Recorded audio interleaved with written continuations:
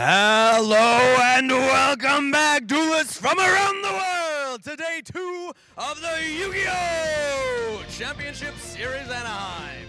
Yesterday we bared witness to 9 glorious rounds of Swiss alongside a set of brand new competitive strategies. Reich and Malice from Crossover Breakers have been making waves, while faithful proven strategies continue to show their strength.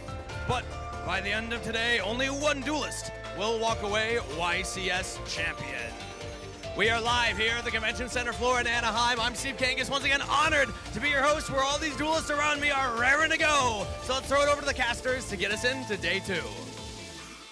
Great energy, Steven, as we're here again at YCS Anaheim, and it is day 2, the final day 2 of the final YCS of the year. This is a lot of exciting dueling action, and we've had an incredible show so far. Day 1 was quite the trip, though, wasn't it, Steven? Oh, yeah, day 1 was impressive. We had a great 9 rounds, and now we're down into 10. One more round after this, round 11, to figure out our top 32. Really great action again. We've seen all these duels before, and it's really worth checking out the VOD from yesterday. So if you missed all the action, you definitely want to check out all the day 1 stuff. Great duelists just playing their cards with the best of it. We even had some celebrities up there, the famous 2-ship chef and Landon, the duelists known throughout the world, showing how hard they have worked to prepare for this tournament. And it really showed the quality of dueling. We had so many great strategies with so much cool stuff. But that was just day 1. We still have a whole day 2, so do you want to talk about the event format? Yes, let's go ahead and talk about the event format here. Like I said, we're in day 2. We have 2 rounds of Swiss today, round 10 and 11. Those are going to be 45-minute rounds, best 2 out of 3. And then we're going to cut the top 32 and top 16, also 45 minutes. After that, we're going to have top 8 and top 4 at 55 minutes. And then the all-important final to determine YCS Anaheim Champion. 65 minutes, it is going to be incredible. Now, that may not be enough time to duel, right? Because we saw some incredible 20-plus minute game 1s on some of the duels that we've seen so far. And it just shows you how integral and amazing this format is. All these card interactions are so important. But the duelists aren't just playing for just the right to call themselves a YCS champion. There's an incredible prize pool. So why don't we talk about those prizes? So, here's your first place prize pool. They're going to be competing for an ultra-rare YCS Series prize card, another Versalaria, the newest one, the Yu-Gi-Oh! Championship Series trophy, a Steam Deck, the OLED version, the Yu-Gi-Oh! Championship Series Premium Messenger Bag, as well as a Top Cut game map, and an invite to and VIP status at next year's World Championship Qualifier Tournament. Really exciting, and I think the crossover breaker format for these prizes is a super fun one to play, and we saw how grindy some of the games can be and how powerful some of the brand new archetypes that have been released, like Malice and Reich are. Let's see how well they keep going, and oh my goodness, those new YCS dice look really nice. Wow, so that new amazing frame with all those built-in cards. Of course, you've got those crazy gravity dice. There's some really neat stuff. And again, we're always adding new stuff to the prize pool, trying to thank you, duelists, for all the hard work you put in to put on probably the greatest show we have ever seen. Oh, but we're not going to be taking a break because we are going right into round 10. Yeah, that's right. We are more than ready for all of our players. They knew well in advance who their matches were going to be today, as did we. Let's go ahead, throw over to Kangas to actually introduce some of our players. And for our first day 2 feature match from Rancho Santa Margarita, California, he's just here to have fun, folks. It's Alexander Igarashi. And his opponent in the red chair from Ripon, California. Shout out to his local friends who helped him prepare for this event. It's Luis Sanchez. Duelists are ready on stage, so let's start with the casters for game number 1. Thank you so much, Steven. As you saw there, we have Alex and Lewis playing in this round 10. It's going to be super exciting to see this matchup. We have 2 really accomplished players. I believe they are both X2 currently, which means if they want any chance of getting into that top 8, they need to win out from here. So this matchup is going to be super important. It is. This is what we call colloquially a bubble match. It means effectively you're still in contention right now, but if you lose, you may not be making that top 32 cut. So every single duel for these duelists is going to be extremely important. They worked very hard. Remember, we always say the Yu-Gi-Oh! Championship Series is a marathon, not a sprint. Think about it. That was 9 rounds of the Yu-Gi-Oh! Trading card game, and today they may be getting ready for 9 rounds plus as they go from 9, 10, the top 32, and beyond. So it's going to be quite the day. And as our players shuffle up here, I know a lot of us were used to seeing things like Reich, things like Malice, or even some new fun strategies like Fiendsmith, Control throughout yesterday's event. But today we have some, true to form classics here. We've got Lewis piloting Fire King Snake Eye as Amina, an absolute must-have in this format right now. And then we have Alex playing Flu Underease. That's right, the birds are back, baby. We got Black Wings yesterday and Flu today. Well, there was a bit of a discussion as we came into this tournament if Luandarees was going to be edged out of the tournament scene because of so many natural predators that these birds had to face. Because think about it, Malice is a banish-based strategy, so people are preparing for that with things like Artifact Lancia and even Artifact Sanctum with Triple Tactics Thrust. But now we're seeing that Luandarees honestly can make it because there are still a lot of graveyard-based decks out there like Rise Out, which is, like you said, Mr. Lewis's Fire King strategy. So perhaps Luandarees is still going to make it. And I guess we'll have to see here because this is exciting to see this classic deck still make it this far in the tournament. That's right. If Lewis's deck, like others in the past, are kind of weak to that, banish-based interaction like Dimension Shifter, this could be a pretty tough matchup for him, given that Luandarees is known for playing that kind of card in his deck. Now we'll have to see whose Predator is able to prey upon the opponent because, again, Apex Avion is a very reliable card in most Luandarees decks. We'll have to find out if Alexander is running it, but maybe just having the in-archetype searchability for that negate will give it what it needs because, we're not in a format where people put up a bunch of different negates unless it was like, Sam's amazing U-Bell play from yesterday, but that was yesterday, this is today, so it's game 1 of round 10 at YCS Anaheim Day 2. I believe our players are now going to roll the dice to see who's going first. We got Alex here getting a dice off the table. First he has a 4, and then it's going to be 10 total. Versus 4, okay. My guess means that Alex is going to be going first then, but that means does Lewis have access to a potential Fuelos, a potential Perulia maybe? Let's find out. Anything on the draw? No, you're good. Nope. If we have anything on draw phase. Starting up with extra, that's right. The extra deck is pretty much not important for a Luandarees player unless they don't try any plan on using any of their Luandarees effects. Exactly. You can see a little smile on Lewis's face saying, "Oh, this is interesting. We're not worrying about our extra deck. What could this be?" Going to get that powerful draw 2 at the start of the main phase. Now we get to see which bird comes down first for a little landing. Usually you want to start with something like M-Pen or Rabina just to get into the rest of your archetype. There we see the the Eaglin coming down. Infinite permanence, so we're not getting the additional normal summon or the search there. Pretty big, actually. One of the most powerful interaction points for this deck is going to be their additional normal summons. Oh, and that's a pass. Eaglin flying solo today. The bird is now grounded. All right, but play has passed over to Lewis. He draws for turn. Looks like he's going to start off with Fire King, Courtier, Volcanics. The brand new inclusion from Rage of the Abyss that a lot of Master Duel players might be familiar with. This unlocks a whole new world of strategies for this deck, essentially allowing you to play Kirin Control in like the most grindy of matchups, which is honestly super appealing. Really helps. It's basically Fire King Island all by itself, and looks like we're going to go ahead and grab Ponix after destroying that Arvada. Yep, and then Ponix is going to go ahead and grab out the Sanctuary most likely.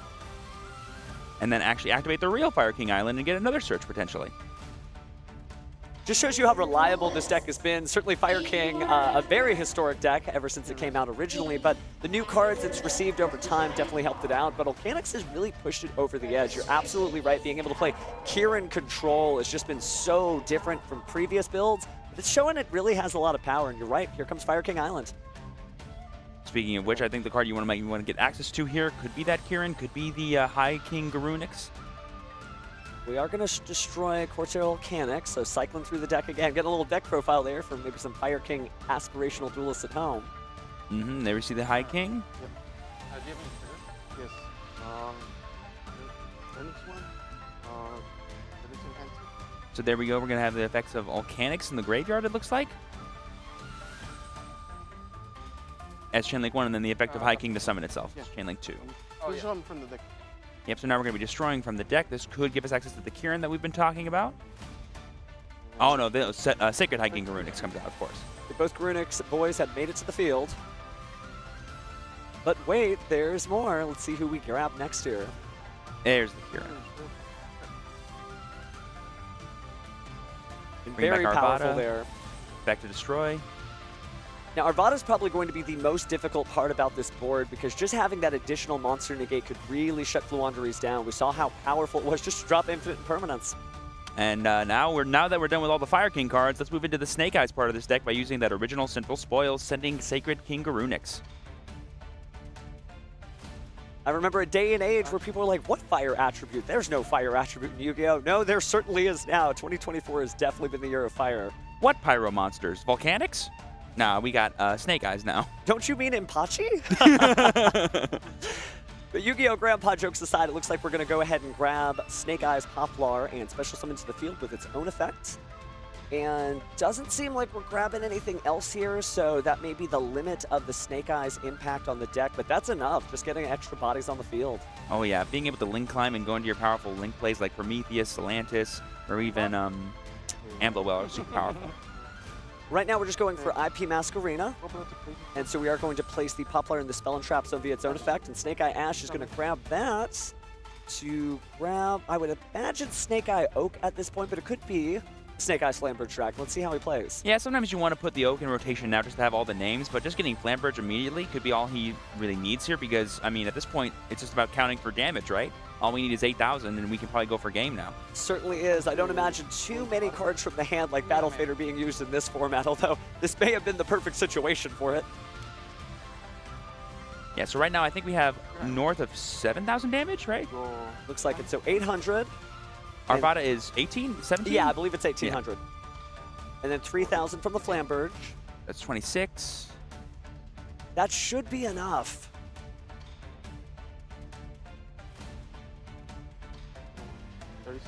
If that's 36 with the Runix, because it increases attack points when it got summoned.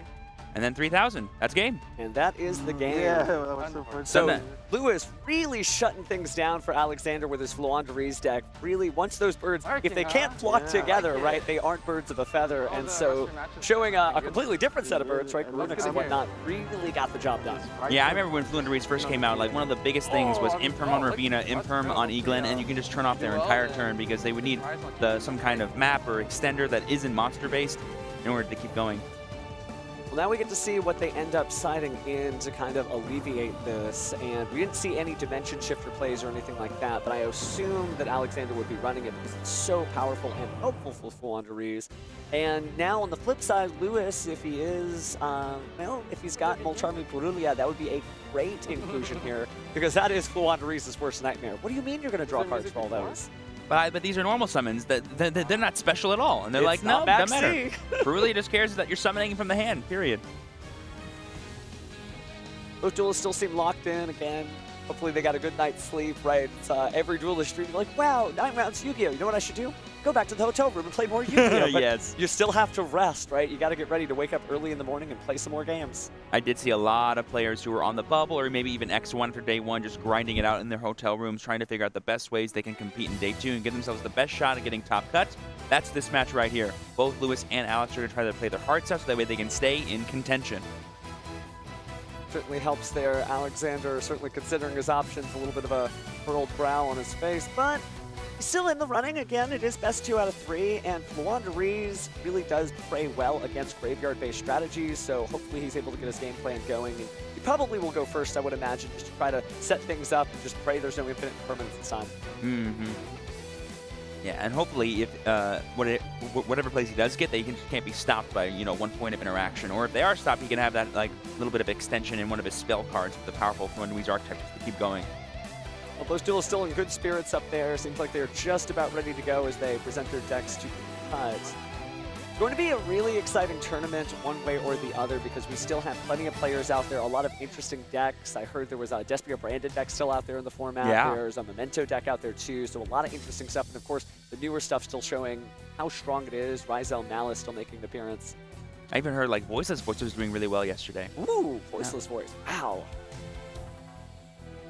All right, all of our duelists are getting their opening hands. I haven't heard what they decided to go for first or second, but let's hop into game 2 and see what happens.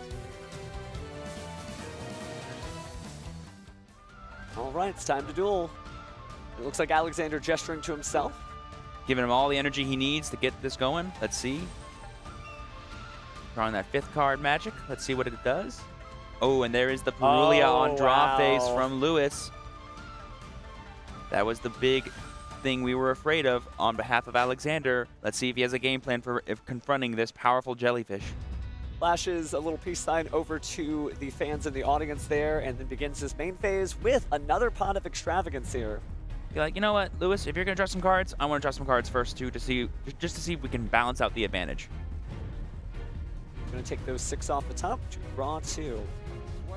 I think the minimal amount of summons to get to M-Pen is going to be 3, so giving Lewis 3 more draws here is a little scary. Yeah, if you're Alexander, because this deck has such powerful combos when it has all the engine it needs. That's why cards like Perulia are so useful in a deck like this. All you gotta do is draw more names, more cards, and you can break through almost anything. There we see Pot of Duality, a very interesting tech for a slower archetype, kind of, like Fluenderies, one that doesn't care about special summons at all, is perfectly fine. There we see Terraforming. That could be a good grab here for the field spell. Might be the path to the magnificent map. The dimension shift just a little too late now that the graveyard is filled up with cards, although you could use Fluenderies and Stree to go ahead and pick that out, but that'd be a little bit of a difficult set of plays just to get a dimension shifter off. That could be what Alex is maybe contemplating. He's like, maybe I can't go for my mega awesome play of tribute summoning a bunch of really big monsters, but I can probably still get the shifter online, buy myself one turn of no Perulia, and then go from there. But we're just going to grab a second Duality with Duality. They're playing the long game, thinking I definitely can survive for a while, so let's go ahead and shuffle the cards back in the deck there from Pot of Duality's effect. But it looks like he's going back in. With triple Tactics Thrust, I believe this will be the effect just to It should be setting because there's no monster on the field. Yeah. Right. Okay. It looks like he went ahead and set Fluenderies in the Dreaming Town. That will allow him to normal summon on his opponent's turn, which can also kind of pseudo play around Perulia a little bit. Ah, that is true. He technically could just wait to make his plays until next turn. Yeah, so and that's what he's going to do. Okay. Yeah, he basically just made Lewis go -1. He's going to take his sweet time. He's not in any rush. He has way more cards. So hopefully interact with Lewis's board than he did in game 1. Hopefully they're enough to buy him the turn he needs to actually pop off. Well, I think the other worry, too, is with the Molcharmi Perulia, you don't want to draw another infinite permanence. We saw how painful that was last time. Yeah. But Lewis has drawn for turn. Your card counting, he's got the 5 cards since he discarded the Perulia, so you're right, -1. But here's some plus. Let's start with Arvada just to see if we can't negate some effects here in case he tries to end up normal summoning on Lewis's turn. Ooh, the hard draw of Sanctuary is actually really big here because he now has that Arvada to destroy and search, which can give him some more value later in the match. All right, so we're grabbing the Fire King Island with the Fire King Sanctuary. There's Island so far. We're not doing anything too scary on Alex's side. I definitely don't think he needs to interact at this point. The Island is going to destroy. Looks like, oh wow, we are getting rid of the Flambird Dragon a little early here in the combo, but anything goes, especially when your opponent doesn't have a monster on the board. So yeah, we have the Arvada and the Flambird and the Sanctuary. All cards you would normally search in the Fire King archetype, not really necessarily any of your starters, but we do get access to Garunix here, going to be summoning that card to the field. By destroying a card from deck, I imagine. Back in the deck, let's see what we grab. Last time it was Kieran, but this time... Could be Volcanics, maybe? True. Courtier Volcanics would be a good hit right now. And it seems like he's considering several options, but he's just not sure. You still don't want to make a mistake, right? Even if you're up game 1, this is going to be a long tournament, so he destroys the legendary Fire King Ponix.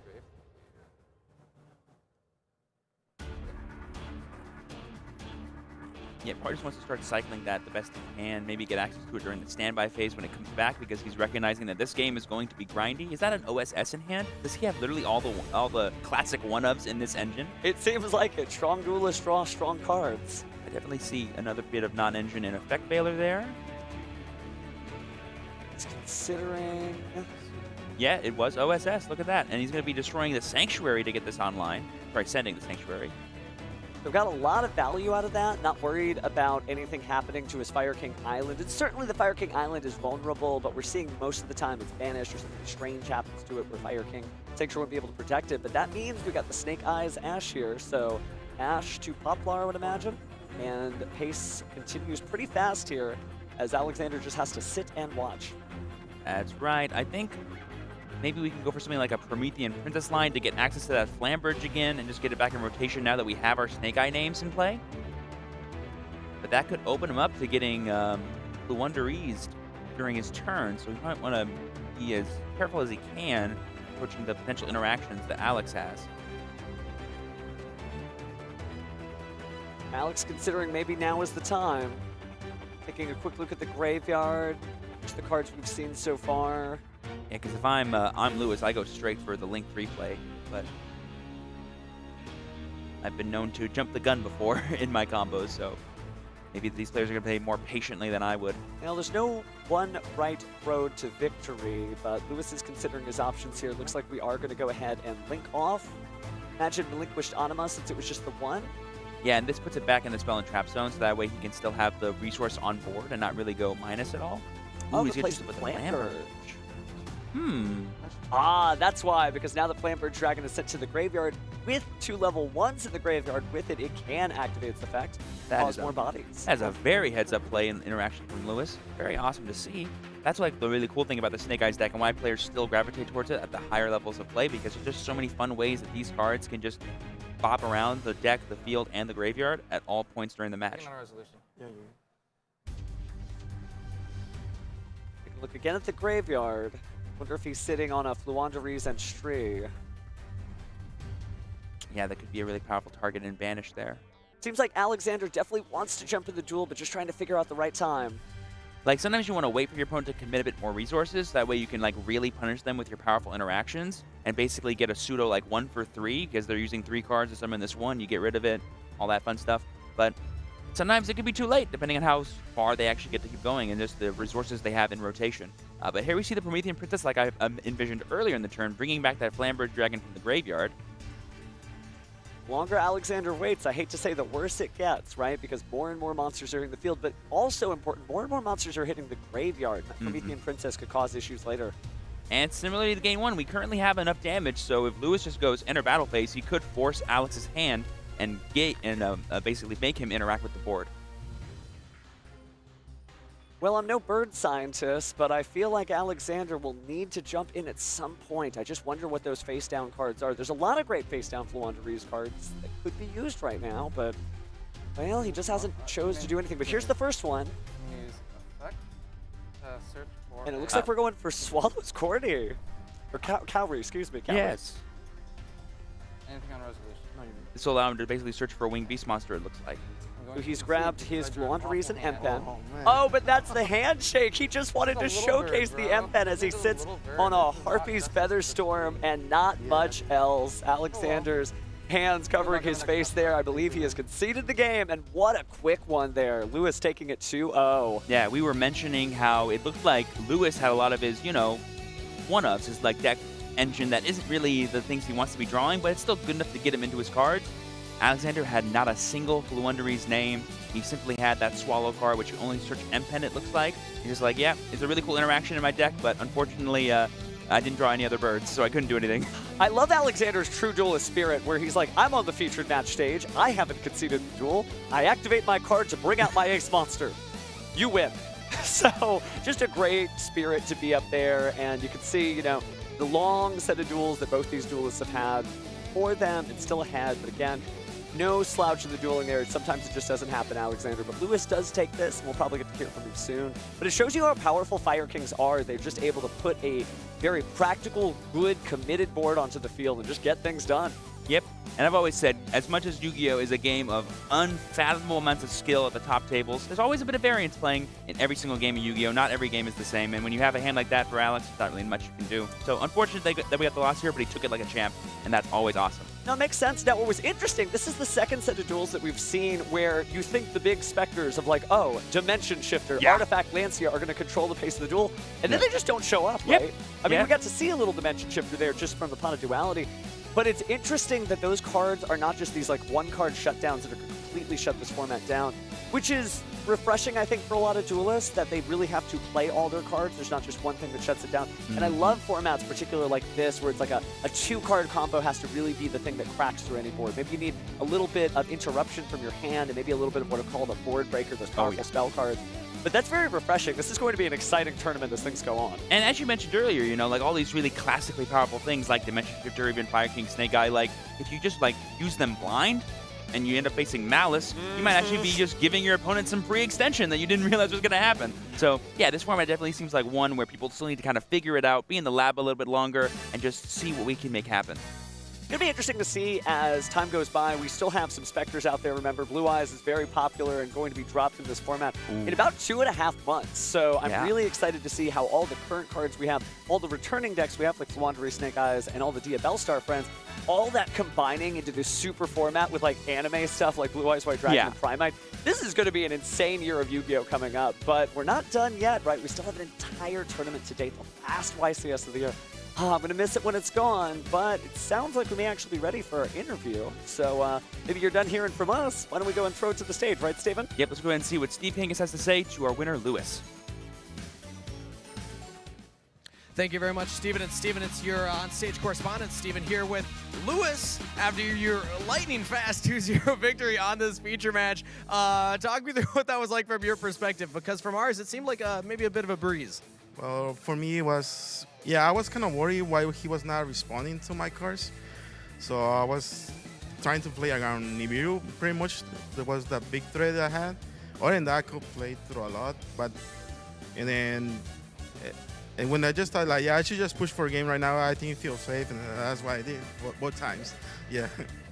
Well, you're also, I want to talk about the deck that you chose to bring here, because a lot of people are playing the Ryziel, the Malice, but you're choosing to go back to the Fire King strategy. What made you want to play that deck?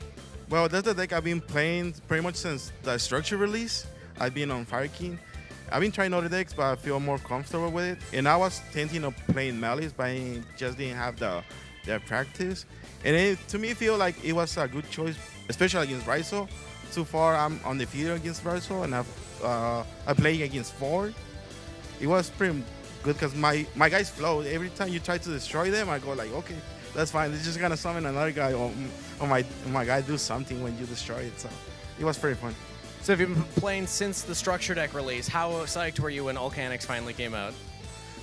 It was all when Volcanic. I was waiting for it since it was released first on Master Duel, and I was just waiting. When it got released, it just make the deck way stronger. Now you could do way cooler plays with it. So it was really exciting.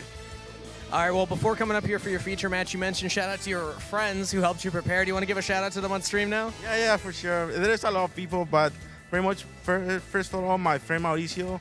He came with me, and then he just been supported yesterday all day. And then everybody, all locals, being like really good. And all the locals guys that came too. You know who you are. You're the real ones.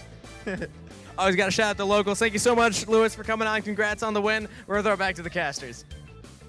Wow, great job again, Lewis. Absolutely deserved win. Hopefully he can win the next one and give himself the best shot of getting to that top 32. But that was a pretty quick game, y'all, and we are nothing if not prepared here at YCS Anaheim. Coverage, we have a bonus game for you, and it's quite the game. We have Shunping versus Raphael Reich, 2 of the best players in the game, I would say. Yeah, pretty much, because Raphael is a 2-time YCS winner, and everyone knows Shunping for his famous Ultimate Duelist Series finish in Tulsa, Oklahoma, and a YCS winner as well.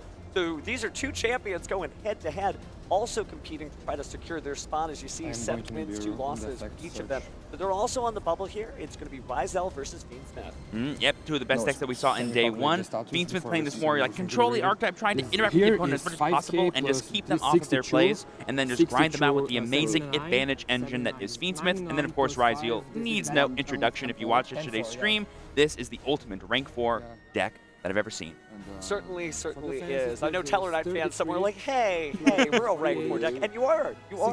But it is true that Ryziel has really shown how broadly it has access to all these great different cards. However, it is not cruise control for cool, as you see, Raphael won the first one with his Fiendsmith deck, so Shunping is coming from behind here with Ryziel. Yep, and it seems that we're joining this in the middle of game 2. It appears to be Raphael's turn, and I think we're doing some... Oh, I actually think we're scooping it up. Oh, for Nibiru the Primal Being. I was like, where are the cards going? What happened? I just saw so many cards. And we thought the last one was a fast duel, but no, it's just Nibiru the Primal Being just collecting all those cards, sending them to the graveyard. Now we got a big old token. Yeah, they were doing the math to figure out how big the token's going to be. That means it's currently Shunping's turn, and Raphael used it to clear the board. Got it. Now we got that Node Ryziel, which would be a nice bit of extension through Nibiru. Could be pretty nice. That's what kind of makes Ryziel such a very powerful deck, is even when you do interact with them, you have a way just to kind of still get back into your plays. But there we see the Forbidden Droplet coming from Raphael, going to stop that Node Ryziel's effective summon and hopefully give Shunping access to another rank 4. And amazing foresight there from Raphael, of course, having the set Forbidden Droplet, knowing that he was going to lose all of his monsters, but still have Nibiru the Primal Being to send for the Forbidden Droplet's cost. So just good Yu-Gi-Oh! And like I said, we joined this game in the middle of it, so I'm not sure how many names Shunping still has in hand, or maybe even what cards he has access to keep extending, but it looks like that's it. Going to be going to the end phase, passing over to Raphael. We have draw. Now, Raphael did get rid of his own cards using that Nibiru, so he may not have access to as many things before, but there we see the Kashtira Birth. Whoa, he's playing some Kashtira cards in his Fiendsmith deck, a Bologna sort of retrain that we saw from a few tournaments back. There we see the Unicorn coming from the graveyard. A lot of people definitely fear the Kashtira Unicorn. Doesn't interact with the field, but of course does interact with the extra deck, so we'll see if that has an impact on deck construction. Because amazing as Ryzel is, given its access to rank 4s, if you hit that specific rank 4, well, maybe you need another copy to get that save. And here we see the Engraver coming back from the graveyard, re-equipping the Requiem, and now detaching it to get rid of that token that I believe was pretty large, so they're probably the only way that Raphael could have gotten rid of it. Does show that you have nothing to fear, though, because again, Fiendsmith having that access to just sort of chuck the Fiendsmith Requiem over there, just to be like, hey, yeah, we're not dealing with that the old-fashioned way. We're going to go ahead and get rid of this. Get him out of here. Shunping still feeling good, definitely locked in. And now we just start to poke here. That's what this deck does. It controls the board, and now it goes, well, I've got monsters you don't. Attack. He got a smile on his face there, so certainly still trying to win it. I took 25, that's it. Ooh, I just saw a little flash of Shunping's extra deck here. He has 3 Detonator in his deck. That's awesome. Well, definitely a lot of redundancy to things like Kashtira Unicorn at bay. Oh, no, I'm lying. Is that a... Nope. I was like, no, that's Duo Drive. So, yeah, it must be 3 copies of Detonator. Whoa, no, still in the battlefield. Yeah, now we are on the main feature. There we see the link into a second Requiem. Should be the top card. Going to be getting that Lacrima that we already knew was at the top of our deck because we haven't gone back in yet to shuffle properly.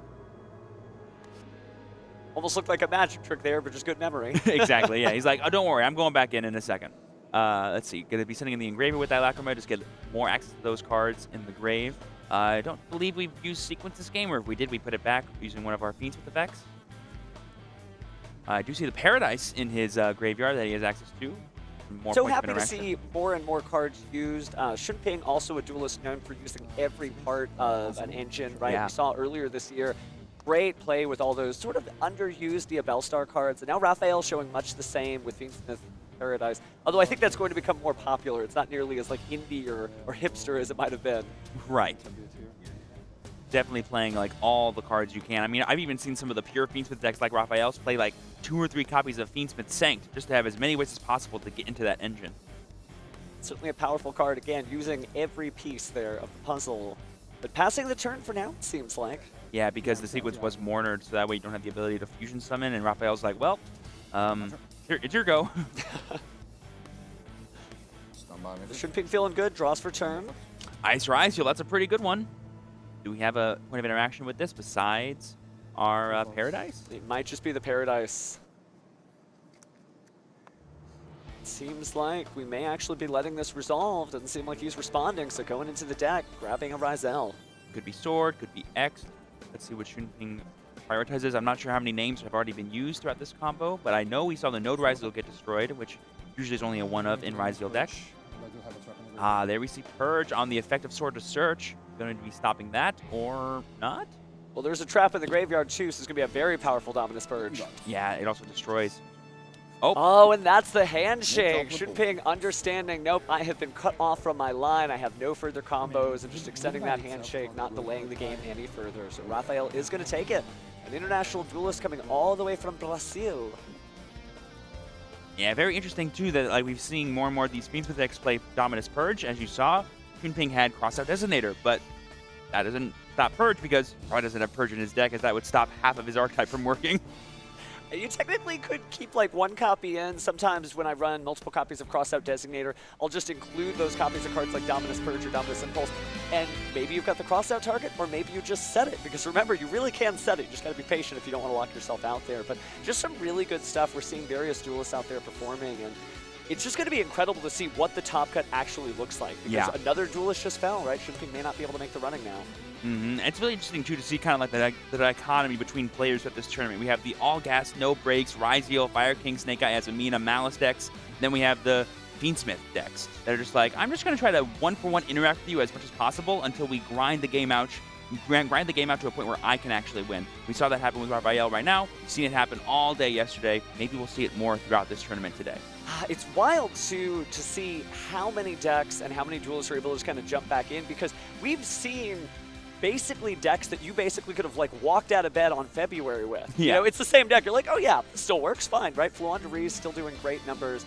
Still doing great stuff with Snake Eye Fire King, still doing great stuff. And so I just, again, I know it's a little preachy, right? But it's just so cool to see people being able to play what they want to play, right? Because you see the Yu-Gi-Oh! Chatter sometimes. They're like, Oh, yeah. oh, you need to use this deck. No, you don't. You just saw it on stream. No, you don't. And so it's really cool to be able to see, again, duelists just being able to express themselves the way they want to. And the part that I like specifically about this line of play of playing what you want, playing what you know, is that it leads to a really intense game of Yu-Gi-Oh! Where you're like constantly battling with your opponent to win the board versus just like, let me do the one cool thing that my deck does all the time and just win the game because it was too much for you to handle. No, it's all about, well, I guess I can do this. Is that enough? It's not. Well, I haven't lost yet, so maybe I can do this now. Oh, wait, that's enough now? Okay, great. Oh, wait, but you just countered me again. Like, it just seems like a constant back and forth. We have some really grindy duels, I think, ahead of us, and it's going to be super awesome to see what level of play these top players can do to kind of get ahead in those kind of games.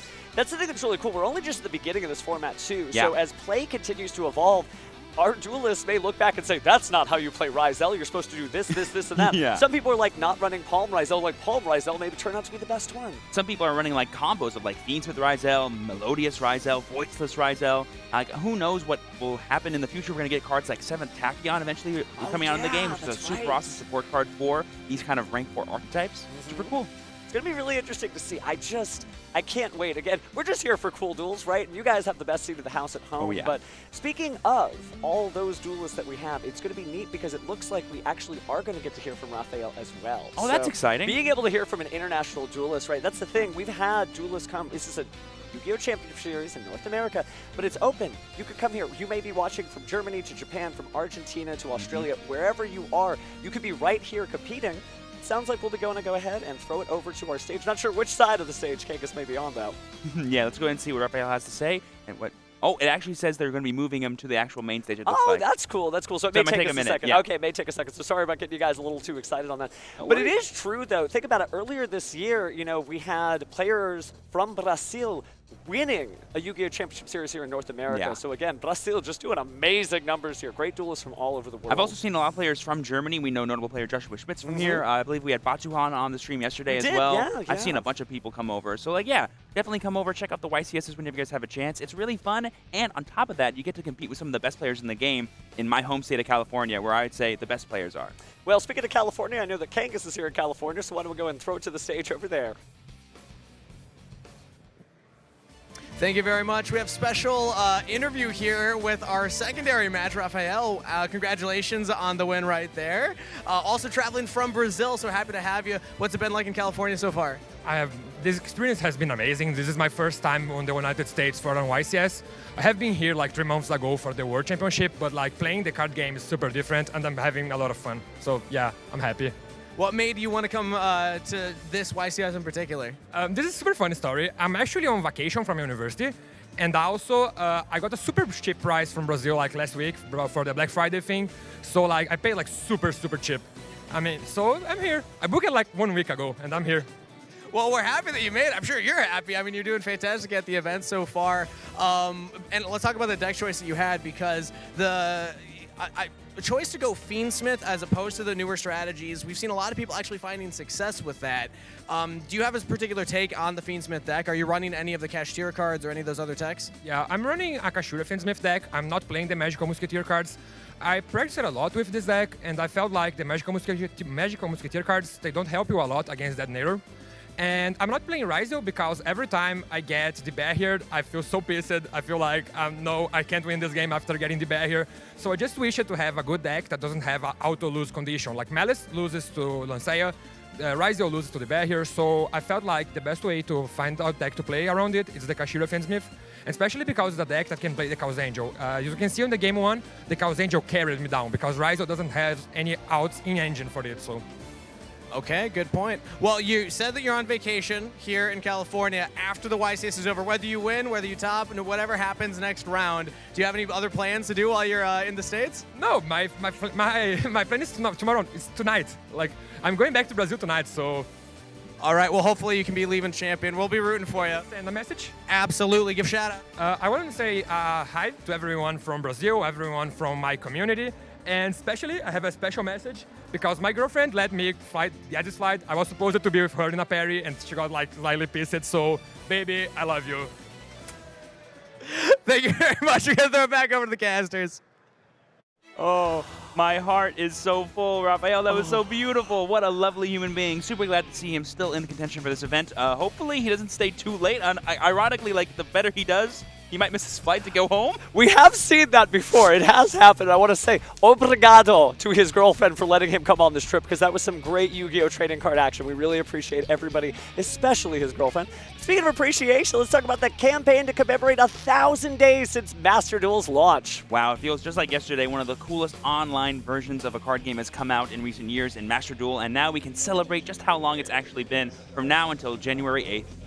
Just incredible. Again, I remember when Master Duel first dropped, you know, just being able to play the Yu-Gi-Oh! Trading card game on the go, on your PC, on your PlayStation, on all these different gaming consoles. So cool, and we've seen how much of a community that is built just around that game. So keep playing, and hey, we'll be celebrating the 2,000-day anniversary before you know it. That's right. Be sure to log in, get those awesome gems, and maybe even some fun SR packs. Well, it looks like we got quite a bit of dueling action in just this round. It was a great time for sure, but unfortunately, I don't think we have another duel after this, so it looks like we'll be throwing a break. But hey, don't go anywhere, because we are going to be back hopefully with another incredible round, right? Yep. See you soon.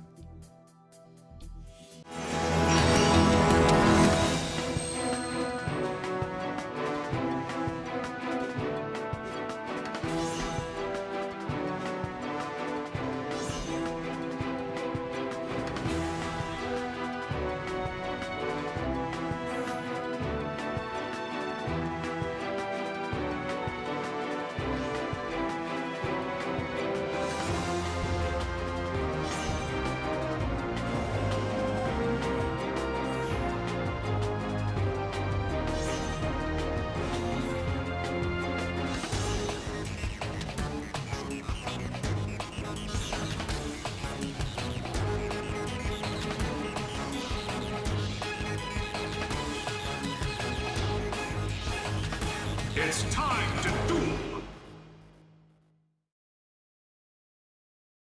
What's up, everybody? Steve Kangas at YCS Anaheim. I brought some Yu-Gi-Oh! Cards. Let's see if duelists can guess what they are. All right, we're live at the stage floor here at YCS Anaheim. I have Adrian with me. You get 60 seconds. Guess the card. Go. Is it a monster? Yes. Did it come out before this year? Yes. Is it like DM era? No. GX? Yes. Is it a hero monster? No. Is it a Cyber Dragon monster? Yes. Is it Cyber Dragon? Yeah. Was that too easy? I don't know. I was gonna go through all the eras one by one and just I assumed it would be like an anime card. But That's a smart. Nobody's done the eras yet. All right, well done, well done. Congratulations. All right, we're live at the YCS Anaheim Convention Center floor. I have Philip here. 60 seconds. Guess the card. Go. Okay, is it a monster? Yes. Okay, is it a dragon? No. Is it a fire type? No. Light type? No. Dark type? Yes. Oh, dark. Is Diabell Star? No. Oh my goodness. Oh, bro, what other dark type is there? A popular dark type. Is it a Malice? No. Oh my good. Malice. Let me see. Is it dark? Evil Hero, Sinister Necrom? No. Try and narrow it down. Where is it located? Oh man, located, bro. I just got Rage of the Abyss. No, like main deck, extra deck? Main deck? Is it a No. main deck? Side deck? Yes. Side deck. Extra deck. Dark. Okay, extra deck. Guardian Chimera. No. 15 seconds. Come on, Oh, Philip. man. Okay, I'll try. Let me see. Man, bro, a dark. Man, I just get started in August, y'all, so I don't know all the cards. Oh, this is too old of a card for you. I'll give you a hint. It's a synchro. Go. Last Oh, question. Synchro. Oh, dark synchro. Yeah, I don't know. I don't know. Colossal Fighter. Oh, yeah, I One of the would've got that. OGs. I would've One of the got OGs. All right, thank you for It's all playing, good. Philip. Thank you, bro. All right, we're live at YCS Anaheim. I got Connor. 60 seconds. Guess the card. Go. Monster. Yes. Effect monster. No. Oh. Extra deck? No. Dragon. Yes. Blue Eyes White Dragon? Yeah. Okay. The question was, is it too easy? Was it too easy? No, I was genuinely like, once I got to normal, I was like, I don't remember normal monsters. I thought you were going to pull out like season 1 stuff. I was like, oh no. I thought I had it. Well done. Well done. That was very much fun. All right, at YCS Anaheim, I got Thomas. 60 seconds. Guess the card. Go. Is it a vanilla? No. Is it an effect monster? Yes. Is it from the extra deck? No. Okay, so it's a main deck. Is it light? No. Dark? No. Fire? No. Water? No. Wind? You'll get there. No. Okay, so it's Earth. Yes. Is it a level 4? No. Is it a level 5? No. 6? No. 7? No. 8? No. 9? No. 10? No. 11? No. 12? You're committing. No. 1? No. 2? No. Okay, so it's a level 3. Yes. Does it have less than 2,000 attack? Yes. Less than 15? Yes. Is it relatively new? No. 10 seconds. Exiled Force. No. I'm cooked. 5 seconds. Last guess. Six Samurai Uriza. Oh, what a game. That was a good one. No, it's a Dandelion. Okay. But Uriza's a good call out. Well done. Thank you for participating. All right, we're at YCS Anaheim. I have Kai here. 60 seconds. Guess the card. Go. Spell? Yes. Spell. Spell? Instant wall. Trap deck. Does it draw? Yes. Does it draw 2? No. Well, no. What? Does it draw 1? No. Does it draw 3? Yes. Card of Demise. No. Draws 3, not Card of Demise? Wait, oh my god, that's the only card I know. Card of Demise. Draws 3. Oh my god, I'm like blanking. It's not. Draws 3. Kai, you might lose your Duelist card. It has darkness in the name. No. Dark? Are you thinking beginning of the end? Beginning of the end. That's a good. No, it's not that. Think old school. Oh, Graceful Charity. There we go. Oh 10 seconds to go. Well done, Kai. I'm a modern format player. All right, thank you very much. It's okay. That's awesome. All right, live at YCS Anaheim, I have Lennon. 60 seconds. Guess the card. Go. All right, spell? No. Trap? No. Monster? Yes. Effect monster? Yes. Is it 5 years old? Or No. Older than 5 years? No. Ooh. Is it from 2019? No. Is it from 2020? Yes. Ooh. Is it a dragon? No. Spellcaster? No. Level 4? No. Level 7? No. 6? No. 5? No. 8? No. 12? No. 11? Lennon. Is it Nibiru? No. Level 10? No. Level 1? Ask if it has a level. Does it have a level? No. Is it a rank? No. Ooh. Is it a link? Yes. Is it Relinquish Anima? No. Is there a link 2? Yes. 10 seconds. Is it Hito? No. Do the arrows point diagonal left down and diagonal right down? Yes. Is it your Hierarch Seal? No, and unfortunately that was the last one. It is Artifact Dagda, who your friend picked for you. I guess there's a story there. What's the story? I don't know. I thought that picked something that would be like anti-temp by dragon. Maybe it's just what he knew you wouldn't get. Well, thank you for playing, Len, either way. All right, YCS Anaheim, I have Forbes. You get 60 seconds. Guess the card. Go. Is it an extra deck monster? No. Is it an event monster? No. What the hell? Is it a dragon? No. Is it a spellcaster? No. Forbes, ask if it's a monster. Is it a monster? No. Oh. Is it a spell? No. Is it a continuous trap? No. Is it a counter trap? No. Is it D-barrier? No. Is it Rizul? No. Also, no, not Rizul. Okay. Halfway there? Is it a Malice trap? No. Halfway there? 20 seconds? Trap hole? No. Trap hole? No. It's not a continuous. That. Oh my god. Is it a recent card? Yeah. Not D-barrier. Think of something you never want activated. Never want activated? No, it's not Imperm. That's not Emperor. Never want. 5 seconds. I don't know. I'm like. Do you want to see it? Yeah. Evenly matched. Actually, I don't mind that. I actually don't mind that card. You don't mind this being activated on you? Because I play Uni, and Uni negates it.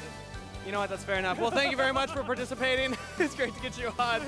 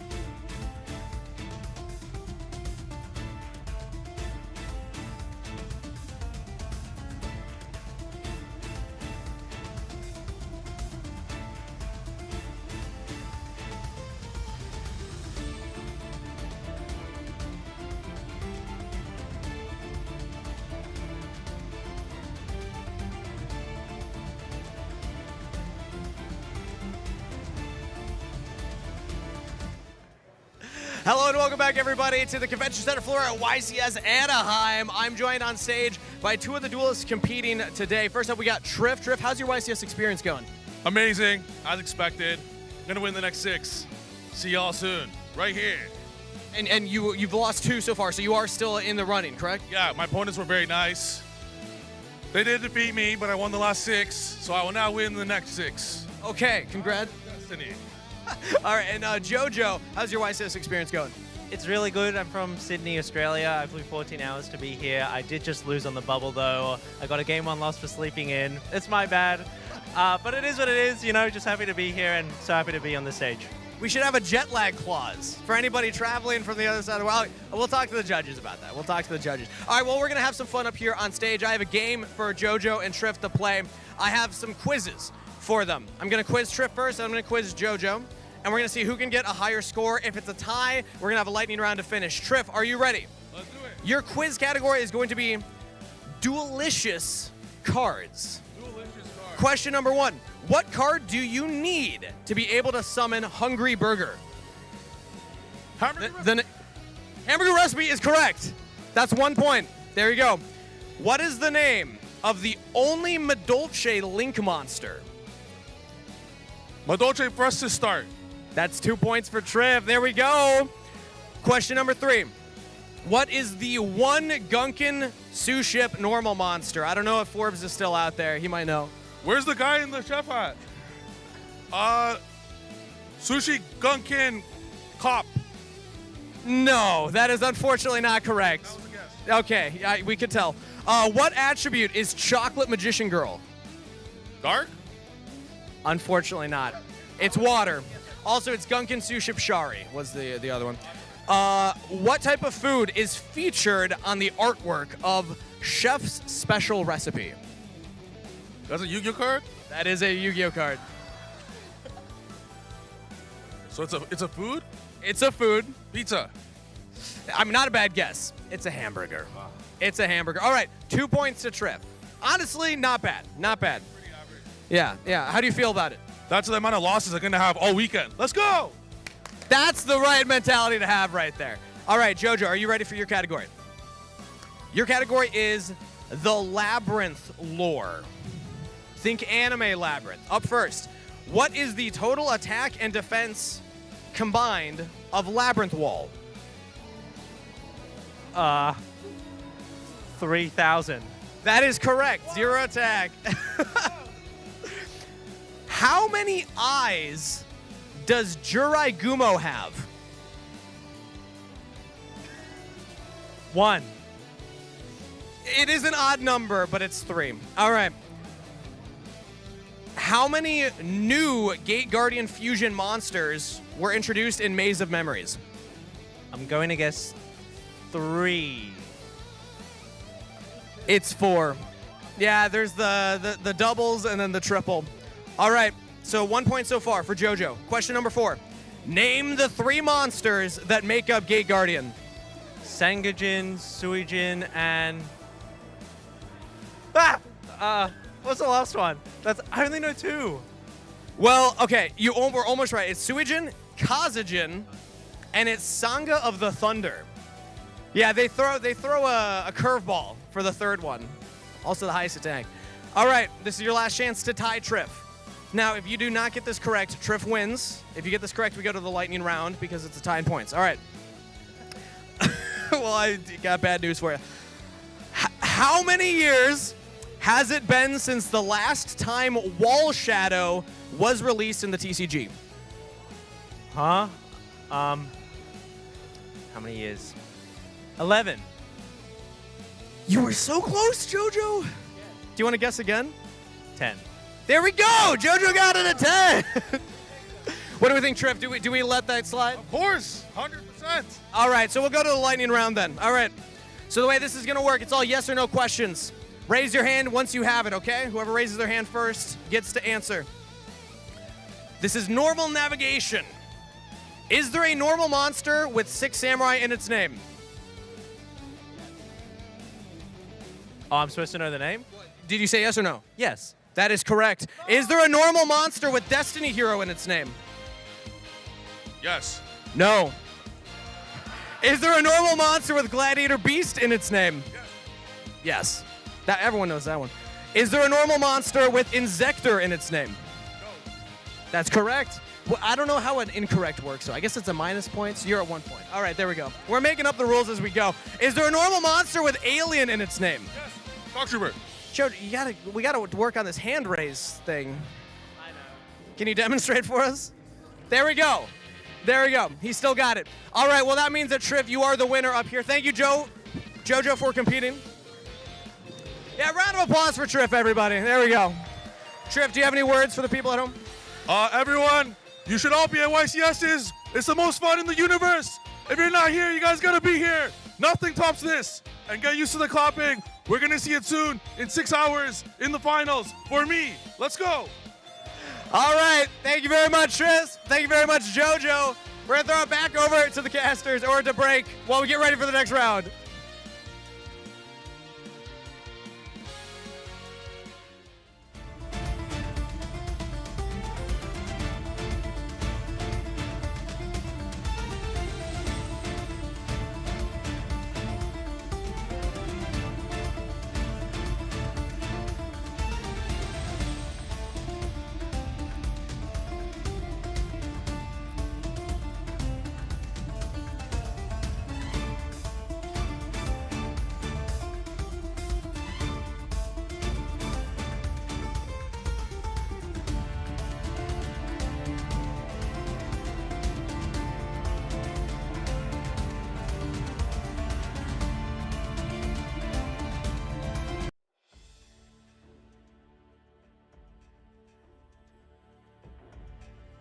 And I must believe in the heart of the cards. What card do I want to draw? I feel like I have to pick Pot of Desires, because that's 2 more cards. I got 2 more chances.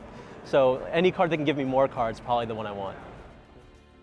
When I need to top deck and I'm believing in the heart of the cards, I'm trying to draw Performapal Monkey Board. I have a story, it's on stream once upon a time, where I had 1 out in my deck. It was Performapal Monkey Board, about 26 cards left. I said it to my opponent. You can hear it on the stream if you listen close. But I was like, Slifer, come on, I need some help. And it popped up, and I won that game. So, Performapal Monkey Board. So when I think about the heart of the cards, I think the card that I always want to draw is Triple Tactics Talent. The reason being is when you think about the meaning of the heart of the cards, you want something that will get you out of any situation. And I don't think there's another card in the game that'll give you that range into solving whatever situation that you want to. And it just feels like a Yugi moment. Ooh, what card do I hope to top deck in a crucial moment? Probably at the moment, Fiendsmith Engraver. That card is so good. And because it's a Fiend, it helps my Fiend deck, like Yubel. So just like being able to open that card and start the Fiendsmith combo and the resource loop with it, it's amazing. I love it. It's so fun. I mean, I guess in this deck it would just be Pot of Desires because value is good here. Whatever I need to draw, I'm just going to draw it plus something else off the Desires. I think that, like I said, it's just a value-oriented matchup. In general, if there's something I want to top deck, it's usually Raisin. I guess all my events playing Vanquish, that's the one card I need to see because I'll have a bunch of big guys in hand, and as soon as I see the one card, it lets me play through everything. When I'm believing in the heart of the cards and the card I must top deck, I'm going to go with Triple Tactics Talent. I think that is one that I'm playing this weekend that can get me out of a lot of situations that are pretty untenable otherwise. When I have to hope in the heart of the cards, I really want to draw a Pot of Desires because that gives me 2 chances to believe in the heart of the cards.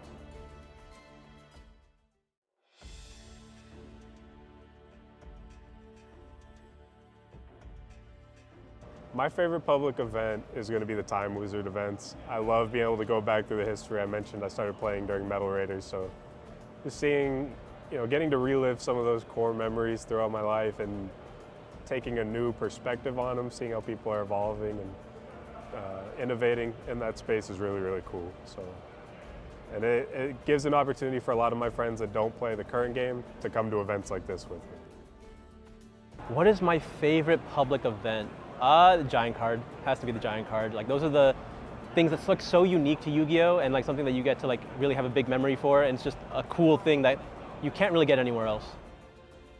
My favorite public event is probably Rivalry of Warlords. I like playing a different card pool than usual. If I'm gonna play the advanced format, I want to be in the main event, hopefully. So if I'm playing side events, I'd like to shake things up. I also like the structure deck events. Those are also fun. I think my favorite public event would be the Giant card. It's really cool seeing Yu-Gi-Oh! With different forms of prizing, especially something that rare. I'm a fan of the main event. I think the main event brings a competitive aspect in every player. I think every player comes into the main event wanting to test themselves and do the best that they can while also being innovative. I think that's a big aspect of the game that a lot of people value, which is deck building, bringing in ideas and then see how they perform. I think that would be it. The public event I enjoy the most is Time Wizard. Edison mainly. I play that a lot locals, and I think it's just a different pace to the game, and it's a really good retro format, I think.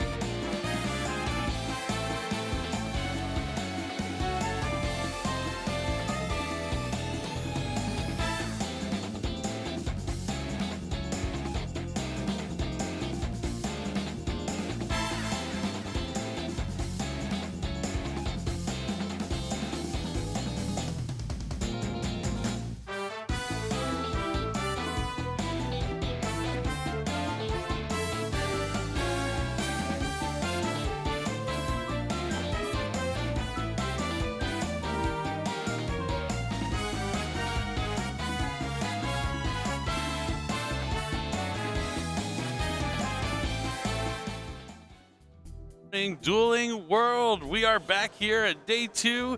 That's right, it's Sunday at YCS Anaheim 2024. It's been an exciting YCS, one of the best I've been a part of in quite some time. Had some great matches from some amazing duelists, and we're still here with one round of Swiss remaining before we cut to that top 32 single elimination playoff. We started with so many players, but now there's only one undefeated duelist in the last round. It was Gabriel, aka Jib, as some of the players might know him, against Joshua Schmidt, and I think Jib and his Mallet strategy came out on top there. Yeah, I was actually able to watch that match, and he did in fact triumph over the Fiendsmith strategy that we watched Joshua play yesterday. So he is our singleton undefeated remaining. Awesome, so only one undefeated duelist. We'll have to see if he wins this last round or if we're gonna go into the top cut without any undefeated duelists. But we do have one more feature match here before that top cut, and we have 2 epic duelists that we're waiting on the stage to meet. But how are you feeling about this YCS, Joe? It's really been everything that I thought. We see a huge impact from crossover breakers. It's been really exciting to watch the new strategies. We're going to see a little bit of that here in our final feature match before we move into the top 32. These bubble matches are always high intensity, so it's really an honor to always to commentate over them. Definitely can't wait to see how it's going to play out. But without further ado, Kangas, introduce our players for this final round of Swiss. For our last Swiss round feature match in the blue chair from Arcadia, California, a YCS commentator representing the best duelist on the broadcast, Asala Wathuthantrige.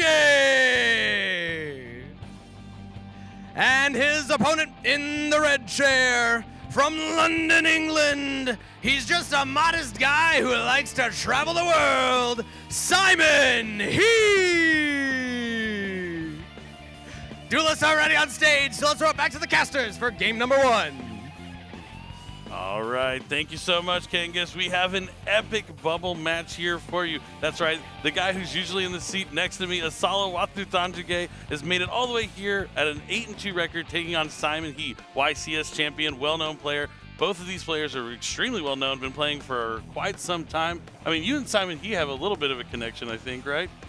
Yeah, so Simon placed second at YCS Long Beach well over 10 years ago now, and I placed in the top 4. It was during a time period where he and I had kind of gone back and back, consecutively topping YCSs a lot during that year, but we never actually played each other formally. Oh, so wow. You'd think after half a dozen top cuts with each other that we would have played each other. Nope, we just kind of always cross paths, sat next to each other. Just sitting next to each other every round. Yeah, it's one of those.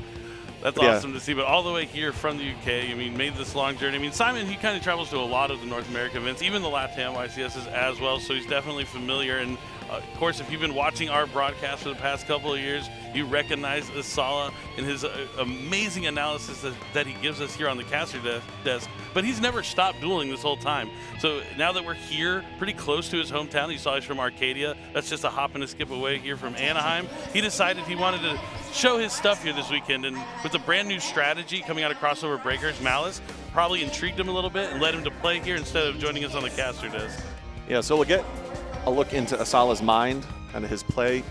A little bit different than hearing his analysis. We'll be able to try to understand his play sequence and whatnot from this perspective. It's really great to do that. Yeah, definitely. Favorite card, enemy controller. We'll see who'll be the enemy in this match.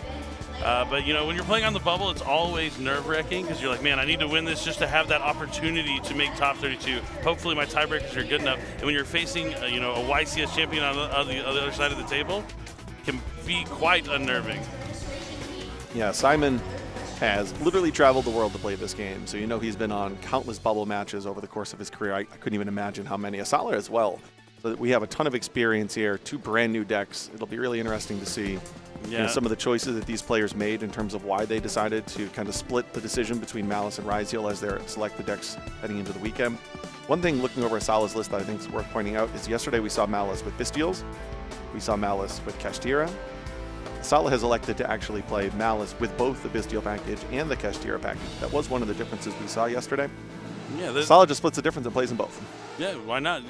You want to play the best of both worlds and include them into your deck. I mean, the big thing is you just want to have another monster to be able to pair alongside a Malice monster in case something goes wrong and that Dormouse effect gets negated. So I can see why he's packing both of these themes in this strategy. Another fun fact, I think that's not the best Asala's ever done. He's definitely made the finals before, but at YCS Anaheim many, many years ago, I think it was 2016, he actually made the top 4, I believe, with Metal Foes. So it's a was able venue to, and a place he knows well. Exactly. He was able to summon Wing Dragon Rossier mode on stream, which is cool. But then he had no other follow-up. So he at least had an awesome moment. But now he's going to try and create more awesome moments here at the YCS. It looks like our players are shuffled up and about ready to go. This is the moment. This is where it all comes down to. All the prep, all the weekend play comes down to this one final round. It's game number 1, round 10, YCS Anaheim. Solid rolls a 10. That's a strong start. Oh, pick them both up. Simon showed me, actually yesterday after talking to him, his matchups over the course of day 1. And he actually lost his first 7 rolls yesterday, and he brought out the evidence for it. So rolls have not been in his favor much this weekend. Well, he can't beat a 10 anyway, even if he was able to re-roll that. There's no 7 on the six-sided die. I'm a pick both the dice up kind of guy. If one goes off the table, we're redoing both of them. But well, looks like not the case here. Just gonna have Asala be able to go first. But you just mentioned Simon's not used to, or he's pretty used to losing the die roll from this weekend. And he's made it here, so clearly he has a way around having to go second. So the question here is, does Simon want to interact with the Dormouse, or is he the type of person that waits for something like Splash Mid later on in the turn? Looks like he's considering. Asala did set that spell and trap card fast, so he might be trying to bluff that he has a trap like, oh, it's an automatic that I would set this here. Does he actually have one of the traps? Oh, he does. Oh, he but it's does. Oh, it's not the right one though. It's the one that summons from the grave. graveyard. Yeah. He has GWC06 set. Okay, so Simon not taking the bait here. Asala not opening up with any of the Kastira monsters, so he only has a Dormouse on the field, but if he does still have something like a Bestial monster in his hand, he could continue his plays here. Nope, it's just a pass. So where are you standing on that? Do you always go for the effect negation even if they have a set spell or trap? Sort of depends on the rest of your hand. I think that's going to always be the answer to it. I think there are only 3 traps, and as you see here, only 2 of them can really be activated in response. The GWC06 is not one that's particularly useful. So I think it's often correct to activate the infinite impermanence, although it definitely has the highest risk in the sense of if things go wrong, things go very wrong. Especially if you have like another copy of effect negation in your hand if something were to go wrong. But it looks like Simon is starting off with Sword Raziel here, but Asala has the effect Veiler. He's going to shut that down before it can get things going. Both players trying to control the pace of the game. It's not the ideal opening play from Simon because, for example, if he opened up with Ice Raziel, you would often just normal summon that one because its effect only resolves when it's normal summoned. So Sword is an indicator that his hand isn't necessarily the most ideal in terms of which Raziels he's opening up with. Yeah, but I think Asala is picking up on that when he used that effect Veiler, but we're just seeing a battle phase here out of Simon. He's going to take down that Dormouse. As you mentioned yesterday, Dormouse is kind of the gift that keeps on giving. You can't leave it on the field. It will be able to use the effect to special summon or banish from the deck on the next turn, which essentially will special summon a monster. So you definitely want to take care of that as well as you can. Now Simon considering his next move in main phase 2. We see plenty of effect negation. He's going to set a spell or trap card and pass. And at the end phase, Asala is going to use that GWC 06 to special summon back Dormouse. Now you normally see them banishing Malice monsters, but you only have to do that if it was the turn it was set to activate the card. Yep, so now we'll see that special summoned out to the field. And Asala draws for his turn. He's going to start things off by activating Dormouse effect to attempt to banish from the deck. Doesn't set anything in his spell and trap card to try and bluff. I think he kind of played that bluff a couple turns ago and it didn't work out. So I don't say there's no point in doing it, but it's not as advantageous as it may have been. I think if Simon had an effect negation 2 turns ago, he would just do it again here. Yeah, definitely agree with that sentiment. And there is the effect Veiler coming down on the Dormouse, but Asala draws Gold Sarcophagus for the turn. Former prize card, now a fantastic card to include in the Malice deck. So if you're not familiar with the Malice strategy, they all have 3 main deck monsters and 3 Link 3 monsters in the extra deck, but they all share the same effect that if they're banished, you can pay a certain amount of life points to special summon them back to the field. So Gold Sarcophagus kind of works like an emergency teleport in the deck. Yep, and now we see a copy of Malice White Rabbit banished. You'll now pay 300 life points and special summon it out to the field. White Rabbit has an effect that only activates when it is special summoned, which will allow him now to set one of the 3 Malice traps from his deck face down. Fortunately here, it's going to be met by a copy of Ghost Ogre. And I think there's going to be a chain here on top of that. Yeah, Ghost Ogre, chain, infinite permanence. He wants to make sure he doesn't have two monsters on the field, as you keep mentioning. Splash Mage is a strong link too, but he's not going to be able to go into Slash Mage here, but he will be able to go into the Haggard Lizard dose.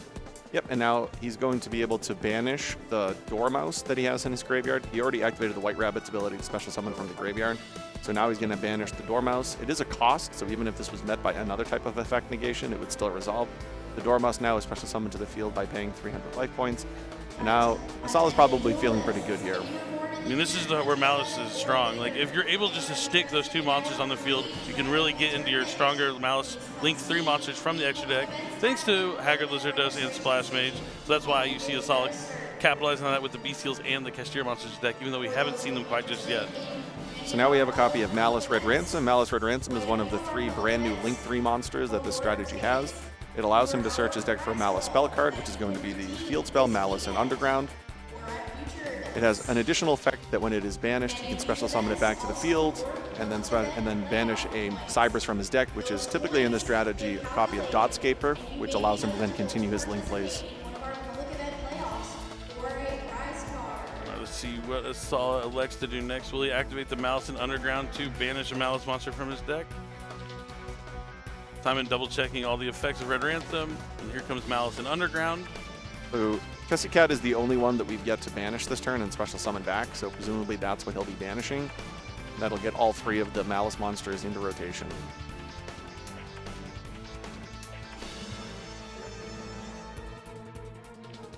Chessy Cat is the copy of the Malice card that you typically only see 1 or 2 copies in the deck.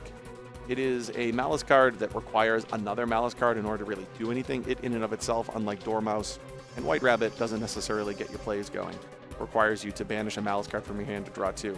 Yeah, it's kind of like a built-in Allure of Darkness effect. But you see the Link summon coming down for Access Code Talker. Asala trying to clean up this game quickly. This is the Wombo combo here for Malice. Going to have a 5300 Access Code Talker, can banish the Malice Red Ransom to destroy the Sword Raziel, and then since it was banished, it can special summon back to the field, and this is over 8,000 points of damage already, staring a Simon down. Let's see, he's going to do the math. Does he have anything? He could have something like another effect negation, like Effect Veiler potentially, to remove that attack boost from Access Code Talker. I think he might have a Ghost Ogre in hand if I recall seeing his hand earlier. Not positive. Because he did use the Dormouse effect got negated this turn, but yeah, it doesn't make a difference. Yeah. It is. I was like, I don't know why Simon's not scooping unless there's something I missed, and that's gonna be enough to take down game 1 from Asala. Now 1 game win away from putting himself in a prime position to make that top 32 cutoff. But Simon, not out of it just quite yet. So Malice really strong at game 1. When you look at Malice versus Raziel, they both have kind of like silver bullets you can side against them. Dimensional Burial, really strong against Raziel. And Artifact Lancia, extremely strong against the Malice deck. But I do feel like Lancia might be a little bit stronger. It's really tough for Malice to do too much of anything under Artifact Lancia, especially if it's paired with something else that can interact from the hand, like Nibiru, the Primal Being. Because their only one other option outside of that is to start link climbing with cards like Splash Mage, Transcode Talker, as we saw in one of our Malice matchups yesterday. So Simon is in fact playing Artifact Lancia. As you were just commenting on, Lancia is also a card that can be used going second, which is different than Dimensional Barrier. One thing that I have noted throughout the weekend and just have noticed really is that a lot of the Raziel players have elected to play some supplemental engine, the Fiendsmith engine being one of the most popular, but we've seen a few others as well.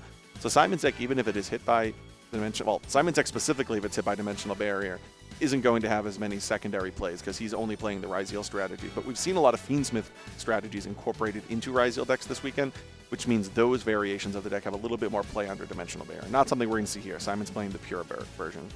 Yeah, I think you highlight something that I love the most about Yu-Gi-Oh! Is while we have these themed decks and you see the deck titles, you're like, okay, this is Snake Eye, oh, this is Raziel, this is Malice. There's so many different intricacies and different cards and tech options you can put into your deck that really changes how your deck plays into those counter options, as you mentioned, like including the Fiendsmith cards. So even though the decks may have similar names, their playstyle can be completely different. Their advantage points can vary drastically. Yeah, I think that's something that we see between these strategies. In terms of going into side decking, Asala is really thankful that he was able to win that first game. Looking over what he's going to be you see a side deck that doesn't have a whole lot really going second into the Raziel matchup. He must feel really confident in his main deck. I see a card like Mulcharmy Perulia that could presumably go in, but besides that, he has a lot of cards actually for the mirror match. He has both 3 copies of Lancia and Chaos Hunter. I mean, he must think it's the best deck, which is why he brought it, so he prepared for it the most. Maybe thinking if he could have an edge in the mirror match, that might be what he can use to make it all the way to the finals and potentially win the YCS with this brand new Malice deck. But we're going to have to wait and see if he's going to be able to make it that far. I know talking with Asala before the tournament started, he kind of told me that it feels like if you win game 1, with the way he constructed his side deck, you're prime position to win game 3 at minimum because you're going to be able to side in those hard counters and finish the game. But with things like Artifact Lancia, you never actually know, even if you get that opportunity to go first in game number 3. And again, he's not there yet. Simon is amongst one of the most experienced players we have on the YCS circuit. So even if you're up a game on him on the bubble, doesn't mean you've finished the job yet. There's still two games to play potentially, and it wouldn't be surprising if Simon was able to win these 2 back-to-back. Duel's taking a considerable amount of time to side deck and shuffle up, but almost done here as Simon's going to quickly pile shuffle his deck. You know, that goes back to something you mentioned yesterday about when you prepare for an event, looking at your side deck and knowing, especially in a matchup that's a common matchup, exactly what's going in and out relative to first and second. It can expedite the siding process and reduce the number of games that may potentially come down to time, something that no player really wants. Right, you want to win on your own merit, not have something out of your control determine that end result for sure. Looks like they're shuffling each other's decks now. You know, not too many smiles. See, I think that's the biggest difference when I'm playing. I don't think I look too stoic. I usually have a lot of emotion on my face, but it's nice to see these players really focus. I mean, that's what you got to do. When you're playing on a feature match stage, you just have to realize you're playing a regular game of Yu-Gi-Oh! Nothing's really changed except all the bright lights and cameras and people at home watching, but you can't really let that get to your head while you're playing on the feature match stage. Otherwise, the nerves are just going to get you. We're going to see here Simon able to go first in our second game. He is building his rocket ship as he does with his opening hand. Yeah, he's been doing that literally for over a decade. That rocket ship kind of looked like a smiley face to me a little bit, but I guess. All right, this is game number 2 that we're jumping in. This is game 2 of round 10 of YCS Anaheim. Saul is up 1-0. And now Simon will be going first, and he's going to start with Mulcharmy. It's like Perulia. Perulia. Beautiful quarter-century secret rare. At least for Simon here, that Perulia is going to be pretty detrimental to his strategy. He does have a copy of Lancia, though. If he only wants to make, you know, what often is called a half board, meaning when you limit your plays to reduce the number of draws your opponent gets, having Lancia as a backup for Asala's first turn, definitely one of the things you would hope for. Here, this copy of Bonfire, I imagine, is going to allow him to search out a copy of Ice. Yep, and just to note, this is, you see Asala has that first game win. He does have 8,000 life points still as well. And Bonfire added one of the Raziel monsters. Looked like it was Ice. Now, Ice Raziel is going to be summoned, which will give Asala a draw. And now he's going to special summon out a Raziel from his deck. Probably going to be a copy of Sword. Now, Sword is going to let him search his deck now for X Raziel. The question here, is he going to continue to special summon? He certainly might. But he may elect to make a little bit more of a conservative play, or at least open up his next play with that Pot of Desires he has in hand. Yeah, he already has the Artifact Lancia as well. I think we might be looking at that half board, as you mentioned. Not putting as much out as he possibly could, but putting just enough to be disruptive, but still be able to ride the waves of that Artifact Lancia from the hand. But yeah, here comes that Pot of Desires. Love how that card's back into the fold. Yeah, Pot of Desires is really a fantastic card. It does a good job in what people often consider sort of those mid-range strategies, those strategies that really like to play a lot of hand interactions, that have an engine that is pretty formidable. It looks like he banished almost all of his crossout designators. Not that that's necessarily a pivotal piece to his strategy per se, but it's interesting to note. Well, Called by the Grave. Not a terrible draw.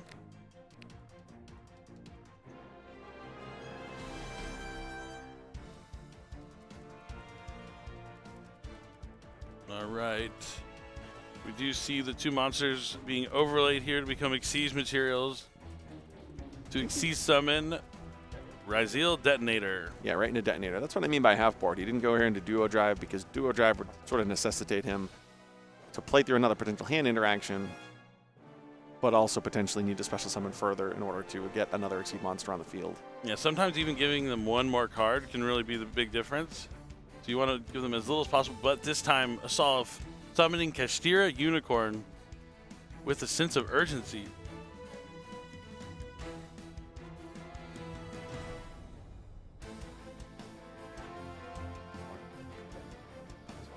See if he's going to use the effect here. It looks like he is, and Simon has no response. Kashtira Birth is going to be added from the deck to the hand.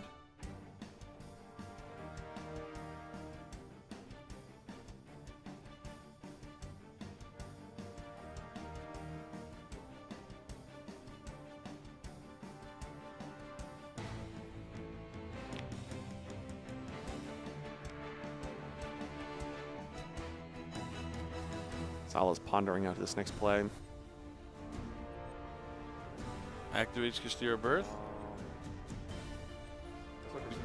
All right, no detonator yet here from Simon. Holding on to those materials. Doesn't want to play into something like Triple Tactics Talent potentially before he has to.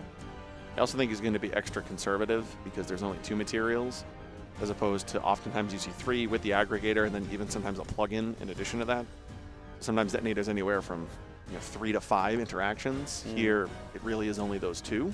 True, and using the detonator on a unicorn, not too great since it can bring back with Birth. But he's going to use that Birth to normal summon Kashtira Fenrir, so we're not going to see the normal summon of a Malice monster this turn. I mean, if you look close enough, you just think maybe he's playing Kashtira. Yeah, and that Lancia in his hand might actually be pretty good. Oh yeah, if he goes to battle phase here, he's going to use Artifact, or sorry, Kashtira Fenrir's effect to try and add another Kashtira monster from his deck to the hand.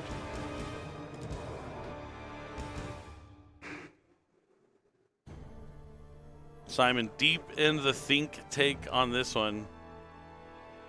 Nope, he lets it go. So he's only playing 1 copy of Fenrir, so he actually naturally drew both Fenrir and Unicorn, which again in his, Malice splashing Kashtira strategy, a lot of Kashtira monsters. He's going to now search out his 2nd copy of Kashtira Unicorn, and that's the entirety of his Kashtira package. He has no more Kashtira monsters in his deck. Now I'm interested to see if Simon's hand goes back to his face. It does. See, watching body language, that's one of the ones I always look for, is hand on the face. Because sometimes when you're deep in thought or have heavy emotions, like it's a psychological thing, but your head actually feels heavy, where you subconsciously feel the need to hold it up with your hand. I don't know if it's just something crazy that I've noticed throughout the years, but anytime I've noticed the hand to the face, I feel like they're giving away some information there. But it could be false reads that Simon's trying to give off. He does have Lancia in his hand, which if you were to rank the cards that you would want to draw, that would be top. That would be towards the top. See here, we actually see the Fenrir attack into the detonator, and we might see that artifact Lancia. It could be the bait. Simon is a skilled duelist. The first question is, does he want to activate detonator effect? And then from there, does he want to chain the Lancia?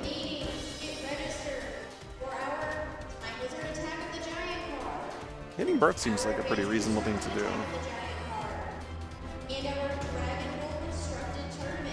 And then chain the Lancia? Well, he wants to chain the Lancia to the Fenrir effect, I guess. Oh, Forbidden Droplet. Ooh. He's going to send the Unicorn from his hand. Now he can't chain the Lancia unless there's a spell somewhere set. It's a call by the grave. I think you just have to call by the grave so that you can then chain your Lancia.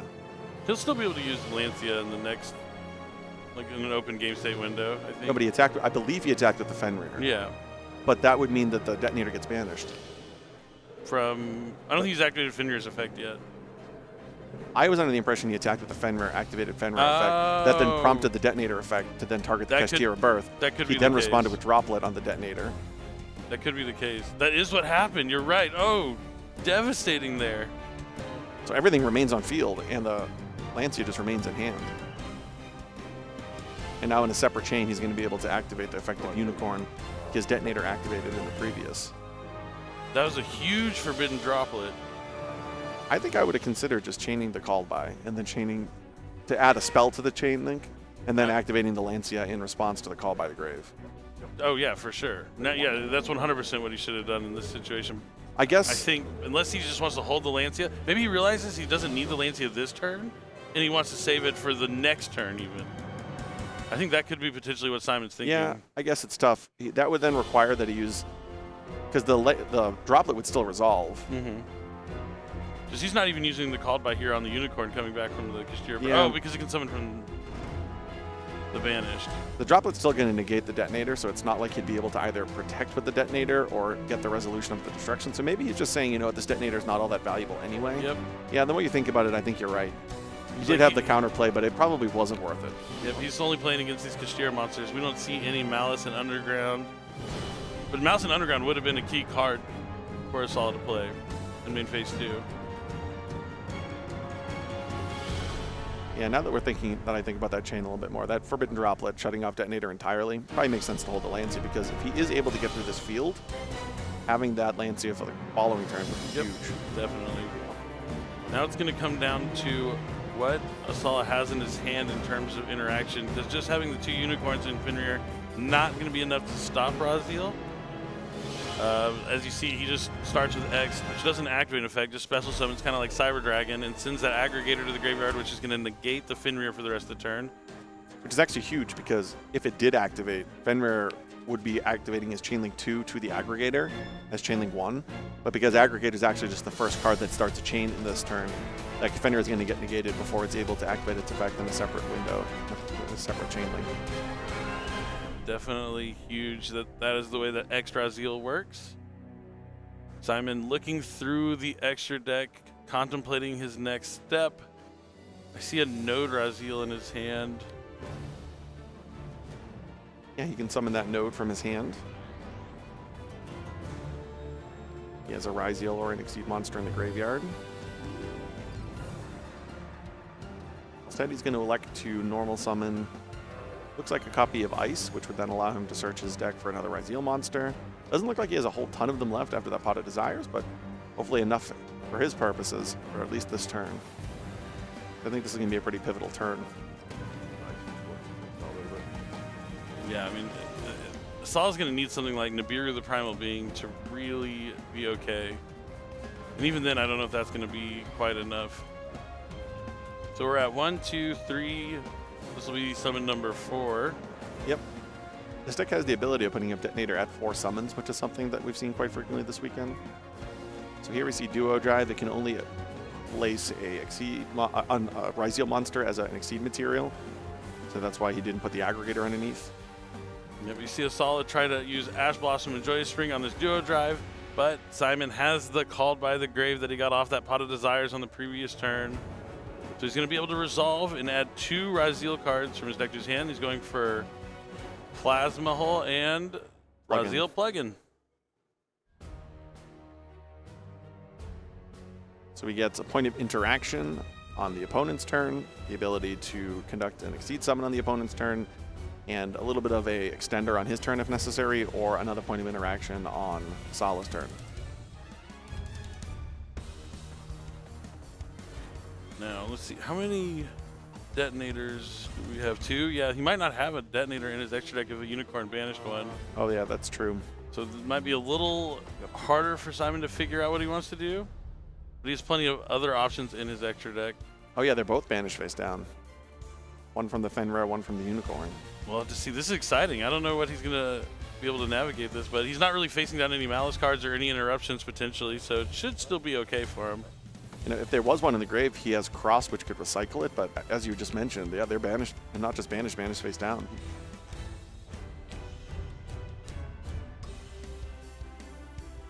Simon running some calculations back to check the extra deck.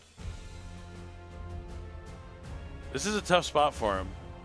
And like, this is his tournament life on the line. This could be the last game of his tournament if he loses to Asala here. So he definitely wants to give it all he got. And this is one of those situations where, you know, you can plan it before the event and say, okay, if I get hit by Drone Lockbird and I get hit by this Moltrami here and I get hit by this combination here, what should I do? What's the decision points? This is one of those where you're mid-game, a lot of your deck is missing because of Pot of Desires, and you're out of your key extra deck monster. So how can you use that toolbox in your extra deck now to navigate through this without just defaulting to Detonator, which a lot of the times this strategy is going to do. And we see here the Light Dragon at Ignister. Sal's going to give it a quick read. It essentially is just a piece of removal. Yep, it's going to be able to destroy a face-up card.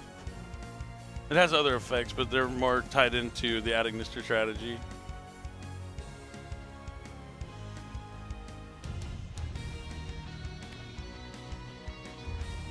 Modern day Castell. Yeah. Which we actually, well, didn't see on stream, but heard players using this weekend, as you mentioned yesterday. He is a winged beast.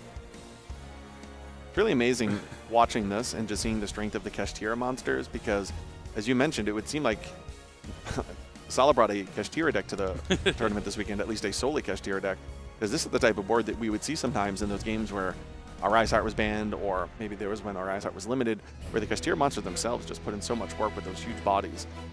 So we see here one activation from the Light Dragon Ad Ignister to deal with the Kashtira Unicorn. Still has to deal with that Fenrir Unicorn. Duo Drive is boosting his monsters by 100, which could potentially help some of the math. And also reducing the Kashtira monsters on the Sala side as well. He's definitely going to be able to make at least another rank 4. You can see Simon checking some of the more nuanced Exceed monsters in his extra deck, the ones that he's probably only summoned once or twice this weekend. As he's trying to figure out exactly how to navigate this turn.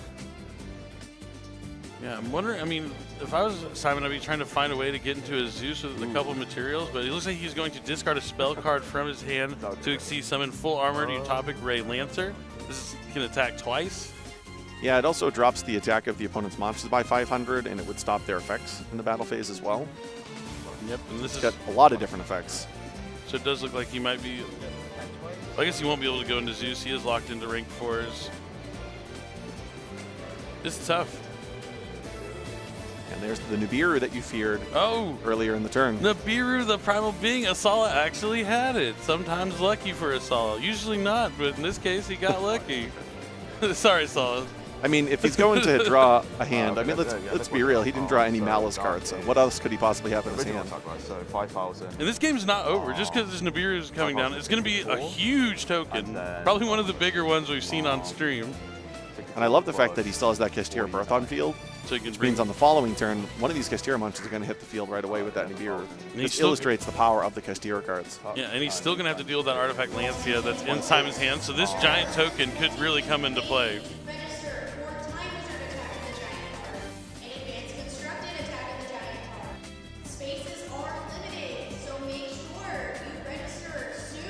The stats are huge. Pretty sure both sides might be over 10,000. Do you have a token? One card. Now, not much in Simon's hand though. Solid knows he has, yeah. Solid knows the plug-in and the plasma hull.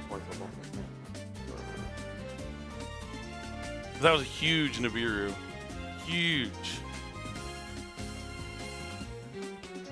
Sala really trying not to go to a game 3 if he can avoid it at all costs. But Simon's resources are just getting depleted. I think he's okay setting the Plasma Hull and the plug-in. He's actually in okay shape. With the Lancia in hand as well? Yeah. Oh, he has Ghost Ogre for Birth. That's huge. That's a big step. So he may have actually drawn Dormouse. Sala might lose to this token. Token of his own creation. Here comes the Dormouse, going to use the effect. No, I'm on the... It looks like Simon might be thinking on the summon of Malice Dormouse. Yeah, he could activate the plugin.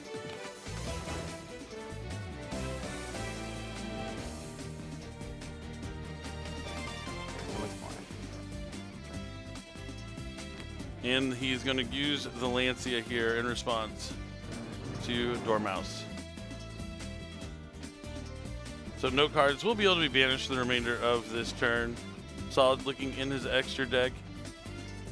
The Link 2 going into Haggard Lizardos doesn't really work well into Artifact Lancia. Does he play any other? He could go into Link Rebo into SP Little Knight to deal with the token maybe? As he moves the door now to the extra monster zone, this is what he meant.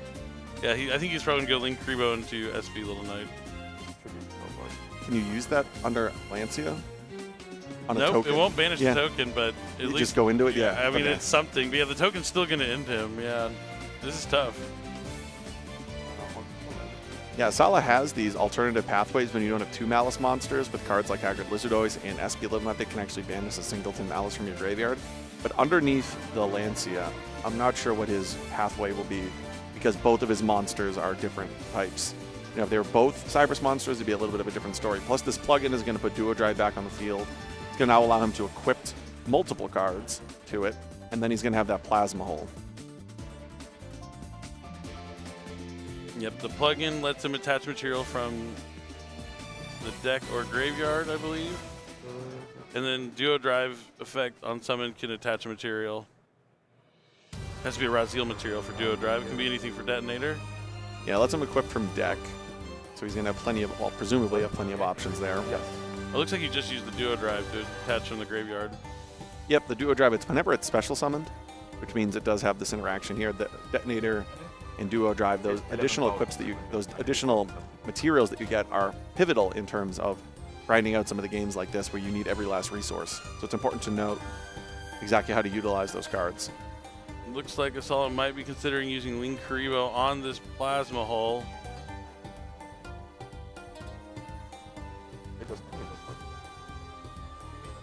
I mean, if he doesn't negate it, then he can just destroy the Link Karibo. So it's kind of one of those, do you just limit Simon's ability to make the choice, or do you make the choice for him?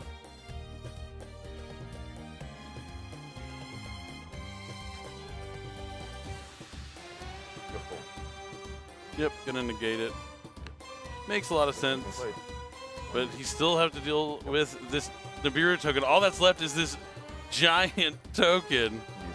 And he's just gonna have to pass. And I'm pretty sure it has to have over 10,000 attack. Yeah, it's gonna be enough to attack over Nibiru for 8,000 points of damage, which means it was at least 11,000 attack. And unfortunately for Asala, he had the Nibiru, but it was the beginning of the end for him. Yeah, I mentioned, you know, after that Nibiru came down that plug-in and Plasma Hole might not seem like the best. However, there is enough interaction there because you have at least that one destruction effect with the Plasma Hole after the plug-in special summons back the Duo Drive. And just because that token is there, all you really needed was that one additional point of interaction with the Lancia in hand to stymie any of Asala's Malice plays that turn. Yeah, I mean, and Simon didn't just like bumble into that win here this game. He had to make some huge, tough choices to put himself in that winning position. He had to choose to save the call by, choose to not Lancia, choose to let the Fenrir resolve. He made all these choices knowing that he would have the follow-up and then be able to respond on the following turn. I mean, that's also just, I mean, the thing at the end of the day is the downside is the Kashira monster's stats are so big on both sides of the attack and defense point stat line that Nibiru tokens get really big really fast. Yeah, he navigated, again, one of those games where, you know, let's say your ace extra deck monster is no longer accessible to you. He was still able to navigate through that turn, deal with the board, and actually set himself up pretty well after the Nibiru. Yeah, one small misstep, he would not have won that game. Absolutely not. I mean, that's why he is a YCS champion. Asala, the people's champion, champion of my own heart. Asala did win a remote duel invitational, so he is a champion of sorts. With Dragon Link, actually. Oh. Yeah, it was fun to watch. Commentated that one a few years ago. It's cool to see Asala out there, though. I'm glad he's back on the dueling field. He's definitely hungry for a YCS win, but Simon, obviously a decorated duelist in his own right. Yeah, it's great to see Asala. Not that we wouldn't enjoy commentating with him. It's always an honor to do so, but, you know, watching him in his natural habitat. I was going to say his true form. Yeah, his true form. A top-tier natural duel. habitat. Yeah. This is Asala's natural habitat. The YCS. Yep. Top tables, on the bubble, high-stakes Yu-Gi-Oh!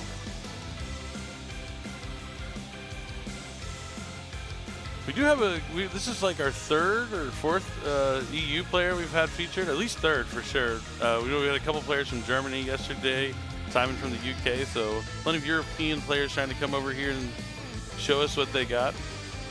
Yeah, they're probably quite excited with the release of Crossover Breakers to play, clearly, a bunch of new strategies, which we've seen from a lot of players this weekend.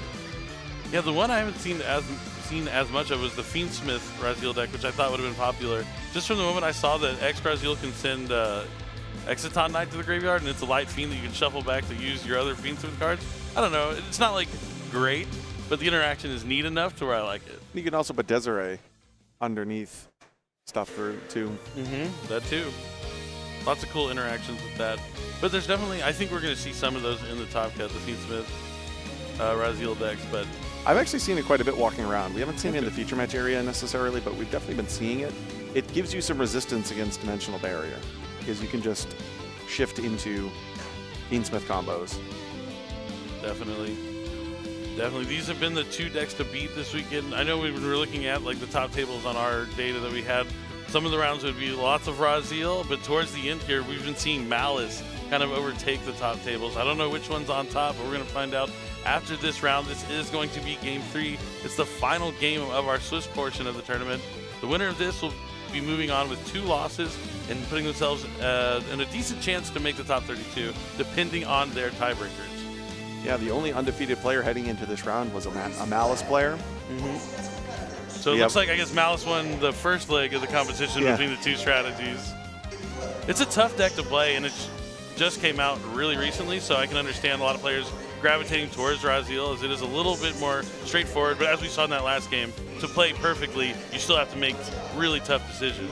Reminds me a little Malice of Pearly, where when Pearly first came out, it wasn't necessarily putting up a ton at the YCS circuit, but as time went on and players began to understand the deck a little bit better, it started to creep into those top tables and really started to establish itself a couple NAWCQ seasons ago.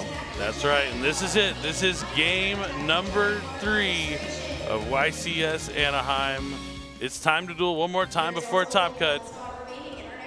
Asala is going to be going first.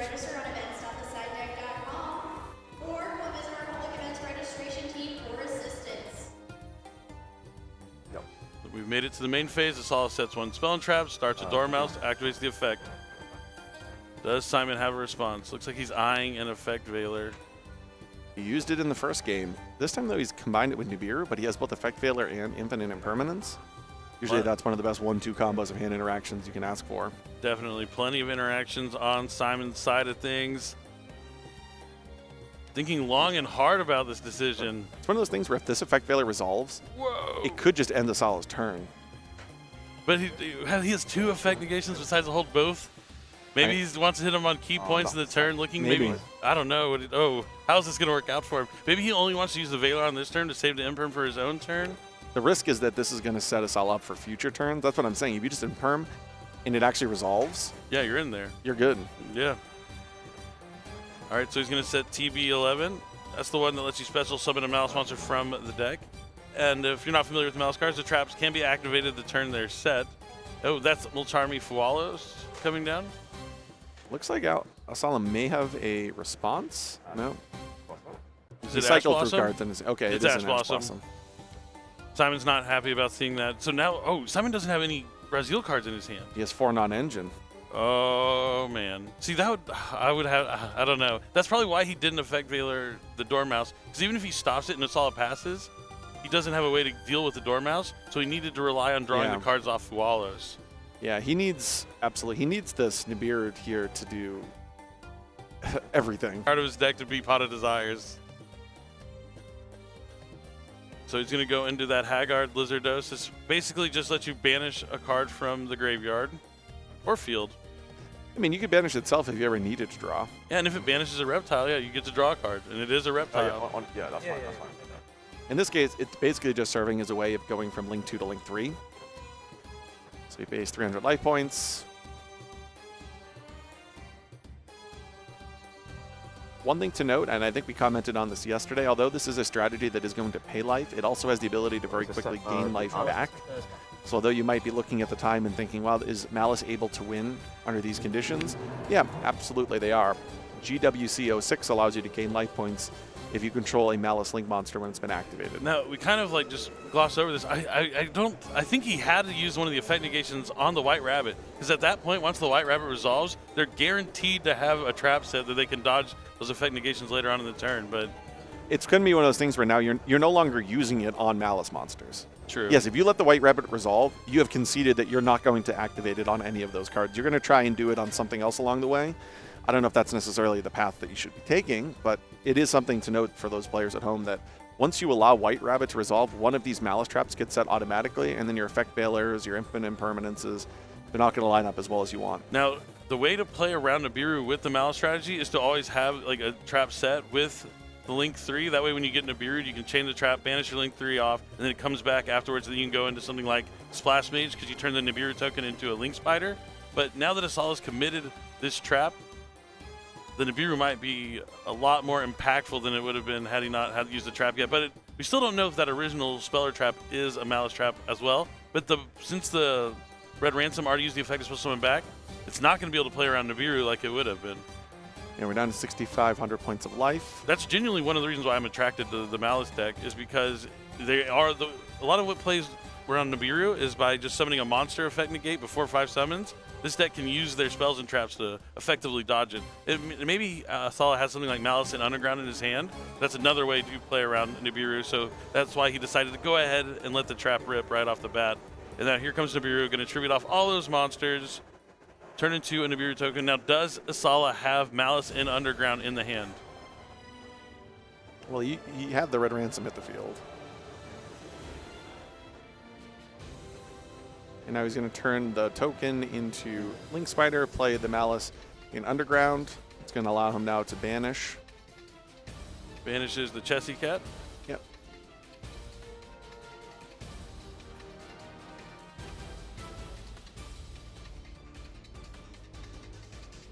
Chessy Cat special summons back. So now he has the 2 Cybers monsters.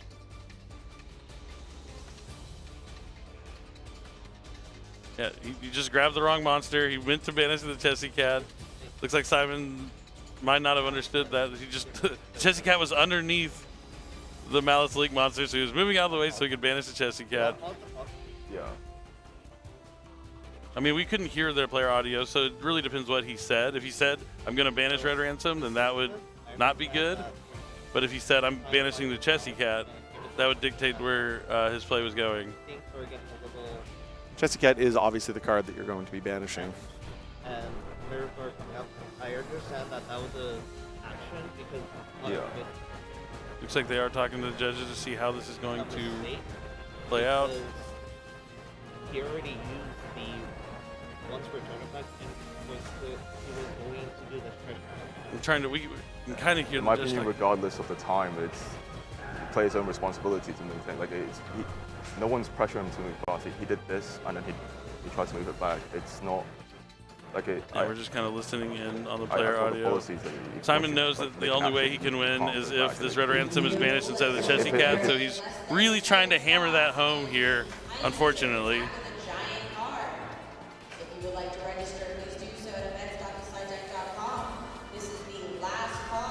So as these players are kind of settling this with the judges, let's go back to talk about Nibiru. You mentioned how you really like the Malice strategy because you think it can play around Nibiru. I think Asala's here just about to show us that even if Nibiru is hit on a somewhat full field, there are plays afterwards with that Link Spider going over the token. Yeah, definitely. There's lots of ways to get 2 Cyber sponsors onto the field post Nibiru. Then you can go into Splash Mage, which gets you into a Malice Link 3 like Malice Whitebinder. Do you think that's when, though, the Effect Veiler could come into play? Or a card like, I mean, on Infinite Splash Impermanence. Mage here, yeah, essentially. So that's something that's worth noting. It's almost like you need to activate the Infinite Impermanence early in the turn if you have Infinite Impermanence Veiler and Nibiru. And then post Nibiru, now the Splash Mage can be hit with the Effect Veiler. So, you know, we're talking about if you don't activate an Effect Veiler or Infinite Impermanence early, the Malice deck is going to get access to the trap cards. Well, if you navigate the turn correctly, one of the things you need to note is you don't want to be locked with that Nibiru with Infinite Impermanence in hand. So maybe Infinite Impermanence is the first action, Nibiru is the second, and then Effect Veiler is the third on the Splash Mage. Yeah, it seems like that's going to play out the way that Simon probably decided it from the beginning. Like you saw him think for a significant amount of time at that first play. He was probably ordering his process just like that. The Imperm, the Nib, and then the Veiler on the follow Splash Mage. Because really, after Nibiru, their only option is to go into a Splash Mage to continue to link climb. So holding off that Veiler, really smart there from Simon. especially when we compare the effect veil or infinite impermanence dynamic there. You know, a lot Well, of you players definitely want to use the imperm before the nib's out, right? Yeah, there's a lot of cards, whether it's Bestial cards, Phantasme every now and then is in the format, Nibiru. There are lots of cards that put a monster on your field by virtue of their effect, and all of a sudden, if you've not sequenced your infinite impermanence versus effect veiler correctly, you can actually catch yourself middle of the turn and go, oh, I didn't think it mattered which one I activated a few turns ago, but it actually very much does. Yeah, every decision you really want to pay attention to and think about it, because yeah, you don't want to catch yourself with an infinite impermanence in your hand with looking down with your own Nibiru on the field. I've definitely been there. It's kind of similar in Fire Kings. Like, you got to make sure that you Nibiru before you summon the Promethean Princess back from your graveyard. Otherwise, you're going to be stuck with it in your hand. But we're still waiting on just the resolution for what got banished here from Malice in Underground. But either way, like looking at Simon's opening hand, no Raziel cards. Now that the Nibiru is on the field, that limits the amount of cards that he can actually draw off the top of his deck. Extra Raziel won't be anywhere near as good since he has Nibiru there. But still probably looking for something like Pot of Desires. But even like Ice Raziel might be good, but it depends if Asala has an infinite impermanence. That first set Speller Trap isn't necessarily a Malice Trap card. Could be infinite impermanence, which really would limit the cards that Simon can draw to get back into this game. Yeah, I think that's what's really hinging this duel right now is what's on the top of Simon's deck here. Because I don't think, unlike the previous game, he's going to be able to win. Obviously, he doesn't have the Nibiru token. He has actual Nibiru this time, but he was able to basically win with just the token that last game at the very end. I don't think the same is going to be the case here. Yeah, he ran out of all his Raziel cards, just had that token. I mean, if this was a playtest game, like I'm playing at home, this is definitely one of those games, as soon as that Mulcharmy got Ash Blossom, I'm checking the top card of my deck. Like, do we need to continue this? Like, because there's a chance that there's going to be no play after the following turn after this. But, you know, just talking about the whole YCS as a whole, like, it's very rare for there to be something like this. So exciting when a brand new set comes out with multiple brand new decks. And I'm not talking about like a core booster, like one of the packs that you can essentially build a deck out of, right? Where there's brand new strategies. They usually come with 3 strategies. This one came with Raziel, Malice, and Ryuge. Ryuge we haven't seen so much of this weekend, but that's because it's more of like a strategy you kind of splash into other strategies. It's like dragons. It's really cool because they're dragons that want to be dragons. It's like sea serpents, dinosaurs, and worms, and then they want to ascend to become the ritual that's actually a dragon. It's a ritual pendulum monster, but we haven't seen too much Ryuge, but plenty of Malice and Raziel. Yeah, absolutely. And I think both of those decks have really lived up to the hype. Going into this weekend, you were asking players, are you playing one of the new strategies? Are you sticking with the old? And I think a lot of the players this weekend elected actually to incorporate these brand new strategies, taking the leap of faith that their performance overseas was going to translate into the TCG, even with a completely different Forbidden and Limited list. Yeah, definitely. It's interesting for sure. Do you have so I've talked about how much I like Malice, and I was looking for Malice to do. Is out of Raziel and Malice, which one these themes do you gravitate more towards? I think if I absolutely positively only cared about winning the Raziel strategy, but I think the Malice cards in Collector's Rare look so great that if you collected all of them in Collector's Rare, I would have a difficult time not using them, which isn't how you should determine what you play at an event. But if you're asking me... But I'll tell you, it is how a lot of us, like even the top level players, we care. Like, oh, I have this really shiny card, it looks really nice, I'm going to play it. I've fallen victim to that many times throughout my dueling career. Yeah, so I think Raziel is a little bit safer also, especially early on in the format. I think there's going to be innovation with the strategy, absolutely. I think the Fiendsmith variation is the innovation, where players are finding an alternative kind of secondary engine. The Malice strategy, I think, is going to take a little bit longer to really evolve. Yeah. I don't think it's as clear-cut and obvious what the best Malice deck is going to look like this weekend. So I think we need to wait another few weeks to really see what the direction is with that particular strategy. Is it with Kashtira monsters? Are the Bystials necessary? How many Bystials do you play? If the Bystial cards don't line up well against other decks in the field, do you still play multiple Bystials? I think those are answered over the course of the next month or so. And then maybe check back by the turn of the year into January and see exactly where the format is then. Yeah, something just like triggered in my head while you were saying that. You play the Kashtira cards, you played the Bestial cards. They came out at the same time, Darkwing Blast, right? And I remember there being a conversation if you ever play them together because they're kind of nombos. Like if you Bestial your opponent during their first turn, you can't special summon your Kashtira monster, right? But now it looks like Asala's kind of just thrown that logic out. I'm pretty sure Asala was one of the people who told me back then, don't play them together because they don't work well together. And now here he is back at it again playing with those. But I guess it's a little different with Malice specifically, because you can lead with the Kashtira stuff and then use the Bestials to keep advancing your turn. So it's more so the Bestials are staples to the Malice deck, and you're just also including the Kashtira cards on top of that, as opposed to just using these strategies as counters to other decks. Yeah, absolutely. In this case, these cards are really there because they allow him, when his Malice monsters are interrupted, to go into the extra deck, specifically into Haggard Lizardoids, and then go from Link 2 to Link 3 in an advantageous way. Definitely. Looking at I made some notes going into this weekend, things that I was excited about. My own little bingo sheet of things I wanted to see, and we haven't seen too many Rise Heal Mirror matches on the feature match stage, but we might going on to top 32.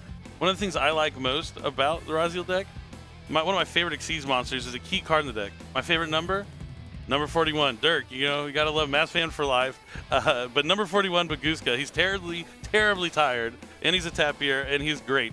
But I think that's one of my favorite cards that's about the Rise Heal Mirror matches. You just kind of put up a Baguska and be like, okay, your turn. How are you going to deal with this? Well, I'm going to make my own Baguska. I'm glad Exciton Knight is back into the format. That is a card from many years ago. It is a fun one. It's fun to watch resolve. And I feel like a lot of the newer players now, like back in the day when it first came out, there's 2 level 4s, you're frightened. But now they're not used to that. I don't know to what extent. I guess it could actually work with plugin. Remember the old play where you would activate Chainlink 1, Gear, and then Chainlink 2, Chain Exciton Knight? So Exciton Knight resolved cleared the field, but then Gear was Chainlink 1 and resolve onto a clear field. I guess you could theoretically do that with plugin. It's not as advantageous as back in the day with Gear, but I always still love the plays where you would activate Exciton Knight in a Chainlink. That is pretty cool. I do like that. Yeah, this format doesn't necessarily have those type of interactions as obviously, but it is something to note if it ever does matter. Yeah, definitely. For sure it could come up. What are some... Okay, well, looks like we have a quick break that we're going to check out. Competing at a YCS. We asked questions on Friday, some players that were here. How does it feel to be competing at a YCS? So we're going to listen in and see what they have to say. But we'll be right back to the finishing conclusion of our Game 3 of this final round of Swiss. So don't go anywhere.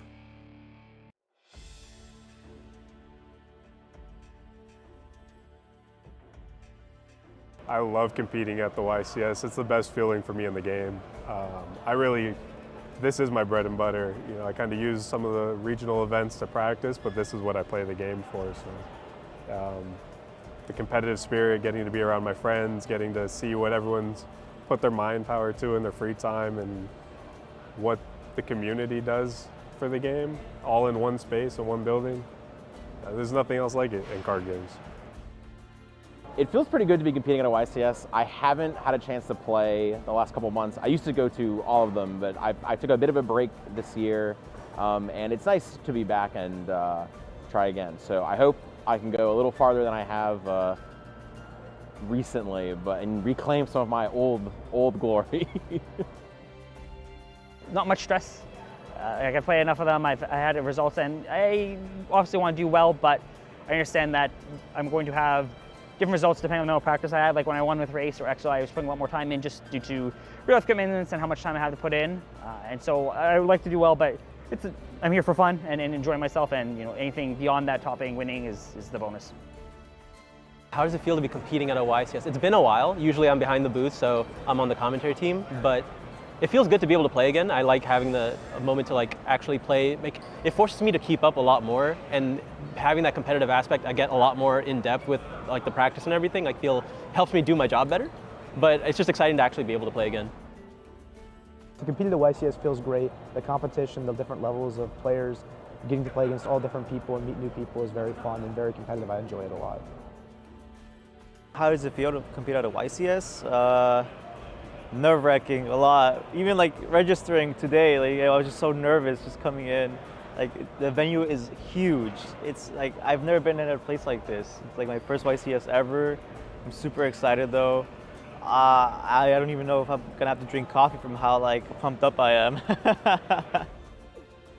It feels amazing to compete at a YCS. I think anybody that plays Yu-Gi-Oh! Always dream to be in this position, to play at the biggest stage, and having this exposure and doing this thing with your friends as well. Yeah, so that would be it.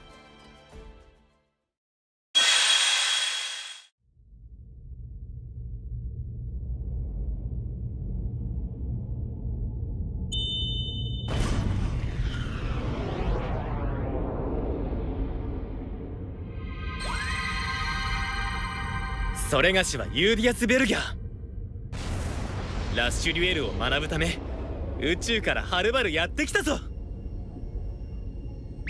これで準備は整ったよ。ぼーっとしてると見逃すぜ。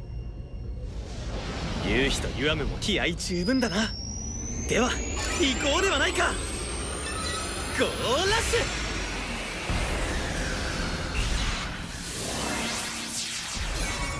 おお、来るか。ならばそれがしのターン、ベルギャードロー。2体のモンスターを召喚。そしていでよトランザムライラック。ここから畳みかけるよ。いっけー。トランザムライナックで攻撃。ウォートゥー戦マニアック優待。これがデュエルリンクス。俺はこのカードにかける。ヒーローの力見せてやるぜ。俺たちの戦いの中で見せてもらうぞ。貴様の俺は最後までデュエルを諦める。相手と心を通わせる。勝ちたいなら勇気を持って。俺にはもうつながっている勝利へのサーキット。なんと胸躍る世界。僕は絶対に負けない。全力で行くよ。それがしもここで新たなベルギャードを切り開く。頼んだぞユーディアス。888万人の同胞よ。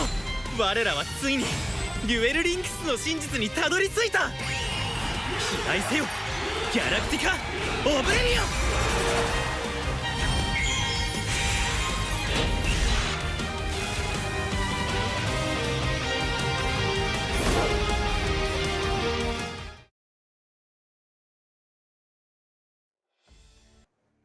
Hello and welcome back, everyone. We are about to jump back into game number 3. They resolved the situation, smoothed it out. Apparently Asala didn't declare what he was banishing, so the first action of the card that he banished is what's going to, the way the game's going to play out. So let's jump back into it and finish game 3 of round number 10 of YCS Anaheim.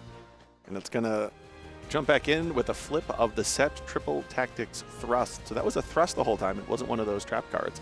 But we do see that red ransom is banished. Yep. The Chessie Cat is still in the graveyard. So even though he was just moving it out of the way, since he didn't verbally say anything, that's going to be the play he has to commit to, unfortunately. I wonder if he has any, I guess he has Gold Sarcophagus if he hasn't activated it, but he doesn't play a second Chessie Cat.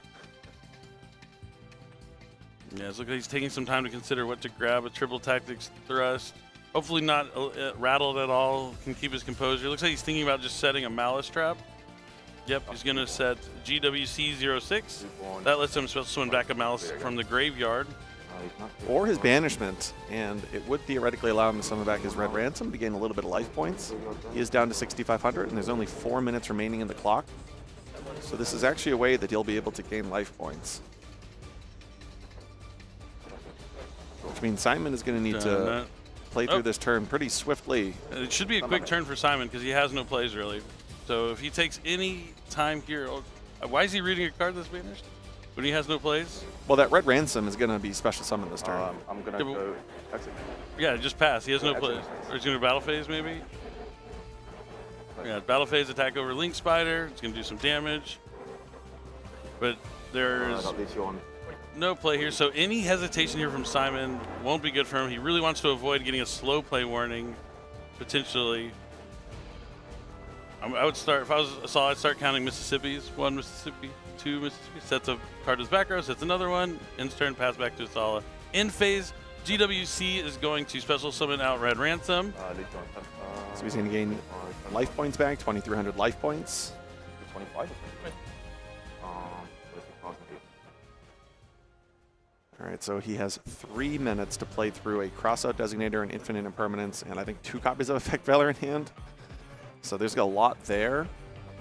You know, this is some Raziel's just, if you can't draw any Raziel monsters, it's tough. I mean, without 7th Tachyon, which you'll be able to get your hands on in Maze of the Master in a couple months, the deck's consistency just isn't as strong as it could be. But definitely keep your eye out for Maze of the Master if you are a Raziel fan. I'm really excited about that set.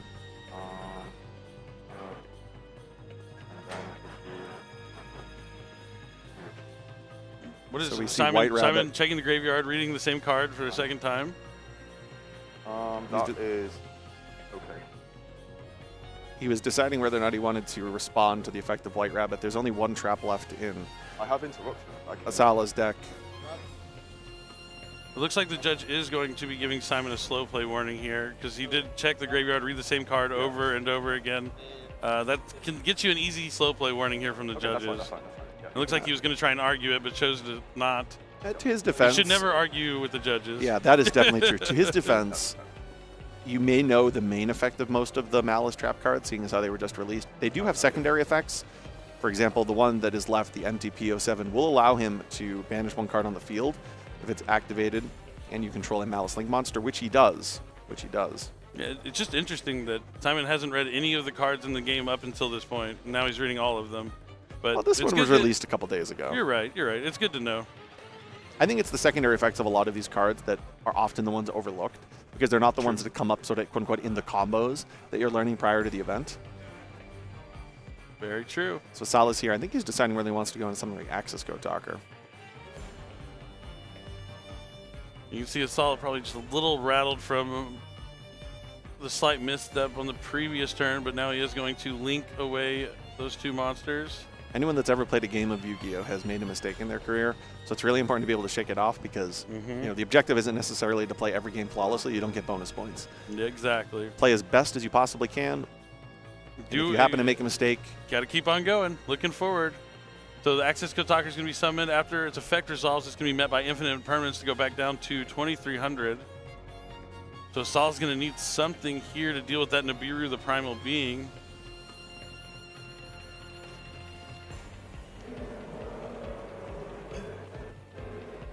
I don't know any cards in hand, right? I only know that card. Yeah. You know. Oh, yeah. Oh, yeah, okay. it's only 30 seconds left here for Asala. I think they may have given a slow play warning to Simon, so there may be 3 more minutes, potentially. So Asala, again, like I mentioned a moment ago, if he banishes a Malice monster and gets it back onto the field, that MTP07 is a way for him to deal with this Nibiru.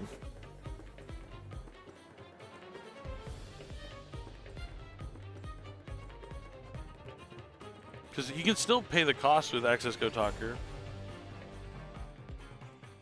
Potentially. Oh, did you activate another copy of Malice in Underground? Yeah. Okay. Yeah.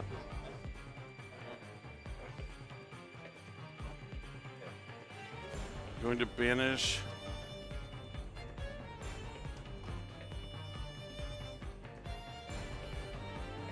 Saul's also needs to play a little bit quicker. He doesn't want to get a slow play warning. 3 minutes already. All right, so it looks like I'm hearing here that they have. It only looks like 3 he might minutes be. remaining. The judges are telling him to pick up the pace a little bit. Both players need to play just a little bit faster. He's going to banish the Dormouse, then summon the Dormouse. He's going to use the effect of Dormouse. That one's the banished ad, right? And then Is he going to read it again? They all banish to activate with the turn they're set. That is the one that does allow him to destroy if he controls a Link or a Link, yeah. Yeah. It's going to be met by Effect Veiler. Banish, not destroy, but nevertheless, it is important to note.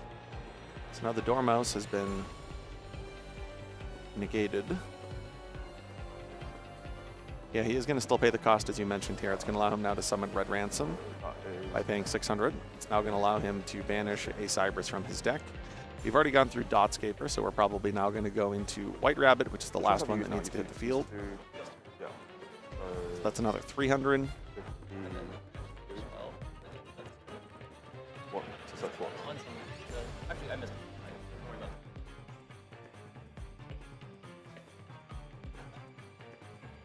What is Asala's next move here? He already searched the underworld underground this turn, so he can't search that spell. Looking at his field here, I think he's in good shape. It's just a matter of can he navigate it in time. If he can get out of his own head and continue the game, that's what he needs to do right now. Not let the pressure overcome him. This is going to be the last game of our 10th round of Swiss here at YCS Anaheim. Yeah, now he has the Link on field, so now if he banishes the Dormouse, it's going to allow him to search his deck for a Malice. And then since he has the Malice Link on the field, he can get rid of the Nibiru and potentially go for some damage here. Yeah, the Nibiru is now banished, non-targeting. Yep, now a huge chunk of life points. This now flips the life point advantage back in Asala's favor. And we know that Simon has entirely non-engine and has had non-engine the entirety of this game. So his next play needs to be Pot of Desires into 2 engine cards, because he has to deal with now a lot of different layers of interaction. Yeah, he has not been in good shape at any point in this game. He's still going to need a top deck to get out of this. I mean, honestly, we're probably now going to see Firewall Dragon, Dark Fluid, which is going to establish the Cyberverse P-Save Worm. So I don't even think Pot of Desires is going to be enough.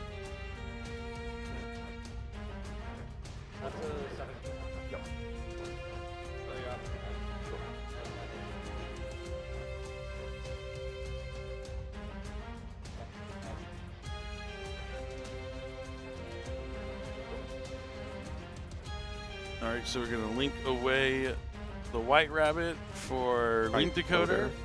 Link Decoder. All the monsters are going to be sent to the graveyard for... You called it. Oh no, it's going to go into White Binder. Yeah, if you haven't used White Binder yet, there's no reason not to. Yep. And since it has 2300 attack, the Link Decoder is going to special summon itself back from the graveyard to the field. White Binder is going to be negated by Effect Veiler. It banishes 3 cards, but Simon realizes it's game. He never drew a single Raziel card in game number 3. This whole time he had nothing to play with. Unfortunate draws there from Simon, but Asala is going to finish with 2 losses and then a chance to make top 32 with the strong, brand new Malice strategy out of Crossover Breakers. So, I mean, Malice finishing higher in Swiss, going undefeated into this last round. We don't know how it did. Malice taking down Raziel here, even though in that game 3 it was more like not Raziel cards. Malice first, the most popular cards in the room. Yeah, basically.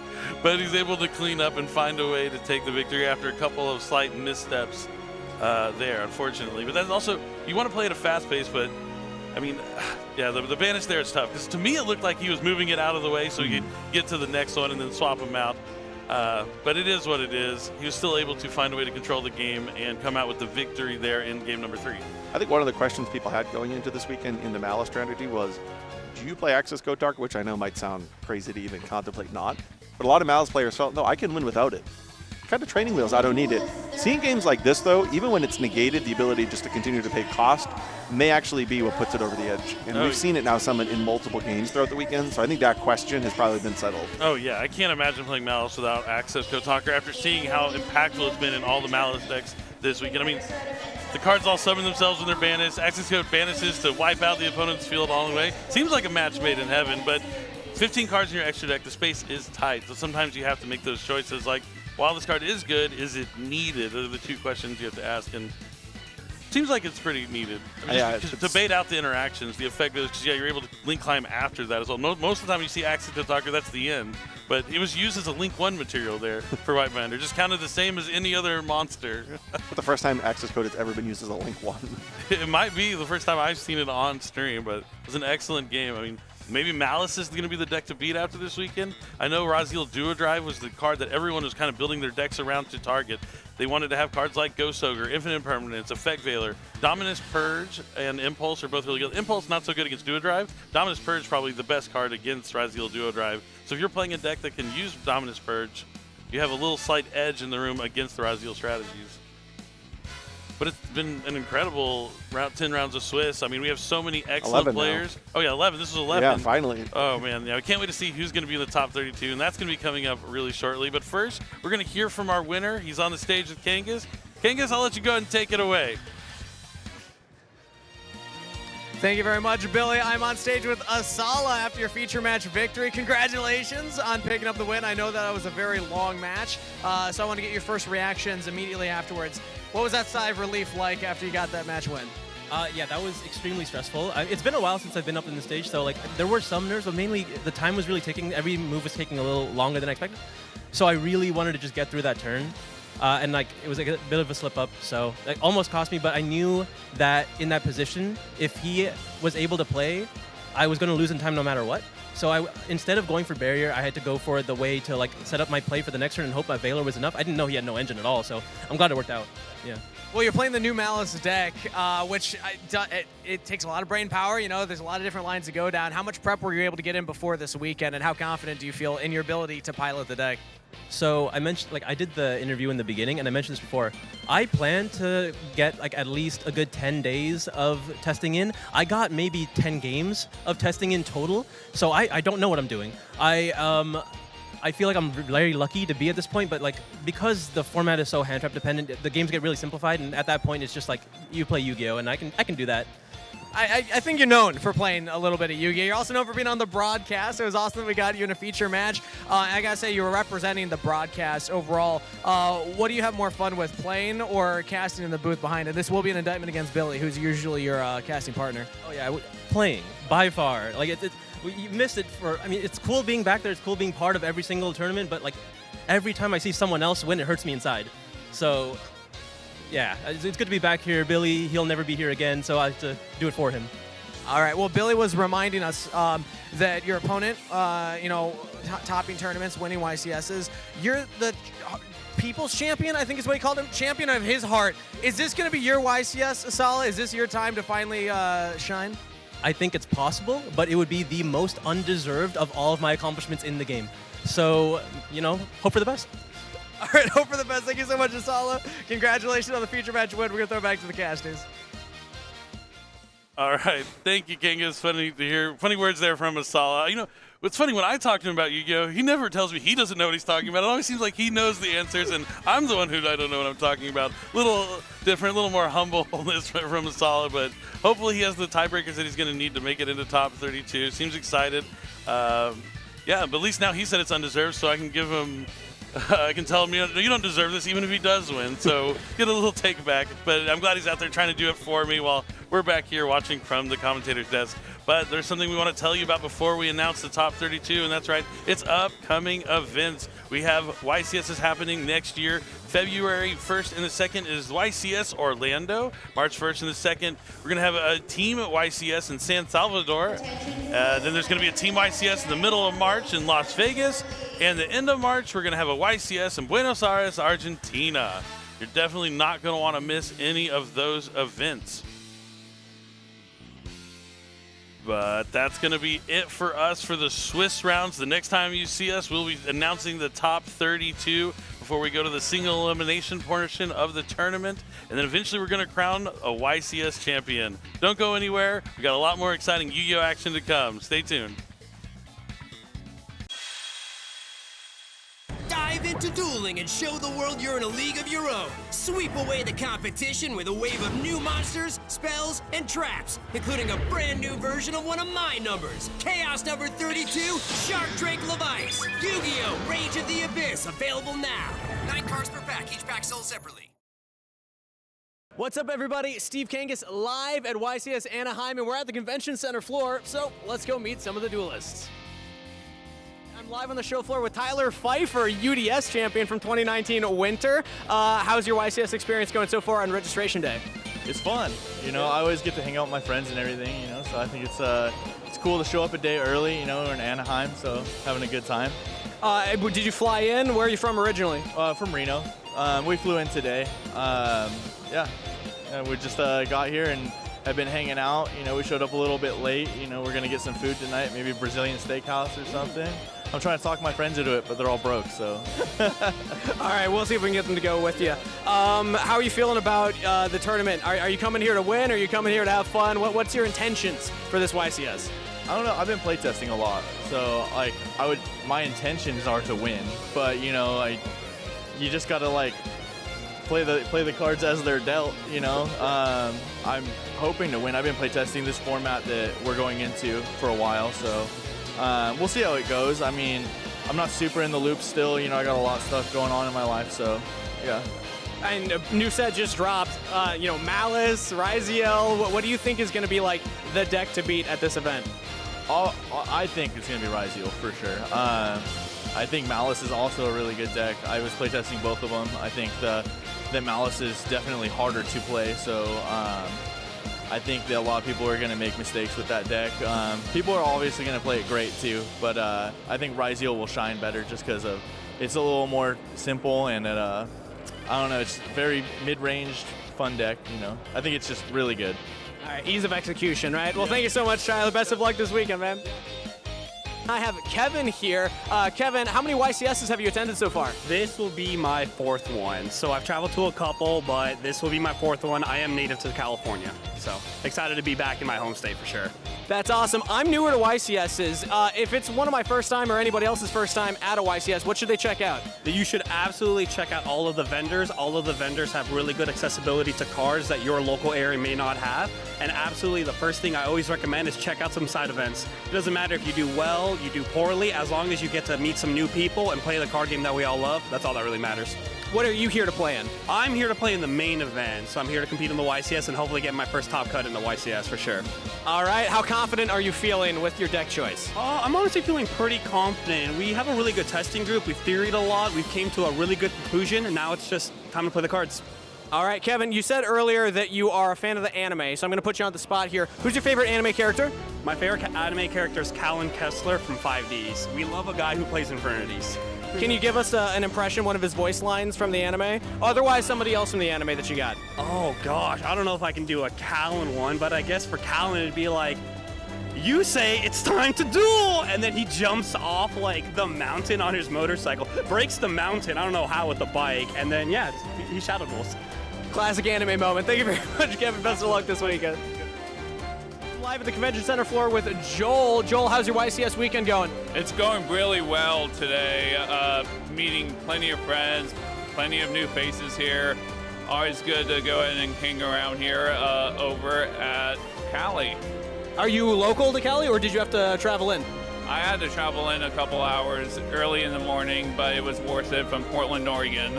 Well, welcome to California. You said you're meeting some friends. Have you gotten a chance to duel ahead of the event? Not yet, actually. I'm just so worn out. I was just watching people how the new cards work from the current set, so. Who you got, Riziel or Malice? That's the discussion going on right now. Which one's better? I think that might be Riziel. I just got some people over here. They've had experience with the deck and tried to play test it all day today, and they got all the cards, and it looks like a pretty powerful deck. So how confident are you that you could beat the Riziel deck with what you brought this weekend? I'm playing Tenpai, so going second. Let's go. Fair enough. Well, I see the shirt you're wearing, 5Ds fan, I assume. Can you give me a 5Ds voice line for the audience back home? Let's rev it up. Thank you very much, Joel. Have a good weekend. I have Robert here with me. Welcome to YCS. How's the weekend going for you? It's going great. We flew in this afternoon, and it's been going good. I'm excited for tomorrow. Where'd you fly in from, and who's we? Do you have a friends group here? I have a buddy over here playing a game, but we both flew in from Washington, like southern Washington. It's only like a 2-hour flight. Okay, not too far. Still West Coast, so you don't have to get used to the time zone or anything. So you have a friend here. Do the two of you play together? Yes, we do. Okay. And how many YCSs together have you been to? 2. Only 2? Okay. So is this the second one? Yeah. How are you feeling about your chances then, if this is your second experience, second time going through the gauntlet? I feel pretty good. I recently got my first couple regional tops. I feel pretty confident going into it. I did a lot of playtesting for it, so. Yeah, how did playtesting go? Because it's a brand new format, new decks coming in from Crossover Breakers. So how confident are you in the deck that you chose to play this weekend? I'm very confident in it. It's it plays well into multiple kinds of hand traps, plays good amount of non-engine. I'm happy with it. Okay, all right, perfect. Well, thank you so much. Best of luck going into the weekend. I'll see you around. All right, we're live on the Anaheim Convention Center floor with Luke. Luke, welcome to the YCS. How's the YCS experience going? It's been awesome. I literally walked in, no line, registered. It's been sick, man. It's like, you usually have to wait for like an hour. It's great. Walked right up. And you said that you've been to a lot of YCSs. How many YCSs in total would you say that you have been to, if you had to guess? I'd say 30 or 40, which means that my turnover rate is awful. How many have you topped at? 2. This will be 3 this weekend, right? This weekend. Why are you confident this weekend? Because I've been grinding this deck. One of the new decks been grinding it, so we're going all the way. Okay, so the new decks, Riziel, Malice, I'm not going to make you out it, but what's your opinion in general of what you expect to see the field play, and what do you think the popular ones are going to be this weekend? I think the most popular is going to be Riziel. I think on a base level, it's easier to play. but I think that it does have a pretty high ceiling, and I think that it's just like, it does what it does. Ryzel, it puts up these really cool rank 4s. It does that every game. And Malice is a little bit harder. It has like different lines that you can go higher, your ceiling can go higher, but it also is just a lot easier to mess up and just be interrupted. Yeah, so Ryzel, that's what I'm playing. All right, yeah. Outed himself. Hopefully none of your opponents see that. All right, so I gotta ask, are you a fan of the anime? Everyone here plays the card game, but are you a fan of the anime? I've seen like half of the anime, so I do like the anime. Yeah, I like it. That's a lot of the anime. Yeah, can you give me, who's your favorite character, and can you give me and the audience at home an impression of one of their iconic voice lines? I don't know any iconic voice lines. Okay, my toxic trait is I like Jack Alice. That's not toxic. He's the real hero. He's sick, man. What's a line? If you can give me a line, I'll say it. I don't know. I say he's my favorite, and then I have no idea. All right, let's think of an easier one then. All right. Can you give a Joey line? Oh, one of my favorite things Joey ever has said is, he says in like one of the first episodes, look at that squirrel! And he says, squirrel in like a really New York accent, man. That's my favorite thing Joey's ever said. I don't recall that moment. I'm going to have to look it up. Look it up. Look it up. It's the best. All right, thank you, Luke, for taking the time. Best of luck. In the Shadow Duelist Season 2, a new duelist joined the fray. Axel's a rock star with some serious shred. It sounds like you just finished a concert. You were given the call time, right? You knew when you were supposed to be here. Oh, I'm sorry. Was my worldwide tour not important? Am I here? Am I ready to play? The clues were a little harder to decipher this time around. You might say Axel's childhood was just peachy. Peachy. I don't know about that one. For some of our eagle-eared fans, the voice was a dead giveaway. Proceed with extreme caution, duelists. This mask has the ultimate rock and roll genius. Axel, if you would please, remove your mask. Who? Who could it be? No way! What? WWE superstar Xavier Woods. This time, the Shadow Duelist didn't just watch the event, he got in on the action. Xavier, I'm hearing a note that you were actually given some insight into Yu-Gi-Oh! And you've been preparing for this match. I like decks that I can just regenerate stuff from my graveyard. I just want to be annoying. So here's the funny thing. Dimension Shifter is this notorious card that just annoys everybody. So you want to be annoying? This is the card for you. But with Xavier getting a little help, it was anyone's guess which way the match would go. Xavier's thinking, processing all the potential moves. Ooh! He has the Max C. You said you like to banish cards. This will make sure. I do. I like to banish. Put him where I want him. Kaito might be shaking right now. This is stressful. Welcome to Yu-Gi-Oh! Xavier Woods. What is this wind down conversation? It's not done yet. I just want us to be honest about the situation. There are 6 monsters on Kaito's field. Congratulations, Kaito, on the 2-0. You know what, Kaito? Kaito, you earned it. You earned it. Congratulations, Kaito.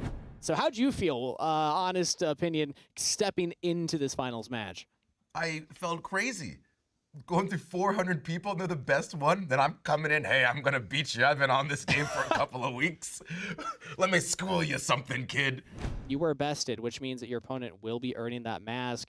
It's gorgeous. Boom. Beautiful. I put a little message for him. I'll get you next time. Smiley face, great job. I'll get you next time, yes. Love it. And this is shaking fists coming with that. I want each and every single one of you to know that I love you, Gio. Yes, yes. But the mystery isn't over.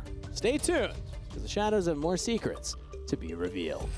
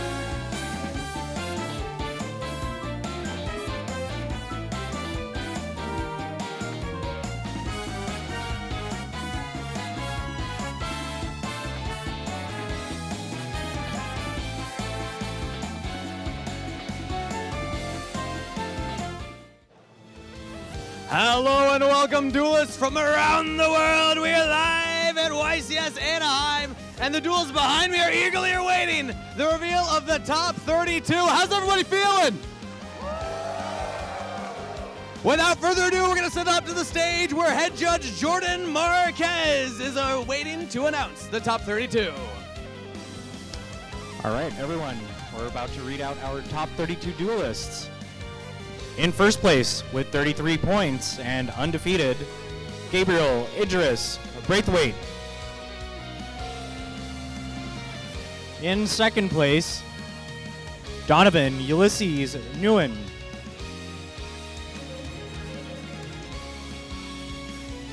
In third place, Jackson Dylan Roche. In fourth place, Matthew Michael Ames. And in fifth place, and the last duelist with 30 points, Nicholas Alexander Boswell. The following duelists have 28 points. In sixth place, Paulo Roberto Gonçalves da Silva. In seventh place, Jonathan Osvaldo Martinez Orduna. In eighth place, Anthony Nicholas Confletti. And the following duelists have 27 points. In ninth place, Ulysses Ispuro. In 10th place, Joshua Schmidt. In 11th place, Lily Bell Mirowski. In 12th place, Jeffrey Jones. In 13th place, we have Derek Mead. In 14th place, we have Mitchell Ryan Martin. In 15th place, we have Ryan Paul Talley. And in 16th place, we have George Lucas Sacco.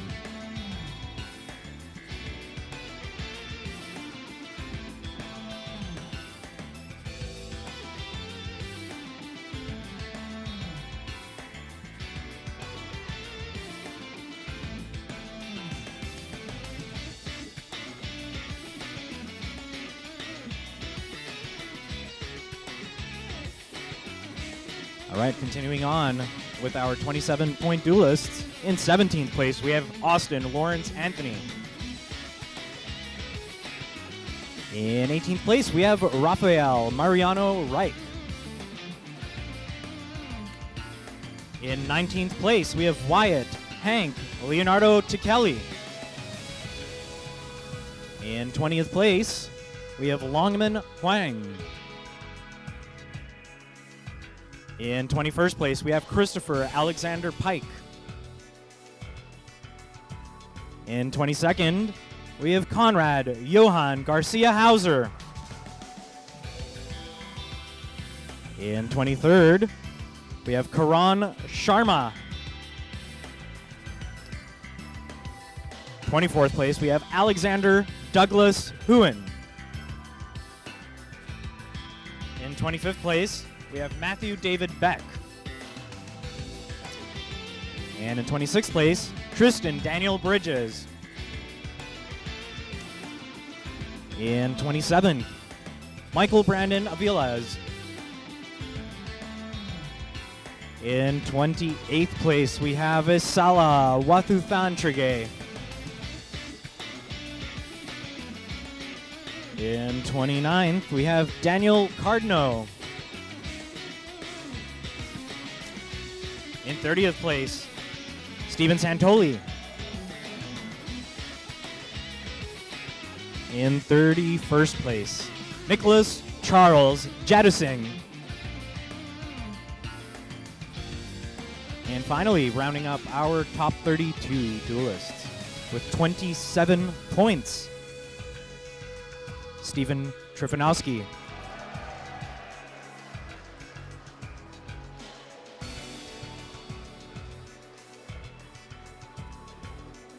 All right, thank you to our top 32 duelists.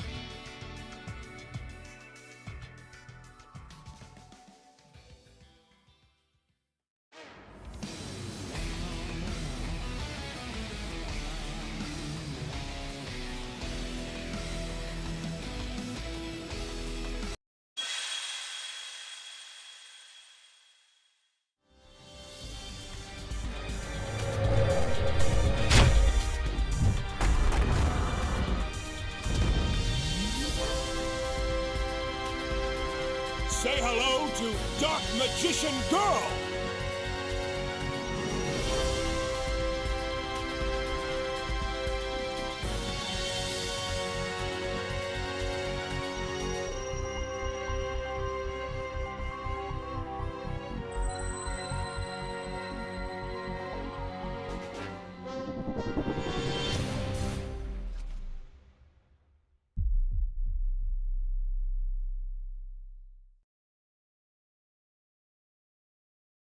What's up, everybody? Steve King is live at YCS Anaheim. We're at the convention center, and I brought some cards, so let's find some duelists to see if they can guess what they are. What's up, everybody? I'm on the convention floor here with Jackie, and you got 60 seconds to guess a card. Go. Is it level 6 or lower? No. Is it level 7 or higher? No. Is it a spell card? Yes. Is it played in the classic anime? Yes. That was a think guess. Is it limited to one? Yes. Is it Monster Reborn? No. Is it? I think they played Foolish Burial. No. Is it Soul Exchange? No. Is it a Yugi card? Yes. Is it Polymerization? No. What's a Yugi deck? Okay, is it Dark Magic Curtain? No. What else is in his deck? Oh my gosh. 10 seconds. What does it think? Yes. Okay. Come on, we're rooting for you. I don't even know. I named every. Limit 1. Limit 1. Regeki. Unfortunately, it is Gold Sarcophagus. Might be played this weekend. The last episode too. Oh, that's such a good pick. Thank you. I didn't Thank you. think about it. Well done. All right, we're live at the convention center floor with Forbes, aka the Sous Ship guy. You get 60 seconds. Guess the card. Go. Is it level 4? No. Is it fire? No. Is it dark? Yes. Is it level 7? No. Is it level 5? No. Is it part of an archetype? No. Is it a fiend? No. Is it a Cyberse? No. Is it a warrior? No. What in the? Is it a dragon? Nope. Is it a zombie? No. Holy heck. Is it a machine? No. Think about the levels again. Well, it's not a level 4, it's not level 5. Is it a level 6? Yes. Oh. Is it a spellcaster? Yes. Oh. Level 6 spellcaster dark. That really doesn't narrow it down. Fair. Is it female? No. Okay. So it's male, male 6 It's not part of an archetype. 3 seconds. Is it an Endymion card? No, and unfortunately that is time. It is Dimension Shifter, everybody's favorite card. I know, we're here to be popular. Thank you so much, Forrest, for playing. Live on the show floor with Dragon Duelist Nick. Nick, you got 60 seconds. Guess the card. Go. Okay, is it a Link monster? Yes. Is it a Link 1? No. Is it a Link 2? No. Is it a Link 3? Yes. Is it a monster that has an effect on Link Summon? No. Does it add a card from deck to hand? I should have done this one, my research. No. Does it set a card face down from deck? We have okay, no. Is it a Malice monster? Yes. Is it Malice Queen Hearts of Cryptor? That's it. Well done. I have Abraham. You have 60 seconds. Guess the card. Go. Is it a main deck monster? No. Extra deck monster? No. Spell card? Yes. Continuous? No. Quick play? No. Regular? Yes. Does it fusion summon? No. Does it send something to grave? No. Does it reborn something from grave? No. Does it draw? No. Does it add a card from deck? Yes. Is it reinforcement of the army? No. Is it bonfire? No. Is it emergency call? No. It searches from deck. It's a normal spell. I think I baited you with that answer, but technically it's correct. Oh, wanted? No, that's a quick play. What is? I don't know. Regulars. I'll give you a hint. It might be played this weekend. Might be played this weekend. 5 seconds. I don't know the spell card. I don't know that one. Double cross? I don't know. I really don't know. Are you prepared for Gold Sarcophagus? Malice. It might be playing it. It might be playing it. That's so bad. All right, I messed up. Thank you very much, Abraham. We're on the show floor with Pack. You get 60 seconds. Guess the card. Go. Okay. Is it a monster card? Yes. Is it a monster card with 2,500 or more attack? Yes. Is it a effect monster? Yes. Is it a synchro? No. Is it an XYZ? Yes. Is it Mirror Logic Aggregator? No. Is it a card that's being played in the current meta game? Yes. Is it a 3,000 attack monster? No. Is it less than 3,000 attack? Yes. Is it 2,900 attack? Yes. Typhon. You got it. Congrats.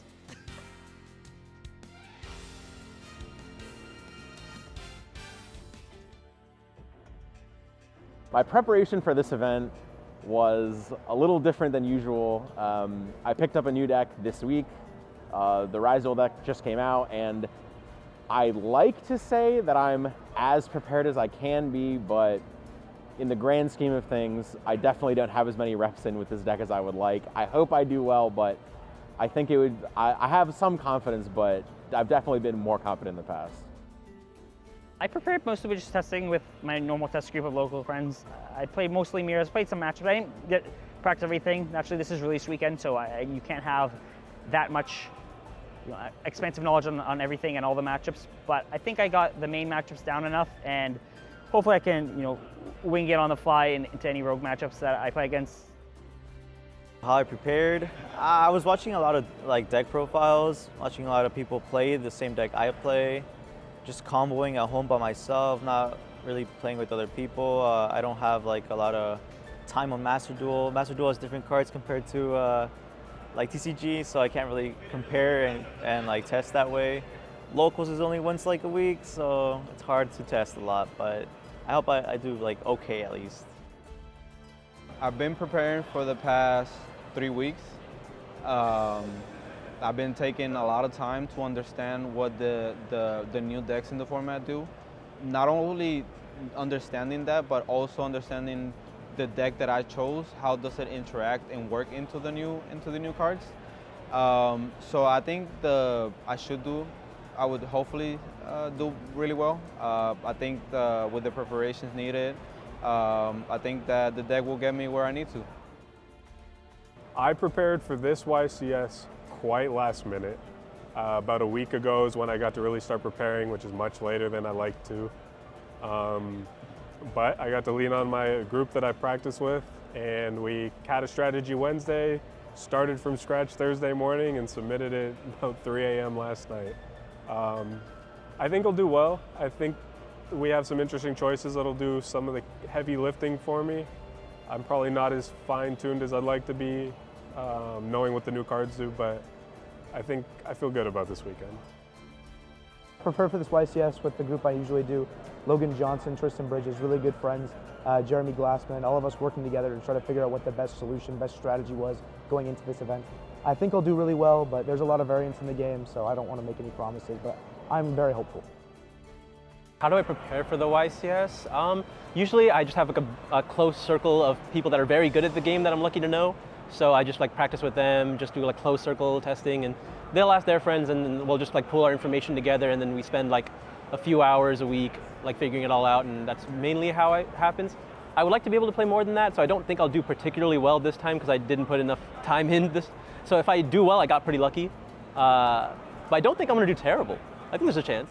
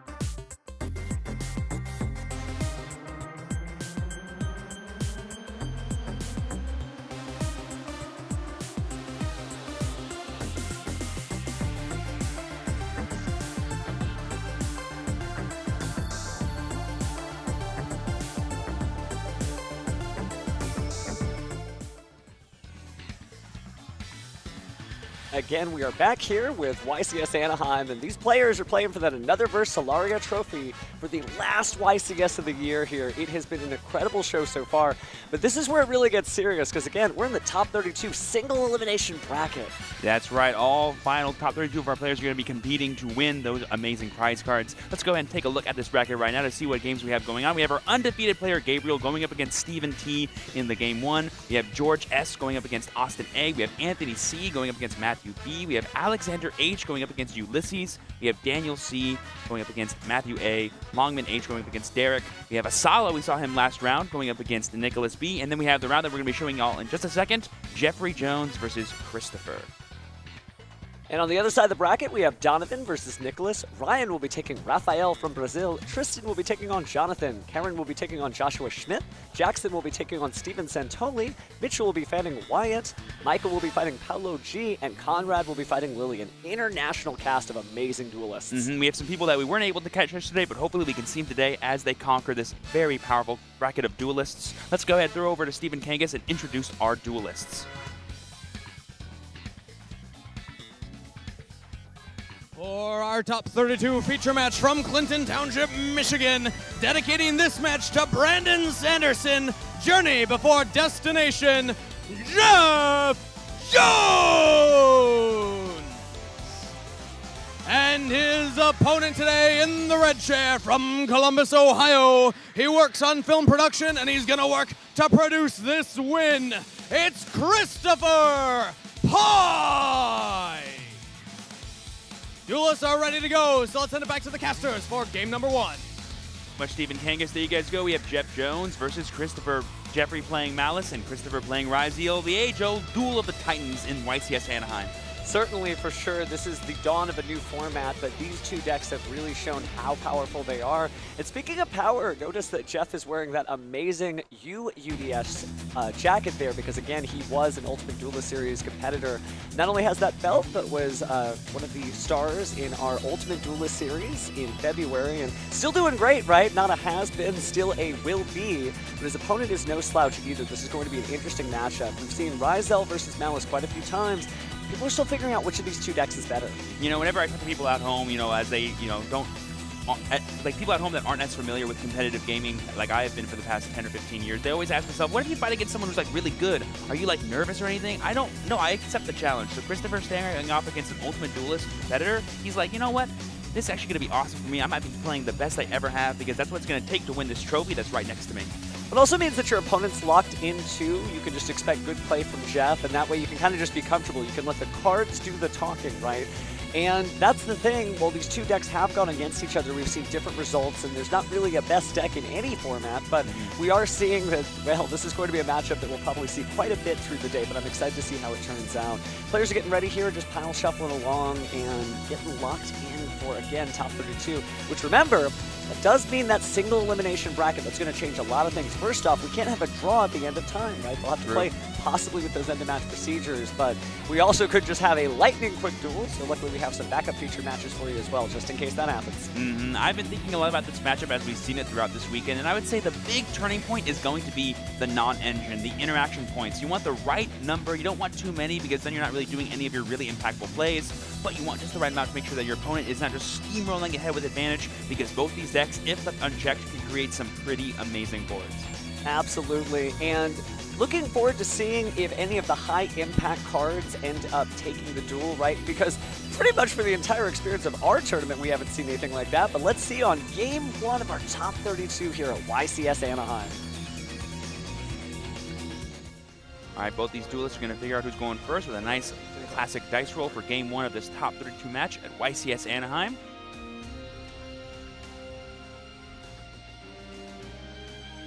Both players are just being confirmed here, all the information they need before they get the go-ahead to start playing.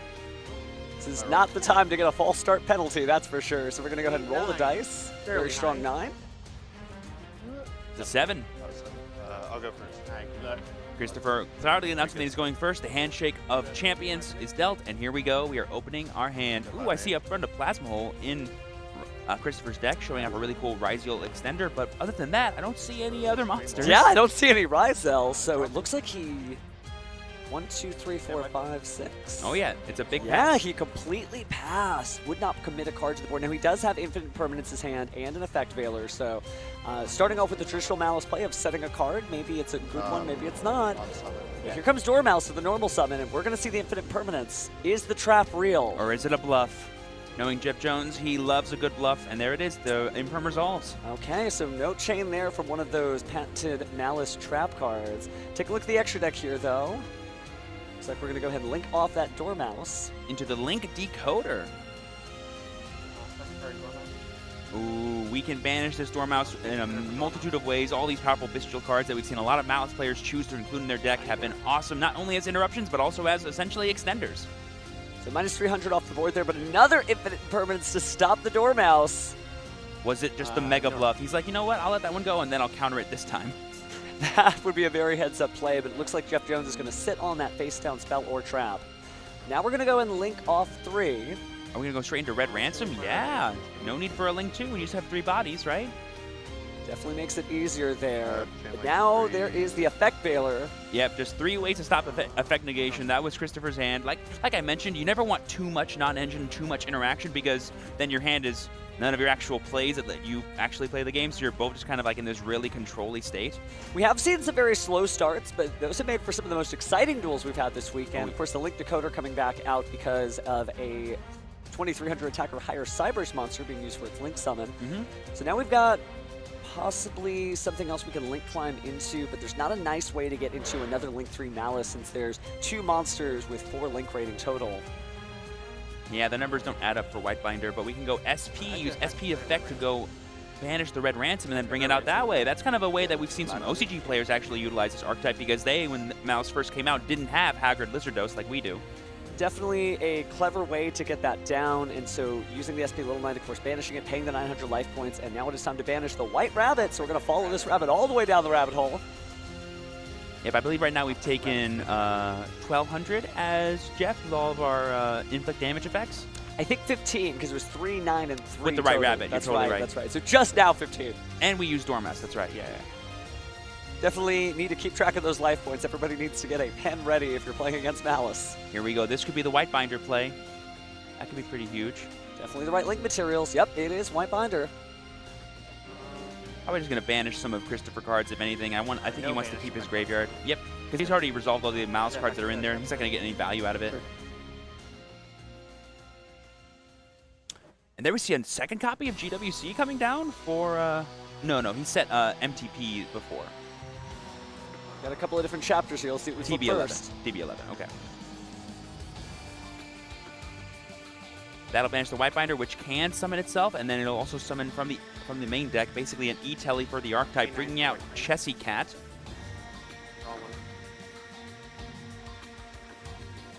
We cut the deck for just that single draw. Did not catch what he added to his hand. I mean, at this point, if you're Jeff, you're feeling really pretty. You played through 3 interruptions that your opponent has, and now we go into Terahertz, the Firewall Dragon extraordinaire. Definitely a lot of words on there with Firewall Dragon, Dark Fluid, Neo, Tempest, Terahertz. Say it with me, chat. Not attack directly because of SP. Enter. Yeah, so notice that he did not enter battle phase because he's not basically able to attack directly, and there's no monsters on Christopher's board, so he just ends the turn there. Stand by. Looks like we just drew another spell card here. Apparently a cross-out designator from the looks of it. Yep. The classic draw standby. Let's go to game 2. Unfortunate for Christopher not drawing any engine there. Like I said, that's kind of like the give and take when you play as much non-engine as the pure Ryzeal deck does. I think essentially it's like 20 to 23 cards are all not engine. It definitely has a very slim package. Even if you max out everything and add in those Palm Ryzels that we haven't seen as much this weekend, you're only getting a few more bodies and not necessarily that many starters. Kind of is familiar with a problem Duelists might remember from a previous NAWCQ when Kashtira was all the rage. It was a great deck, but it also just had so few monsters literally in the strategy. So you had to just add as many cards as you could and just hope to draw those powerful cards. But looks like Jeff took that first one, so let's see what comes out of the side deck. Yeah, going into game 2, I'm sure I know exactly what's on both these players' minds. Things like D-Barrier, things like Artifact Lancia, things that just end the opponent's turn. Essentially, you get what Christopher's game 1 was, but even if they draw their cards, let them get into their plays. Really powerful. You see how you can just run away with games like Jeff did in game 1. Absolutely, Jeff seeming pretty locked in there as he just cycles through his cards there. And his opponent Christopher doing much the same. Just another duel, and that's really the best way to treat it. One of my favorite pro duelists, you ask him, hey, how are you going to top? And he would always just say, one duel at a time, because that's all you can really focus on is the cards directly in front of you. Don't get into your head state. Don't think of the past game other than for a little reference for your strategy, but for the most part, just stay locked in on that duel. 1000%. Here we go. Duelist shuffling up. They knew exactly what cards they were siding in for this matchup. This is the one they were most prepared for, most likely. So all we got to do now is play this all-important Game 2. Again, I always think Game 2 and Game 3 are the most important games of any Yu-Gi-Oh! Match because it's the only game where you actually have full information about what your opponent could be playing, and that way you have everything you need, hopefully, to win the game. Certainly makes for a great episode of the anime when the rivals are familiar with each other. We'll see how it comes down with Jeff and Christopher. I would imagine Christopher's going to go first here, trying to hopefully draw a few more Ryzel monster cards this time. Yeah, this time he'll really go first instead of just pseudo going second, but actually giving his opponent an extra card. At least he definitely got to see what his opponent is playing, although Jeff, certainly a notable duelist, may already have known. And just didn't want to commit anything to the board. But speaking of committing, now it's time to commit to Game 2, again, of our top 32. I see the Lancia in Christopher's hand, and I see the Plasma Hole once again, but sadly that's a sign of bad things to come. But not this time. We're starting with Sword, Ryzeal, Normal Summon, Effect to Surge.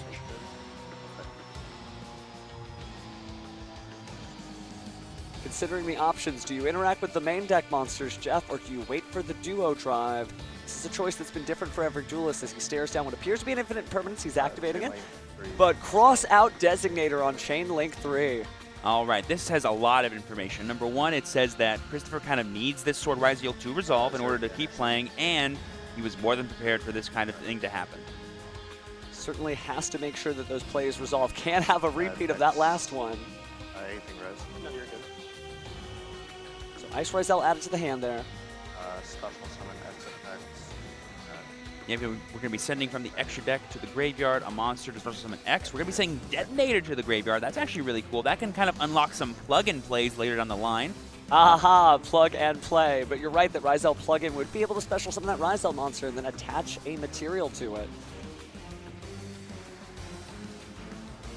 Oh, although it was sent to the graveyard without properly being special summoned first. So. Oh, that is true. That is true. Yeah, so maybe not so much. I'm getting ahead of myself. I just was super excited to see it anyway. That's good. It'll allow him to send it back with Cross or attach to the Duo Drive. Certainly another great material. Looks like we are going to detach 2 there. Could always just put it back with the Ryzeal Cross, of course, shuffling 2 cards back and then drawing 1. Also hard drawing the Cross here, I just realized Christopher did, which means he has both Plasma Hole and Cross in hand already, which means there's only really one other card he can search for plug-in, and so this Duo Drive could just get like another Normal Summon, it could get Ice Ryzeal, the last name that he hasn't used yet. Well, he hasn't used the Palm Ryzeal, but... or the node that's in his hand as well. True, true. Don't worry, Palm Ryzeal, your day will come. Yep, so we're going to go ahead and cross, return those 2 cards back to the deck, get that pseudo Avarice-like effect, and draw an extra card. Great way not to burn off any extra deck cards, right? Some duelists would want to put the Neurologic Aggregator in there immediately, but with nothing on the field there's not really a reason to. Mm-hmm. So let's see, Node send Sword.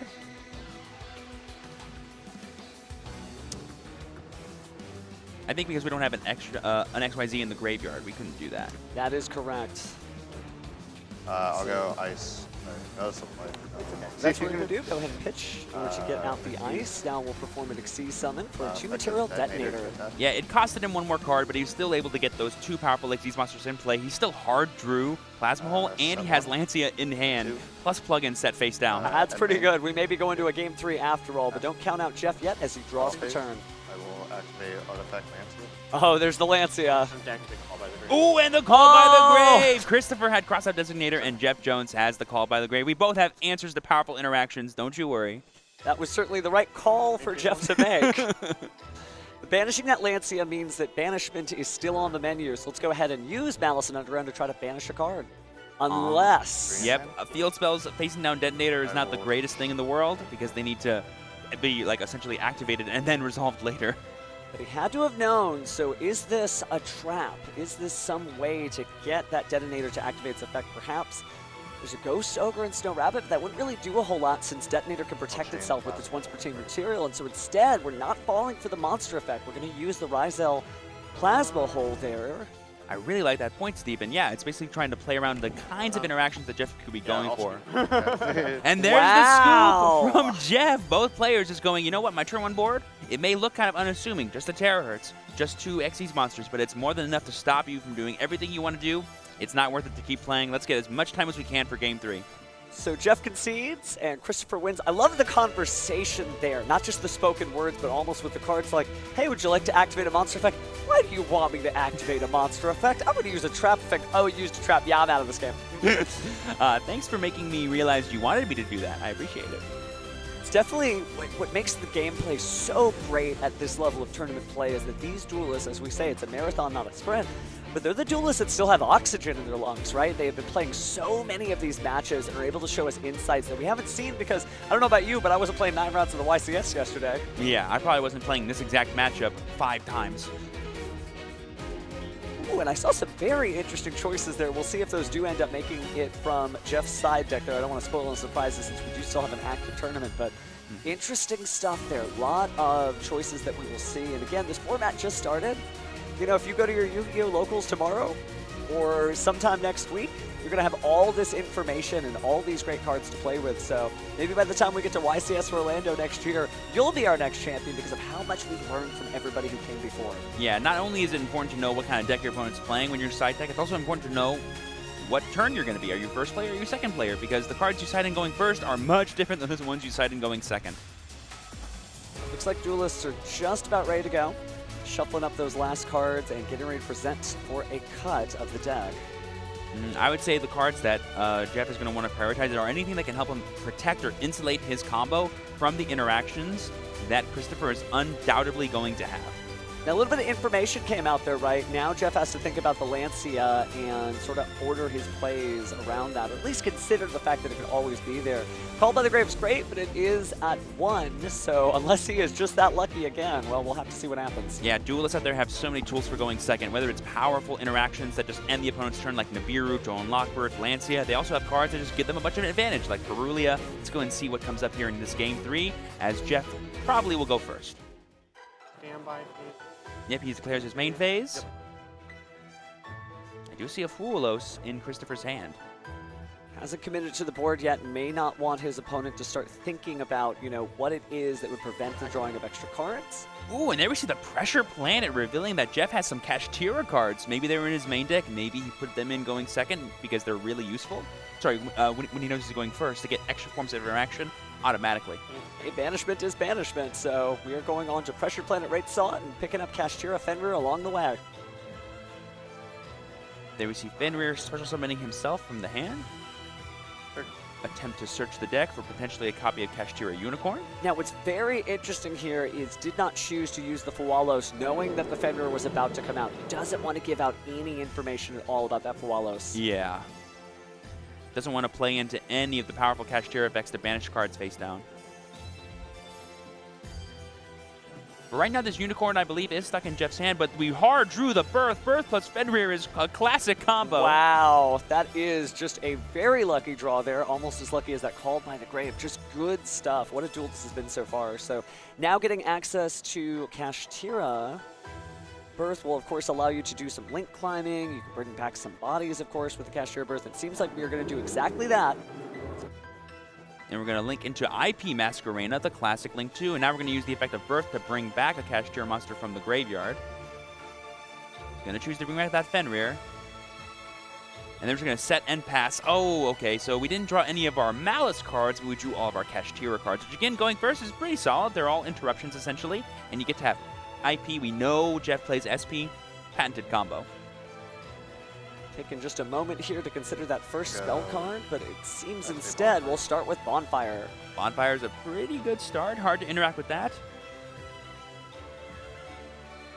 Jeff considering whether or not he wants to interact in any way. Yeah, it's interesting. Like, obviously, a lot of Ryzeal people who play against Ryzeal think that it's not great to interact with the main deck monsters, but that's not a main deck monster. It might be the only way that Christopher can get a main deck monster, so it seems worth it to stop, potentially. Absolutely, and heads up for playing that in defense mode. We did just catch a peek of Lightning Storm in Christopher's hand there, so the fact that the Cashier Fenrir is in defense mode, it is safe. Activate Lightning Storm. He's declaring Spell and Traps. We're going to go ahead and destroy the planet, the Birth, and the Face Down. I think that's certainly worth it. The Birth alone is worth it because of how many extended plays that Jeff could have access to. Jeff considering his options, but says nothing in return, so it looks like an infinite permanence was lost. That's a lot of interaction and advantage for Jeff. But there's still quite a bit on the field. You still have to deal with the Cashier Fenrir and a possible IP Masquerena, riding that motorcycle all the way into Link Summoning. All right, here we go. The Sword Ryzeal normal summon going to be searching the deck. Anything on resolution? Yeah, I'll try to banish. If we're going to intention to banish with Cashier Fenrir here, I wonder if Jeff has any other form of interaction for the potential duo drive that might come out. I would imagine the IP Masquerena has to be good for something. Christopher deciding which of his next cards to cycle out. Gonna go ahead and bring out Fualis. Really great idea. Almost forces the IP Masquerena, but I don't imagine Jeff is an impatient duelist who would Link Summon just to draw one card or avoid drawing one card on Chris's side. Yeah, very heads up play from Chris. He's like, I don't need Fualis probably after this turn, and I want to draw cards that are better than it. I have no cards in play. Let's use it. So now the Aggregator is going to try to negate the IP Masquerena, or at least force it out, but Jeff is going to use it now, so IP Masquerena's effect activates, and where are we going Link Summon-wise? Taking a quick look at the graveyard, it looks like the right choice is SP Little Knight. And I believe we revealed that we added Node off of Sword, so we know that because that Aggregator is now in Christopher's grave, he can still access a rank 4 play, even if this X Ryzeal gets banished. Slowly but surely, these cards are getting whittled down. SP Little Knight probably going to come into effect since likely going to use an effect in order to special summon out another body for the Ryzeal family and perform an Xyz summon. So a little way to jump in, but after that, that's pretty much it for Jeff. Yeah, I definitely am a proponent of you save any interaction you can for the duo drive, but I think Jeff was like, I have Imperm, so I'm safe to actually use this Ash on the bonfire in case he has no other Ryzeal starters, so I can definitely understand the temptation to go for that. Well, we've heard a lot of players talk about how effectively you can mix and match, right? Sometimes you want to use interaction from the hand, sometimes you want to use cards or powerful spell cards like Lightning Storm, and Lightning Storm was a really heads-up inclusion here because getting rid of that Imperm is what got us here to this duo drive. And here we see Jeff banishing the Aggregator and then Christopher special summoning Sword from hand to go into duo drive. Really heads-up play from both players, just trying to figure out the best way they can play around everything that we know about, getting rid of that Aggregator to turn off Node. Now we're ending battle phase and just straight up attacking into the SP.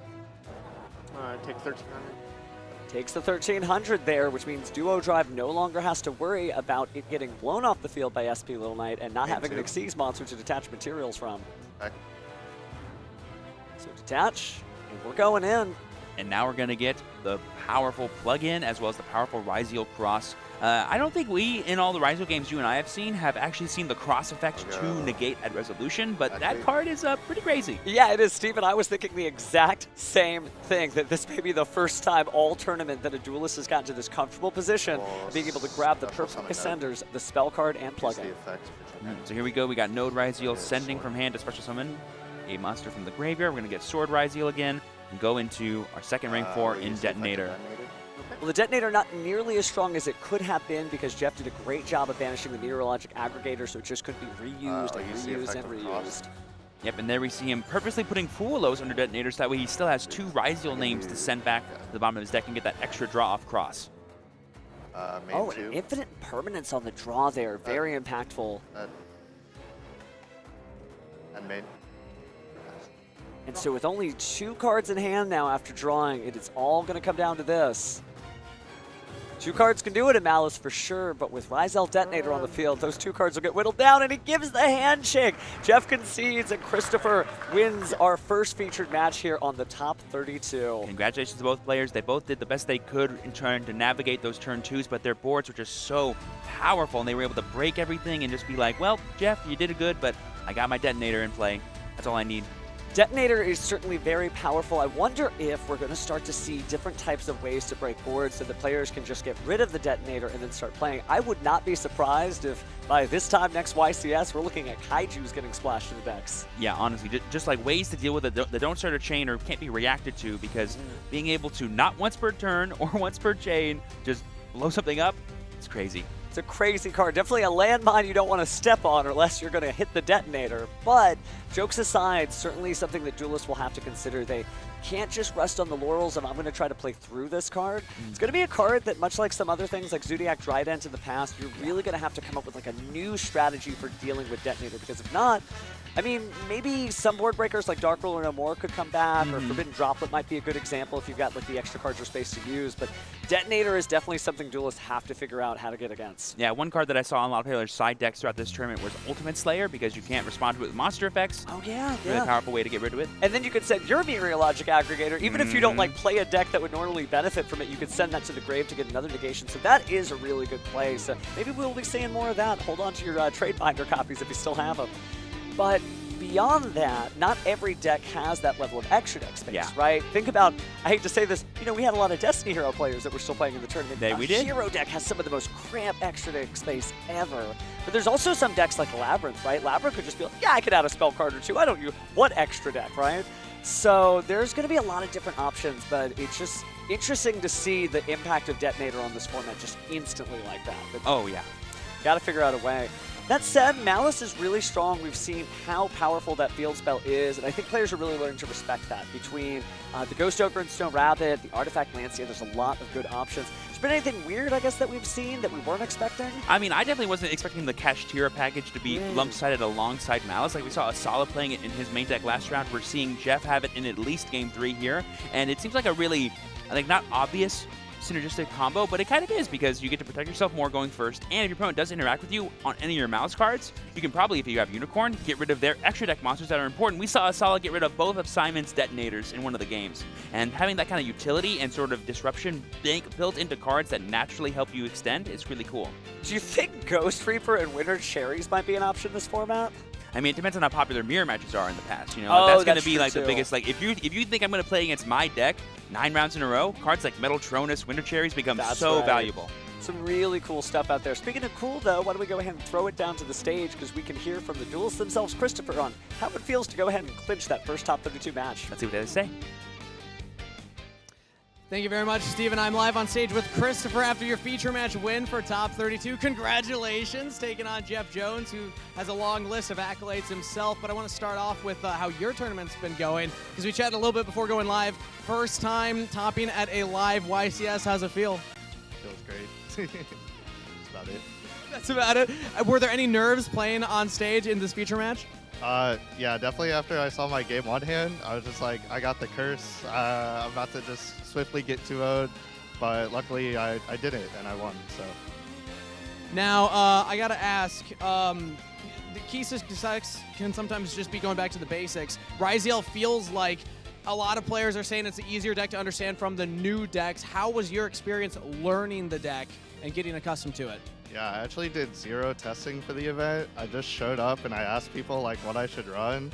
I read Detonator, the main boss card, and I was like, this is definitely a me deck. Like, just summon a big dude that just keeps popping your field. Like, that's all it is. And it's just a lot of hand traps too. So it's, if you know how to hand trap the other decks, it's super easy to learn. Okay, fair enough. Well, you've piloted it incredibly so far, but you were up against Jeff Jones, the legendary duelist himself. And before coming up, you did remind me, you're like, I've never won a YCS, I've never won a UDS. Do you think that this could be your YCS now? I don't know. I kind of got destroyed in Swiss sometimes, so we'll see, I guess. I don't want to jinx it, but... All right, cool. Well, any shout-outs you want to give for anybody at home watching? Yeah, shout out my brother, JJ. Shout out Austin, a.k.a. DB Grinder. That's about it. All right, thank you very much, Christopher, for coming on. Congratulations on the win. We're going to throw back to the casters. I always love seeing duelists who are so humble and so back to their roots. Like, you know what? I do have some shout-outs. Shout out to my brother, man. He's why I'm here. I appreciate that. I just love the idea of summon a big dude, and yeah, that works for me. But speaking of works for me, how about another duel? Let's go ahead and switch over to our bonus. Oh, maybe we're not. Oh, it just ended. Dang. Swing and a miss. Sorry about that. We want to give you as many duels as we can. But why don't we give you a bracket update to talk about those duels that we just heard finish? Yes. Let's go and take a look at this bracket here. So let you guys know, obviously we have the top board of Gabriel, our undefeated player, actually losing to Steven 2-1. That must have been an upset of a game. Here we have George S fighting against Austin. They're currently 1-0, and the game is still going on. We have Anthony versus Matthew. Matthew taking it. Moving on to top 16, we have Alexander H and Ulysses. That was the matchup we had for you guys on stream. Oh, no, wait. Never mind, I lied there, but they're still playing it out. Not a player being played yet. We have Daniel C versus up against Matthew, going 0-1 for them respectively. They're still going. We have Longman taking it 2-0 against Derek.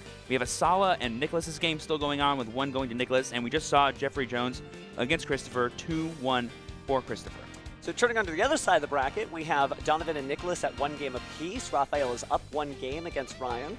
Tristan and Jonathan are tied. Karan is losing so far to Joshua, but hey, it's not over yet. Jackson and Steven are 1-1. Mitchell is leading Wyatt by 1. Michael is doing the same against Paolo G. And then finally, Conrad does advance against Lily 2-0. Very cool. And I believe the update for the game we had was against Donovan and Nicholas. So I believe that was the Tenpai versus Voices Voice matchup that we would have saw. But because it's Tenpai, the game finished pretty quickly. So we tried. not quite sure who took that one down, but there was a match winner decided. We'll find out probably later. Well, speaking of later, if you didn't enter this event, you can still enter some regional qualifiers. And man, the swag that you get for topping those events are amazing. Oh yeah, that beautiful Heart of the Blue Eyes playmat and the orange World Qualifier box. Ooh, I wish I had one. Definitely. Hey, I mean, there's always the next regionals, right? I'm definitely inspired to duel after this. But again, that regional deck box is so cool. I don't know if you've seen it in person, but it like flips open. It's got 2 different cases in it. But I guess the only way for you to feel one in person is to go ahead and win one for yourself. All right, I'm on it. I'll start my grind tomorrow. Oh, goodness. Well, speaking of starting tomorrow, don't worry. You don't have to go anywhere. But we are going to take a quick break before we move on to the top 16. See you in a bit.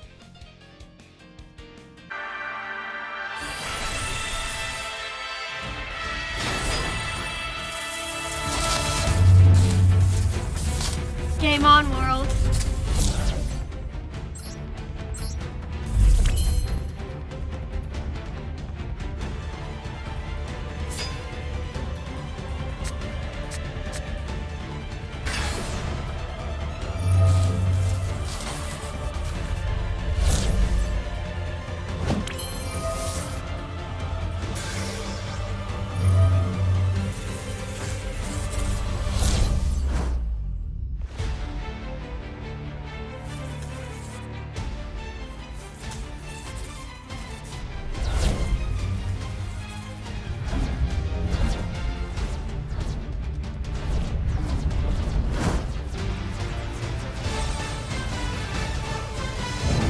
Another game, world?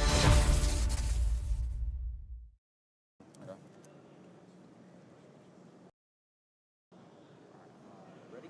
3, 2, 1. Okay. I'll take first. Sure. Good luck. You too.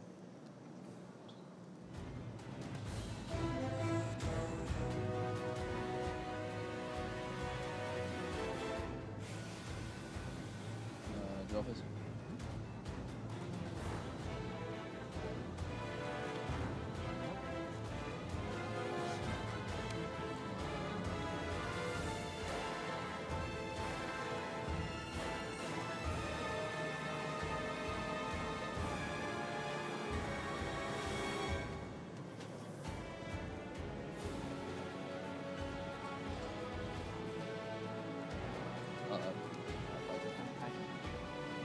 I will run this one effect.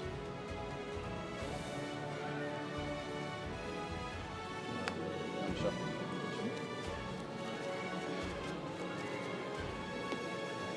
Plus. Draw your turn. Then you're gonna draw. Stand by. And hit.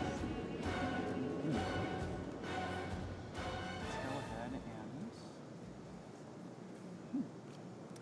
I'm allowing that.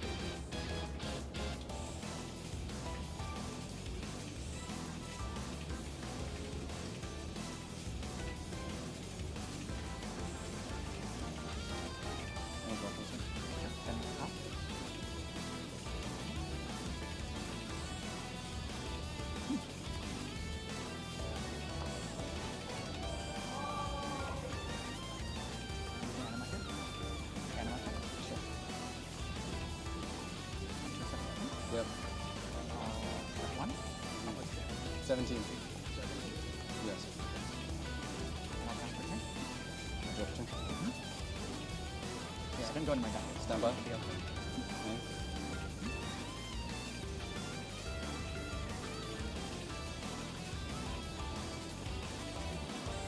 You have how many cards? 3.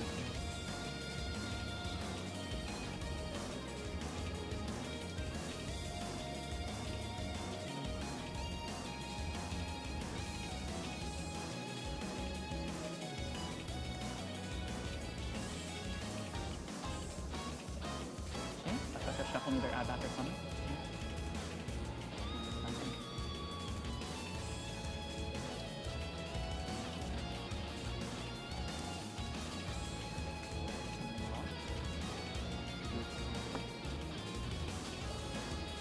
Yeah.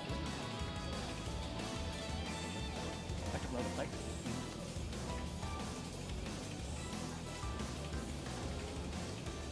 Yeah. No. I didn't declare. Yeah, but once you rebuild your... My hand was still in my deck. I was picking my targets. But when you take it out, put it on the field, you... I was picking my targets. That was the first thing I saw. Yeah. I have multiple targets. Yeah, but unfortunately, once you do pull it out of your deck, you put it on the field. I can't pick my targets to choose. You have to leave them in your deck until you choose, and then once you take it out, reveal it to the opponent. Well, my deck was just face up like this. Yeah, but you didn't so take it was it out revealed the whole after time. Unfortunately, you didn't take it out after the down. That's fine. Take some gold.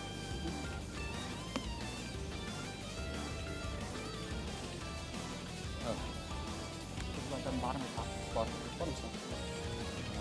Let's start from Yep.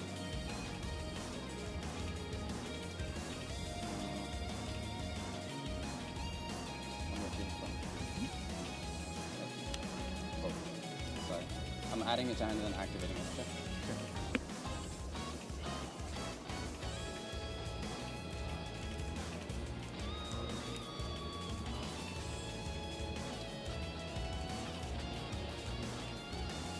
Activated.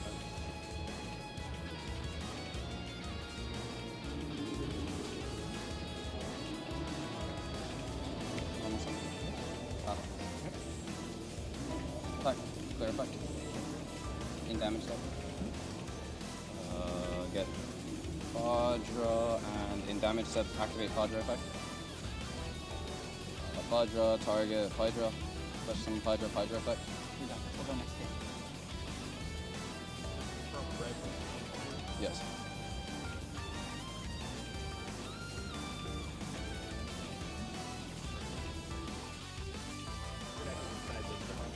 In here?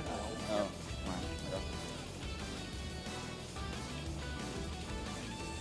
Okay. Okay. Alright. You can go first. I can go first? Yeah. Cool. Good luck. You too.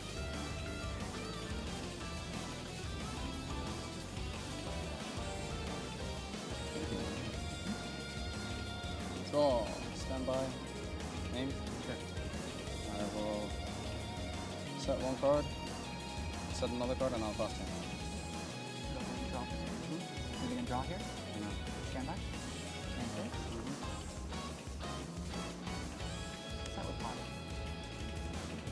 Vanishing.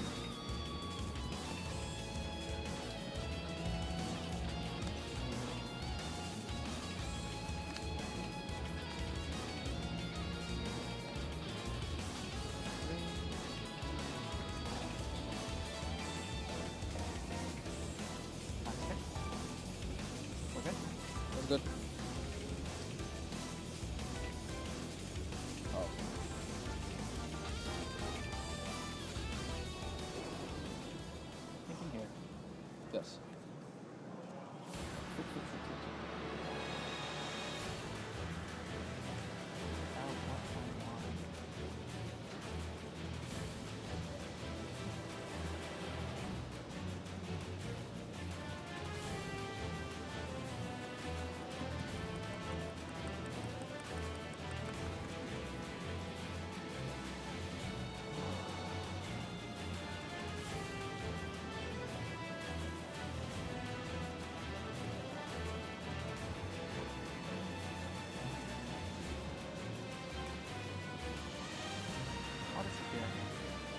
Copy.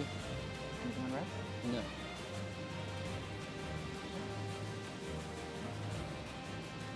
Let's go ahead and almost summon divine. Back to foolish.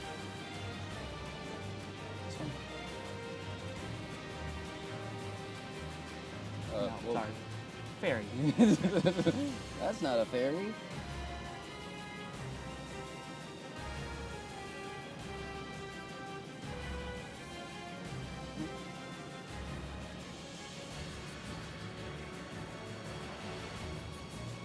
You added Saphira, correct? Yep. Cool.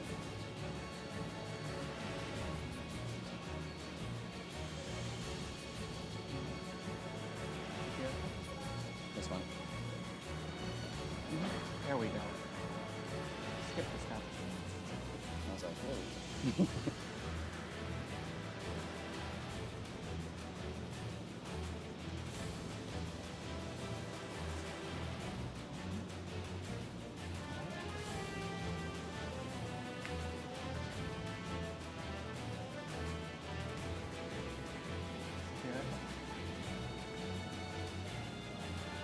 I'll respond with the barrier and call ritual. It's fine. Oh, you guys go for it?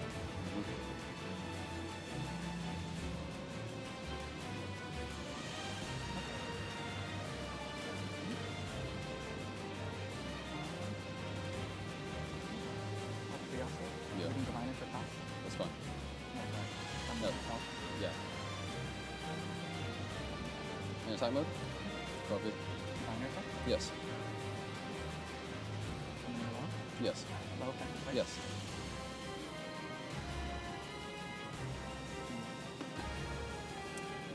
Careful with my targets now. How many cards are there? How many cards are there? In hand? 5. Okay. Oh yeah, you went. I'm brain. Activating barrier? Yes. Activating barrier is fine. Placing barrier. Oh, placing. Sorry, my apologies. No, I said activating. That's my bad.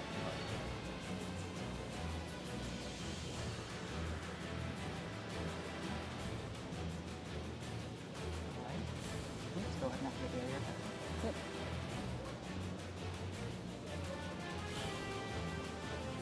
Adding blessing. Yeah.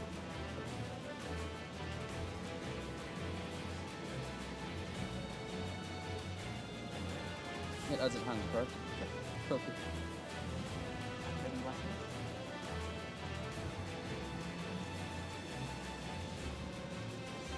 Blessings, targeting the spirit die back to the handle.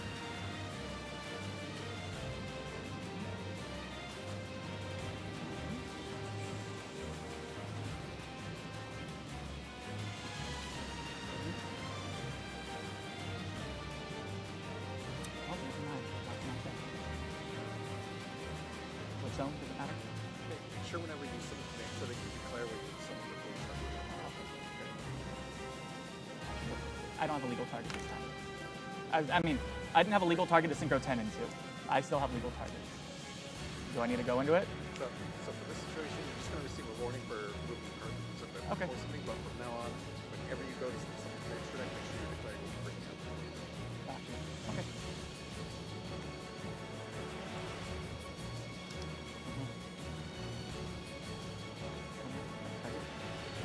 That's fine.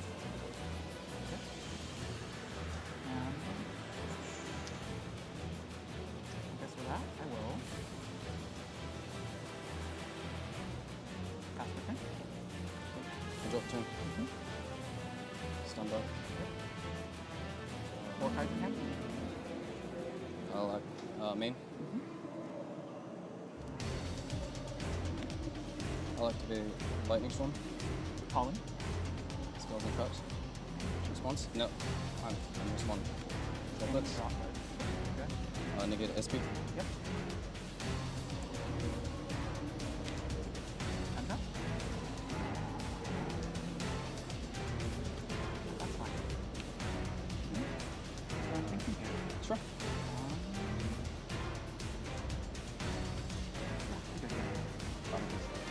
Still in main.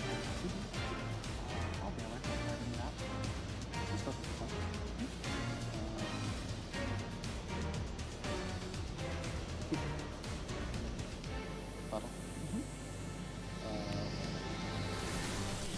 clarinet top.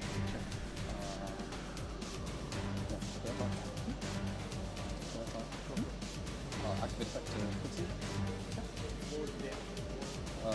Half of that. Yeah, half of that. So half of that is 800. So it's 15, so 700. Yeah, and then 16, 23. What? Oh, yeah. Charge Roger from Matchandra. Yeah. Good, yeah. Confirm, red player, good thing? Yes.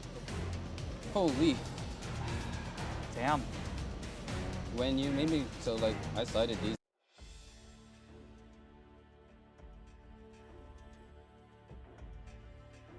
My favorite public event is going to be the Time Wizard events. I love being able to go back through the history. I mentioned I started playing during Metal Raiders, so just seeing, getting to relive some of those core memories throughout my life and taking a new perspective on them, seeing how people are evolving and innovating in that space is really, really cool. So, and it gives an opportunity for a lot of my friends that don't play the current game to come to events like this with me. What is my favorite public event? The Giant card. Has to be the Giant card. Like, those are the things that's like so unique to Yu-Gi-Oh! And like something that you get to like really have a big memory for, and it's just a cool thing that you can't really get anywhere else. My favorite public event is probably Rivalry of Warlords. I like playing a different card pool than usual. If I'm gonna play the advanced format, I want to be in the main event, hopefully. So if I'm playing side events, I'd like to shake things up. I also like the structure deck events. Those are also fun. I think my favorite public event would be the Giant card. It's really cool seeing Yu-Gi-Oh! With different forms of prizing, especially something that rare. I'm a fan of the main event. I think the main event brings a competitive aspect in every player. I think every player comes into the main event wanting to test themselves and do the best that they can while also being innovative. I think that's a big aspect of the game that a lot of people value, which is deck building, bringing in ideas and then see how they perform. I think that would be it. The public event I enjoy the most is Time Wizard. Edison mainly. I play that a lot locals, and I think it's just a different pace to the game, and it's a really good retro format, I think. Welcome back, everyone. What an exciting tournament we've had so far. My favorite time of the year is any weekend that there is a YCS, and it's been an incredible one so far. Have you enjoyed yourself, Joe? Oh, absolutely. And if that's your favorite time of the year, then it's your favorite time of the year, quite frankly, just about every other weekend. I have a lot of favorite cards. I have a lot of favorite times of the year. But let's go ahead and take a look at how the tournament is progressing so far since we moved on to the single elimination portion of the bracket. We see here first, we see Steven. Oh, he defeated Jib. Jib came in first after Swiss, but lost to the 32nd place Steven from Canada. That's tough. George is going to be taking him on. Matthew against Ulysses. Matthew and Longman. And Asala won his top 32 matchup, but he'll be taking on Christopher, who we just saw win that last feature match. On the other side of the bracket, it looks like we'll have Nicholas against Ryan, Jonathan against Joshua Smith, so looking like he's got back-to-back top finishes here into the top 16. We'll have Steven Santoli against Mitchell, and it looks like we still have one game outstanding. Paulo against Michael. Michael is up a game though. Conrad though has already moved on into the top 16.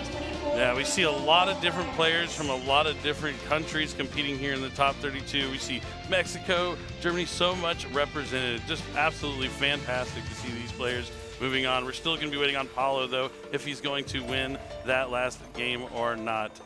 But we have something special that's going on right now. So before we get into our top 16, as we see that the top 32 is still wrapping up, we're going to go and throw it over the stage and see what's going on at the feature match stage. Jerome, are you here? Is it true that you have the updated Forbidden Limited list? Well, it's the season of giving, but I can't give away what's in this case quite yet. What I can do, though, is that lock in for the rest of this tournament, or else you're... Okay, thank you, Jerome. We have confirmation, everybody. The updated Forbidden Limited list is live here at YCS Anaheim. Make sure to stick around for top 16 and the rest of the tournament, where at the end we will announce it.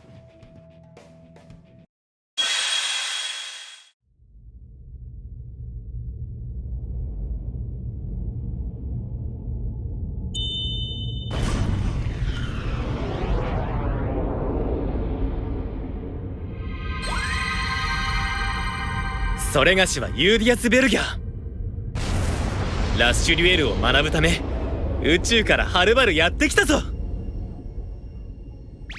これで準備は整ったよ。ぼーっとしてると見逃すぜ。ユウヒとユアムも気合十分だな。では行こうではないか。ゴーラッシュ。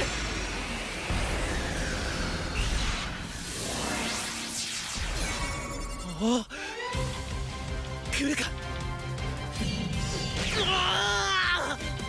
ならばそれがしのターン、ベルギャードロー。2体のモンスターを召喚。そしていでよトランザムライラック。ここから畳みかけるよ。いっけー。トランザムライナックで攻撃。ウォートゥー戦マニアック優待。これがデュエルリンクス。俺はこのカードにかける。ヒーローの力見せてやるぜ。俺たちの戦いの中で見せてもらうぞ貴様の戦い。俺は最後までデュエルを諦めねえ。相手と心を通わせる。勝ちたいなら勇気を持って俺にはもう繋がっている勝利へのサーキット。なんと胸躍る世界。僕は絶対に負けない。全力で行くよ。それがしもここで新たなベルギャードを切り開く。頼んだぞユーディアス。888万人の同胞よ。我らはついにデュエルリンクスの真実にたどり着いた。飛来せよギャラクティカ・オブレリオン。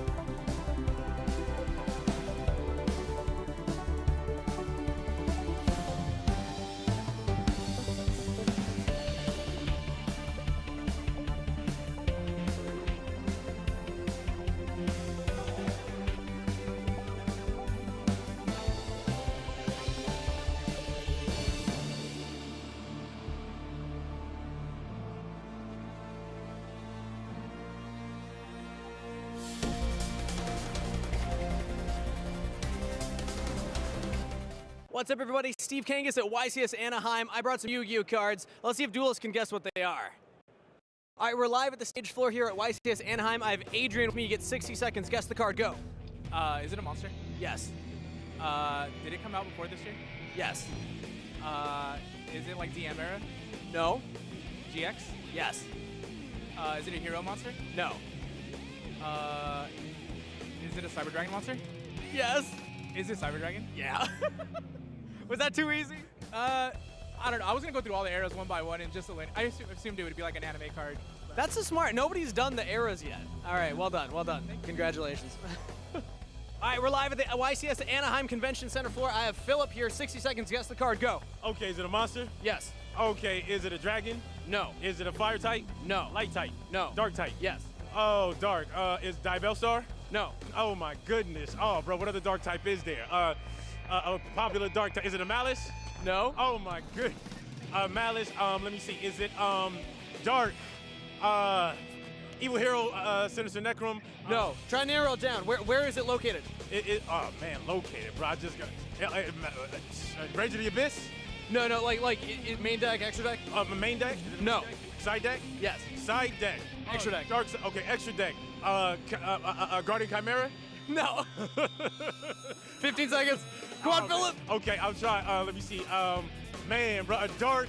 Man, I just started in August, y'all, so I don't know all the cards. Oh, this is too old of a card for you. I'll give you a hint. It's a synchro. Go. Last question. Oh, synchro. Dark synchro. Yeah, I don't know. I don't know. Colossal Fighter. One of the OGs. One of the OGs. All right, thank you for playing, Philip. All right, we're live at YCS Anaheim. I got Connor. 60 seconds. Guess the card. Go. Monster. Yes. Effect monster. No. Oh. Extra deck? No. Dragon. Yes. Blue Eyes White Dragon? Yeah. Okay. The question was, is it too easy? Was it too easy? No, I was genuinely like, once I got to normal, I was like, I don't remember normal monsters. I thought you were going to pull out like season 1 stuff. I was like, oh no. I thought I had it. Well done. Well done. That was very nice. All right, at YCS Anaheim, I got Thomas. 60 seconds. Guess the card. Go. Is it a vanilla? No. Is it an effect monster? Yes. Is it from the extra deck? No. Okay, so it's okay. Is it light? No. Dark? No. Fire? No. Water? No. Wind? You'll get there. No. Okay, so it's Earth. Yes. Is it a level 4? No. Is it a level 5? No. 6? No. 7? No. 8? No. 9? No. 10? No. 11? No. 12? You're committing. No. 1? No. 2? No. Okay, so it's a level 3. Yes. Does it have less than 2,000 attack? Yes. Less than 15? Yes. Is it relatively new? No. 10 seconds. Exiled Force? No. I'm cooked. 5 seconds. Last guess. 6 Samurai Uriza. Oh, what a game. That was a good one. No, it's a Dandelion. Okay. But Uriza's a good call out. Well done. Thank you for participating. All right, we're at YCS Anaheim. I have Kai here. 60 seconds. Guess the card. Go. Spell? Yes. Spell. Spell? Instant wall. Drop deck. Does it draw? Yes. Does it draw 2? No. Well, no. What? Does it draw 1? No. Does it draw 3? Yes. Card of Demise? No. Draws 3, not Card of Demise? Wait, oh my god, that's the only card I know. Card of Demise. Draws 3. Oh my god, I'm like blanking. It's not. Draws 3. Kai, you might lose your Duelist card. It has darkness in the name. No. Dark? Are you thinking beginning of the end? It's like a beginning of the end. That's a good. No, it's not that. Think old school. Oh, Graceful Charity. There we go. Oh 10 God. seconds to go. Well done, Kai. I'm a modern format player. All right, thank you very much. It's okay. That's awesome. All right, live at YCS Anaheim, I have Lennon. 60 seconds. Guess the card. Go. All right, spell? No. Trap? No. Monster? Yes. Effect monster? Yes. Is it 5 years old? Or No. Older than 5 years? No. Ooh. Is it from 2019? No. Is it from 2020? Yes. Is it a dragon? No. Spellcaster? No. Level 4? No. Level 7? No. 6? No. 5? No. 8? No. 12? No. 11? Let it. Is it Nibiru? No.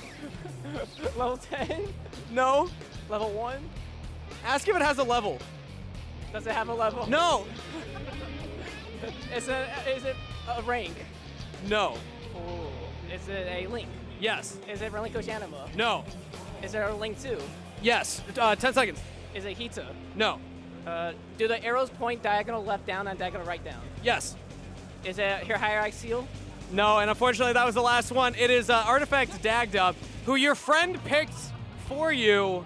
I guess there's a story there. What's the story? I don't know. I thought he was gonna pick something that would be like anti-temp by Dragon. Maybe it's just what he knew you wouldn't get. Well, thank you for playing, Len, either way. All right, YCS Anaheim, I have Forbes. You get 60 seconds, guess the card, go. Is it an extra deck monster? No. Is it an effect monster? No. What the hell? Is it a dragon? No. Is it a spellcaster? No. Forbes, ask if it's a monster. Is it a monster? No. Oh. Is it a spell? No. Is it a continuous trap? No. Is it a counter trap? No. Is it D-barrier? No. Is it Raziel? No. Also, no, not Raziel. Okay. Halfway there? Is it a malice trap? No. Halfway there? 20 seconds? Trap hole? Bottom No. of trap hole? No. It's not a continuous. That. Oh my god. Is it a recent card? Yeah. Not D-barrier. Think of something you never want activated. Never want activated. Well, no, it's not Emperor. It's not Emperor. Never want. 5 seconds. I don't know. I'm like. Do you want to see it? Yeah. Evenly matched. Actually, I don't mind that. I actually don't mind that card. You don't mind this being activated on you? Because I play Uni, and Uni negates it. You know what? That's fair enough. Well, thank you very much for participating. It's great to get you on.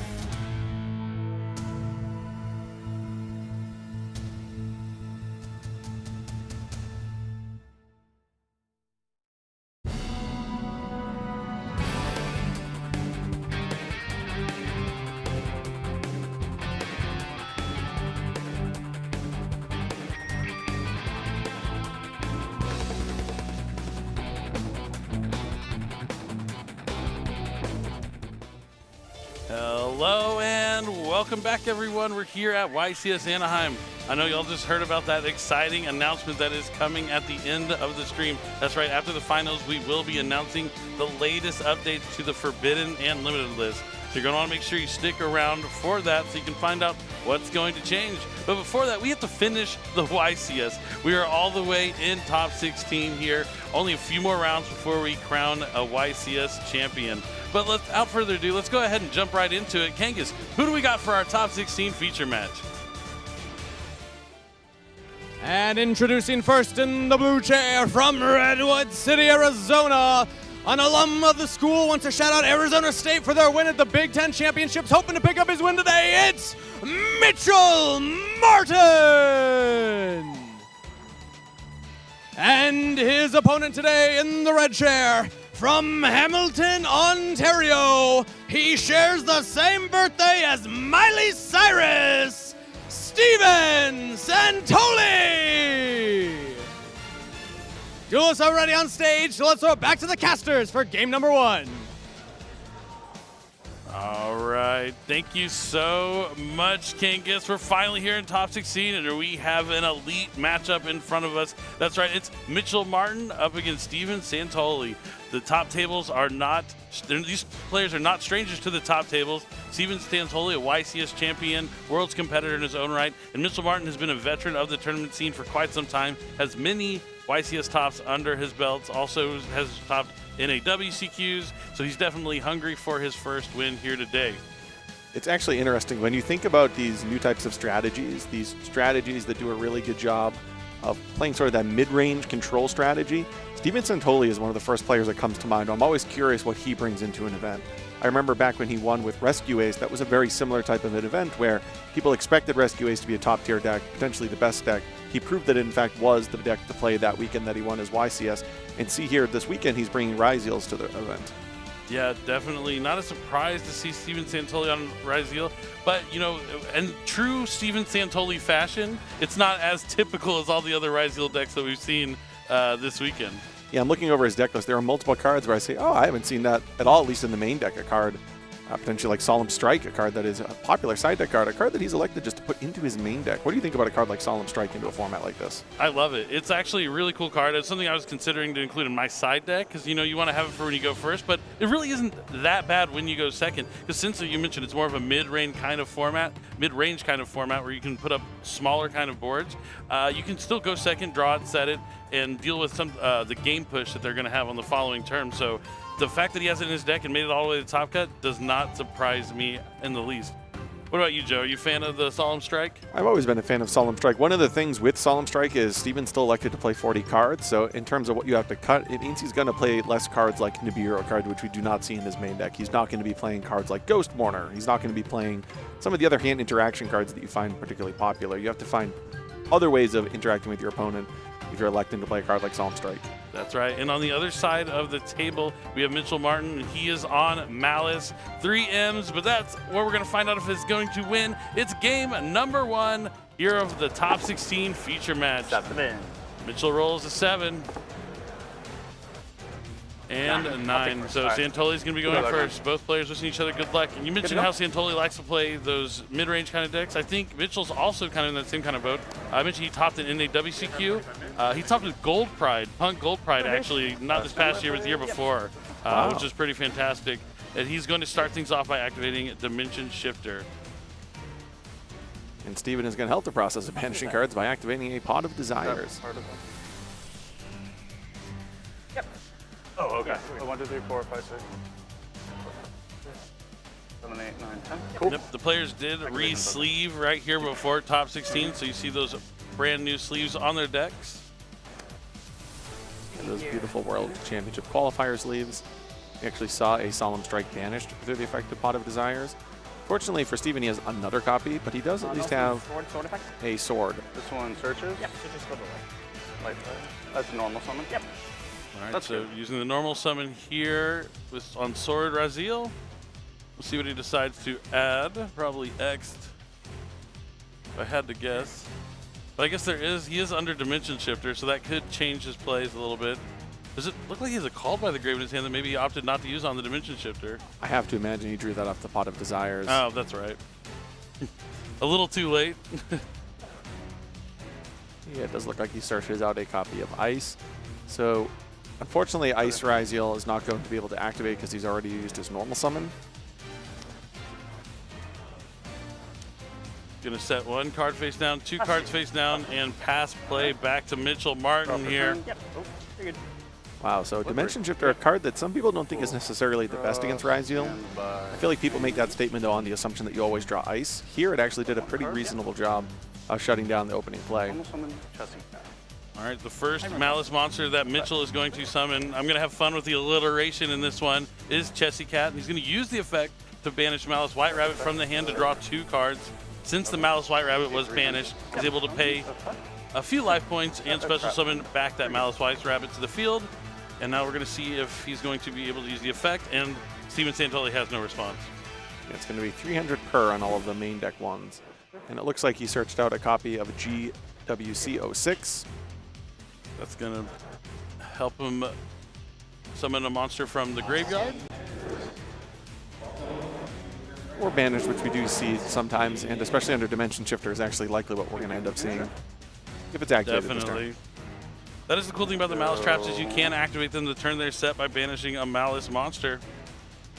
It'll be interesting to see how we navigate with Dimension Shifter activated. You know, we've been seeing cards like Haggard Lizardoid being used to link climb. We're not going to see that, though, underneath Dimension Shifter, so it's going to be interesting to see how Mitchell finds a way to navigate through this.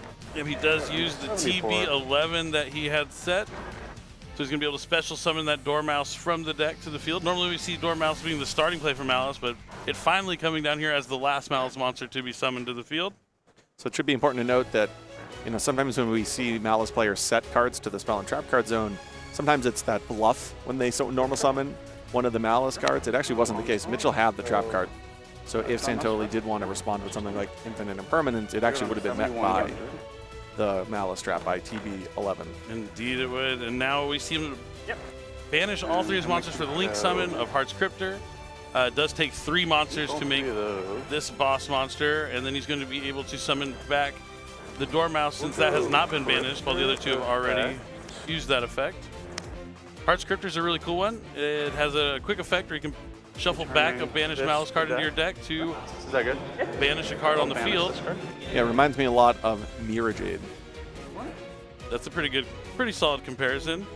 But it can do like some cool tricks because you can banish your own cards and get some extra attacks in as well. But that's not going to be the case here. This is really, we talk about Dimension Shifter being good in Malice. This is the time it's at its best when you're linking away those Malice monsters and then summoning them right back. Yeah, so it's actually a bit of a combo piece here.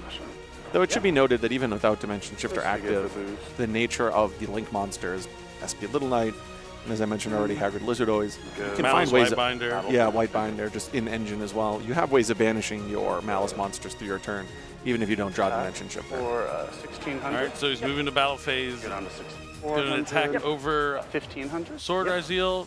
Dormouse is going to connect directly with a direct attack. 4900. We'll activate this. Sure. Pay cost. Yep. Yep, we'll go next team. Yep, and now Heart's Cryptor is going to come back and it's going to double its attack. When Heart Cryptor is banished, you pay 900 life points, you special summon and double the attack. It's one way to get a quick 5,000 points of damage. So Mitchell Martin just taking a fast game 1 here, going second on the backs of Dimension Shifter. No copies of Ice Raziel from Santoli. So it's just going to be over just like that. Really showing you how strong Malice can be even when going second. Yeah, I feel like on the stream this weekend, we've seen Raziel have the upper hand, and maybe the percentages in the top 16 bear that out, but that doesn't mean that Malice isn't a deck that can stand toe-to-toe with Raziel. We see here this game quite one-sided in the favor of Malice. And that was even after going second. Yeah, they're both incredibly fun decks, but if I had to build one after this weekend, I think I might build the Malice. I think that's the one that I'm leaning towards, just because the interactions are so fun. Like they're different. Yeah, they're different. Like I said earlier, a lot of decks to play around Nibiru just might want to put up some sort of monster negate before they get to the 5th summon, but you can utilize your trap cards, and along with holding the field spell in your hand to hedge your bets against something like Nibiru, the Primal Being. So when you get to actually play in a certain way to play around cards, it just feels a little more rewarding.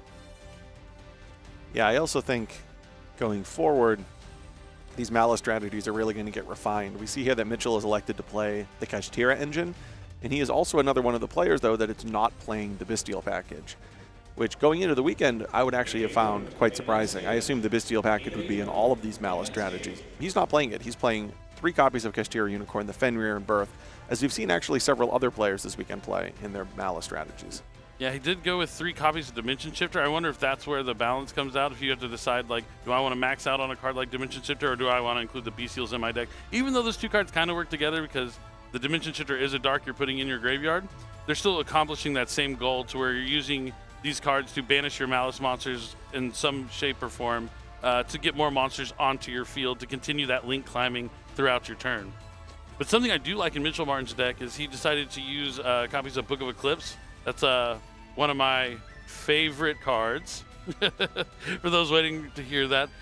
Because especially in this format, with Raziel being able to put all their Xyz monsters face down, it can be quite helpful. And if you go first and draw, you can use it as a defensive option, along with something like Forbidden Chalice as well, which can really target down those monsters going second, but still be used defensively going first.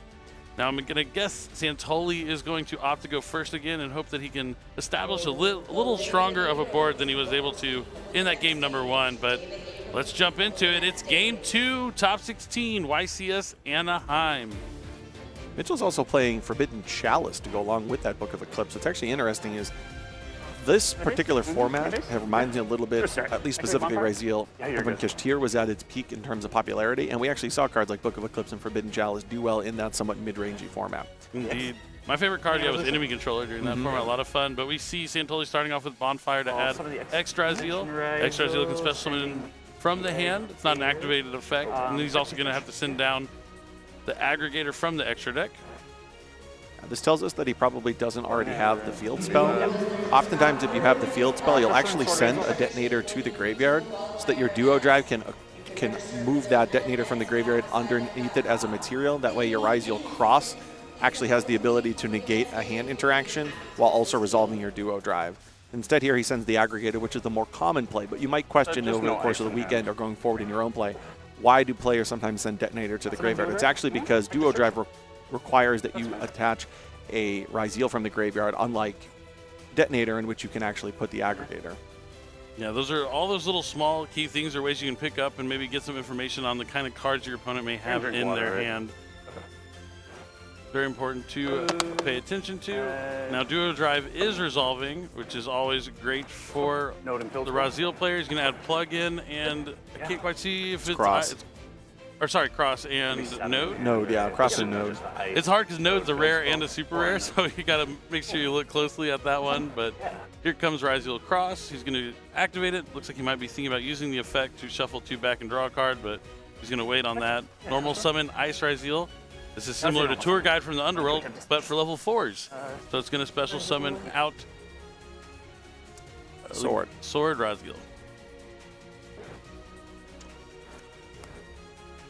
Now another Xyz summon coming down. I'm still sad we haven't seen a Baguska yet, but we haven't really seen too many Raziel mirror matches. Finally, number 60, Dugaris the Timeless. This is another card that I thought we were going to see a lot of going into this weekend. You get to use this to kind of dig for those monster interruptions from your hand. You have to draw 2 cards and discard 1, but you won't be able to draw during the next draw phase, so he's going to have to keep that in mind. X and Node currently. You know, search this off ice. You know just the Node. I added the ice. What do you add off this? I special off that. Oh, yeah. Yeah, the extra special off here. Okay, because I knew you had ice. Okay, right. I need discard. Got a discard for Dugaris. Sends Bonfire to the graveyard. Now he can special summon Node. Node can send the Dugaris to the graveyard to special summon back a level 4. So it's kind of like you're exchanging 1 rank 4 for a new one. Now that you got those draws. It's funny that Dugaris is like a reckless greed with legs. a little That's a bit. good way of putting it, yeah. Some of the Raziel detonator effect to attach. So this is that interaction we've commented on and seen all weekend, where the aggregator is now added as an seed material to the detonator to add an additional point of interaction. Yeah, Mirological Aggregator can negate any faceable card on the field anytime it is sent to the graveyard, even if it is detached as a material. It's been a key card in the Raziel strategy this weekend. Ooh, it looks like he just drew a Pot of Desires. Talk about a great draw. It feels really good to activate Pot of Desires at the end of your turn after your combo. After you thin your deck out, a lot of your engine cards and all that's left are defensive options. It's really helpful at sealing the deal. He's probably still trying to dig for something like Artifact Lancia to have high impact here against Mitchell Martin's Malice Madness. All secret side. Uh-oh. All right, well, set 5. I will attempt to go in. One of those is Solemn Judgment. We know. I think that was the coolest, smoothest, chillest. Oh, set 5. I've ever heard. Like, usually you would promise a pretty. My eyes get a little bit bigger if my opponent goes set 5 pass, but we're gonna have to see how he's gonna navigate through 5 spell and trap cards. Looks like Mitchell Martin is starting off with Dimension Shifter. Santoli has the Call by the Grave. He just wants to make sure those Malice monsters don't go to the graveyard potentially here. Oof. Oh, Harpies, Feather Duster after your opponent set 5. Incredible. But he has the Solemn Judgment. Wow. Santoli says no at the cost of half of his life points. That's risky because Mitchell also is playing a card like Change of Heart in his deck, so there are a few different cards here that can really punish this. Here's a Book of Eclipse, for example. Harvey's Feather Duster and Book of Eclipse, a fantastic combination of cards to really try and break down this enormous field that Santoli put up on his first turn. I really like Harvey's Feather Duster right now. It's also, I mean, it's really good against Raziel. You can put it against Malice as well, potentially.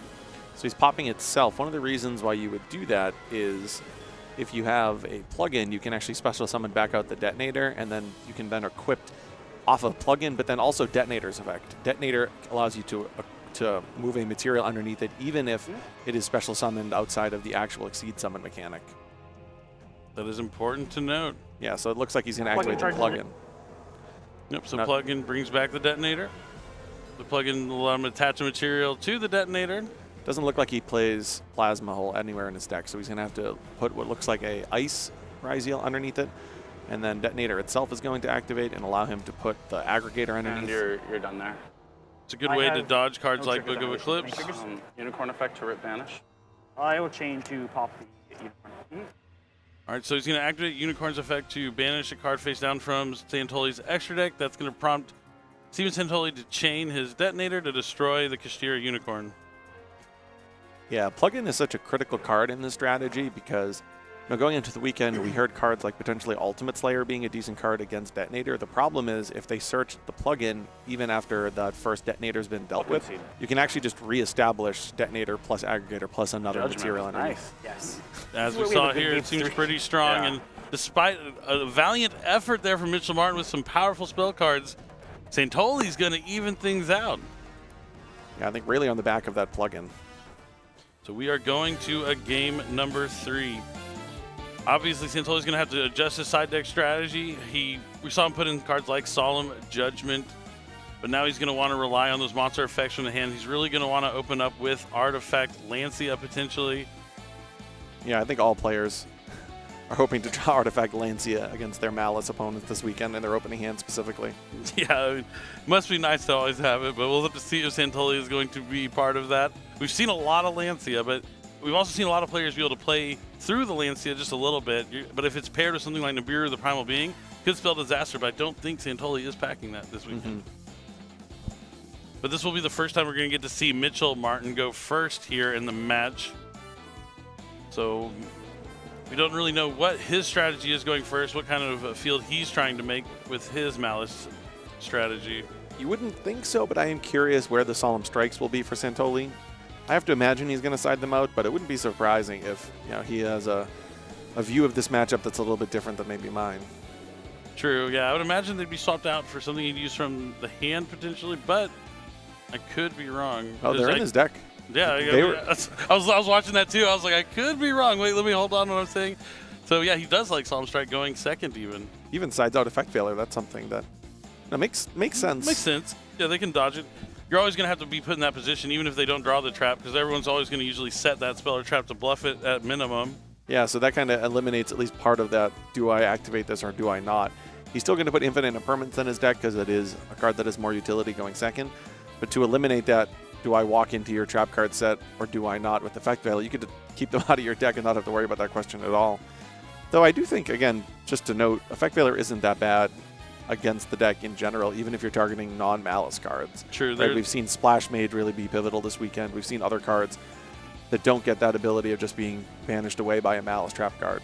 Yeah, you can't also use against like Access Code Talker to lower the attack, but still not the greatest against Access Code since they can still pay the cost to banish and summon back as we saw previously this weekend, but definitely has its moments if timed correctly, but maybe he feels like the strikes might just be better because he is probably going to have a third turn as well. Yeah, absolutely. All right, looks like they are shuffled up. The hands are drawn. Santoli was trying to offer a Game 3 handshake. Mitchell Martin not giving him the time of day. I'm just kidding. He probably just didn't see him take the hand. And this is it. It's Game 3, Top 16, YCS Anaheim. Let's do it. Yep, there it is. He was just waiting for the handshake. He would never ignore Steven Santoli. It's the matchup of the weekend, and now we get to see it here in Game 3, Top 16. First time this match, we get to see Malice go first, and it's going to be an opening of Kashtira Unicorn. That's a pretty good start. Going to be able to use Kashtira Unicorn's effect to add a copy of Kashtira Birth from the deck to the hand. So if he can combine this with any Malice monster, it will allow him to get into the extra deck, but it doesn't look like that's the case. It looked like, oh, never mind. You're just so programmed to see set spell a trap card to think, okay, well, that's getting me into the turn, but certainly that's not the case here. It looks like Santoli is willing to play the gambit of seeing whether or not there is a Malice trap card set, and that is not the case. Bold move pays off here for Santoli.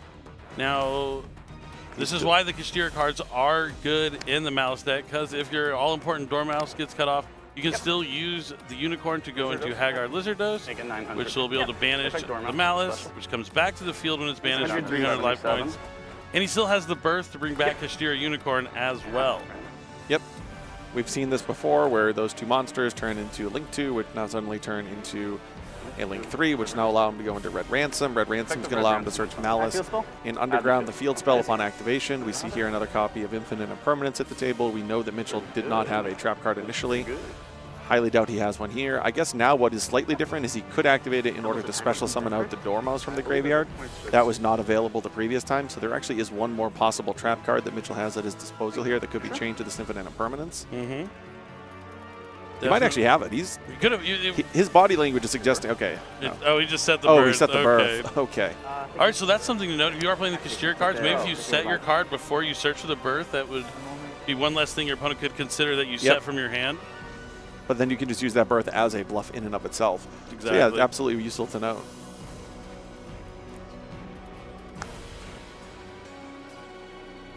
So he's thinking here, probably going to bring back Unicorn. I think he's got Ogre in hand. Oh, Santoli's thinking about responding here to the birth. Yeah, he has Ghost Ogre in his deck, so. He has Ghost Bell too, though. This might be Bell. Yeah, I was about to say. Ogre, I feel like, is a much more likely activation with less pain in your face. It looked like this Ghost Bell was not nearly as ideal for Santoli. He's really hoping that he's able to establish something on the following turn, because you have to deal with that birth on turns past that. Yeah, negating the effect but not getting it off the field is rough, especially if he doesn't have much going for him in his hand. But right now, Mitchell doesn't have much in terms of interaction quite just yet. Oh, he does right here. Yep, triple tactics thrust. Since that Bell was used, he can be able to set any spell or trap from his deck to the field. What I love about thrust in this strategy is you can actually search a Malice trap, or you can search one of the more traditional cards that people will search. Different dimension, ground, dimensional barrier, even a card like Impulse. So you just have a lot of flexibility. Couldn't get a great view of what he just got there. I didn't see it. He flipped it down relatively quickly. Way too quick. I would assume it's infinite permanence. Oh, I guess it could be dimensional barrier. It's probably a dimensional barrier. It's likely, but I couldn't see it exactly. I guess we'll have to just see naturally.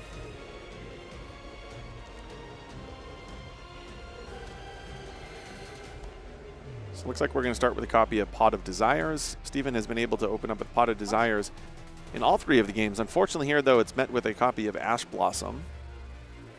That's going to be tough here for Santoli. Definitely needed some cards to get back into this game. Only 2 cards in hand. Yep. Sets the Speller Trap, sets the Speller Trap, and passes. No cards in hand? Nothing in hand. Draw for turn. This is tough for Santoli. Mitchell draws the 2 cards in hand. Looks like an impulse that he drew there. Oh no, it's a Malice card. It's not impulse. TB11, so he's gonna be able to activate it by banishing Red Ransom. That's gonna special summon a Malice monster from his deck. The Malice Red Ransom is gonna be able to special summon itself back from being banished, and things are looking grim here for Steven Santoli. Yeah, that Red Ransom now is going to allow him to banish Dotscaper from his deck, presumably, though it's actually interesting is this is going to be a little bit more of a complicated decision, just in the sense that a lot of times when you summon Red Ransom back from the banish pile, you've already gone through a lot of your Malice monsters. In this case, he's only gone through that Dormouse effect, so he can actually use any of the Malice monsters that he wants in his deck, as opposed to just going straight into Dotscaper. So I'm curious to see how he decides to navigate this. You know, you're so accustomed to seeing what's the ideal opening play turn. Ooh, here's that use of Solemn Strike. But as I was saying, you're so used to seeing sort of the quote-unquote ideal opening play. It's interesting how turns 2 and 3 might actually shift what you would do with the Red Ransom. So either way, they were not going to be able to see what he would have summoned from the deck, or banished from the deck, subsequently summoning, because Steven Santoli has utilized that copy of Solemn Strike to negate and destroy. Go. Let's see where Mitchell goes next on this. He still has the Kastira Birth on the field. Yep, but he's going to bring back Kastira Unicorn from the graveyard. One thing to note for viewers at home who might be curious, the monster summoned of TB11 cannot activate its effects this turn unless it kind of cycles out into a different Malice into its own self back from the banished pile. So if you're able to banish it off the field and return it to the field, it will forget that it was ever there. It has to go down into the rabbit hole and return to the field before you're able to use the effect if you summon it from that trap card. You're at 65. We've already used the Haggard Lizardoids. It's going to normal summon a Unicorn. With those. Yeah. He just needs a little bit more damage. Move all 3 off. Nope, he's just going to go into Heart Scripture. Oh no, Whitebinder. Okay. One summon effect. Yep, and he's going to banish to be able to summon back, and Santoli has seen enough. He didn't draw any Raziel cards there. The Pot of Desires got Ash Blossom, and Mitchell Martin is moving on to top 8 over YCS Champion Worlds competitor Steven Santoli. Just an excellent display of skill there for Mitchell Martin, piloting the Malice deck to perfection almost. I think he played it pretty well there, made a lot of good decisions that led to the win. Yeah, we learned that setting of a Kastira Birth, we haven't seen that exact interaction where you're guaranteed to have a spell or trap card to at least present the possibility that you had a trap card set by doing it in that sequencing. True. Yeah, definitely. I mean, if you do have, it also could like give away, like if they go Unicorn first and then set afterwards, maybe that you can make the read they didn't have any spell or traps in the hand previously until they were able to add it. But this then is you have some next to level stuff. Then you have to think they're going to think that. So then you mind game them to thinking that you don't have it, but you do have it, but you don't actually have it. But you don't actually have it. That's one of the best parts about Yu-Gi-Oh! Is that you can kind of mind game your opponent. And I mean, it's been a while since we've kind of had those kind of experiences be like one of the top meta level contending decks, but Malice is really bringing a lot of that mind game strategy back into the fold, which is one of the reasons why I like the deck so much. Yeah, it's a really fun deck once it gets going. It is, and it's like I think a big key part of whether it's going to be successful or not is the non-Malice cards that are in your deck. What are you using? It seems like the Kastira cards are a really good pick, though, because even if everything else goes wrong for your Malice strategy, you get Lancia and all sorts of stuff, at least you have some really big Kastira monsters to fall back on, which we've seen time and time again this weekend. Yeah, it reminds me of the Round 11 feature match where had you just walked into the room and looked at the field, you would have thought Asala was just playing Kastira. He had 2 Unicorns, a Fenrir, and a Birth on field. Yep, it's actually, I mean, it's a really strong engine to have in your decks because they stand alone really well. I mean, well, even a lot of times you think about Fenrir, if you can just get a Fenrir on the field, that's an interruption in its own that people have to consider, on top of Unicorn with Birth, representing you being able to normal summon those monsters that are getting stuck in your hand. Being able to special summon back from the graveyard or banish is huge, because Malice is another one of those decks that if you have 2 monsters on the field, and say your initial starter gets stopped by something like Effect Veil or Infinite Permanence, you can use your extra deck to still utilize a way to continue to link climb and get to the plays that you're desiring. Yeah, time and time again, players have just gone back to the Kastira engine, not to go entirely into a deck devoted to it, but because it just supplements everything so well. We saw that with Fiendsmith not too long ago, and some players this weekend continuing to run that, and then here in these Malice strategies. Yeah, it's definitely cool to see. I mean, any deck can use them, which is really why, you know, I like the Kastira cards. It makes every deck just a little bit better. So you want to keep your eye on those when you're kind of contemplating your deck construction process, and especially with the introduction of more of those interactions from the hand, the Mulcharmi Perilia, Mulcharmi Fuwalos, you're going to want to be able to have monsters that can kind of stand alone on their own, and the Kastira monsters really kind of provide that for you. Same thing for the Bestials as well. Like if you just have a Malice monster, let's see, normal summon Dormouse, active effect Veiler, okay? I can link it away for Ling Karibo, banish for a Bestial, summon back, all of a sudden my one monster that was doing nothing has now turned into 3 monsters, and you have access to all of the Malice Link 3s in your extra deck, and even more beyond that, depending on the rest of your cards in your hand, which is, you know, the more closer we get to the finals, the more I'm getting convinced that maybe I got to put down the Fire Kings, pick up the Malice deck, see how it goes for me. My only concern is I know once I start playing it, I'm going to want to get all of the higher rarity cards for that set. I'm going to want all the collected rares, the quarter-century secret rares that you can get out of crossover breakers. That's my biggest fear is once I start, I'm not going to be able to stop myself. So your vacation on the Fire King Island has ended, and you're going to visit down the underground? Oh, you know what? I wouldn't say it's ended. Maybe I'll just have go to the underground, come back to Fire King Island when I need it. We'll have to find out. But I do think Kangas is standing by with our winner of the round, Mitchell Martin. So let's go ahead and hear from our winner, who's now moving on to top 8. Take it away, Kangas. Thank you very much, Billy. I'm live with Mitch after his feature match win. Congratulations. And right off the bat, Mitch, I got to ask, how tall are you, man? What's going? You're not even wearing like heels or anything. 6'7". 6'7". Okay, all right. Well, I'm happy that you're able to reach your cards from where you're sitting, but you were able to pick up that win on feature match today, playing the Malice deck, which so far it seems like the Rise Seal has been the easier to learn, easier to master for players this weekend. What was prep like for you? Prep was really tough. Put hours on hours. I'd go to work. After work, I'd play Yu-Gi-Oh! Until the nighttime, until I went to bed, and just would love to shout out all my friends that I tested with. You guys are all the best. I won't name names, but you know, I really couldn't have done it without you guys. And yeah, I'm really confident, you know, for these last 3 rounds here. Well, speaking of, there's a lot of strong competitors left at this tournament. It seems like a lot of the big guns showed up. So how confident are you? And what would a win at this YCS mean to you to close out the year? A win would be incredible. I've never won a YCS. I've topped a few, but the win is really what I'm chasing here. So 3 more to go. Job's not finished. Job's not finished, but I also want to give you an opportunity to reflect on the entire year. This is the last YCS here. So what's your favorite Yu-Gi-Oh! Memory from the year so far? Well, I don't know if I have a specific memory that would be my favorite, but honestly, the people that I play with, like my locals, my friends from back home in California, Arizona, just hanging out with everyone. It's honestly so awesome that I have like the support system I do, as well as my girlfriend who supports me playing Yu-Gi-Oh! As well. So I really couldn't have done it without all you guys. And you know, it feels good all around. So I don't have a specific memory, but realistically, just playing the game is so awesome. Well, thank you for that, Mitch. And congratulations on your win. Best of luck going into the next round. We're going to send it back to the casters.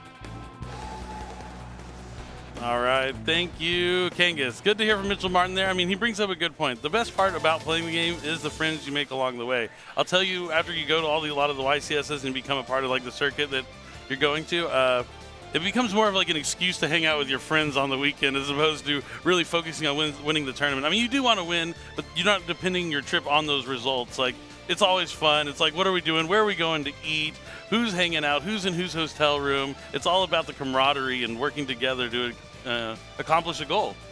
Yeah, we heard earlier yesterday that Joshua Schmidt came all the way from Germany because one of his friends who plays Yu-Gi-Oh! His birthday is this weekend, Aaron Furman. So the friendships really are one of the main reasons people come back to these events time and time again. Yeah, sometimes the friendships aren't strong enough to do the travel, but when there's a YCS roped in, you're like, okay, now there's enough reasons for us to actually hang out. But let's go ahead and look at a bracket update and see how our duelists are doing in YCS Anaheim. We see Matthew has won his top 16 match, so he's waiting to see the winner of Steven and George. Then there's Matthew A down on the bottom there, who is waiting to see the winner of Asala and Christopher. So Asala might make his way to top 8, depending on how that matchup is going to play out. He is up 1-0 so far. Good day to be a Matthew. So looking at the other side of the bracket, we still have Nicholas and Ryan playing. Jonathan is up 1 game over Joshua. We then have Mitchell, who we just saw in the future match area, defeating Steven. And then it looks like Michael and Conrad, which might be our backup future match, actually, who are still in progress. That's right. Michael and Conrad is our bonus game that we are going to jump into right now. So let's go ahead and check out what is going on in our current game and our bonus feature match. It's a Raziel mirror match. So Raziel will be moving on to top 8 from this matchup, but will it be another Michael A? Not the Michael A that's already made it. This is a new Michael A. And then Conrad is going to be taking him on. But it looks like we're deep in a complicated game. Both players with established boards. Crossout Designator looks like it's being activated right now by Michael to banish Infinite Impermanence out of the deck. Yeah, it looks like there are duo drives that have all of those materials.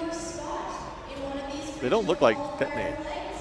No, things definitely look better for Conrad here than Michael currently. But the thing Michael has going for him is that it's his turn at least. Yeah, that is always a huge thing. And his duo drive rather just resolved. So he just added a cross and a plug-in. So even though what looks like a game that might favor Conrad, cross plus plug-in can very quickly shift that back into Michael's favor. Yeah, and Michael did win game 1. You can see that from the game count up there. So he has that in his favor. Or even if he loses this game, he'll have the option to go first in game number 3, which is always huge. Looks like Conrad is going to activate Raziel plug-in. That's going to let him special summon a level 4 from the graveyard. Looks like he's going with Sword Raziel. And then he can attach a material to one of his Xyz monsters from the deck. So he might play the trap card. Let's take a look. If he's playing, yes, he is playing Plasma Hole. Actually, the effect of Sword Raziel. Looks like both of these players have elected to main deck Plasma Hole. That's something that we've seen kind of go back and forth over the course of the weekend. Do you main it? Do you side it? Do you not play it at all? I think I like it somewhere in my main or side deck. I think I like it in the main. I also play Fire King Skyburn. I'm the kind of guy that's okay with playing the one of that isn't the best to draw, but it will kind of expands the utility of your deck. Oh, yeah, it's always that card that gets you out of the weird situations. Cross. Good. All right, looks like Michael's using Raziel Cross. Oh no, he's spell summoning Node Raziel from the hand. Picks up the extra deck. He's now playing with some degree of protection because of the cross.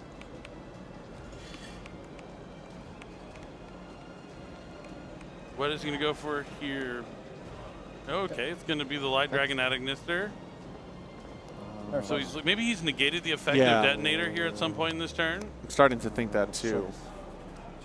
Yep, and seeing how Detonator's not going to protect this Xyz monster from being destroyed, I do think that Detonator is turned off. Now he's going to activate a Raziel plug-in of his own.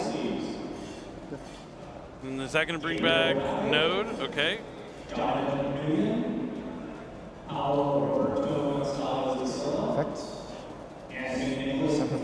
And then he is going. I'm not sure where the Light Dragon went to the graveyard. Oh, he's sending it for Node. Yeah, sending it for Node. Sending it for Node to special summon back. He resolved his plug-in fully. Yeah, that's what I was waiting for. Yeah. But plug-in, a great way to like kind of swap. Well, Node is a great way to swap out of one Xyz monster into a different one because you're swapping out a rank 4 basically for a level 4 from the graveyard. We see that a lot with the Dugaris lines on the opening turn, where the Dugaris now no longer has materials. It's already done that Pseudo Reckless Greed effect, and now we can exchange that for something else. If you're just tuning in and missed all the excitement earlier, if you stick around till the end of the YCS stream after we crown a champion, we will be announcing the update to the Forbidden Limited list, so you're not going to want to go anywhere. You won't want to miss it. Yeah, talk about a live reaction. Exactly, and now we see the 2 level 4 monsters overlay for, looks like Raziel Detonator. And on summon, he's going to attach the Light Dragon Adagnister from the graveyard, just getting an extra material of a non-consequential card. Turn to battle. Battle phase good. Goes to battle. Attack. Detonator is going to attack into Detonator. Because of the duo drive, this is actually going to destroy Conrad's Detonator. Just a little bit bigger. Just enough. The attack increase and the attack decrease for Conrad's Detonator is enough for that Detonator to get over. So you take 26. Attack declaration. I take. All right, so Duo Drive's going to try and attack, and that's going to prompt Conrad to activate his Raziel Plasma Hole. Detonator is going to chain to that to destroy the Sword Raziel, so the Plasma Hole can't see summon anything. Could have been maybe Typhon. Typhon or Zeus. Oh, 52, sorry, my bad. 6 here. Or no, he didn't have an Xyz monster on the field, huh? No, I think it. I mean, it's typically in that position. It's just Typhon. Yeah. Pass. All right, now play is back to Conrad. If he can't do anything, he will lose this match. He is down a game here. He's facing down a duo drive, a detonator, and a Razil cross.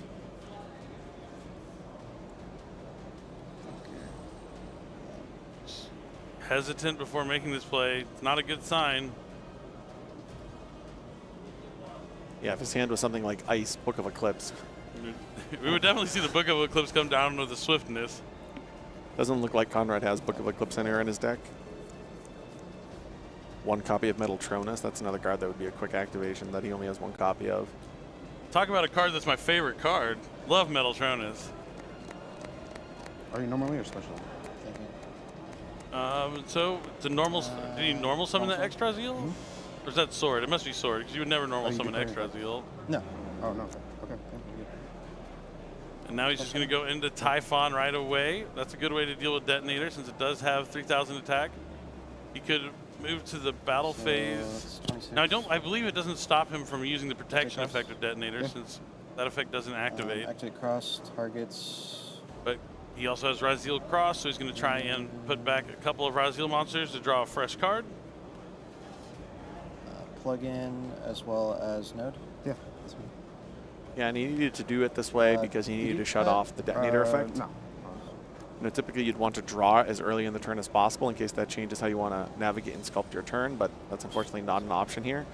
So he needs to put Typhon on the field, and wow, look at this. He draws into Pot of Desires. That's a good card to draw. If you're just drawing one random card off the top of your deck, it turns into 2 cards. Pot of Desires, what does that do?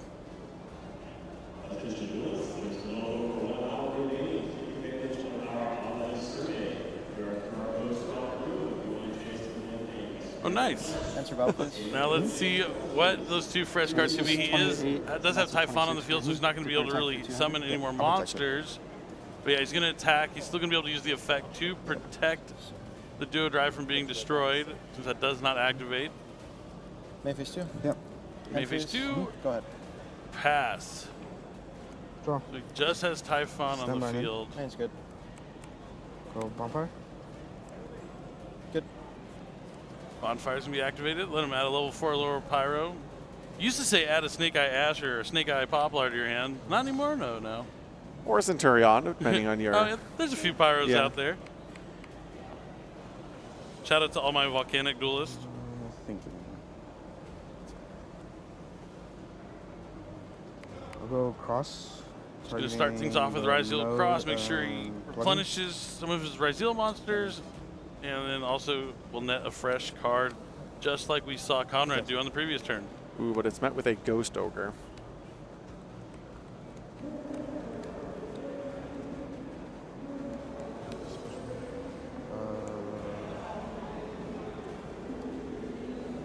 So now he's going to send Aggregator to the graveyard, special summoning extra Zeal. Aggregator is going to be channeling 2, negating Razil cross, it looks like. I don't know, did you point at Typhon or cross? I think you pointed at the cross. I think so too. And now Sword Razil is going to allow him to look through his deck and add. Let's see what he decides to grab.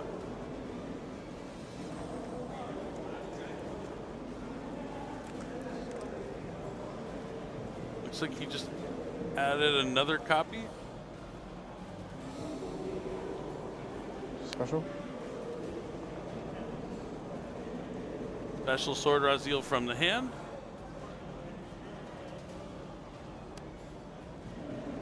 Overlays those 2 for Castell. Oh, you were talking about him earlier this weekend. He's back. Castell, the Sky Blaster Musketeer. One of the best OG rank 4s. Yeah. Now here in 2024, he has a cool effect. They can detach 2 materials, shuffle back a face-up card on the opponent's side of the field. I did with the cross. Let me look up that card real quick because I'm getting a message about it. And importantly, it has less than 3,000 attack. May I read your Castell real quick? Yeah, he could just... Can I read your Castell? Oh, that makes me feel old. But it's okay. Anytime you're uncertain about all the effects of a card, you definitely want to make sure you take a chance to read it. I feel like that card came out so late in my dueling career. But it's been a while now. It's been a good while. Used to be great utility. Felt like that and Diamond Direwolf were the two great utility extra deck monsters. Especially Diamond Direwolf during Necros format. That was the best. No, during windup, you could float the rabbit. No, that's Remember also that? cool. That's also cool. Whenever you're ready to resume. Let's see if he's going to, yep, now that's good. He's going to use the Castell effect to take care of this Typhon. The cross is being negated by that aggregator from earlier. Looks like Conrad's doing the math. His dueling days are numbered here in YCS Anaheim. Battle phase. He looks like he's doing the math, adding it up. It's definitely enough. He's only at 52. The Castell and the detonator is almost enough on their own, and then that's it. Oh.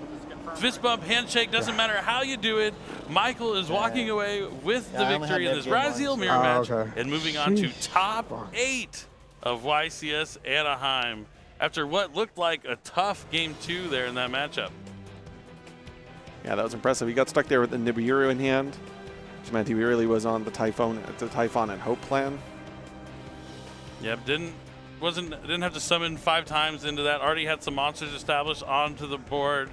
I mean, yeah, Typhon and Nibiru in the hand's kind of a nombo also, but even once the Typhon got cleared, he wasn't at 5 summons just quite yet. But, you know, maybe that's – I thought going into this, I was wondering where Nibiru fits with all the interactions you can possibly have. Is it something that people are going to be playing? And then if you assume people aren't playing it, is it something that you still play around? You know, it's one of those kind of circular mind games, but that's what the YCS are all about. There are always, like, good decks and strong decks that you see results from, but it's about – reading the specific meta for the specific event, knowing that, oh, maybe this deck did well last event, now everyone's going to try and counter it by using these cards. Well, now I'm going to counter those cards with these cards. It's always one step ahead. My favorite is the relationship between cards like Forbidden Lance and then Enemy Controller, Forbidden Chalice, Book of Moon, and then it's like, okay, now we have to transition back out, and it just creates that cycle where you're trying to get one step ahead. If the field is going to be playing Forbidden Lance, well, then you need to play something different. If the field is going to play Enemy Controller and Book of Moon, then you need to play Forbidden Lance, and it creates that kind of cyclical relationship like you were mentioning. Yeah, definitely. And you just got to make sure you catch yourself on the right part of that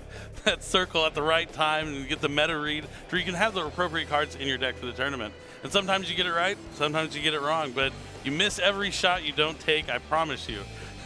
But it's been a great tournament so far. Malice and Raziel have lived up to the expectations. Crossover Breakers is a fantastic set. If you haven't got your hands on it just yet, you're going to want to. But we have something to talk about before we come back for our top 4? No, top 8. Yeah, that was top 16. And that's the Pod Collection.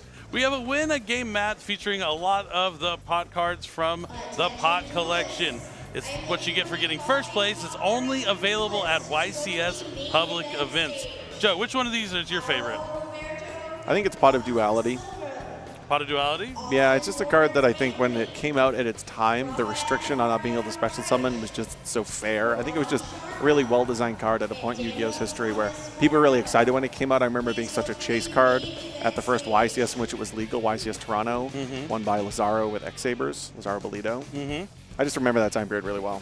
Yeah, Duelist definitely. Revolution. So if I had to guess for you, I would have guessed Pot of Duality or Pot of Avarice would have been the ones I was guessing for you. I know you always like to play like the more control kind of strategies potentially. So I know Pot of Duality was probably in your deck a lot of the times. Well, I mean, Heroes, Dino Rabbits. You also played in Zekers too, which a little bit. We might have played Pot of Duality in that as well. I don't think probably not. Probably not. Some people did, not us. Not us, no. We were always trying to special summon a lot. We built that deck together and then played each other the first round of that event after you flew to the East Coast and then stayed at my house.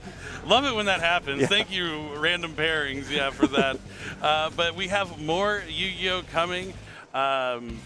I didn't talk about my favorite pot card. It is Pot of Avarice. It is Pot of Avarice. It's bailed me out of too many games to count, so gotta have my heart with that Pot of Avarice. But we're gonna have a short break before we come back to our top 8, and eventually we're gonna crown a YCS champion. And after that, I hear there's a Forbidden Limitless that we're gonna announce. So make sure you stay tuned even after the finals of the YCS. Don't go anywhere. We have some more Yu-Gi-Oh to come. Stay tuned.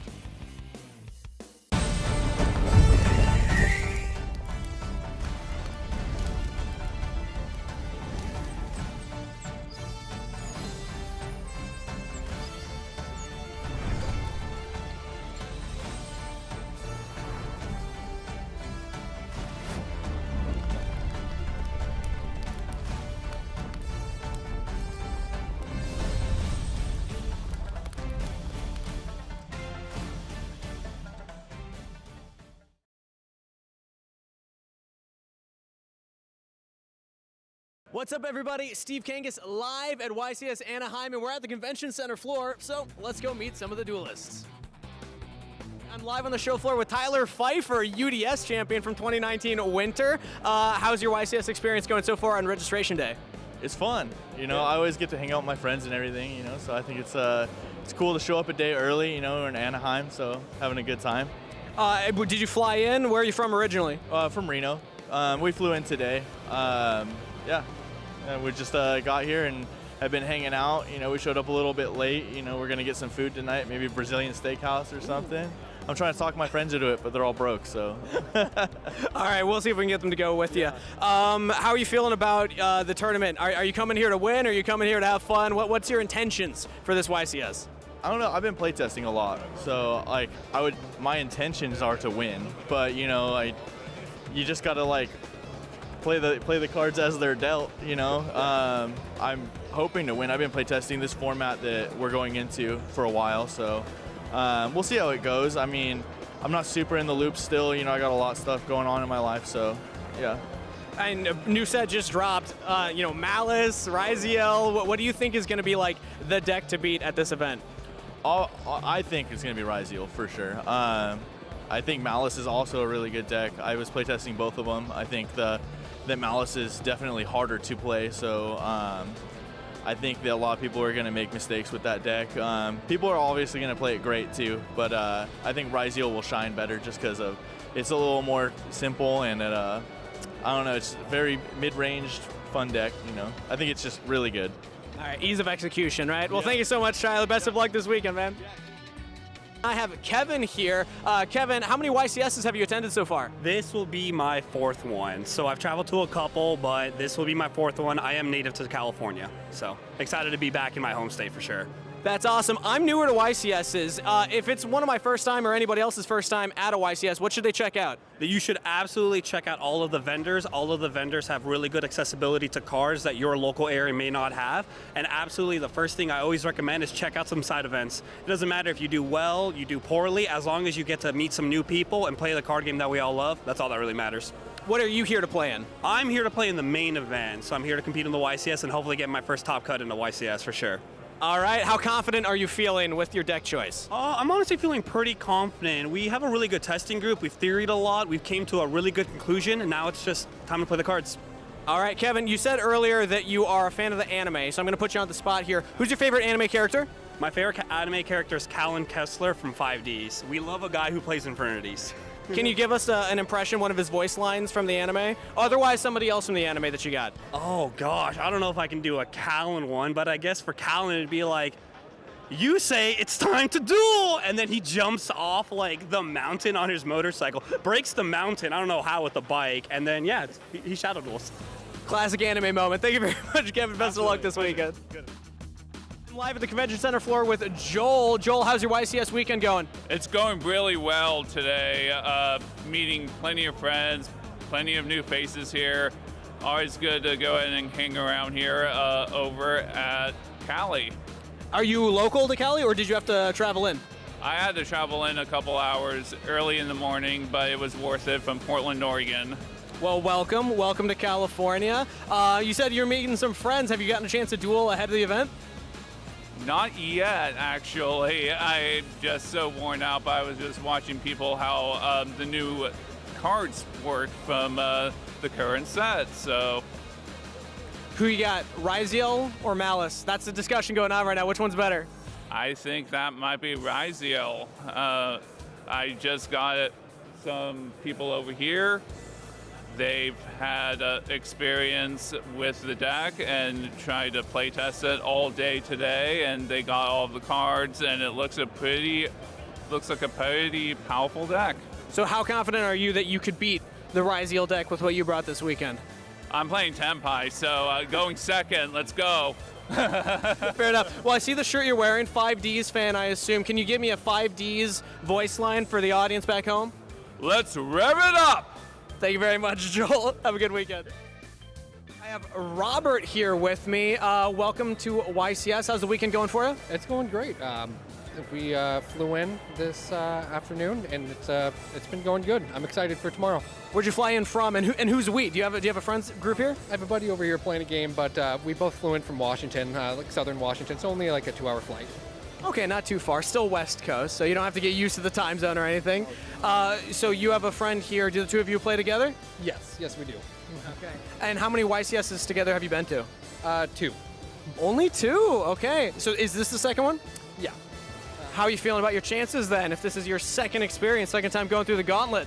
I feel pretty good. I recently got my first couple regional tops. I feel pretty confident going into it. I did a lot of playtesting for it, so. Yeah, how did playtesting go? Because it's a brand new format, new decks coming in from Crossover Breakers. So how confident are you in the deck that you chose to play this weekend? I'm very confident in it. It's it plays well into multiple kinds of hand traps. Plays good amount of non-engine. I'm happy with it. So. Okay. All right. Perfect. Well, thank you so much. Best of luck going into the weekend. Thank you. I'll see you around. All right, we're live on the Anaheim Convention Center floor with Luke. Luke, welcome to the YCS. How's the YCS experience going? It's been awesome. I literally walked in, no line, registered. It's been sick, man. It's like, you usually have to wait for like an hour. It's great. Walked right up. And you said that you've been to a lot of YCSs. How many YCSs in total would you say that you have been to, if you had to guess? I'd say 30 or 40, which means that my turnover rate is awful. How many have you topped at? 2. This will be 3 this weekend, right? This weekend. Why are you confident this weekend? Because I've been grinding this deck. One of the new decks been grinding it, so we're going all the way. Okay, so the new decks, Ryziel, Malice, I'm not going to make you out it, but what's your opinion in general of what you expect to see the field play, and what do you think the popular ones are going to be this weekend? I think the most popular is going to be Ryziel. I think on a base level, it's easier to play. But I think that it does have a pretty high ceiling, and I think that it's just like, it does what it does. Ryziel, it puts up these really cool rank 4s. It does that every game. And Malice is a little bit harder. It has like different lines that you can go higher, your ceiling can go higher, but it also is just a lot easier to mess up and just be interrupted. Yeah, so Ryziel's the way. That's what I'm playing. I outed myself. All right, yeah. Outed himself. Hopefully none of your opponents see that. All right, so I got to ask, are you a fan of the anime? Everyone here plays the card game, but are you a fan of the anime? I've seen like half of the anime, so I do like the anime. Yeah, I like it. That's a lot of the anime. Yeah, can you give me, who's your favorite character, and can you give me and the audience at home an impression of one of their iconic voice lines? I don't know any iconic voice lines. Okay, my toxic trait is I like Jack Alice. That's not toxic. He's the real hero. He's sick, man. What's a line? If you can give me a line, I'll say it. I don't know. I say he's my favorite, and then I have no idea. All right, let's think of an easier one then. All right. Can you give a Joey line? Oh, one of my favorite thing Joey ever has said is, he says in like one of the first episodes, look at that squirrel! And he says, squirrel in like a really New York accent, man. That's my favorite thing Joey's ever said. I don't recall that moment. I'm going to have to look it up. Look it up. Look it up. It's the best. All right, thank you, Luke, for taking the time. Best of luck.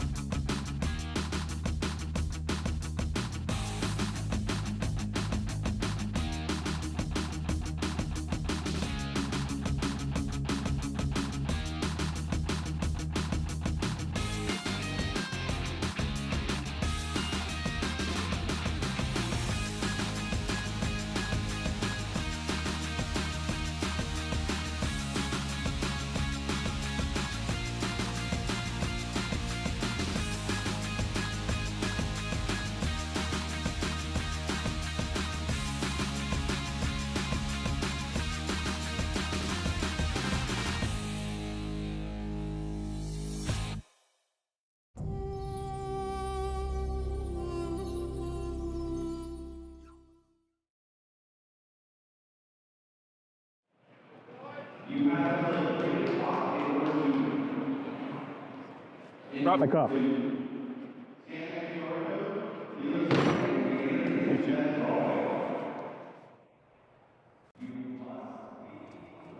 Please, you want just a little.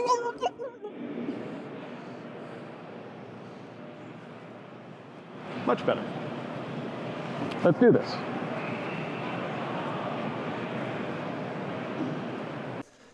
And welcome back. I don't know who those gentlemen were, but I'm sure there is something very exciting coming up at the end of this Yu-Gi-Oh! Championship Series. But it's not over yet because we are here with the top 8. I cannot believe this tournament is going the way it is, but let's take a look at the bracket, shall we? Yes, we have Steven versus Matthew going on right now. We have Matthew A versus Christopher P. We have the match for y'all today. We have Nicholas J versus Jonathan M. And finally, we have Mitchell M and Conrad C that we saw last round in the bonus feature and regular feature. Super exciting for this top 8.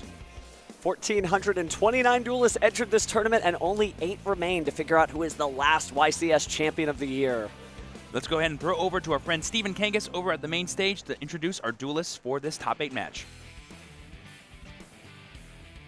For our top 8 feature match in the blue chair from Kingston, Jamaica, he wants to shout out his wife in the audience, Kayla, and everyone watching back home, Nicholas Jadusing! And his opponent in the red chair, born in Acapulco, Guerrero, Mexico, but he wants to shout out everyone back home in Tijuana, Jonathan Martinez! Duelists are already on stage, so let's throw it back to the casters for game number 1. Love seeing that much energy from these two. They know they're in the top 8, and they're some of the best duelists in Anaheim right now. We have Nicholas piloting Tenpai, and we have Jonathan piloting U-Bell. Kind of a blast from the past from YCS Sacramento, actually. These are two of the top decks going on earlier this year. That certainly shows you the impact of every set that came out this year, right? We're so excited about crossover breakers, but it does show you that Legacy of Destruction still is making a huge impact all the way back from April. And no matter what happens, both of these duelists should certainly be proud of themselves for making top 8 in such a stacked tournament. I mean, talk about stacked. I want to mention that Jonathan, in order to get to where he is right now, had to beat Joshua Schmidt in top 16, which anyone watching yesterday knows he was putting on quite a show with his pure Fiendsmith deck.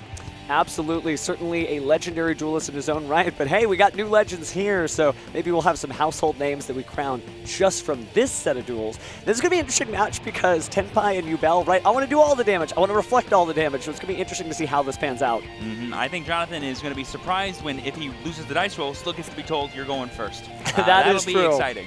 Well, certainly the duelists have to know each other at this point. Remember, they are sort of quarantined over in that area for the top cut. Gives you a nice area where you're just around yourself and you've got all those judges there to help you, but you also get to see some of the duels as you're walking around, so they're probably pretty prepared for this. And every U-Bell player likely has played a Tenpai duelist at some point and vice versa, so they've got to be prepared for this matchup for sure. Oh, 1,000%. I'm actually really excited to see how they both kind of go about this, because I always remember classically thinking this matchup is so cool to me because we have Tenpai, a classically battle phase oriented deck, and we have U-Bell, which classically, when you attack them, kind of isn't a good thing for you. Oh yeah, Nightmare Pain has been a vibe, and really U-Bell's been all about that since 2008, but now we're in 2024, so it's exciting to see this fan favorite strategy go so far, right? Some people joked around that it was the U-Bell World Championship because of U-Bell's impact on it, but just some incredible gameplay that would get you this far. And again, we talked about this yesterday. There were some duelists that thought, no, U-Bell's not really a deck anymore. All these new things are going to make it, but look, this is top 8 of the YCS. U-Bell is still here, so U-Bell detractors, you may be eating your cards. Yeah, a combination of Fiendsmith, U-Bell, Ryziel, and Malice all seem like the top performers of this tournament, but we also see decks like Tenpai still showing up and showing us just how powerful they can be.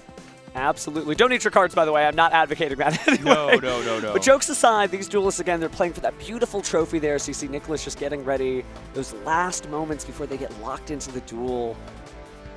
Yeah, if I was in either of their shoes, I'd be so nervous right now thinking this is a game that matters. All the other ones, they were important, but this one is one step closer to earning that trophy, like you said. Well, duelists passing the decks across the table. Jonathan seems like he's just clarifying with the judges there, making sure they get those instructions. You don't want to make a mistake this far in the tournament, so it's always fair to just clarify things. Even the best players, it's okay to ask questions, make appeals, do that sort of thing. But especially if it's your first time on a feature table and you're communicating with the judge that's right next to you for the first time in your life, and you're like, oh my goodness, I have access to a really smart person about Yu-Gi-Oh! Am I doing everything okay? Yeah, you're fine. Okay, great. Definitely gives a nice environment there. So certainly the pressure is on because they've gotten this far in the tournament. They don't want to just be top 8. They want to be the YCS champion. So let's go ahead and get right into game 1 of our top 8 featured match. So we've got the dice being rolled here by Jonathan. He rolls a 10. That's a pretty big number, above average, some may say. And there's 9, not enough from Nicholas, but Jonathan just declared he's going first, and Nicholas is like, that's fine with me. That's what I really love about go second strategies like Tenpai, where it's like, even if you lose the dice roll, it kind of feels like you're winning, unless your opponent already knew you were playing Tenpai. Maybe still wants to set that field up again. Even if he knows that Tenpai is coming, U-Bell has a lot of good battle phase-based game plans, right? Nightmare Pain is enough to keep things at bay. Seems like we've got a pretty decent hand. I think I caught in Jonathan's hand a Dueling Lockbird as well as a Molcharmi Fuwalos and some starter cards. So let's start off with Samsara D Lotus. You don't get better than that in the Yubel deck.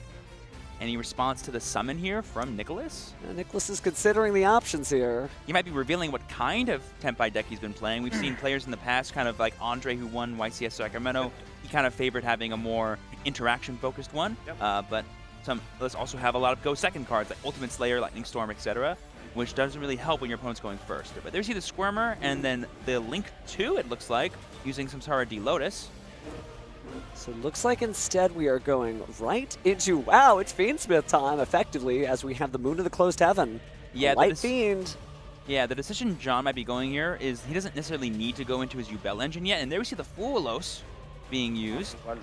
Fuwalos definitely a good call. It might be that he wanted to hold off on the Fuwalos to avoid anything like a Triple Tactics Thrust or Triple Tactics Talent, but at this point you know with the Moon of the Closed Heaven, multiple monsters are going to be hitting the board here, so you're probably going to draw a few cards unless your opponent is stopped dead in their tracks by that terrifying little wing beast. I also just noticed that Jonathan has Nightmare Pain already in hand, so he's like, even if all my cards get stopped on the Fiendsmith side, I still potentially have access to my Yubel engine, so I don't necessarily need to go beyond this. Okay. So looks like play shall proceed. Gonna let that resolve, but you can't just leave the Moon of the Closed Heaven, not here in a single elimination top 8. So we are gonna go ahead and link that off to make Fiendsmith's Requiem here. Yep, there is that little coffin gonna be played. Gonna get the draw off Fuwalos there for that summon from the extra deck. I think I might have caught an Ash Blossom and Joyous Spring added from the deck to the hand there with the Fuwalos. And there we see a Droll and Lockbird in response to the first draw, meaning no more draws from this point forward, even though we had Fuwalos activated. That's awesome. Really awesome counter for Jonathan there. Didn't have the Ash to stop it originally, but he does have the Droll and Lockbird. Certainly something we see in Master Duel from time to time against Max C, but just as good a move against the Molcharmis. Slowing herself down, but still able to special summon from the deck. So Fiendsmith's Requiem, I'm going to go ahead and go to the graveyard. Taking a quick look here just to make sure we've got some interesting targets, thinking ahead of time.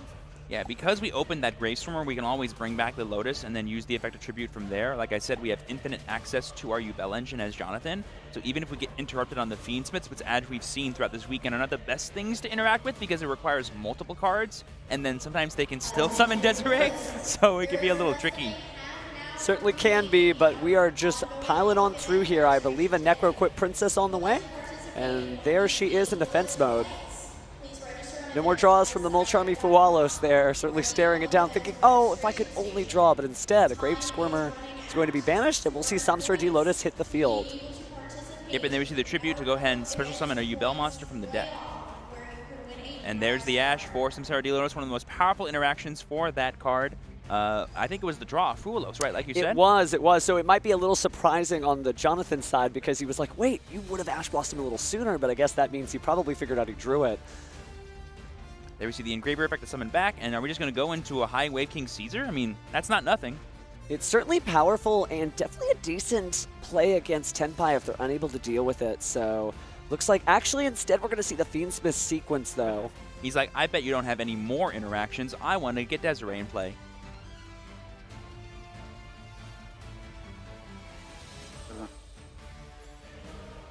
Going to be shuffling back Engraver. Oh, this might be Aerial Eater. Yeah, it is actually. That's something that the Yubel deck specifically has access to that not all Fiendsmith decks actually use. Really useful, lets you dump some more as well. So take a look at the graveyard there. Necroquip Princess, Samsara D Lotus, and Droll and Lockbird are about to be joined with some new friends. So what shall Jonathan send? It's unfortunate that this Nightmare Pain in Jonathan's hand is actually now not being able to be used because he has no dark monsters in play. Is a little difficult. Unfortunately, many fiends, but none of them from the darkness. A wind and a light for now. There we see the Spirit hitting the graveyard. How much farther can we go, or how much farther do we want to go as Jonathan? Is a good question, because, you know, Yubel famously has a very tight extra deck, so the more cards you use that you can't recycle can sometimes be pretty tough. We did see yesterday some Yubel gameplay that went a little too long, and that way the extra deck was completely emptied out of any options. But still early in this duel, so Jonathan's going to put down an SP Little Knight. Oh, that does give him access to darks now. You're going to go ahead and banish the Fulos just because you can. You're not attacking this turn because you're going first. We're now going to go ahead and summon Phantom of Yubel, but putting 2 monsters shuffled back into the deck that are Yubel and Fiend. Phantom Yubel definitely powerful, lots of insurance against various different effects there, and the possibility that even if his opponent starts to play, well, it's Yubel time. So with SP Little Knight and Phantom Yubel, we'll pass turn, and Nicholas will begin. So there we have a monster replacement effect as well as a banish with the SP Little Knight. Really solid interactions. Might not need that much. He obviously doesn't know he's playing against Tenpai yet, I don't think, but let's find out what we get. We start with the Ultimate Slayer, a card that I haven't seen all weekend, but I've heard so much about. It's a really powerful going second tool for helping you to break boards, being able to not be responded by monster effects. You go ahead, you send a card from your extra deck, and you send a monster of the same type, shuffle it back in the deck. And practically for free, because with Garura, you are going to get to draw a card as well. So it's almost like you got it for nothing. Just clarifying everything for the players of how this resolves. I think, are they asking if Garura activates on a new chain? I believe it does. It should, that's correct. Just double checking. When that card is sent to the graveyard, it just basically draws you a card.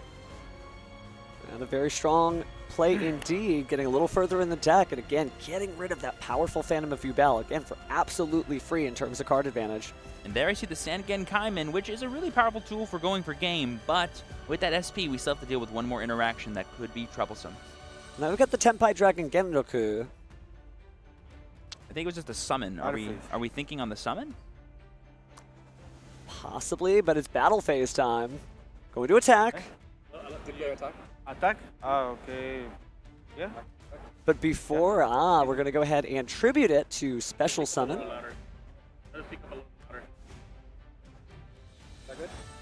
So yeah, he's attacking on declaration of attack using Genroku. Oh, it looks like it just went to the graveyard for no effect of any kind. Okay.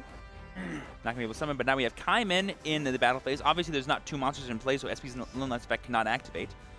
There are not, I don't think it's up to 2. You have to target specifically 2 cards. That is correct. So now he's got to plan very carefully, because with only those monsters on the field, any activated effect might be a little troublesome. Can imagine a Tenpai Dragon Pydra arriving without activating its effect. It would be a little bit of a negative in card advantage there, but at least you wouldn't have to deal with the SP Little Knight. Yeah, because Pydra does have 1,700 attack, which is just enough. Sounds small, but hey, anything will get you over. There we see another Genroku, and I think he's going to choose to add it to the hand and resolve the effect of summon. Oh, very clever there. This gives him access to tuners, which is really important. But it also puts multiple monsters on the board, so now the SP Little Knight is not nearly as frightening as it once was. Oh, I see. We chained the Kaiman to the Genroku effect, and that's how we got the summon of Fadra and Chandra. It's not that we didn't resolve it, we just chained Kaiman afterwards. It has to go to the graveyard first before you can actually resolve the effect.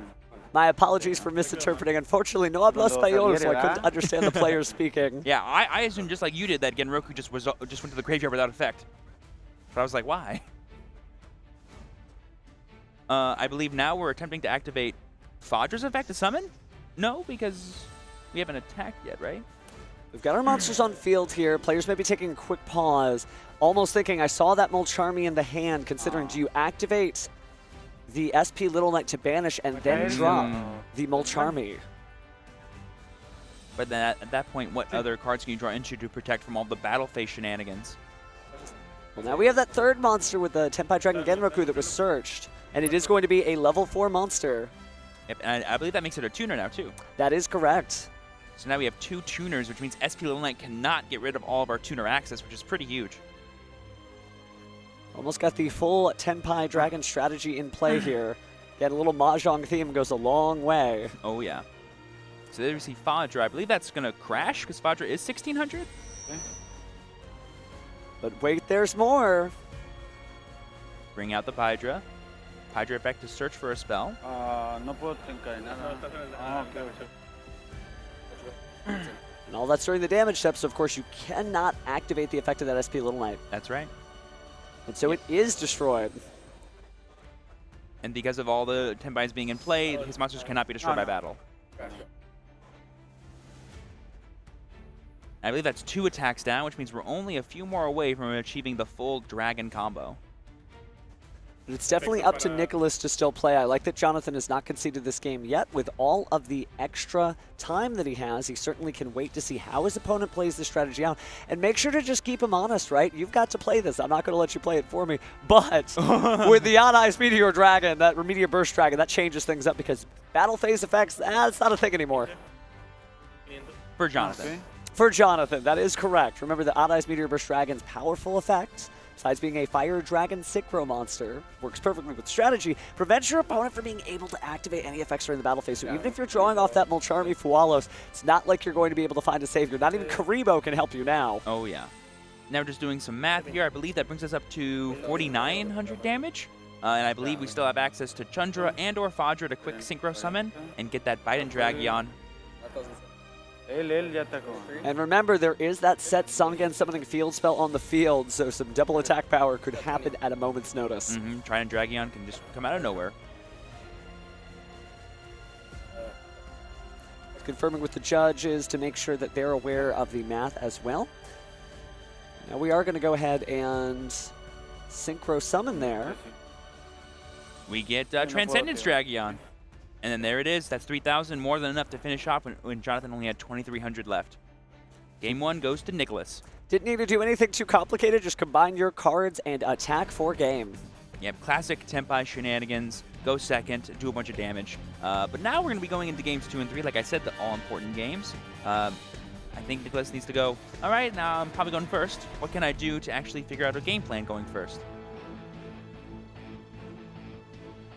Players just taking a moment there to go ahead and access their side decks. And certainly they've got to have options here because many of the things that commonly work against some of the largest represented decks in the format also work against these two decks, right? Your Dimension Shifters on the Tenpai side. Not sure if Nicholas is running that, but that is an option because Tenpai historically, while it loves its graveyard, can find ways to play through Dimension Shifters. So sometimes they do include Dimension Shifter to basically bring their own banishment. Same thing with like Dimensional Barrier, for example, a card that's very popular against the Ryzeal matchups, but also happens to hit Synchro monsters too, which Tenpai loves to summon. Well, it also happens to hit Fusion monsters too, so if Nicholas is packing some Dimensional Barriers, the same can be done to his opponent, Jonathan, and his powerful Yubel Fusions. Both these players, I think, have a plethora of options. I do think there is an argument maybe for Jonathan's side to be like, I think I still want to go first because in an ideal world, I get to have all the interactions as possible, and that is more than enough to stop the Tenpai board. But if Nicholas reads on that and keeps his breakers in his deck, might not be enough after all, like we saw the powerful effect of Ultimate Slayer. Certainly some mind games that could be played. Maybe you want to go ahead and let the Tenpai player go first, right? Not a lot of players are running Sangen Kaiho, the trap card, right? Because, well, you know, usually they just find ways to make it work without. So there are very few instances where you just want to go ahead and let your Tenpai player avoid that pressure seat. But it's going to be up to Jonathan. He seems like he's just mulling over the card, shaking his head just a little as he's side decking there. Yeah, I think a lot of things that players go for when they're going first as Tenpai is just like have some kind of interaction like a D-barrier, like some powerful cards in hand like Lancia for the Malice decks, Nibiru for the decks that summon a bunch, or again, any of your Perulias, and then just have Hermetic Seal, a bounce, and a summon of one of your dragons. Sometimes it's all you need to survive one turn, and then once you get your one turn of attacking, that's all you need to close the game out.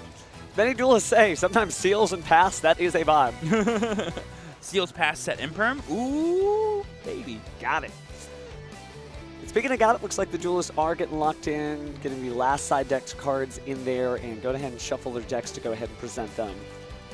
I do want to see what Jonathan goes for, because I always love the mind game of siding. Like, is my opponent siding their go first cards? If so, I'll make them go second. So now those cards are a lot worse. Both players just locked in, by the way. Not doing anything except shuffling, just thinking card thoughts, card thoughts, card thoughts. That's what it takes to be up here in the top 8 and still grind. Remember, guys, they played all day yesterday, 2 rounds of extra splits today, and here they are in the top 8. And I think sometimes players forget how long the marathon of the YCS is. It's not necessarily just the fact that you're playing all of these rounds of Yu-Gi-Oh! You also had to travel to this venue. Neither of these players are from this area nor this country. Oh, yeah. So they had to travel international. We have so many international duelists who are represented here in the top cut of the North American Yu-Gi-Oh! Championship Series. So more power to them, just built different. Yeah, I always love having duelists from other countries come and show us just how good at Yu-Gi-Oh! They are, too.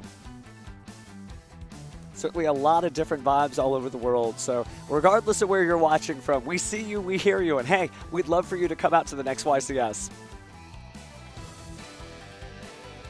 All right. Looks like they're shuffled up. They're as secured as they're going to be. Jonathan has a battle-ready pose. If I've ever seen one, just hand me my deck, give me my cards. There's the trophy I'm about to win. Let's do this. I'm always so nervous with the trophy being right at the edge, but speaking of the edge of my seat, it's time for Game 2 here at our top 8 match. Once again, we have Jonathan playing Fiends with Yubel, and we've got Nicholas playing Tenpai Dragon. 2, I would say, classic decks at this point in this format. Gotten a lot of support in the past few sets. Let's see what they can do. Oh, hearty handshake, too. Even though these players are both in it to win it, they're not disrespectful to one another. Always offer that handshake. Always be the better duelist. We're all true duelists here.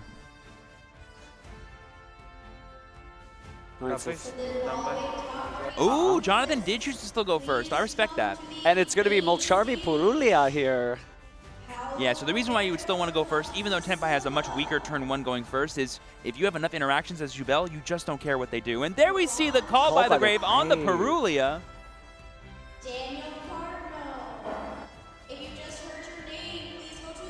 Making sure that we don't have any communication disruption here. It looks like we're attempting to chain called by the grave. They are discussing with the judges. It might have been that Jonathan said the words okay, and then maybe Nicholas thought that meant he let it resolve, and now it's a new window for called by. But I do think Jonathan meant to play this. Yeah, just I think they're also clarifying what phase they're in.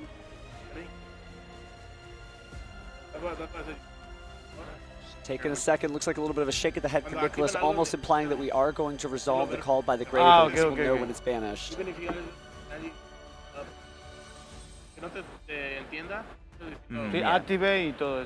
you have a great judge team here again? Just because our players speak Spanish doesn't mean we don't have Spanish-speaking judges, so happy to have them, but it does look like we are going to banish that, and so there won't be any drawing. So there we see the Lacrima of Crimson Tears being summoned from the hand. Going to go ahead and dump a Fiendsmith card from the deck to the graveyard. And no card drawn, which confirms that Molcharmi Purulia's effect is negated. I would say Purulia is probably the worst one for Jonathan to deal with, so getting rid of that with call by was definitely a heads-up play from him. Absolutely. There's so many cards that come out from the hand in the Yubel strategy, whether it's your Grave Squirmer, maybe the additional copies of Yubel if they happen to sneak their way into the hand and Spirit of Yubel's effect resolves. But speaking of resolving effects, we're going to Fiendsmith's Requiem to bring out another Fiendsmith, the Fiendsmith Engraver. The man that makes all these fun toys. Certainly gets a lot done. I'm so glad that we got to see more Fiendsmith Sanct earlier in the tournament, so you could see him just grinding up fiends into making his beautiful collection of armaments. Yep, and there we see the special summon of Swarmer from the hand. Going to go ahead and link those two off into potentially... Yeah, I guess you can go into heaven, but no, of course it's going to be sequence. Going to give us access to all of our fusion monsters. Seen how powerful the first turn called by the grave can be. Sometimes it doesn't work out, right? You got called by, and that's cool, and nothing else. Oh, yeah. But in here, it's very impactful, allowing Jonathan to go ahead and keep playing. So there's looking like we're resolving Sequence's effect to return these two monsters back to our deck, and I believe that gives us our access to our Aerial Eater again. We saw a similar combo to this in Game 1, but there we started with Samsara, D-Lotus, and Swarmer, but this time we're going with Lacrima and Swarmer. All right, so cycling through the deck here, there is the Spirit of Yubel hitting the graveyard. Thanks to Aerial Eater's effect. Taking a quick look there, a reminder of all the fun fiends that have fallen. Yeah, this is where I do not envy any Yubel players. I'm like, where do you go from here? I can go anywhere. I can do my whole thing now. Up, down, left, right. Let's see where we go. Yep, there we see Unchained Soul of Yama. Going to be accessing the Unchained version of our deck. All these powerful fiend cards all have so much synergy with each other. It's beautiful. So Sharvara added to the hand. Let's see where we go next. Jonathan taking another look at the graveyard there again. There's a lot of fiends, but we're going to go and activate an effect here, banishing the Infernal Grave Squirmer, grabbing that Spirit of Yubel, and special summoning it. Going to go ahead and get that Nightmare Pain out of the deck and set it, I would assume. Go ahead and say, you know what, you go ahead and go into your battle phase. See what happens. Please, please attack me, Yubel says. Activate Nightmare Pain. Nightmare Pain is activated there. Going to go and destroy the Yubel. Spirit of Yubel, such a crazy card. Again, not even once per turn bringing out Yubel, and now we're seeing some sort of Duelotus being Giving us some added. follow-up for later turns because we already used Swimmer this turn. Now we're going to use the effect of Yubel since it was destroyed to summon out a Yubel from our deck. The original, the OG. Certainly classic edition there. Never thought we'd see it at top tournament tables, but always happy. They are a crazy card. Certainly been Yubel's year. Let's see if that can keep up. Counting summons here. Counting cards in hand, I believe. Oh, and then cards in hands, counting okay. known cards, we had a 2-door hand being the Shavara and the Centaur Delonis. I would love it if people who had Nibiru just was like, yeah, no, that's summon number 6, and they just held their hand up in front of me, be like, should I stop? I think I should stop summoning monsters, okay? Definitely an intimidating duelist, but these are quite the sportsmen, so we're not getting any fronting here. Instead, we're going to see who comes to the front line from this Link summon. I think that's Muckraker of the Underworld. It is Muckraker of the Underworld. Very cool. Got the microphone ready to interview you and how you feel about Yu-Gi-Oh! Because we didn't get the absolute combo nuts of Nightmare Throne this turn, we won't be able to access too many more crazy cards. I think the best we could probably end on with the Muckraker is going to be something like a Rage, plus like a Chamber set, and an SP / like... It really depends on what other cards are in his extra deck. Maybe a Phantom or two.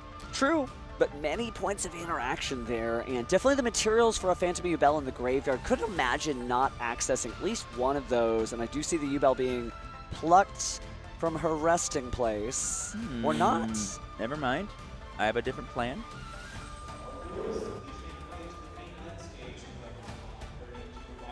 Jonathan thinking where to go next. I don't believe we resolved the Muckraker's effect, right? Do not believe so. We have She not stands discarded. alone. I think he's just trying to figure out how best to use this Shavara in hand because he still needs to destroy something.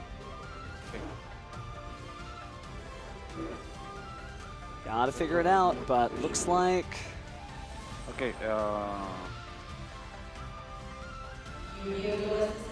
Alright, so we are using the Muckraker effect on summon.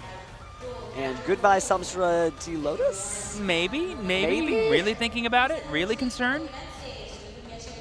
And that's going to bring back Spirit of Yubel. Yeah, so target and then pay the cost to target. Got it. No, el chain es un efecto junto al de descartar. No es costo. Yeah, I believe the discard is part of the effect.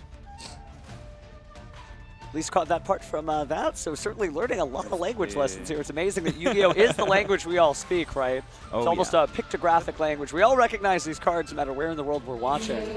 Speaking of recognizing cards, you definitely recognize this play. Sharvara going to go ahead and destroy that Spirit of Yubel.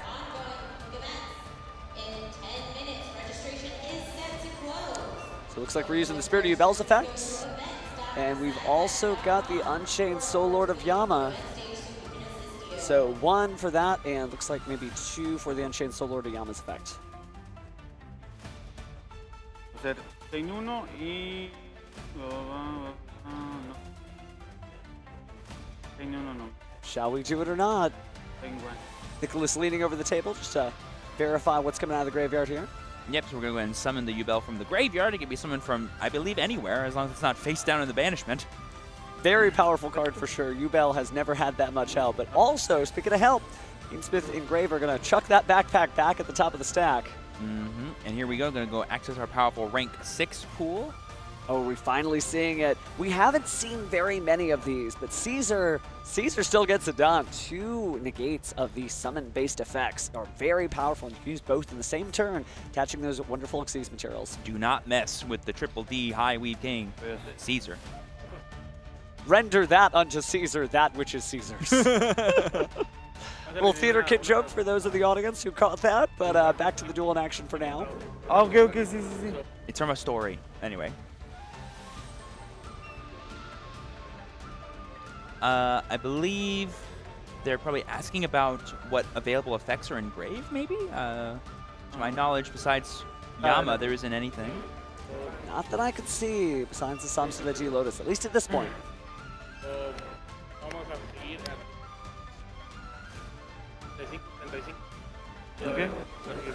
Okay. Certainly helpful to have a Spanish-speaking judge up there for sure. Imagine getting this far into the finals and not being able to have that. So again, great shout out to the judge team for being able to coordinate this. Yeah, the one that's speaking to them right now, his name is Dio. He's an absolute wonder. Well, thank you, Dio. And speaking of thanks, I think we are going to go ahead and be thankful that we've got Yubel in the graveyard and at least an effect monster, because here comes Phantom of Yubel. Y te voy a dar.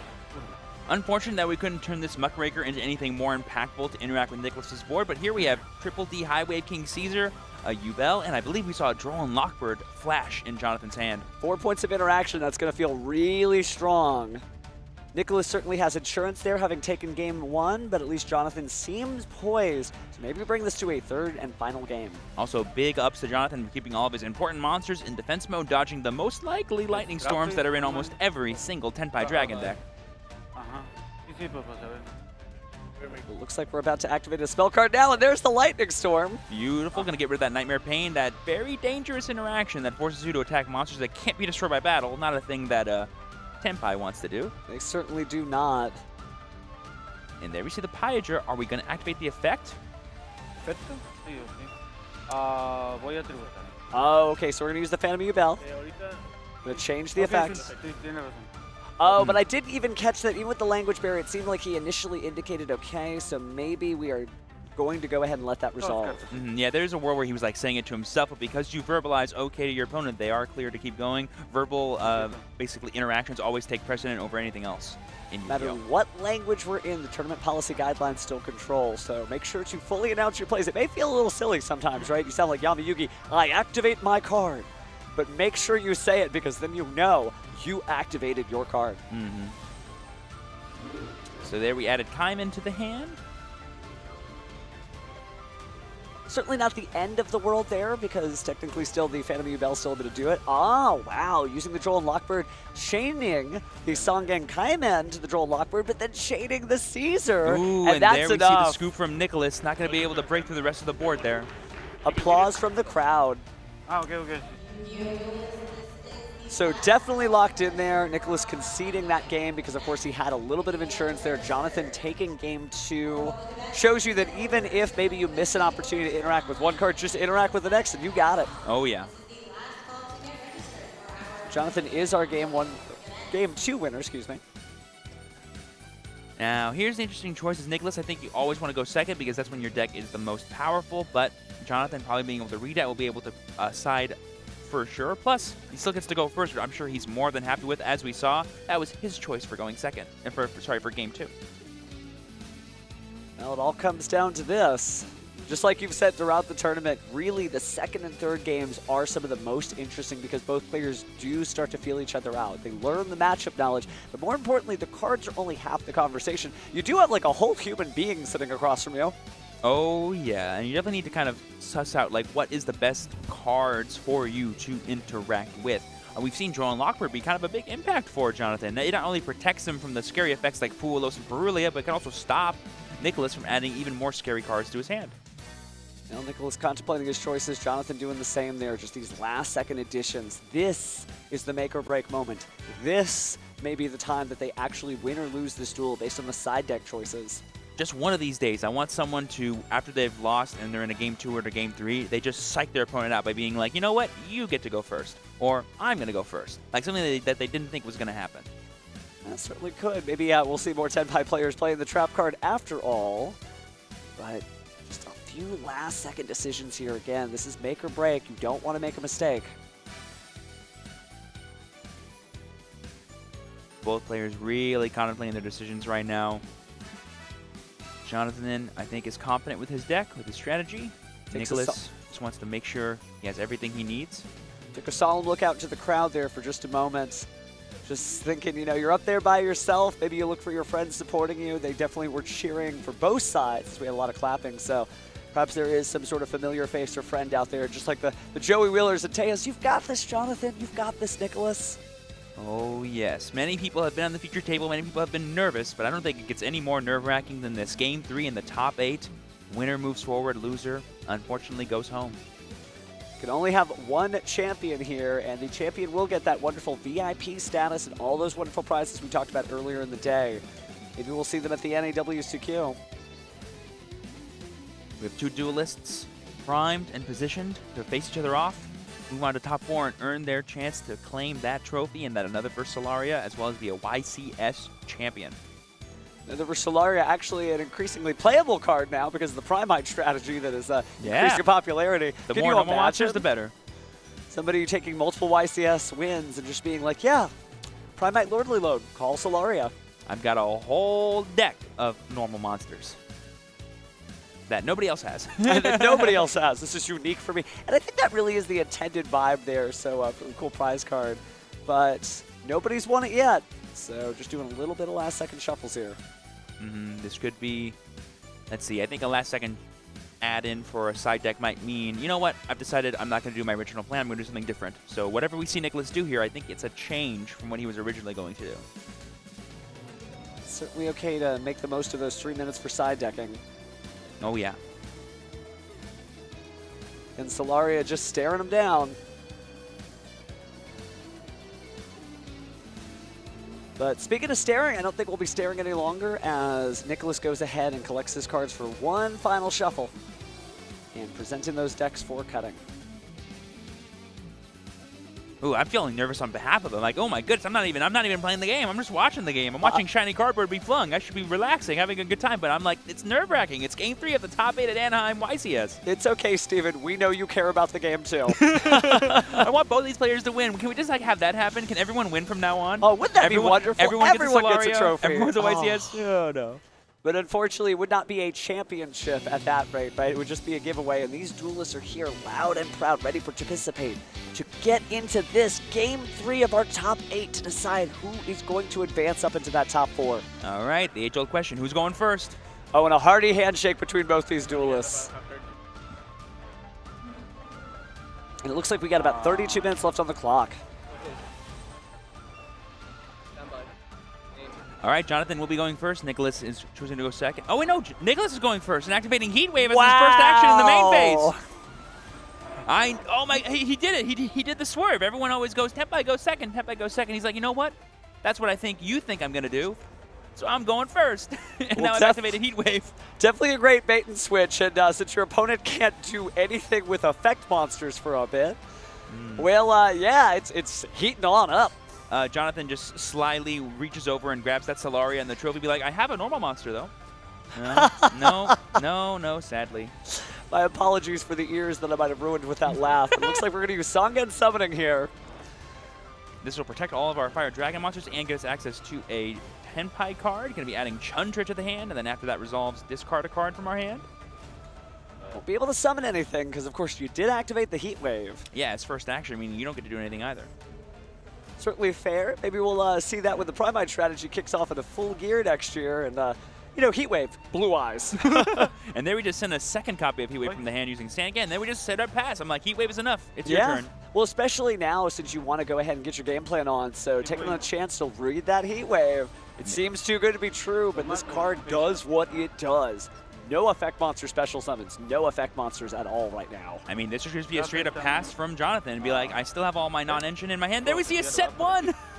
Yeah, you can still set. I believe it strictly says normal summon. There we see a second set. And then we just see the pass. Set 1, set a spell and trap and pass. Don't know what year Yu-Gi-Oh we're playing, but we're here for it. And now we get to reuse Sangan Summoning's effect. That seems so powerful. Just perfectly sculpt our hand of all of our engine cards.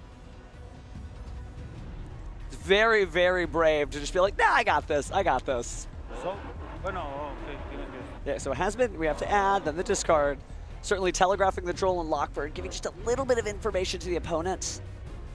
Discarding the Chundra as a result, and now the Droll and Lockbird comes down. This will prevent things like Kaimin or anything like that from being really scary unless they summon from deck specifically. So now we're going to go and use Called by the Grave, getting rid of the Chundra for now. I believe it does target, but even if it didn't, there's only one card in the graveyard anyway. Certainly not much, so it's battle time. Vajra attack and it's Lotus. 0 defense. Wow, Set 2 pass. Jonathan survived the Tenpai turn 2. We got ourselves a match here. And there we see D-Barrier calling Fusion, I would have to assume. Oh, I would assume there's not really a lot of reason to call Ritual or Pendulum, you know? Yeah. Save that for the Ryuge decks that we'll see sometime next format. But this deck can do more than enough with just Link monsters. It absolutely can, and so let's get that started with Dark Beckoning Beast. Probably one of the second strongest normal summons in the deck, maybe even one of the strongest because it gets you access to Gates, which is one of the most powerful cards I've ever seen. Nicholas taking a second just to hype himself up there. Can he make it? Can he not? Dark Beckoning Beast getting, of course, the opening of the Spirit Gates. Using the extra normal summon there of the Dark Beckoning Beast because the Summoner D Lotus has 0 attack, using the effect there. Fumbling for the card, but using it as well. Dominus Impulse, and there is a trap card in the graveyard, but not relevant, of course, since the monster was tributed there. Yep. And he has attempted to summon, I believe, off of Samsara D Lotus.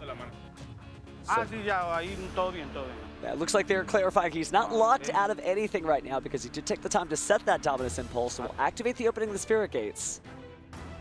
And we're going to use that to add a card from the deck to the hand that mentions a Sacred Beast. Sometimes it's another Dark Beckoning Beast, sometimes it's Chaos Summoning Beast. There's Chaos Summoning Beast, but we've already used our extra normal. But we could always discard a Fiendsmith. Wow, I assumed the discard was going to be off of the opening of the Spirit Gates, but this combo is just starting. So Fiendsmith Engraver, grabbing something from the deck.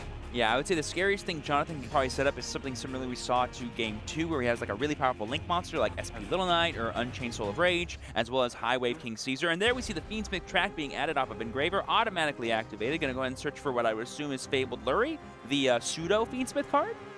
There An honorary Fiendsmith. Yeah, he's just a little guy. Just a swell little guy.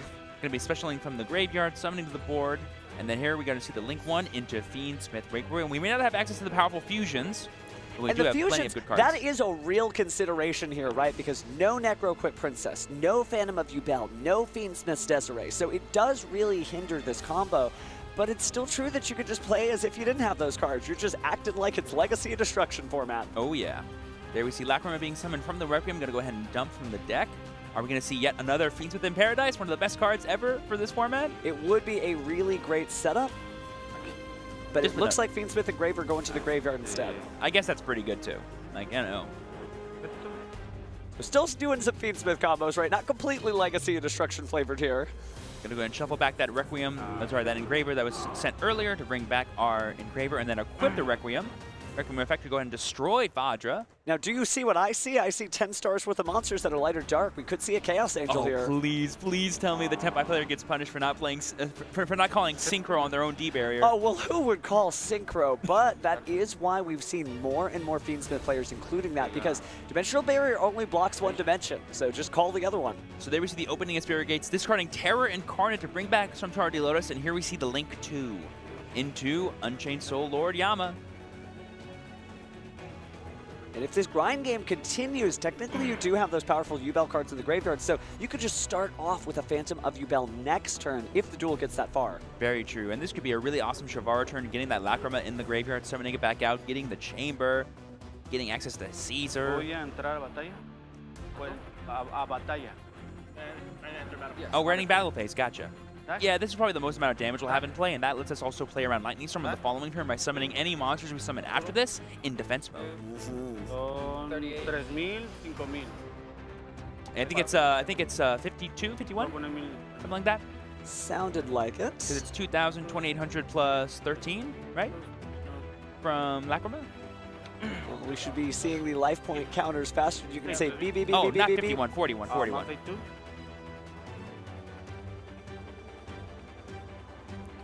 Now taking a look at the extra deck again, moving on to main phase 2. It was 5,000. All right, well, I learned some Spanish today. 5,000. Link. Gonna go ahead and link potentially into Unchained Soul of Rage or SP. Both are solid options. I feel like the Unchained Soul of Rage, and apparently Jonathan feels this way too, is a strong way to get an SP Little Knight setup that will also banish, and that can be very important, right? Somebody summons out a 10-5 monster and you're able to get rid of the field spell immediately and then do something fun from there. Yeah. Correct me if I'm wrong, but I believe Unchained Soul of Rage lets you link during the main phase only, right? Yes, and that would be difficult because of the Sangen summoning preventing those dragons from being affected by card effects. Yeah. So well, maybe, fire dragons. So maybe he's just probably doing this to get access to Chamber and the rank 6 play because he still has access to XYZs. So that way, if a random like Link monster or something comes in main phase 2, he can Chamber and use it to get rid of with Rage. Yep, so there we see Yama bringing back the Rage, and as well as the Rage to add back the Centauri Lotus, and then we've got the overlay into Triple D High Weave King Caesar. And you mentioned Xyz monsters were still available and in defense mode, making sure not to get hit by the lightning storms that he had already seen. It's like pass and play as he passes the deck across the table for one last cut. Oh, did we side out our Unchained Trap if we were playing one? Possibly. If you didn't think we need it. So now Nicholas, starting things off, going to activate the Sangen summoning. Yep. And it's fine. Oh, the Shavar was never engraved. That's why we didn't get it. This is the third proc of Sangen summoning. I've never seen this card used that much. That's awesome. I didn't know it could be used on multiple turns in a single duel. It is a pretty powerful card. There's a reason why it's limited in Master Duel. Absolutely. Some crazy stuff going on in Master Duel. But over here in the TCG, we got Ultimate Slayer. That is huge. Sending the Aggregator to shuffle back the Triple D High Wave King Caesar. I believe that was the top deck for turn because we already had Hydra in hand. And negating the Unchained Soul of Rage with the the materials go to grave. Yeah. The Caesar goes back to the extra deck. That is correct. And now we use Aggregator to negate Soul of Rage, and then we normal summon Chandra. So you ain't doing nothing with that Link monster. So let's see what happens with Chandra here. Ultimate Slayer showing just how powerful of a one card that could be. It takes a little bit of an investment from your extra deck, but completely worth it. So Chandra's effect going to activate here. Doesn't seem like we've got anything that we can respond with. So getting out Tepai Dragon Fadra. Nicholas knows we have a Lotus in hand, which is not going to do anything. Fadra to Pydra. Pydra's effect activates. Okay. Ito entra en daño. Okay. So here we're going to grab the Kaiman. All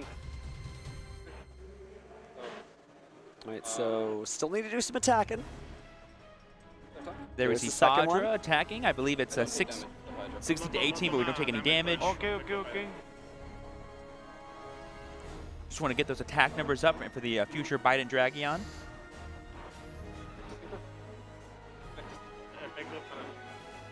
Clarifying some information there with the judges. Okay. Don't know that we've had the second attack. Looks like maybe we have. So Fadra did attack, and now we're going to go ahead and synchro summon there for Sangenpai Biden Dragion. We're going to go ahead and summon back from the graveyard. Take a look at the graveyard. What are we hiding? Effective engraver of Lacrima. Going to go ahead and send. Oh, yeah. Go ahead and place it back in the deck. Special summon Requiem. Oh, interesting. Just maybe to reduce the amount of damage dealt? Yeah, that is 1,000 less damage he's taking this turn. But we do have access to potentially Trident Dragion as Nicholas, which by destroying your own Sangen Kaiman can make it, I believe, 9,000 attack. Well, but it's not just 1,000. Looks like we're using the quick effect of the Fiendsmith's Requiem in order to special summon. Perhaps a defense position Fiendsmith Engraver. Very big defense point on that. Yeah, 2,800, right? 24. 2,400. So there we see the effect of Fadra to quick synchro. I believe we used Chandra earlier.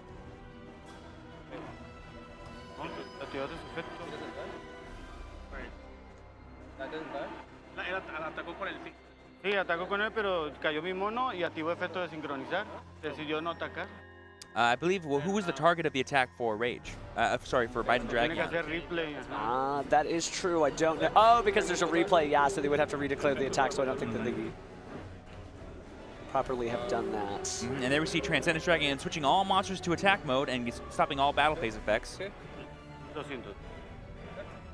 We're also going to special summon, which means we get to destroy the opening of the Spirit Gates.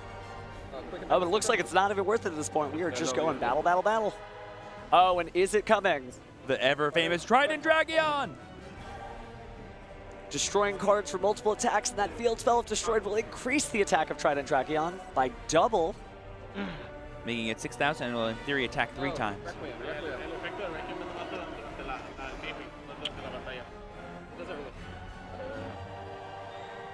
I think they're just clarifying how Requiem works if it can work on Declaration.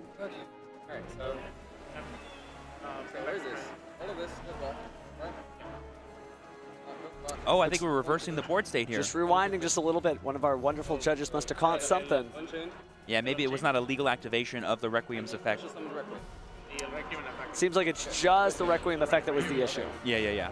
So now we're reversing. The Binding Dragons will declare the attack on the Soul of Rage. Okay, so now we're back on track here. Gonna go ahead and bring back out, not Trident Dragion, Transcendence Dragion. Yeah. Same thing, we attack. And good for Nicholas for not accidentally committing to the wrong synchro here, maybe getting a little nervous because of the excitement there and rewinding the game state. Still being very thorough here. Yep, and there we see the Spirit Gates being destroyed by Binding Dragion's effect. Ya. Ya habías activado, ah. No puedo activar nada, al final de cuentas. Yeah, there's no effects that can be activated on the battle phase for Jonathan's side because of the Transcendence. And there we go into Trident Dragion, effect, destroy Kaiman. Sorry, summoning, increase the attack twice. Trident Dragion, 6,000 twice. That's 12,000 on its own. And there's the handshake. The crowd goes wild for that one, as Tenpai Dragons manage to continue on, and Nicholas squeaks by with an incredible duel against Jonathan's Yubel strategy. Big ups to both these players. Both these extra piloted very well to the very end, but Nicholas is one that comes out on top and is advancing into the top 4 here at YCS Anaheim.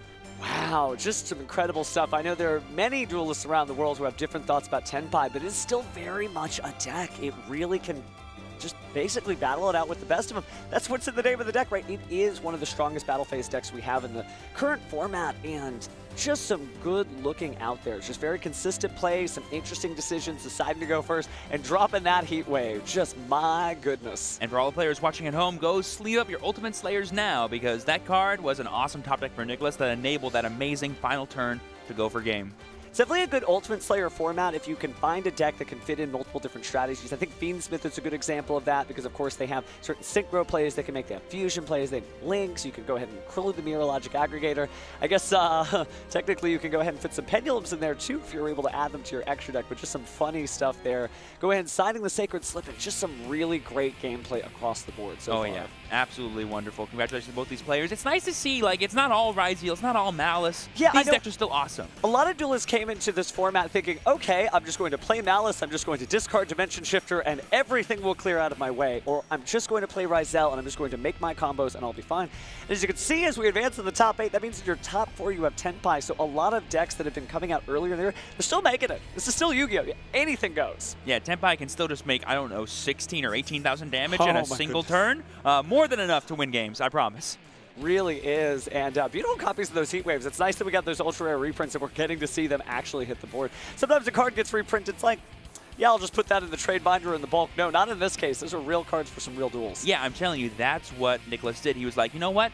I'm going to choose to go first this match. Put in all my heat waves and just go, I'm going to try to buy as many turns as possible for me to draw the hand that beats him, and he was able to do that.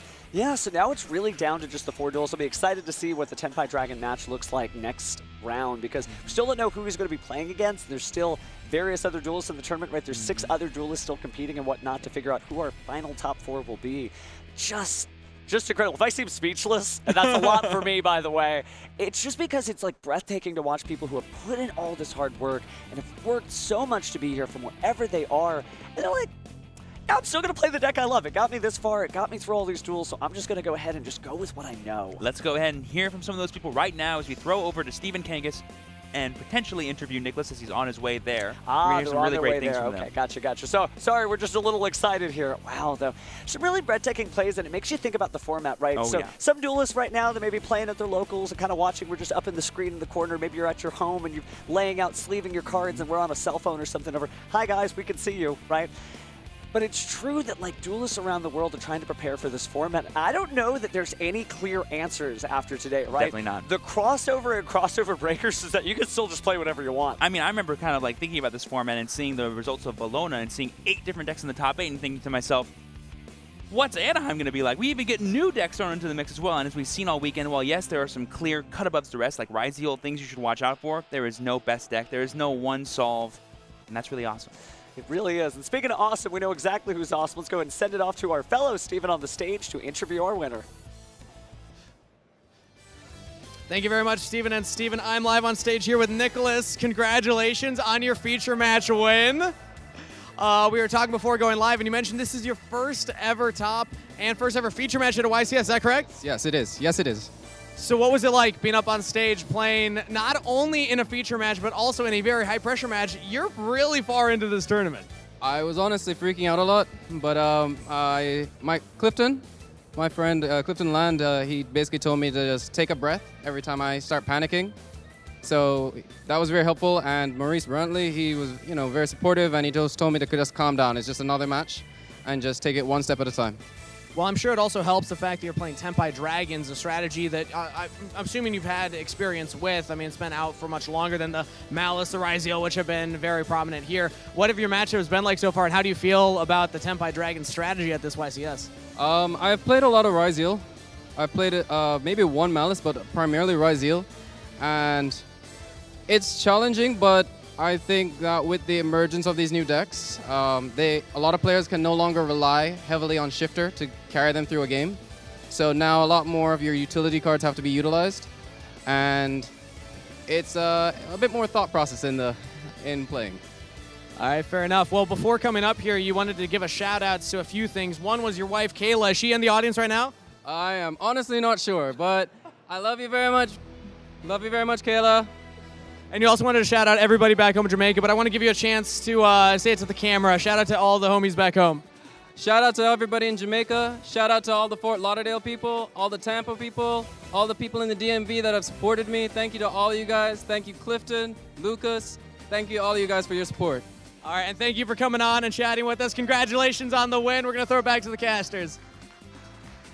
Nothing like having Clifton Land, a YCS name, be like the air of soothe for you. Oh, I know. It shows you that no duelist really stands alone. Up there on that stage, his wife is up there with him. His friends are up there with him. Apparently, his whole job is up there with him. So it's great that he has that support, and hopefully every duelist is lucky enough to have that level of support, because this game really is important. And speaking about important events we got coming up, we have the brand new Remote Duel with Yu-Gi-Oh! TCG Speed Duel main event series happening December 14th at 10 a.m. Mountain Time. Get a chance to earn that awesome first place mat of Don Zalug. Oh, what a historic card. I love that episode in the anime where Don Zalug summons himself and he just walks over onto the field. Okay, I'm here. I'm ready.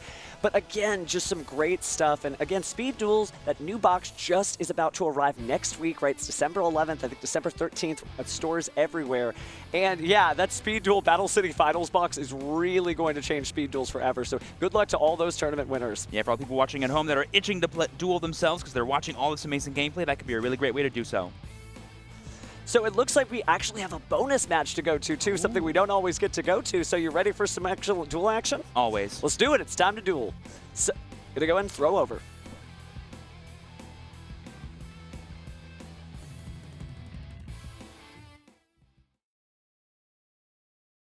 Makes sense. 3, 2, 1, start. Cool. Arrow. Good luck. Nice. 5. 6. 7. I'll go first. Good luck. Good luck. Draw phase? Yep. Same phase? Yep. Main phase one? Normal summon Sword Raziel, activate effect. Sure. 4 cards in hand? Yep. Special time? Sure. Thinking.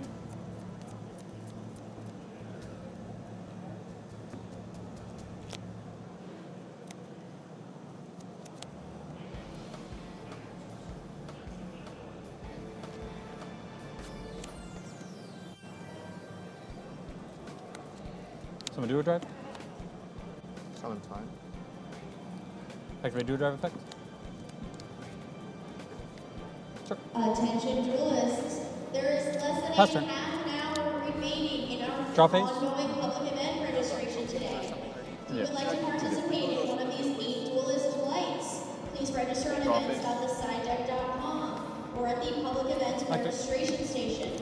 Time is running out. To earn points to be able to participate in our public event points playoff, where you can win a prize card. Special. Pick. Think. 2 cards in hand? Activate. Thank you. Oh, I can't. Yeah. I'm so sorry. Call imprint. Thank you. Last card in my hand is no. Unfortunate. Real quick pause. Your blue, your Perulia, can you have it your remove from play zone above your Of course. please, just so cards aren't getting mixed together. Oh, that's your card. Whoops. Thank you. Of course. That sword. Sure. I'll scoop. Feel like game 2. Just to confirm, red player 1, game 1. Correct. Yeah.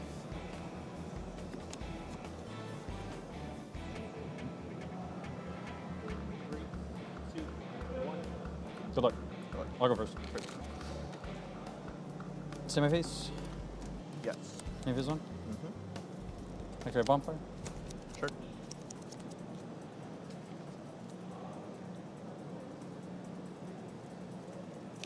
Search ice? Anything on resolution?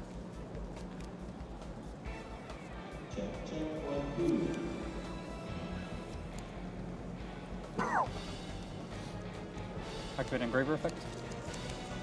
Okay.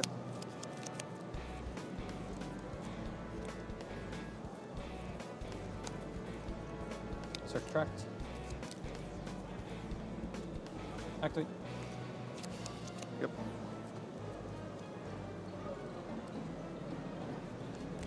Add learn. Discard learn. Effective learn. Yep. And then on to res. Sure. Activate full ours. Sure.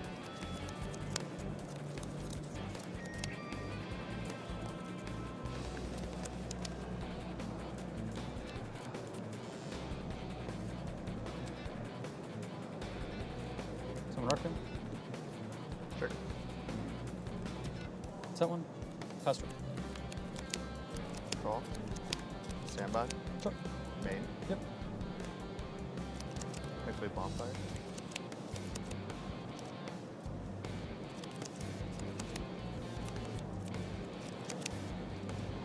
Sure.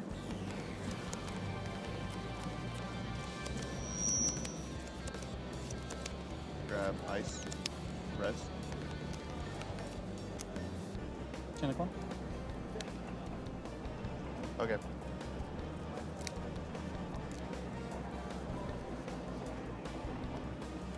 Four cards in hand or 5? 6. 6.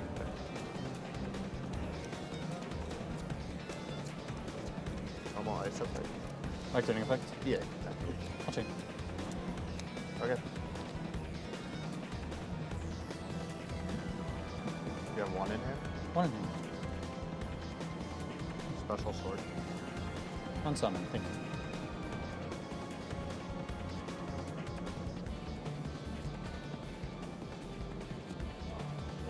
Activate Requiem effect. Okay.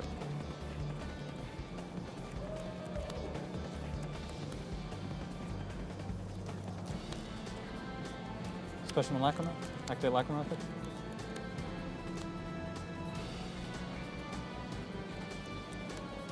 Send trap. Okay. Any quick effects on res? I wish. Or that. Activate Eberry. Okay. Good? Good. Calling Exceeds. Oh, yeah. Are you sure? I'm positive. I'll go end main. Sure. Battle. Sure. Go. Yep. 17. I will take 17. 1700 damage correct? Correct.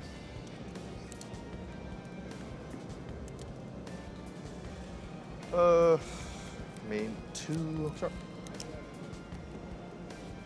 Set. Set. End main. Sure. End phase Lacrima effect. Sure.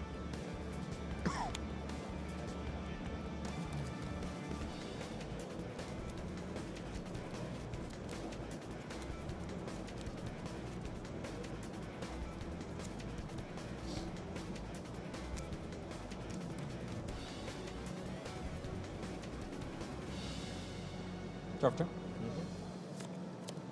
Stand my face. Any vis on? Good.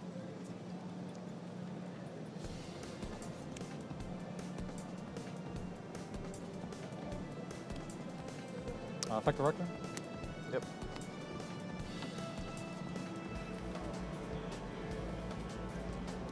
Put some in engraver. I see green. Of course.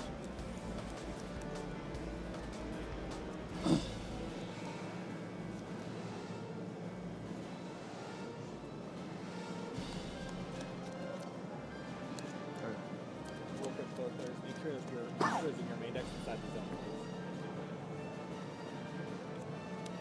Thinking. 2 sets, 2 in hand. Yeah, 2 sets, 2 in hand.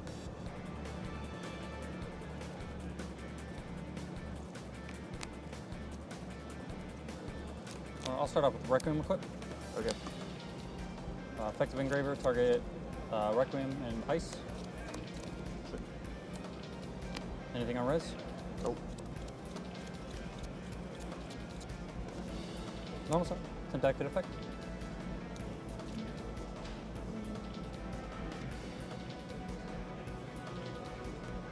Sure.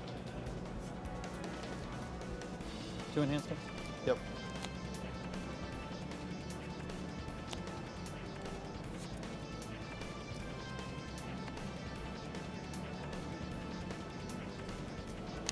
Some sequence. Anything on some? No, you're good. Attempt a sequence effect. Sure.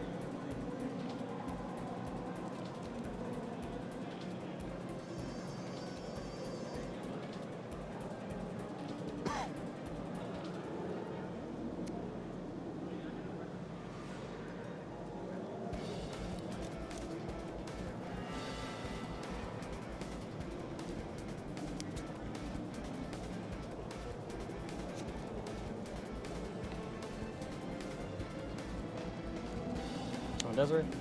Yeah, can I read it? Sure. It's been a little bit. Close.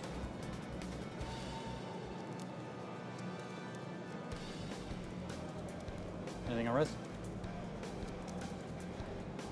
Can I see your? Of course.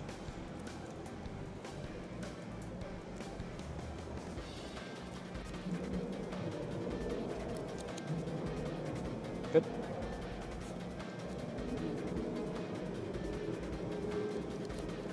Press from Agam Day? Can I read it? Of course.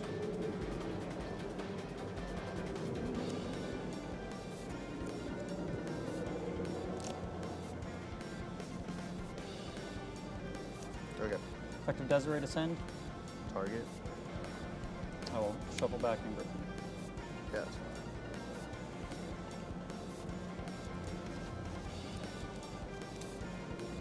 Attempt to enter battle phase. And main. Sure. Thank you.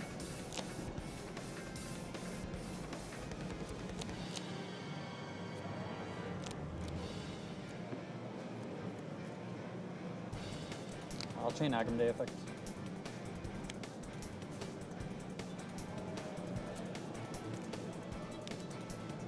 What's a 28, 24. I'll put it in attack. Sure. Thank you so much. Where do you want it? Just wait. Sure.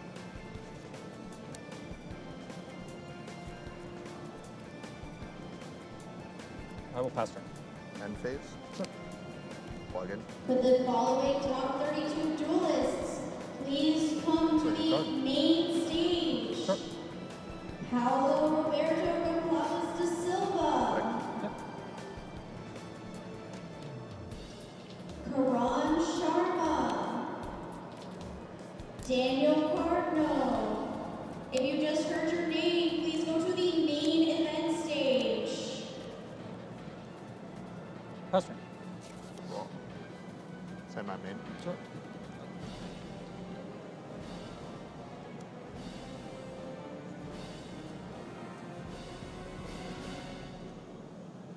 See, I guess these have 72, right? We got 63. Yep. I got normal ice effect.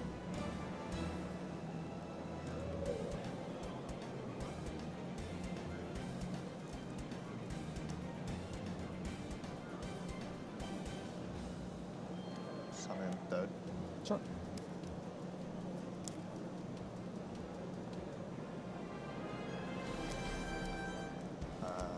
We'll go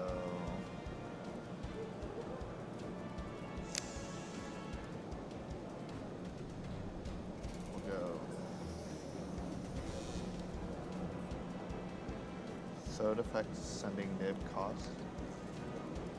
Target ice.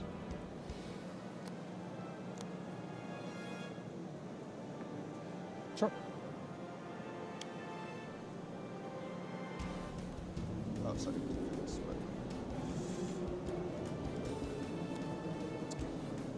Summon. On summon, I'm thinking. Do you have chain link 1? I can't actually. Sure. Activate Phoenix Myth and Paradise effect? Sure.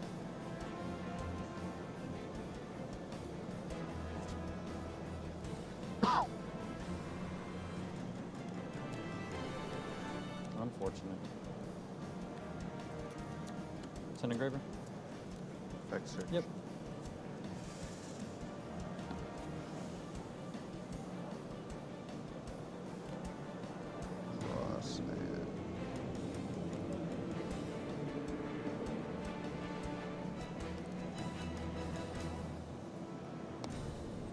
And you have activated an ice effect this turn, correct?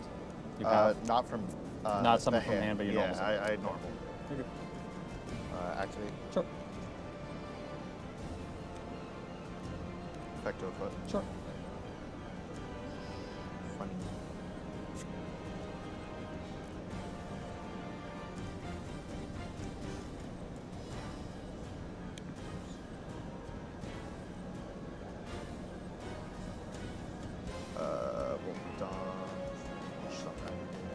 X. Sure.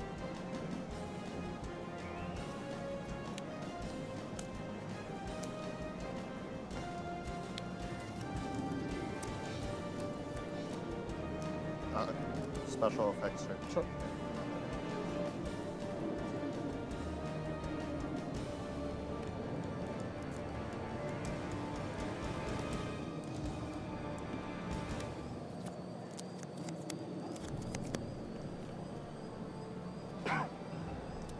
Cross.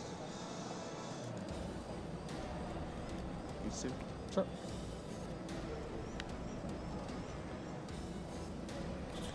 David Abram to the main event stage. David Abram to the main event stage.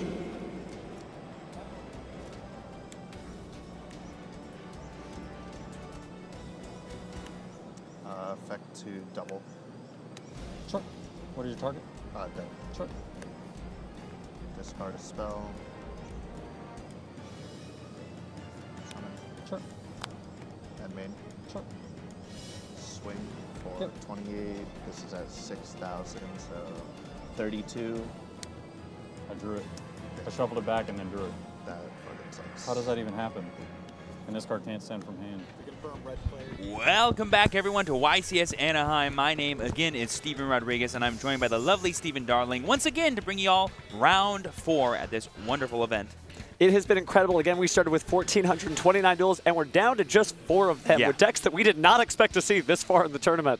Let's go ahead and take a look at that bracket to remind you guys who is playing besides the one you're going to watch in just a second for our top 4.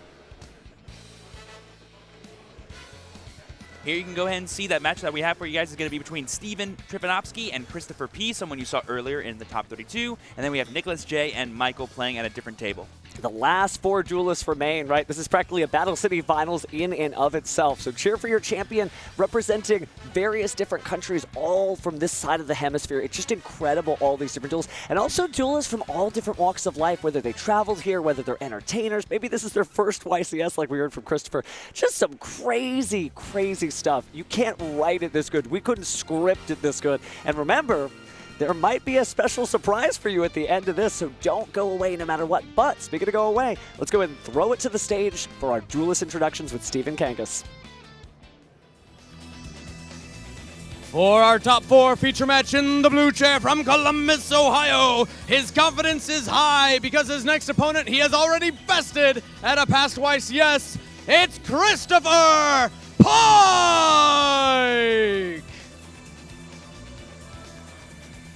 And his opponent today in the red chair from Toronto, Ontario, from 2-2 to start the event, to 9-2, sneaking in at 32nd, and now in top 4, Steven Trifanowski!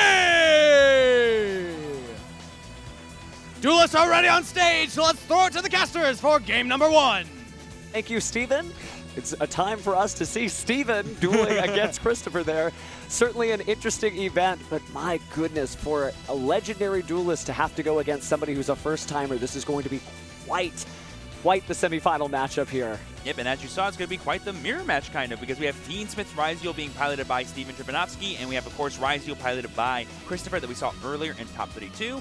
This matchup is actually a little bit more exciting than just, you know, a mirror match and a pro duelist and a new duelist. It's actually a really cool swan song, or sorry, a fun story for Steven here, because I believe he was 32nd place today. He was 32nd place. If you scroll back in the VOD, you can see him just gathering his energy, thinking, maybe I can make it, maybe I can make it. Because again, he only had 27 points and was the last duelist to squeak by into this event. But again, now he's here in the top 4, showing he is not any duelist. He's somebody of a certain caliber who's able to get by. But Christopher, obviously certainly a great duelist, and both piloting similar decks, but not the same. So we'll see whose Ryzeal deck manages to get forward in the tournament into the finals.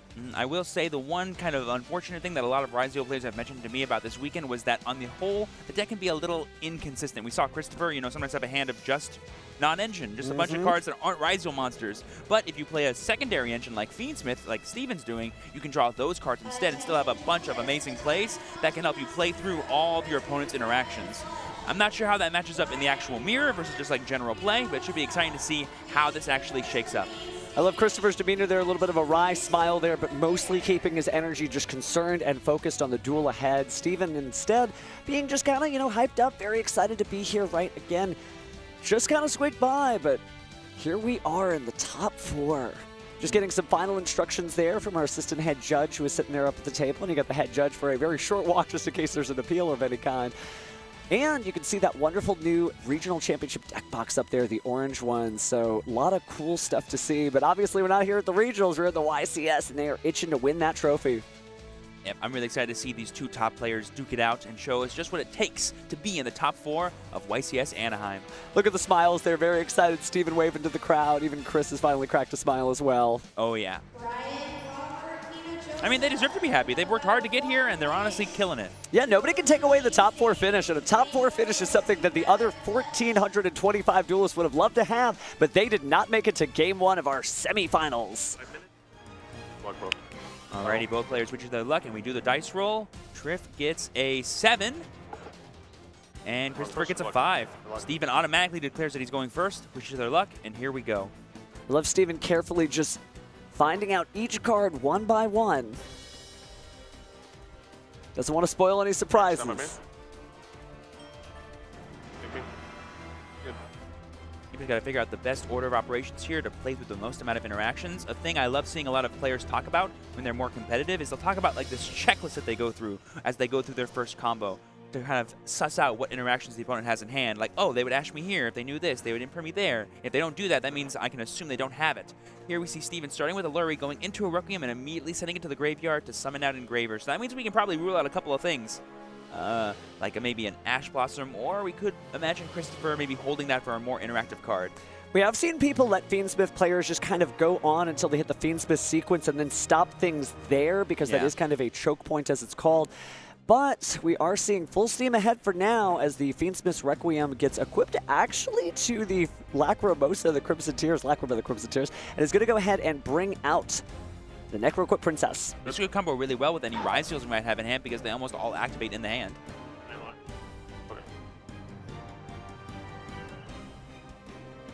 And there we see a Tract coming down from Steven, just more access to these powerful Fiendsmith cards. A very robust engine, actually, if you're playing Lacrima, Tract. Yeah, we always offer the response to your opponent, but Chris didn't have any problems with it, so I'm sure it's fine. Gotta be silent. Get in the habit of saying no response. Even up here, you get comfortable when you've been on the top tournament tables for a while, but you still have to play the game to the best of your ability because, again, it's the semifinals. Don't make a mistake now. Go ahead and resolve Tract, discard the Fool Us, and then we're going to activate Engraver's Effect to send. Going to add a second copy of Tract, so we know Steven plays at least 2. Definitely a very committed Fiendsmith strategy, not just sort of sprinkling it on top of a Ryzeal deck, but maybe more close to half and half. We'll have to see the deck profiles after this event. We're going to go ahead and get a draw there because of Necro's Effect activating a card from the hand. There we go. Return Lurie to special back Engraver, and now we have 2 level 6s. That's another cool thing you can play. Another rank 6 Xyz monster potentially that we've seen, and Ryzeal, that could be pretty special.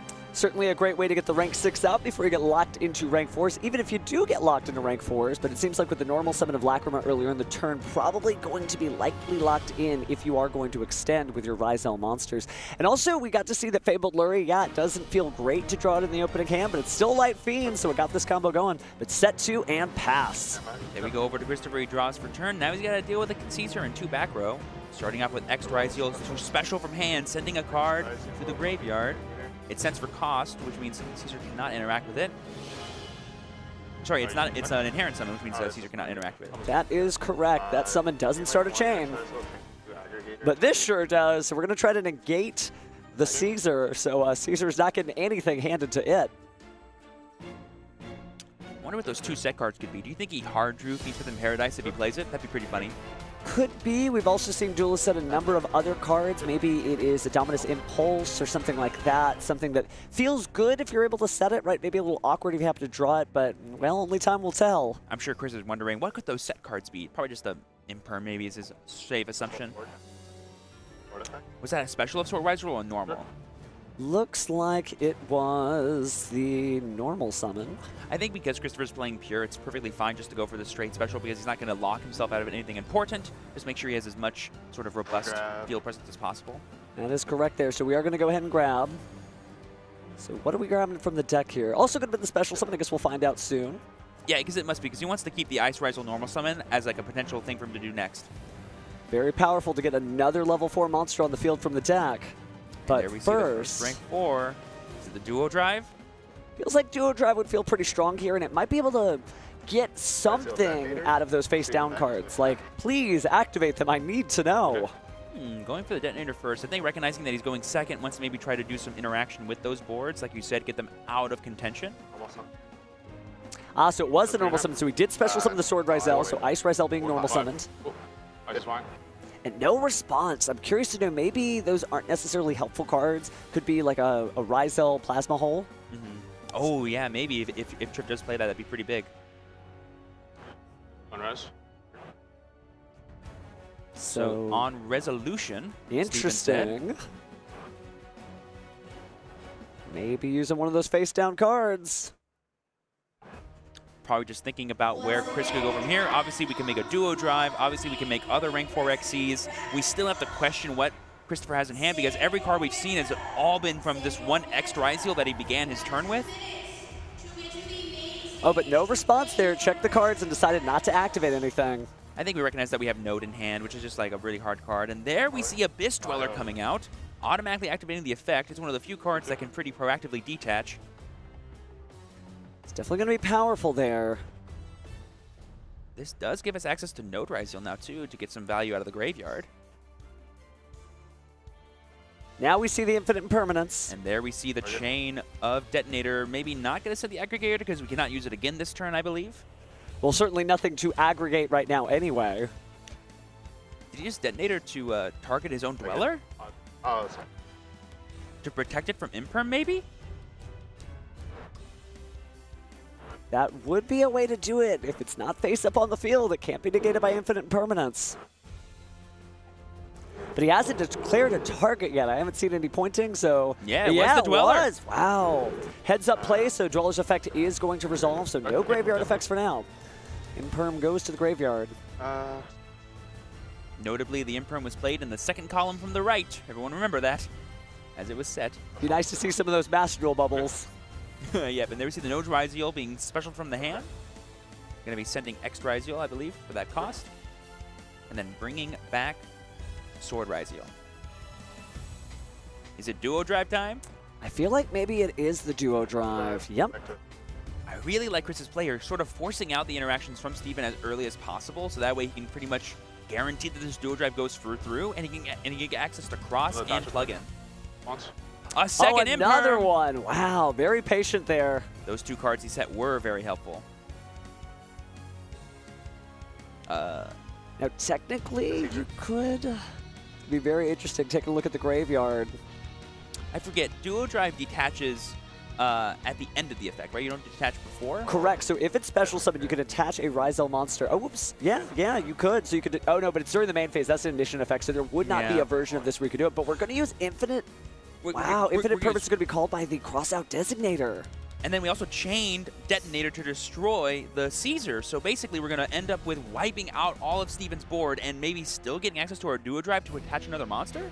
Now, don't lose sight of the fact that Christopher held on to that Crossout Designator and ignored the first Infinite Impermanence. He wanted the Duo Drive to resolve. And here we go.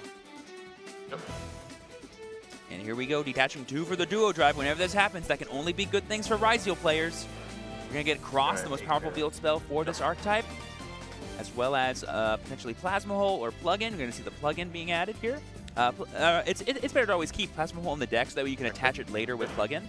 And I don't think we need any more main deck monsters.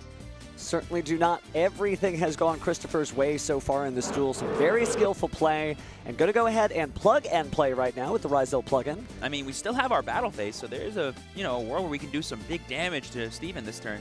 And it's only game 1. Hey, there's the Plasma Hole. That is going to be a really powerful card for him. I don't think we have access to any more level 4 monsters, though, so I don't know how we're going to be able to Xyz on the opponent's turn. We did use some of our extra extenders to get that Dweller in play. Oh, but that I forgot works. We can summon Ice Ryzeal. I didn't know we had another one in hand. Sending a card from the hand to the graveyard will definitely get it done. So what will the final Xyz summon be? It's going to be a Dugaris to revive? Is that going to be enough damage? It very well may be. Attach 2. It could be draw. I'm not sure which effect we're using. That is true. Because I believe the summon effect will make you skip your next battle phase or this battle phase. I believe it's the next battle phase, but that was enough for Steven. We're not going to see a next battle phase here as he concedes and scoops up his cards. Christopher taking the first game and bringing him that much closer to the finals.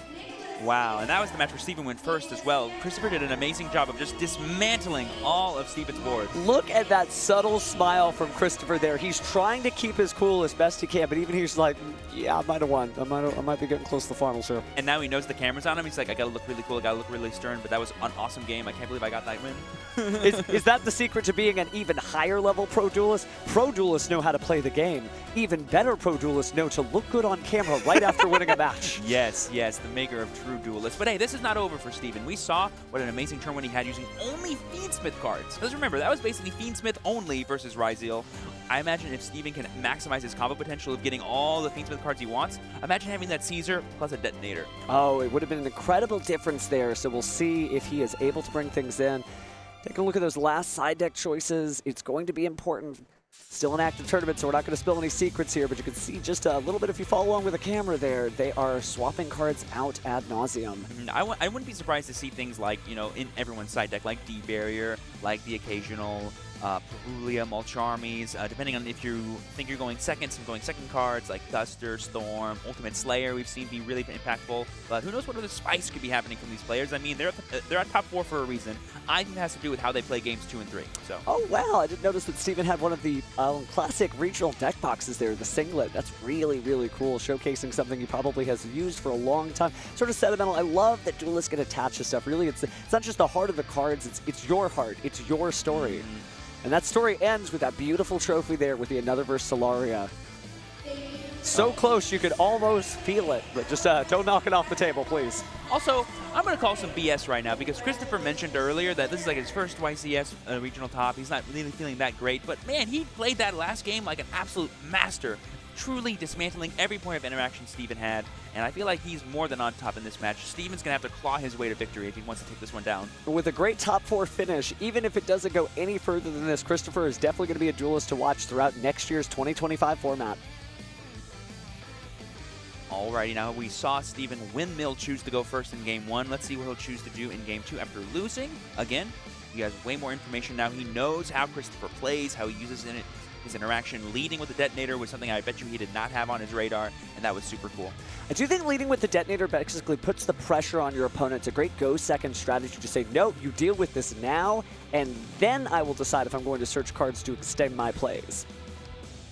Just great looking out from Christopher there, but it looks like we are getting ready for the next duel. Steven locked in, knows that his tournament run is on the line here. He needs to win this duel even just to get to a Game 3. So players are going to go ahead and start drawing here. All right, just waiting for them to go ahead from the judges here so they can get started. Let's go ahead and head over to game 2 and see what happens. Who is going first? The all-important question after siding. All right, we've seen some surprises in this top 8. Let's see if the top 4 has any surprises too. Here we go, all smiles, the handshake of destiny, and we're gonna draw the cards. Again, Steven just carefully drawing those cards. I'm a man. Absorbing it bit by bit. But he is going first. Almost an Ice Ryziel. That's one of the best starts I can imagine. And there we see the Chain Fulos, and there we see the Chain Crossout Designator. Crossout Designator gonna banish that Mulcharmy Fualos. So, Chain Link 3, get rid of Fualos to negate the other Fualos. Fualos resolves to that effect, and then Ice Ryziel to summon from the deck. Get a little bit of peek of where this is going. I'm thinking Sword. Oh, we're going to get X Ryziel here. Effect to add. So X is gonna grab a little extension. Gonna grab Node. I want to mark here that Steven is currently not locked into Xyz yet because he has not summoned either of these cards using their summon effects. It looks like we're going, and Exciton Knight, and it's a Light That is Fiend. a Light Fiend monster going into the Requiem. What an awesome way to get into your Fiendsmith engine off of just one monster. I'll tell you, go into the Yu-Gi-Oh! Database and just typing in Light Fiend and finding out all the fun surprises you have in store. There's some really cool stuff out there. So Exciton Knight, another great card. Going to go ahead and get you into the Requiem. Requiem will bring out Lacrima. Lacrima is going to send a card to the graveyard here. That was something so awesome about the early Infinite and Forbidden format. Just looking up all the fun cards you have synergies with these really cool archetype of Fiendsmith. And they're like, you know what? How about a new one? Fiendsmith and Lacrima. That's a really good card you could add to it. So now we're going to the Necro-Equip Princess here after the Requiem equips to Lacrima. So I think we are going for that standard board, including the Caesar. Again, Triple D High Wave King Caesar is just an incredible card and really powerful here. Just having those two negation abilities, right? Detach both those materials in a single turn to stop 2 special summons. It's also important to note here that I believe this Engraver is the 5th summon, which means we have to Nibiru now, otherwise Caesar comes down, which means we won't be able to do it again. It's like I said, that checklist that players go through when they're trying to play through interactions. Okay, this is the best time to do this. This is their best time to Nibiru. Clearly they have it, and now I can keep playing. So Steven might have thought that he was safe from the Nibiru of the Primal Being because his opponent only had 4 cards and wasn't going to draw. So it looks like it's a 3,800 attack, 4,400 defense token. It is pretty beefy. Very much so. Now we're going to use Sword. Sword, of course, locking us in now. Because I believe we specialed it, right? Mm-hmm. Since we normal some of the Ice Ryziel earlier in the turn. Exactly. Going to be adding that X. This is Sword Ryziel. Yes, I have a Ryziel engraved. Yep, all you need to do is have a Ryziel engraved. You can summon it from the hand. Certainly accessible summoning condition there, but does come at a cost. Steven taking a moment here again. He is standing on his back leg while Christopher could safely just concede this game right now. So there we see the sending of Aggregator from the extra deck to summon X Ryziel from hand. I believe each effect can be used once. So X for extension, and we are extending into, interestingly, the duo drive here. Again, here we go, just trying to see what kinds of interactions Christopher has access to as Steven. We're going to go ahead and attach for turn, then we're going to detach 2 to search. It's uninteracted. We saw last time how well this went for Christopher. Let's see how well it goes for Steven this time. I'll have 5. Right, so he's going for the Ryziel Cross, but instead he is going for another Ryziel monster instead of getting that plug-in. So it shows you that he values the monster a little bit more than the insurance. Once I have access to just maybe a potential additional rank 4, we're going to activate the effect across here to get an additional draw, continuously dig through our deck. Looks like we're going to go ahead and cut here because Ryziel Cross is swapping those 2 to the bottom to draw 1. Definitely has a little Rescue Ace vibe to it. Drew a powerful spell card there, I think. I think that was that Thrust that we just top decked? I think so. Might be a collector's rare. It's a little... Oh, no, I think it's a Fiendsmith. Yeah, Fiendsmith Tract.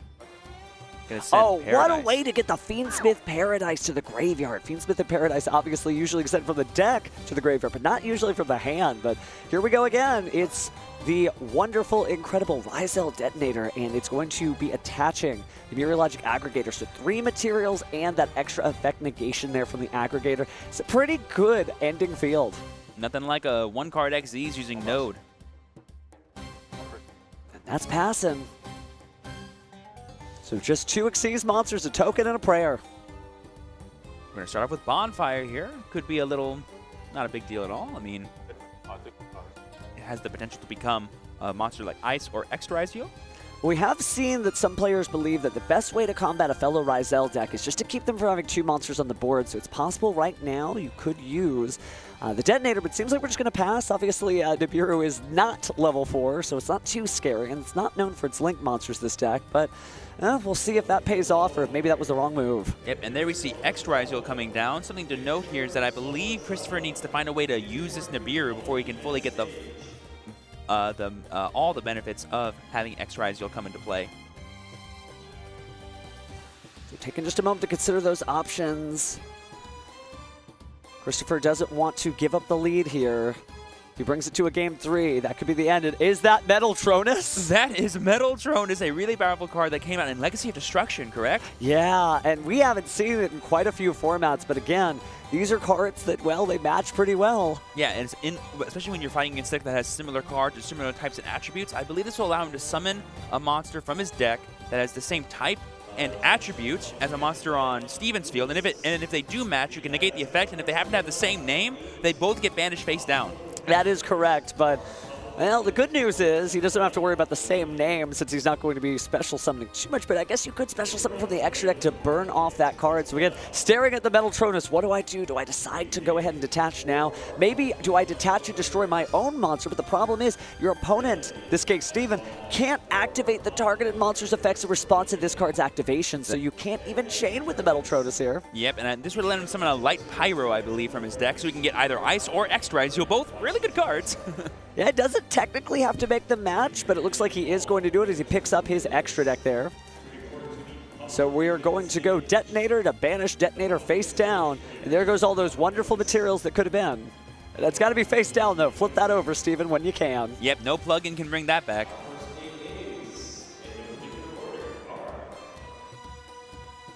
Just insane to see Mettle Tronus again this far in the tournament. I believe it was Paolo who used it earlier at Yu-Gi-Oh! Championship Series Indianapolis, and it shows you practically 6 months later, still an incredible card.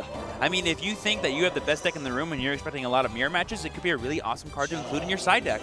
It kind of shows you the confidence that Christopher has. He's like, no, I do believe Ryzel is the deck that Duelist should pick, and so I'm going to bet the whole farm on it by playing Mettle Tronus. And here we see the Requiem going to get another copy of Black Armor that we just put back using the Requiem effect, and I believe he's just reading Fiends Within Paradise to recognize what kind of interactions Steven can have as he continues his turn.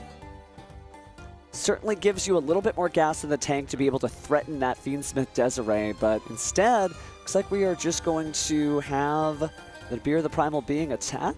And I believe it's 3,800 attack token, which means we will be able to basically clear our own Nibiru and give us access to our full Extra Ezreal that we added to our hand earlier. That is right. Those effects don't always work if you have something else in the field. Ryzel is supposed to be a Ryzel strategy, and so here we go. It's Ryzel time. Gonna go ahead and set the Aggregator to summon Ext. Gonna go ahead and target the Cross using Aggregator so that way he does not get that powerful negate on resolution effect, unless he wants to do it now on Aggregator, in which case it's the same thing. And he loses some material off Duo Drive. Well, it looks like he is not going to do it as he picks the deck back up. So Ice Ryzel added to the hand. Yep, that's a really powerful one-card Xyz, and there we see the special summon of Sword, or that could be normal. I don't actually know, but my assumption would be that it's special. I would assume so based on the field. Notice that there is a Ryzel in the field, so I feel like that indicates to me that Sword Ryzel was special summoned. And that way you can use your Ice Ryzel that you just added as your normal summon for turn. Definitely lets you feel the field out too. But just incredible gameplay here from Christopher as he puts Steven on the back ropes. But you wouldn't think that looking at Steven's field, but really just depends on how this turn plays out. There's no favorites here, but now we are going to Xyz summon. This could be the Duo Drive. This could be Detonator. Again, we see Chris really favoring going for that Detonator. Depending on how many he plays, this could be the last one in his extra deck because he did banish his own as well as getting rid of Steven's. Certainly proudly professing that card. I think that's a quarter-century secret rare as well. Of the Mettle Tronus? Of the Detonator. Ah, yes. Looks gorgeous. Really does, really does. Like you were saying, shiny cardboard, right? Oh, yeah. Only way to go. Steven taking a quick look at the graveyard here, considering his options again. Every single decision determines the future. I think he's going to Paradise now, send the Desiree, and then just try to immediately deal with the Detonator, because I believe Desiree sends, which means I don't believe Detonator can protect it. That is correct, but we are going to go ahead and detach to destroy the Ryzel Crossfield spell, send the Desiree to the graveyard. Resolve the effect to equip a new material, and then we're going to chaining to the Desiree effect to send. We're going to chain Detonator again to probably destroy Duo Drive?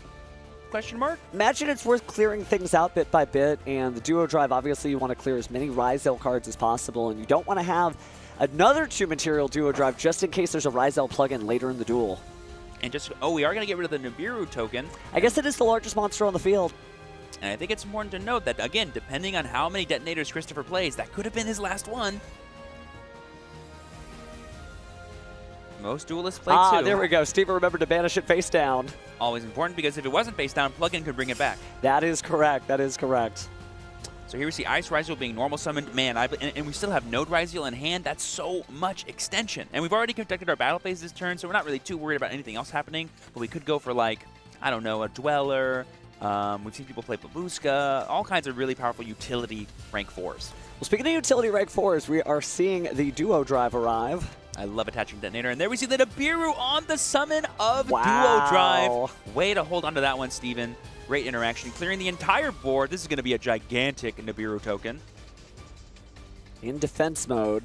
I think it has something like 2,000, 4,000, like 58. Looks like we're counting the numbers now. Maybe about 3,700 attack, it seems like. And then I think like 58, 57 defense points. Like big it's is what it is. Big rock. Be careful of what's inside. As we've learned from the recent Megatons, there is a monster that lurks beneath. That would be awesome. Primera, the primal being or something like that, yeah. All right, but let's see what we got here. We still have access to Node, but I don't believe because we have a non-Ryzel. The token definitely interferes with things, right? It no longer is a Ryzel-only field. I mean, I think we'll still be able to XZ summon, but not being able to go into Detonator doesn't really give us many options on Steven's board to interact. And maybe Chris just wants to hold on to the resources.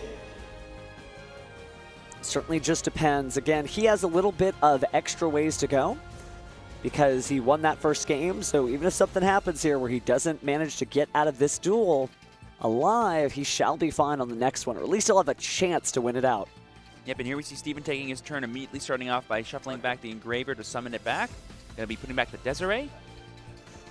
Bring it onto the board. The really cool thing, too, about the Fiends with Ryzel deck is you're not really hindered by having this Nibiru in play because you can do all of your big Fiends with combos. You're going to activate Engraver's effect here to destroy that really big token that you couldn't have gotten rid of anyways.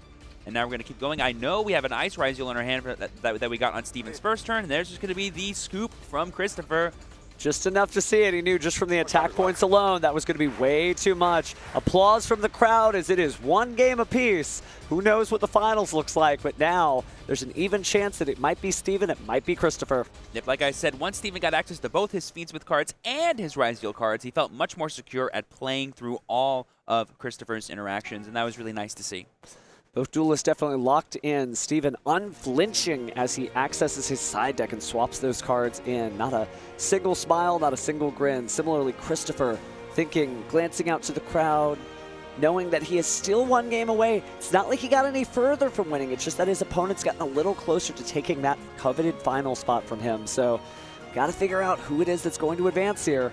I mean, Steven must be still feeling the effects of game one. You know, Christopher being able to break serve, go second, and still win that game, breaking through all of Steven's powerful first-turn plays. But Steven this time having just enough this time to fully stop Christopher and set up his victory. That Nibiru was really huge. Shows you the importance of Nibiru, the primal being. You know, some formats, it's not that impactful. And this format is leaving a big crater on the dueling field. Oh, yes. Malice, Ryzel. These decks summon a lot, and they oftentimes need to get to 5 summons before they can summon anything truly impactful. Definitely so, but we've also seen players be able to just continue after that, so it's not like Nibiru is the end-all, be-all. But it is darn good right now. We do see Steven accessing some of the side deck, accessing some of these cards, figuring out what he wants to change out. That Mettle Tronus was huge, but it wasn't enough.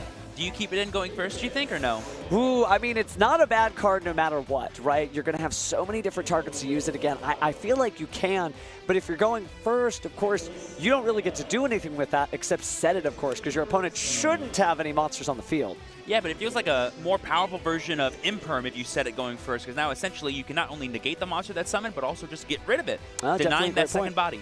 It's basically like Crossout Designator 2.0. It's very strong, a little bit more situational than Crossout Designator. Your opponent literally has to be playing those cards, but very, very good there. Yeah, and as we saw in Game 1, Christopher's actually main decking Crossout Designator, so he has so many ways to protect his Ryziel combo going second. I wonder if Steven is just maximizing the amount of disruptions he could have to make sure he gets as many turns as possible. All the Mulcharmies, all the disruptions from the hand, like Nibiru, Ash Blossom, Effect Veiler, so on and so forth, and maybe even some fun side deck techs of his own.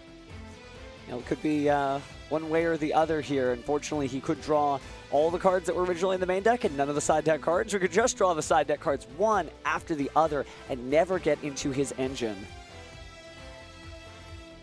Christopher already ready to go. Looks like Duelists have been able to get that final cut going as they swap decks, pass him across the table.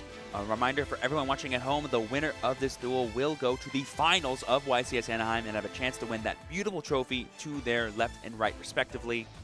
Another versus Solaria in their binders. That is incredible. Can you imagine having a prize card? Well, one of these two duelists might. They shake hands, and it is about to be the next game before you know it. And again, here we are in Game 3 of our semifinals. One of these duelists is going to advance to the finals. A hearty handshake. It is time to duel. 2 duelists, 2 handshakes, 2 people having a good time. Oh yeah, both of these duelists having a great time, but they're still committed. You don't play to get to top 4. You play to be the king of games. And we're going to start right off with our Ice Ryzel. Normal summon, special from the deck, no interaction, no Mulcharmy, no nothing. Sword Ryziel special, effect to add. Gonna probably add X Ryziel here. Nice little extension. Did see that we have an Ash Blossom and Joyous Spring in the hand of Christopher there. Didn't catch the other cards, but that may come up later. I saw 2 spell cards. They could be something like Crossout. They could be something like Metal Tronus. So attempting to use the effect there of the Duo Drive stopped by an Ash Blossom, but looks like we are... Is that called by the grave? It might be, but do you use it now or save it for something else? Do you just let the Duo Drive go? No, you say the Duo Drive has to do what it does. An effect Veiler the Chain on Duo Drive to still deny the effect. So no Ash Blossom, and that actually hurts a little bit because now the Ash Blossom and Joyous Spring in Christopher's hand is completely inert. But here we see the X Ryziel going to go ahead and send the Meteorologic Aggregator to go ahead and go search for the Node Ryziel this time on summon of X Ryziel. Keep in mind that Steven has now used 2 interactions here. There could be a world where he still has something like Nibiru, but besides that, I can't think of much else that would stop Christopher from this point. I think he has a guaranteed detonator in his future, but then we're actually going to get Sword because we have not used the effect of summon from hand yet. Pretty heads-up play from Christopher because I don't think he's going to do much extension past this. Feels like at this point we are just going to see a detonator and attach that Meteorologic Aggregator. And no, it's going to be a Babushka! Whoa! We are going to try to lock out Steven from using any monster effects on the following turn. This must allow him to play through the Fiendsmith cards, as I imagine what Christopher is thinking.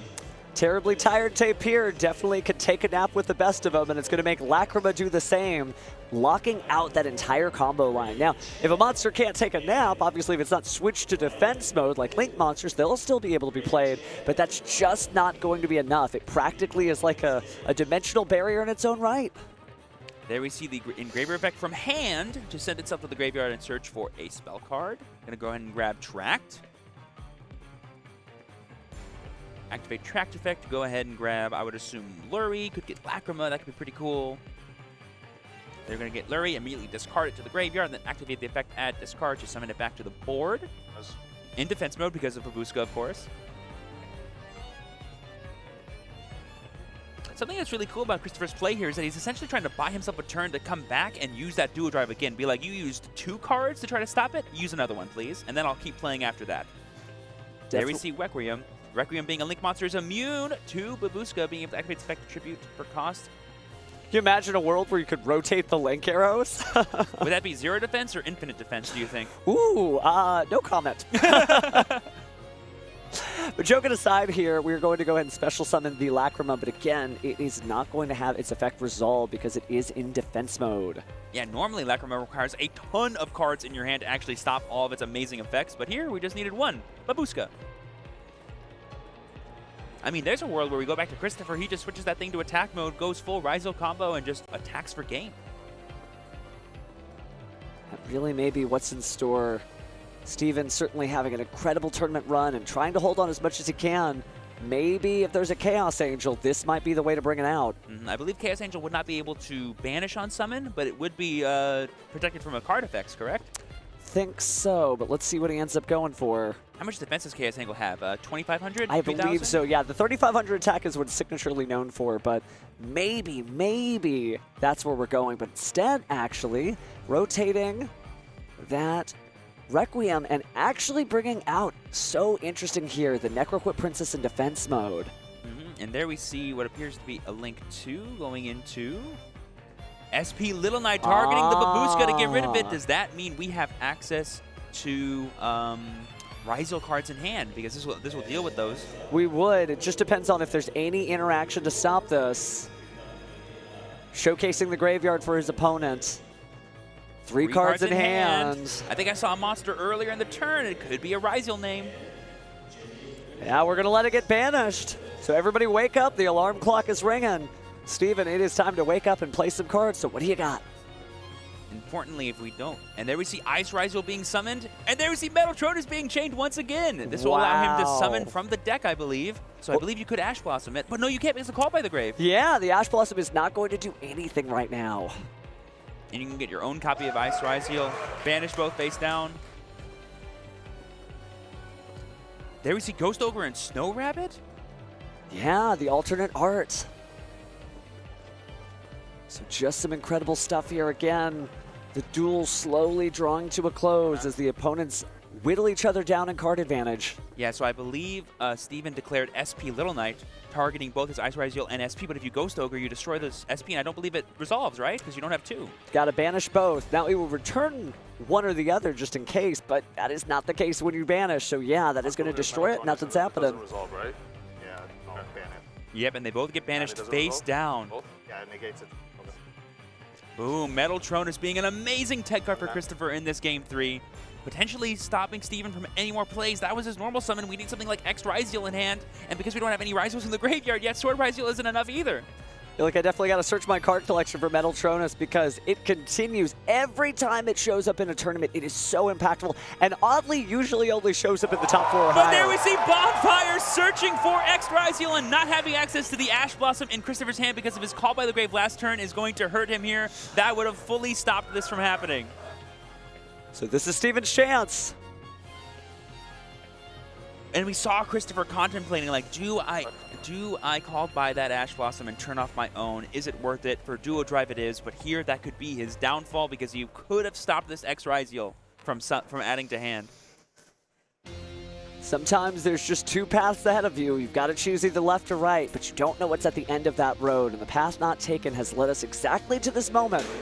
And there we see Steven choosing to send Detonator to the graveyard for X Ryzel so that way he has access to a Ryzel name in the graveyard to summon Sword Ryzel, which will then special summon itself and then add a copy of Ice Ryzel to hand, giving him all the names he needs to continue and make these awesome rank 4 plays. Metal Tronus alone may not be enough. A great card that we were certainly singing the praises of, but it doesn't necessarily stop things here when the last point of interaction that Christopher has, again, does nothing.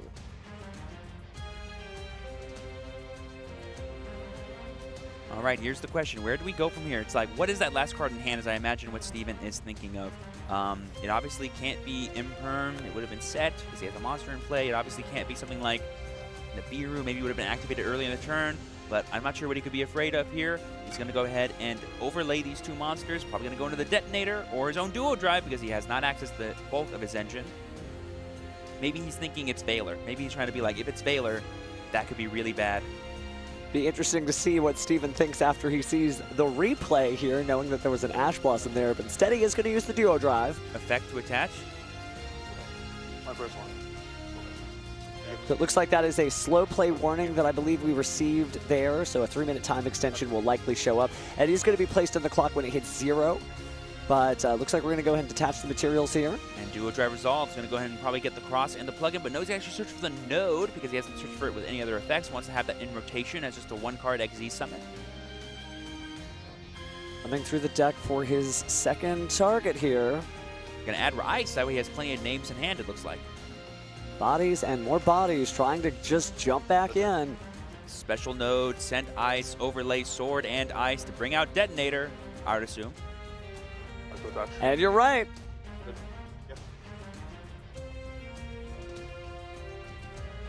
Man, if only Chris did not activate that Call by the Grave, this would have been a totally different game. Certainly would have wanted to get that play through, but now it's just time for just some straight battling. Yeah, I believe that's 3,300 damage. Okay. I'll pass. Duo Drive should be increasing the attack of monsters on Steven's side by 100 and decreasing the attack of his opponents by 100. And speaking of opponents setting a card, the crowd goes insane as they see that. Using the Requiem effect, returning, and there's the handshake. Steven Trivanovsky is going to the finals at YCS Anaheim, beating Christopher. That was an amazing game. Well fought on both sides. Christopher breaking serve in game 1. Steven being able to claw his way back in game 2 and gets a game 3. And Chris just couldn't close it out, unfortunately. Steven finally cracks a smile there and begins interacting with his opponent. Again, some of my favorite moments are when the pressure's off on both duelists, but the pressure is still on for Steven. He's going to the YCS finals, but if he wants to be the champion, there's still one more duel ahead of him, or at least best 2 out of 3. Just when you think you fully stopped the Fiends with Ryzeal deck, they just go Bonfire, full Ryzeal combo after that, and you're like, bam, I guess you got the extension. I couldn't stop you. Shows you why the Fiendsmith Ryzeal deck definitely has some selling points to it, right? If your friends are trying to talk you into it, you may think, yeah, maybe this deck is actually all right because, yeah, if you get slowed down completely on one entire combo line, okay, cool, let's start another. Let's just do it again. Do it again. Do it again. Wow. That was a really exciting match, and I think for the two of us, that's the last match of this competitive year, huh? It really is. What an amazing year of competitive Yu-Gi-Oh! This has been. Just insane. I cannot believe that this year started with the UDS. That was our beginning of competitive Yu-Gi-Oh! The best of the best of the best. And then we managed to get all the way here, right, from February all the way to December. And it's not like Yu-Gi-Oh! Is going to be paused, right? And at the same time, we've got plenty of tournaments that you're probably going to enter, right? We got those holiday charity tournaments that are coming up. We have all the cool events that are going on. In fact, I think if you're on Yu-Gi-Oh! Duel Links right now, you should be in the Goha Corporation Cup, right? So there's so much of the Yu-Gi-Oh! Trading card game left to play. And as we begin next year, there's other Yu-Gi-Oh! Championship Series already on the calendar, right? Oh yeah, and products too, like the Sage of Eyes of Blue starter deck as well, which is going to be super exciting for a lot of players. I hate to say it, as an anime fan, it's really cool to see Blue Eyes White Dragon when it's up the top tournament tables. Oh, yeah. It has been since, what, 2016 since the World Championship where we saw the Blue Eyes mirror match. Can you imagine 2025? And speaking of upcoming events, let's look at the 2025 calendar. February 1st and 2nd, we're going to Orlando, Florida. March 1st and 2nd, see you in San Salvador, El Salvador. March 15th and 16th, we'll be in Las Vegas, Nevada. And March 29th and 30th, we'll see you in Buenos Aires, Argentina. That is so exciting. The calendar is already filling up. Super awesome to see all these amazing events. I think I'll definitely be showing up at Las Vegas. Worst thing that happens is I get to stop playing and go enjoy the town with my friends. Oh, yeah, that is a great time. That's basically a vacation no matter what, right? And all of these great events are about, you hear all these duelists say it, it's not just about entering the tournament, it's also about the friends you make in the tournament, right? I didn't know 1,000%. you before I played the Yu-Gi-Oh! Trading card game, but I found you, you found the game, and here we are, right? And we're all better for it, I'll tell you that much for sure. We really are, we really are. And hopefully you guys have been having a great time because, again, this has been an incredible year. All of the duels have been exciting. And hey, Metal Tronus making a return appearance is also really cool. I mean, yeah, it's like we mentioned earlier. Like, if I know I'm playing the best deck and I'm imagining everyone else could be playing the same deck as me, I may as well have options for the mirror match in my side deck. Just good stuff, good stuff. Was there like a favorite event? Obviously, this has been a really hype one, but other than this event, so we're not playing favorites, was there another cool tournament that you thought about throughout this year? here? I mean, we talked about it a little bit, but the World Championship this year was super exciting, both on the Master Duel side, the Dueling side, and the TCG side. Just some memories were made, and I imagine some long-standing legacies, wars, or even like rivalries are going to be born, and the future of Yu-Gi-Oh! Looks very bright to me. I love that. You know, looking back at some of the tournaments, I think you're right. The World Championship, one of my favorite things that I remember hearing is one of the Duelists said, just give us a little bit more of the game. We want to keep playing. We want to be able to see each other. All these duelists from around the world trying to work as hard as they can to gather at the World Championship, which is just so emotional. And then they announced Go Rush World, so a whole new year of Yu-Gi-Oh! Duel Links, and obviously some great times here at the Yu-Gi-Oh! Trading Card Game. Really exciting stuff, and now we know at least Rizel has made it to the finals, but we don't know actually what's going on the other side of the semifinals. Yeah, so we'll I have to see believe soon. the other two decks in our top 4 was another Rizel, Pure, and then Tenpai Dragon by Nicholas as well. Oh, that's right. Wow. Can you imagine if it's Tenpai Dragon versus Rizel in the finals? Ooh. Hey, but if it's Rizel in the finals, we also know that it's really exciting too after that duel. Oh my goodness. Yeah. Wow. Sorry, just taking it all in. This is a all whole the year of excitement, competitive Yu-Gi-Oh! All the happiness, we love it so much. But I think there's another Steven that's equally as happy as you and me right now, and that'd be Steven Tripanovsky, who just won our top 4 match. Let's go ahead and throw over to Steven Kangas as he talks to Steven about how that went. Sure, Steven. Thank you, Steven. And Steven Kangas here with Steven Tripanovsky on stage after your feature match win in top 2. Definitely have the crowd on your side. I gotta say, I didn't expect a Triffmas miracle today, but it looks like we might have when you're going to the finals. But I want to start off with a Game 3. That was a very interesting game state you found yourself in with the Baguska. Talk me through your decisions. First off, shout out my opponent. He played amazing. Good job, Chris. And yeah, it's not just Baguska. It's, you know, it could be Imper, Baylor, Nib, Ash, every like interruption in the game. So I felt if I was able to make SP with the full grave, then all my plays later will resolve because SP's Banish effect, which I thought it would, but he had a few stuff, and I already knew I had the bonfire. I could have done it right away. Then I could have defeat Smith stuff. I was chilling. I was doing that all weekend, to be honest. But my opponent played amazing. Shout out to him. Also, if you're not here, you guys really have to go to every YCS. YCS is the greatest thing on earth. I love YCSs. Let's go.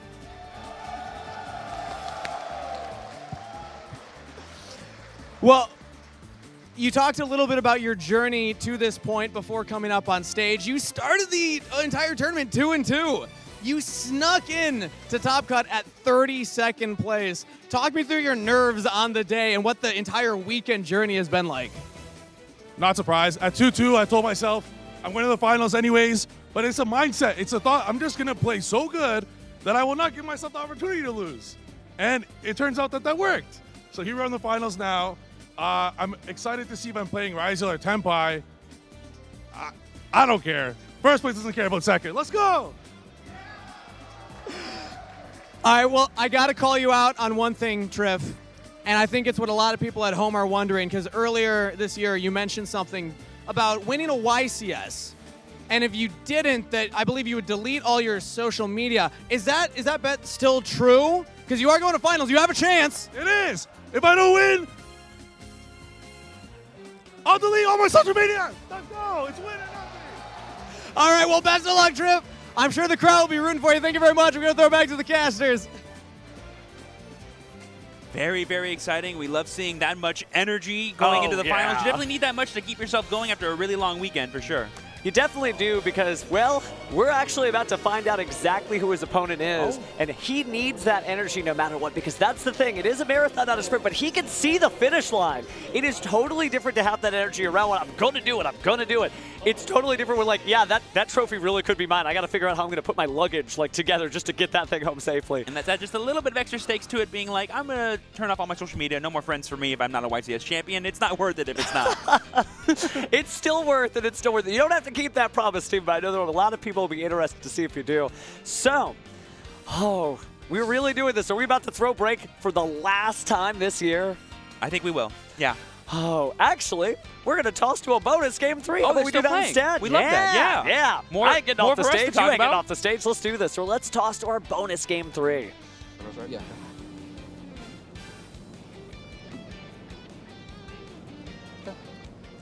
Standby. Yeah. Mavis. Yeah. No sound effect?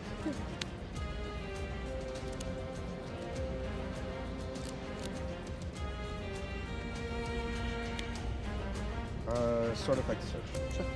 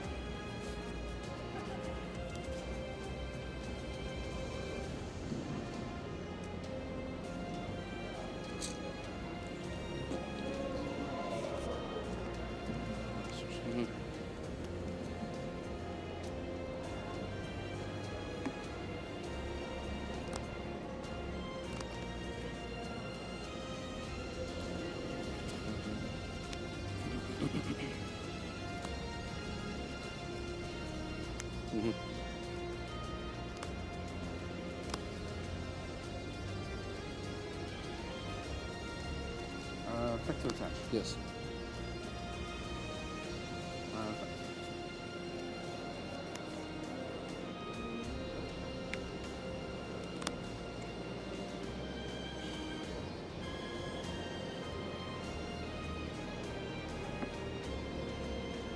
Smells like curry. And our 2 minutes is up, and we have 2 more names to call. Yep.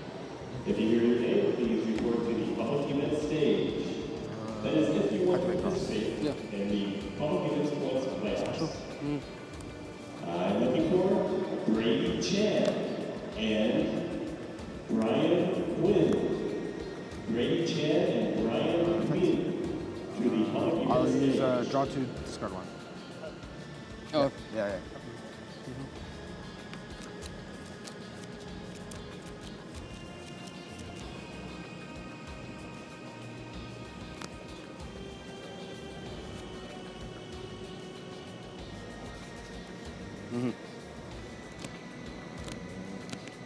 Plug-in, targeting the node. Yep. Node? Yes. Targeting X.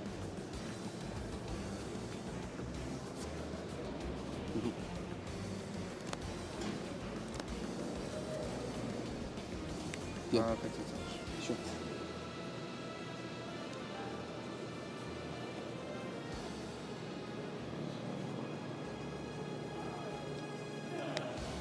I will attempt to pass.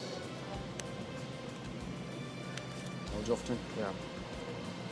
Stand by. Main phase. Ultimate slow. Yeah. I'll send aggregator. Aggregator negate cross. Yeah. Normal summon effect.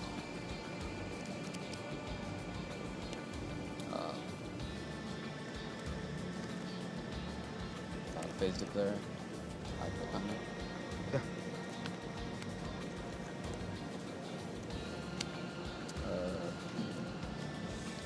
Effect.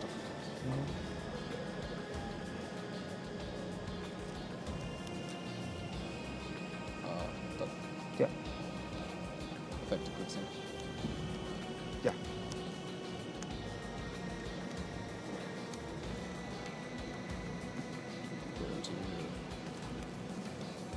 Which side is that thing? 26. 26. Okay. And then yours lose 100 too. Yeah, that's fine. Perfect. That's fine. Does it destroy? No. Okay. Just make it so. And time is up for the duelists. I'm looking for 2 more names. Declare attack. Effect of Fadra.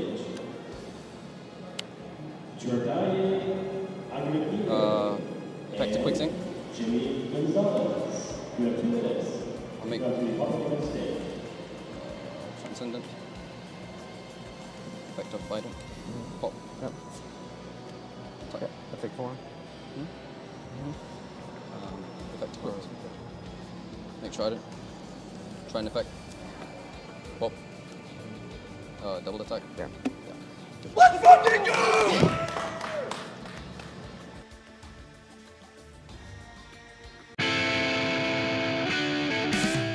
In the Shadow Duelist Season 2, a new duelist joined the fray. Axel is a rock star with some serious shred.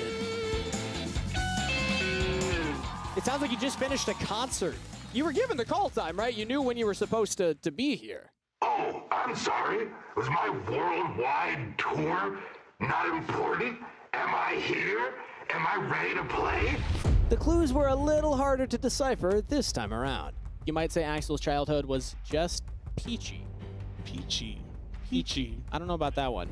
For some of our eagle-eared fans, the voice was a dead giveaway. Proceed with extreme caution, duelists. This mask has the ultimate rock and roll genius. Axel, if you would please remove your mask. Who could it be? No way! What? WWE superstar Xavier Woods. This time, the Shadow Duelist didn't just watch the event, he got in on the action. Xavier, I'm hearing a note that you were actually given some insight into Yu-Gi-Oh! And you've been preparing for this match. I like decks that I can just regenerate stuff from my graveyard. I just want to be annoying. So here's the funny thing. Dimension Shifter is this notorious card that just annoys everybody. So you want to be annoying? This is the card for you. But with Xavier getting a little help, it was anyone's guess which way the match would go. Xavier's thinking, processing all the potential moves. Ooh. He has the Maxi. You said you like to Okay. banish cards. This will make sure. I do. I like to banish. Put him where I want him. Kaito might be shaking right now. This is stressful. Welcome to Yu-Gi-Oh! Xavier Woods. What is this wind down conversation? It's not done yet. I just want us to be honest about the situation. There are 6 monsters on Kaito's field. Congratulations, Kaito, at the 2-0. You know what, Kaito? Kaito, you earned it. You earned it. Congratulations, Kaito. So how'd you feel, honest opinion, stepping into this finals match? I felt crazy. Going through 400 people, and they're the best one. Then I'm coming in, hey, I'm going to beat you. I've been on this game for a couple of weeks. Let me school you something, kid. You were bested, which means that your opponent will be earning that mask. It's gorgeous. Boom. Beautiful. I put a little message for him. I'll get you next time. Smiley face, great job. I'll get you next time, yes. Love and it. This is shaking fists coming with that. I want each and every single one of you to know that I love you, Gio. Yes, yes. But the mystery isn't over. Stay tuned, because the shadows have more secrets to be revealed.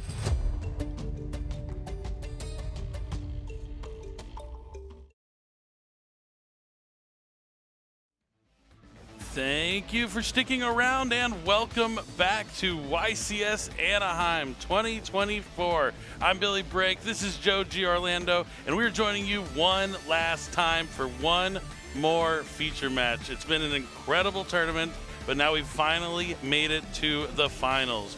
Crossover Breakers just came out earlier this week, and man, has it had an impact. What? Oh, looks like we have a special delivery here straight from Jerome McHale, and it's the kind of briefcase, but inside is something really, really exciting. That's the Forbidden and Limited List update that we are going to talk. All right, Joe, I can see you can't be trusted with this, so I'm going to put this over here until we're ready to reveal the updates. Hold on. Gotta Fair be very enough. I tried careful. for everybody in the chat. He was trying to get it a little early. I know y'all are anxious to see what is on that update for the Forbidden and Limited List, but not quite yet. We still have to finish the finals for this YCS, and then we will announce what those changes are going to be. But it's going to be an exciting finals. It's going to be an exciting announcement after the finals, but for now, we have to finish this YCS. We also just talking about crossover breakers, Malice and Ryzeal making a huge impact. But Joe, tell me about the bracket we got going on over here. Well, we just watched our top 4 feature match where we saw Steven win over Christopher, which is going to mean we have at least one new deck in the finals, which will be the Ryzeal strategy.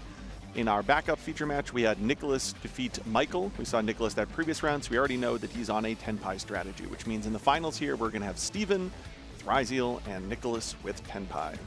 That's right, Tenpai Dragon making it back all the way to the finals. I've been talking about crossover breakers and how Malice and Ryzeal have been the decks to beat this weekend, but an older deck still, powerful enough. Everyone knows Tenpai Dragon pretty well. Probably the best deck ever at going second, maybe? It's close. There's a lot of decks to think of on the top of my head, but it's up there, It's especially because that's its strategy. It prefers to do that. There have been some decks that have had decent going second matchups. Yeah, I think Brandon strategies that have played Super Polymerization over the years, but this deck actively wants to go second. Maybe Mystic Mind might be the one we could debate about too there going second as well. But without further ado, let's not wait anymore. Our finalists are on stage. Kangas, who is playing in the finals of YCS Anaheim? For your YCS Anaheim Grand Finals, introducing in the blue chair from Toronto, Ontario, hoping on a Triffmas miracle, Steven Trivanowski!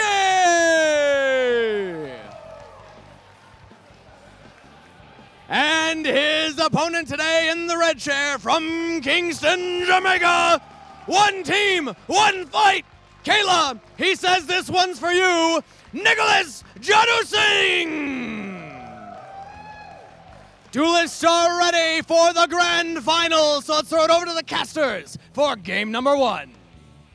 Thank you, Kangas. That's right. We have Steven up against Nicholas. It's going to be Fiendsmith Raziel against Tempai Dragon. We don't know which deck is going to win, but one thing is for certain, we will have a new YCS champion at the end of the day. Both these players probably really want the win. I know Steven has been around the circuit scene for a while.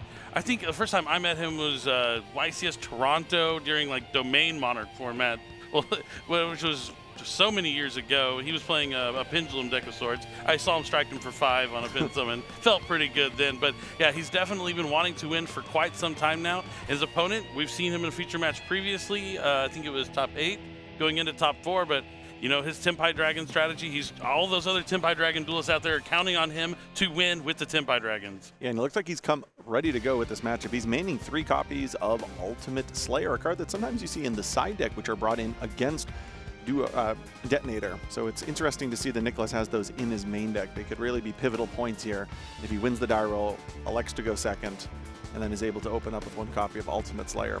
It's also one of those board breaker cards that you can activate multiple copies of. It's not limited to once per turn. Definitely. I think that also good. This point is really important too. I didn't want it to go by. For sure. One of the things about Ultimate Slayer is that sometimes the counterplay to Ultimate Slayer is having Raziel plug in to reestablish the Detonator post Ultimate Slayer. Steven does not play plug-in. Ooh, so that doesn't bode well for him in this matchup. It looks like some of the main deck choices might favor Nicholas a little bit more here in game number 1 for sure. But I like you talking about that Ultimate Slayer because we've seen these other strategies. They're not always the newest ones that came out, but they've all adapted their decks to deal with crossover breakers because it had such a big impact. You have to make sure you have cards included ready to deal with Duo Drive, whether it's going to be those interactions from the hand like Ghost Ogre and Snow Rabbit, or on the other side, the cards that can deal with the board once it's already established. Stuff like Book of Eclipse has been really popular this weekend. Forbidden Droplet, Forbidden Chalice, we've seen those all around. But now, one thing that might be going against Nicholas, though, once you're in the finals, it's pretty hard not to know what you're playing against. So there's a chance that Steven is able to win the die roll here and then make Nicholas go first in game number 1. Yeah, we actually saw Nicholas go first in some of the feature match that we watched in the top 8, and we saw in those games he was equipped with Heat Wave. Obviously, he's not going to be equipped with Heat Wave here in game 1, so you're not wrong. Nicholas might be put into a difficult position, so the die roll will be quite pivotal here. Definitely. I can't wait to see how it's going to play out. This is going to be the grand finals. As Kangas said, one of these 2 duelists will be crowned a YCS champion. They're going to win a copy of another Versalaria, and that beautiful trophy is on the table within arm's reach of both these players. Well, I guess both of them are getting another Versalaria, but only one will get the ultra rare version. Yeah, absolutely. All right, the decks are shuffled, the hands are drawn. There it is, that beautiful trophy. One last time today, it's game number 1. It's time to duel. Yes, sir. All right, I saw at least a 1 there.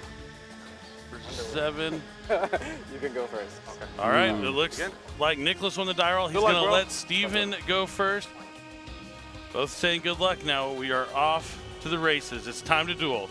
Nicholas has 6 copies of Mulcharmies in his deck, so there's a pretty reasonable chance that he's going to start open with one of them here. It looks like he might have one also.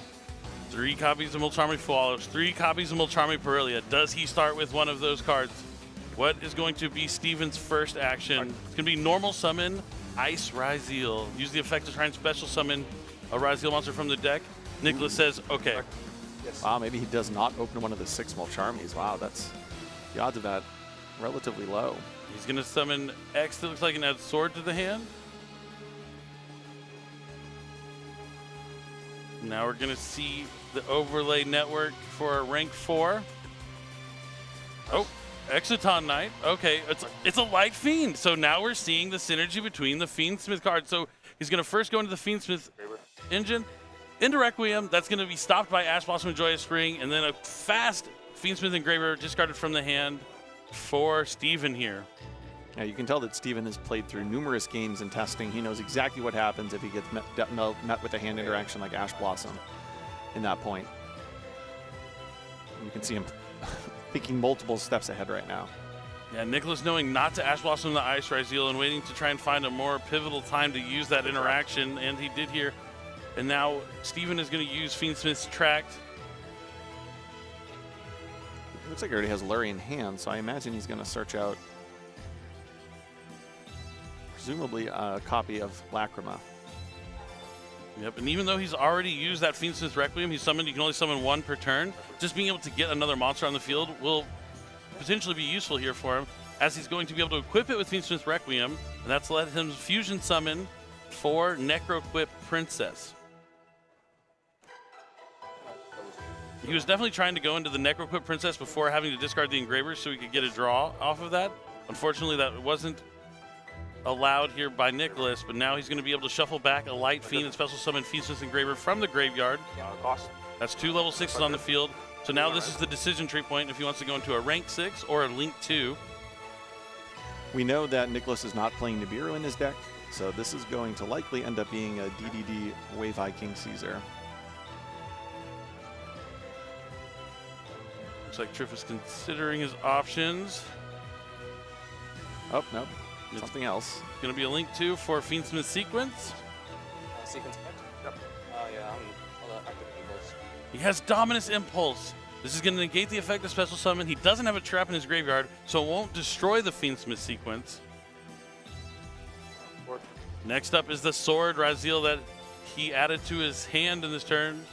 On summon, it's going to be able to add extra Ryzeal.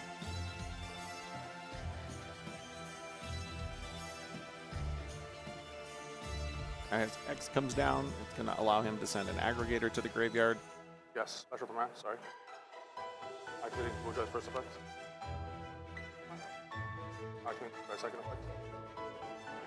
That's also fine, yes. We talked all weekend about how pivotal it was for Duo Drive, whether or not it was going to resolve or not, and the effect that that had on the outcome of the game. What we see here, Steven here in the first game, is resolving his Duo Drive. As I mentioned, though, he's not playing plug-in, so you're only going to see Cross and another monster. And of course, if you're not playing plug-in, you're probably not playing the trap as well. Steven is only playing one kind of utility Ryzeal card, which is Cross. Yeah, but he was able to use those other cards in his deck to really bait out some of those interactions from the hand. I mean, you have to use them. They were timely interactions there from Nicholas, but not slowing Steven down here. He's going to draw a card here for Cross. He added Node Ryzeal, so he'll be able to special summon this from the hand and send that Duo Drive to the graveyard if he wants to special summon back from the graveyard. But he might want to keep the Duo Drive on the field. Yeah, to keep the cross negation alive. Yep, so that is, he's going to discard the Lacrima of the Crimson Tears because he wants that in the graveyard to be able to special summon and back the Requiem during his opponent's turn. He's moving quickly because he knows what he's doing, overlays into a Ryzeal Detonator, sets a card to a spell and trap card zone, checks his graveyard, and ends turn. I love this. Steven's playing like he has a flight to catch tonight or something. He has a trophy to win, I think. He wants to know the ban list faster. There you go, the FNL list that's coming. He's also one of the people, many people waiting to see what the updates are going to be. But back to Nicholas's play, he's going to start things off with Pot of Prosperity. Being able to do half damage somewhat hinders the Tempai Dragon strategy. It kind of makes you have to really focus on accessing Trident Dragon to get enough damage across. But right now, he's probably hoping it just resolves, but Ash Blossom and Joyous Spring stops it, and Steven wins game number 1 just like that, playing through multiple interactions from the hand, showing you why Fiendsmith and Ryzeal complement each other so well in the same deck. You actually saw that he drew Moltrami for Walos there on his turn too, so he was one card away from having a Moltrami to maybe stymie a lot of Steven's plays there on that opening turn. Oh, the 6th card, Max C, I know it too well. Now it's happening here with the Molcharmies. It's tough there for Nicholas, but even though he lost one game, he has to stay calm. It's tough being down 1-0 in the finals, but you have to know this is it. You have to bring your best game. You have to bring that mental fortitude. You can't get overwhelmed. And he also has the crowd just cheering against him almost, it feels like, because there's so many fans out there of Steven. One of the things I guess is an advantage of the Tenpai strategy is, unlike a lot of decks where if you lose game 1 you have to concede game 3, I'm going to be going second. That's not really something I'm hoping to do. That's not the case here with Nicholas. Tenpai is totally fine going second, so going into these additional sided games, you have to go there with a little bit more confidence than maybe if you were playing a traditional deck. Yeah, I definitely agree with that. Now, the decision here going into game number 2, we saw in game 3 in top 8, Nicholas chose to go first, had those heat waves as well. Do you think that's something he's going to be eyeing to do here in game number 2? It's difficult. It's really such a case-by-case decision. It really depends on how you think your opponent's going to side, and if you want to try and take advantage of whether or not your opponent's going to be adept for dealing with having to go first. That's very true. It's definitely going to be maybe the most important decision of Nicholas's dueling career here. Seriously, because if this goes to game 3, then the decision at least is out of his hands. Yeah, I think you have to choose to go first, have the heat waves, show that if you send me first in game number 3, I do have cards that I will be able to use. So you want to try and maybe convince Steven to choose to go first in game number 3 once you win game 2. That would be my only inclination to go first here. So Steven might choose to go first in game 3. It's really so fascinating, the decision point about going first and second, and it's not indicative of just if you play this deck. If your opponent's playing Tenpai, there's always a decision that you have to decide in terms of how you're going to deal with the siding patterns going into game 2 or 3. So playing against Tenpai, it's always that back and forth. Definitely is, but here they are, they're side decking. Can't wait to see what's going to happen.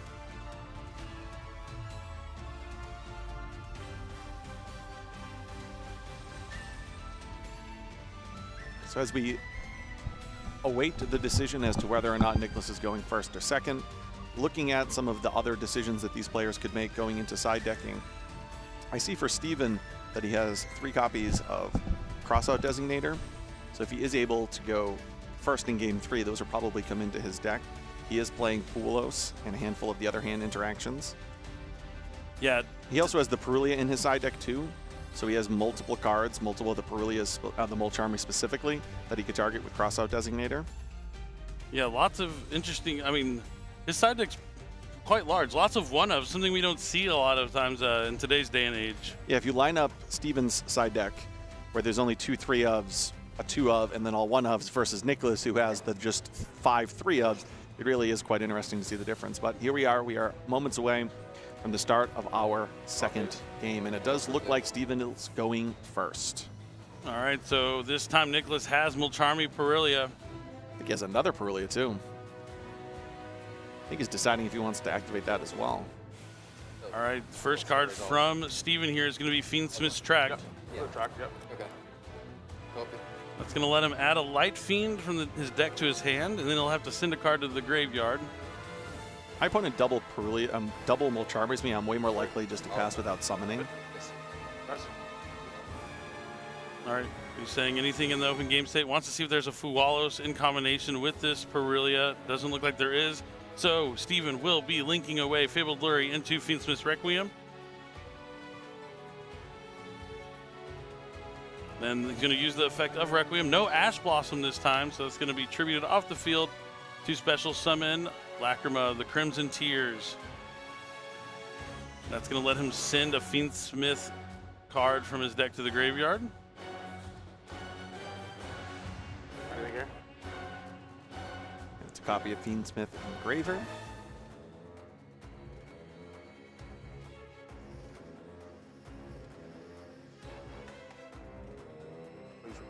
All right, he's going to return the. Oh, he's going to equip the Requiem.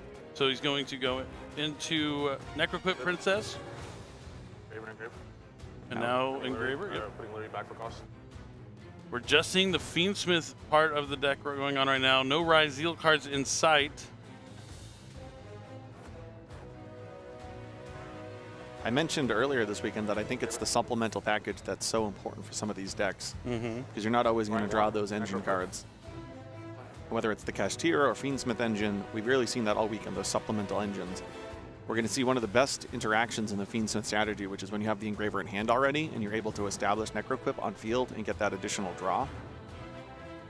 Yeah, that's always awesome. Being able to utilize every effect of your monsters is key. Optimization is important. Now we're going to see Phoenix Smith's sequence come down. Does Nicholas have any response, or will Steven be able to fusion summon? I think he has a Nibiru in hand, a card that he would need to side deck in. He does not main deck copies of Nibiru. So at least at some point in this turn, we'll likely see Nibiru. Whether or not Steven has something like Crossout Designator, we'll wait to see. Here's the Desiree hit the field. We haven't seen it this weekend, but Desiree underneath a Detonator was definitely on my bingo list going into the weekend. Definitely. Okay, it looks like he doesn't go into Agman Day, but does have triple tactics thrust, which means he can grab the all-powerful dimensional barrier. Oh. You think it's good against Raziel. It's also pretty strong against Tempai Dragon since it is mainly a synchro strategy. So he has Desiree, dimensional barrier, one other spell and trap card in his spell and trap zone. And he gets 0 Perulia draws. But Nicholas has an Abiru, so he's going to try and deal with his Desiree. I'm surprised he didn't go into Agman Day. Does he just play it? He might not have room for it. He does not have room for it. Yep, that's one of the things you have to give up when you're combining a couple of strategies. He doesn't have the Agman Day. He truly has. There's really nothing in this extra deck that you can realistically cut besides maybe Typhon, and that is such a powerful card in the strategy. I don't think you really can justify doing that. Yep, that's going to be tough for him. Gives him a few less options. I think he had to shuffle back the Lacrima or the Crimson Tears anyway, so it wouldn't have been too impactful. Maybe that's what he figured out in his testing, is when he got Nibiru at this point, he wouldn't have the Lacrima to summon back the Agman Day during the opponent's turn anyways.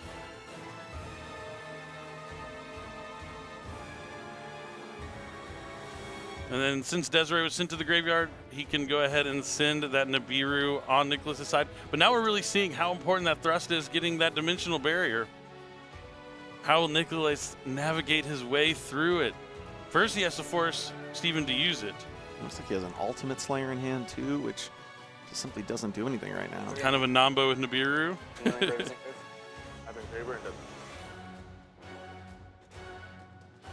think it's a Genroku. Okay, Hydra, that's a good start.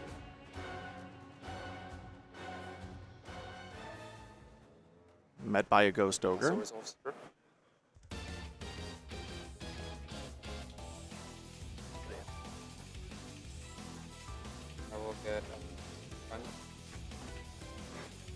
Yep, so we go ahead and add Sangan Kaiman from the deck to the hand. Going to proceed to the battle phase. Yep, Sangan Kaiman, it can add a level 4 lower Fire Dragon, but if it's in the battle phase, you can special summon it from your hand after you add it. Parts of battle phase 3. We know one of the cards Steven has set is a Dimensional Bearer. That card doesn't inherently do anything against Kaiman.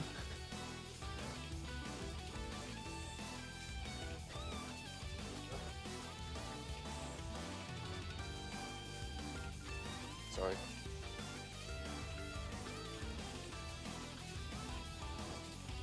It looks like he's thinking about Chandra.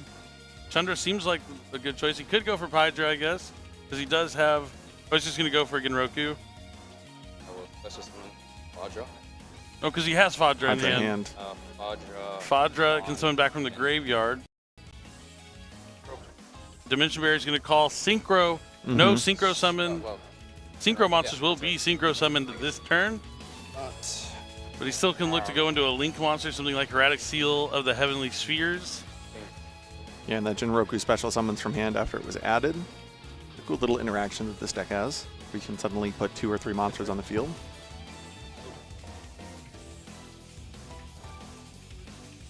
Nicholas is in the finals with Tempai Dragon. You imagine he has faced a few number of dimensional barriers along his path to make it here. I think this is going to be a Striker Dragon. Striker. Interesting. Is he going to use the effect at Boot Sector? Nope, not today. Okay, so he looks like he is going for an SP Little Knight play? I think so. Maybe a couple years ago, he'd go for the Boot Sector, but today we're just going to go into SP. Is he going to banish the Engraver out of the graveyard? Yep, looks like that is what he's going for. And he said he has to pass. I have to pass is not something you want. That's not very confident. Now Steven draws for his turn. If he can find a way to win this game, he wins the match and becomes a YCS champion in the year of 2024. before the close of 2024. This is his last chance to win a YCS this year. Same for Nicholas. Looks like Steven has another copy of Engraver. It looks like he has a copy of Track. He's doing this all without the Ryziel monsters, might I add. Yes. Okay. This is just Fiendsmith madness right now. We saw it in Bologna, and we're seeing it here. Sometimes it's really just the Fiendsmith cards that is what you need. Both these duelists are excellent players that make it all the way to the finals of a YCS. But only one will come out on top. That Fabled Luri now special summons itself from the graveyard after being discarded from the Fiendsmith's Tract. Now it's going to be linked away to summon Fiendsmith's Requiem. Now he's going to activate the effect of Fiendsmith's Requiem to tribute itself to special summon. What is he going to special summon? Is it going to be an Engraver or a Lacrima? It's usually always Lacrima. Yep, Lacrima, the Crimson Tears. That really pushed Fiendsmith to be its own kind of strategy when that card came out in Rage of the Abyss, our most recent core booster that we have on the shelves right now. It's that also unlocked Fiendsmith in Paradise as such a vital card to the strategy, which I think just added such a unique dimension to the deck. Certainly did. I will. It also looks like that SP Little Knight might be, is it a super rare one out of Quarter Century Bonanza? I believe it is. I think so. A little more accessible, so if anyone wants to get into the game, they can just go ahead and pick up Quarter Century Bonanza and get powerful cards like SP Little Knight fairly easily. Comes in all these different rarities. Works just the same as the Quarter Century secret. Definitely does. So now Fiendsmith Engraver is on the field. He's threatening a Chaos Angel.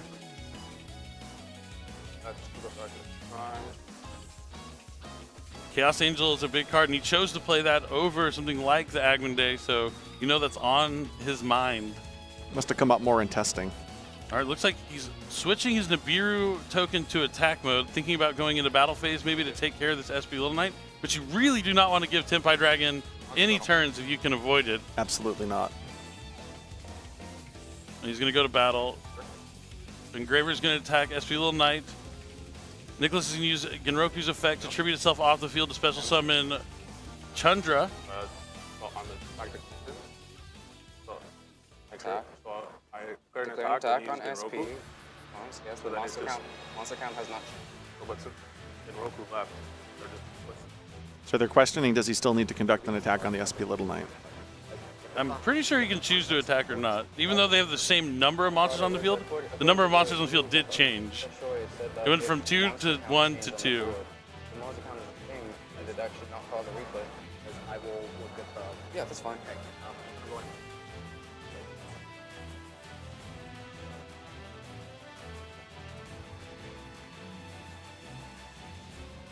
It looks like they may be asking the judges just to verify if he can redeclare. We'll take a moment just to wait and see what the result is. It's kind of interesting because it's not an effect that usually happens when you declare an attack. There's not too many cards that quick effect tribute themselves off the field to special summon from the deck during the battle phase. Now we see those a lot as just sort of affect something like Lone Fire Blossom. That only happens during your main phase.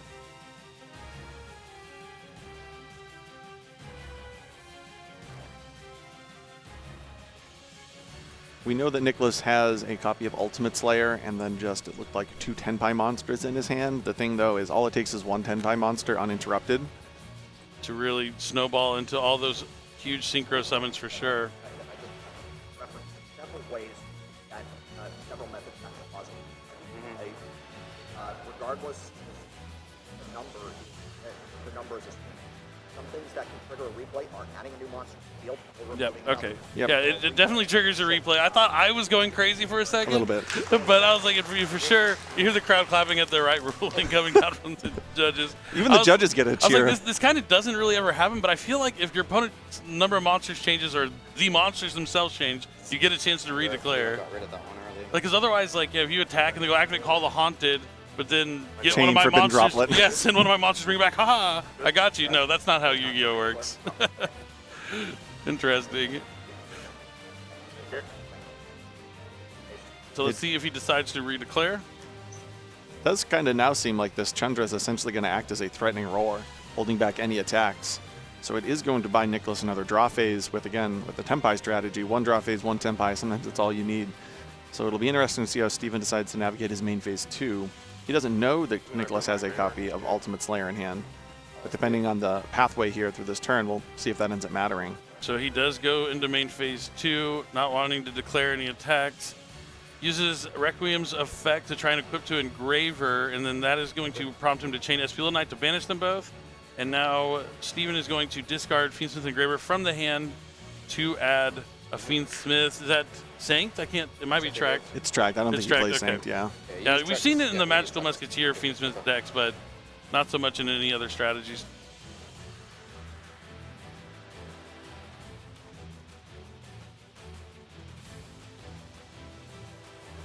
All right, now he's going to link away the token and the Crimson Tier. Yep, token just kind of goes off to the side.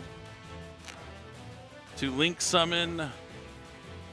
Has to be something that he can make with non-effect monsters.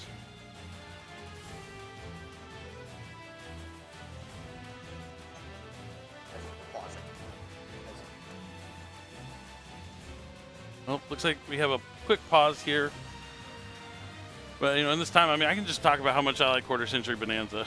Yeah, you could always do that. It's literally 2 sets in one. I'm not even joking. We have a lot of cool reprints of like cards like SP Little Knight that you can find easily accessible. High power cards like that, Diabell Star, Wanted Seeker, the Simple Spoils. But there's also a 200 card Nostalgia pool that you will guarantee to get one of in every single one of your packs. They always come in Platinum Secret Rare or Quarter Century Secret Rare.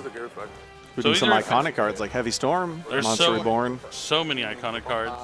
And whether you're a fan of Yu-Gi-Oh! In the past or currently, there's something for everyone in Quarter Century Bonanza. But now it looks like we are continuing to play. The Link Summon for Fiendsmith sequence comes down. Now going to go into a Fusion Summon for Desiree. Oh yeah, I'm sticky. Which ones? Okay.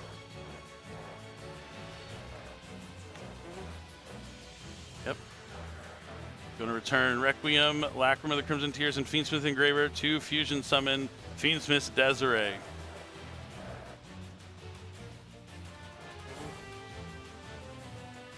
The question still is, how is he going to get this Tenpai Dragon Chundra off the field?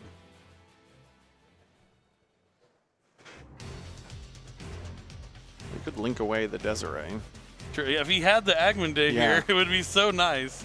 But he is going to use the effect of Fiendsmith Sequence on the field. He can use it on the field or in the graveyard to equip itself to a Fiendsmith non-link. So now it can't. So I can pick the position or no? It can't be targeted, and it can negate 2 face-up cards. Okay. With the pack, right? Yeah. Thanks to the link rating of Fiendsmith Sequence being 2. Now it's up to Nicholas. What can he do? He has a lot here, actually. I wonder if Steven just forgot about the Genroku when he moved to the battle phase there. Here we're going to see, maybe this not Ultimate Slayer. Does he have fusion? I'm assuming he would have a fusion. He has to have at least one in there. Yeah, there's a Garura. So it looks like he goes the normal summon Genroku.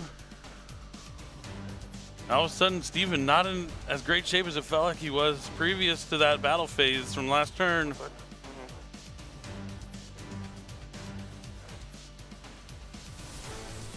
This is a very tense moment here in our second game. I'm struggling to breathe. Yeah. I'm nervous. Yeah. Okay, Oh, he has Feed System in Paradise, Paradise being activated on the field. This card is incredible on the field. If you have, since the Desiree is on the field, it sends all other cards except the Fusion to the graveyard. And even if he chains the Genroku, He can negate, or the Genroku, he can tribute that off the field. It'll come back, and that's enough. Nicholas concedes! Nicholas concedes! And Steven Trifanowski is your YCS Anaheim 2024 champion with Fiendsmith Ryzeal. Incredible. Sneaks in at 32nd. It's almost as if it was destiny this weekend. It really feels like it was destiny. I don't know how else to describe it. Came in 32nd place, and somehow, some way, he wins the YCS. Steven Trifanowski, just wow. Wow. You see him. That's, just, I know this is an incredible moment for him. He's wanted a YCS win for some time, and now here he is.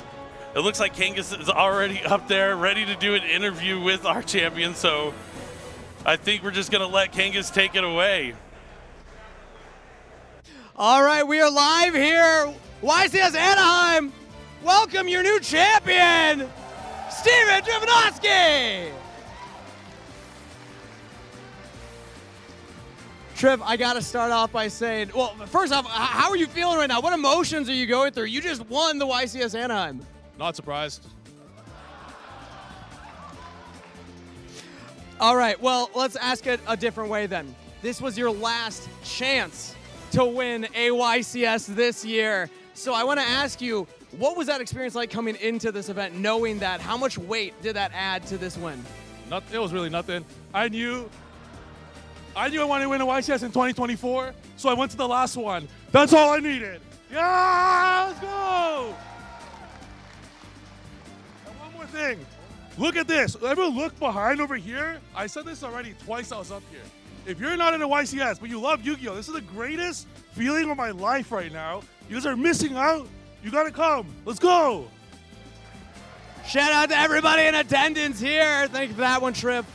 I gotta ask, final question here. I love getting into the mind of a champion, as you are one now. It was a long journey to get to this point. What did you learn about yourself this past year in preparation, getting yourself ready to win today? If you work hard every day at anything, Yu-Gi-Oh! Especially, you're just gonna have a better chance to win than your opponents. So if you're playing like 30 games a day for months and years, you're bound to win. The same goes for anything. So that's why I think the reason I won, and the same goes for anything you guys are doing in real life too. Just work hard at it, you'll get it, no matter what. So that's why I'm not surprised, because I deserve this and I put in the work. Congratulations, Steven Triff. One more time, everybody at YCS Anaheim, your champion!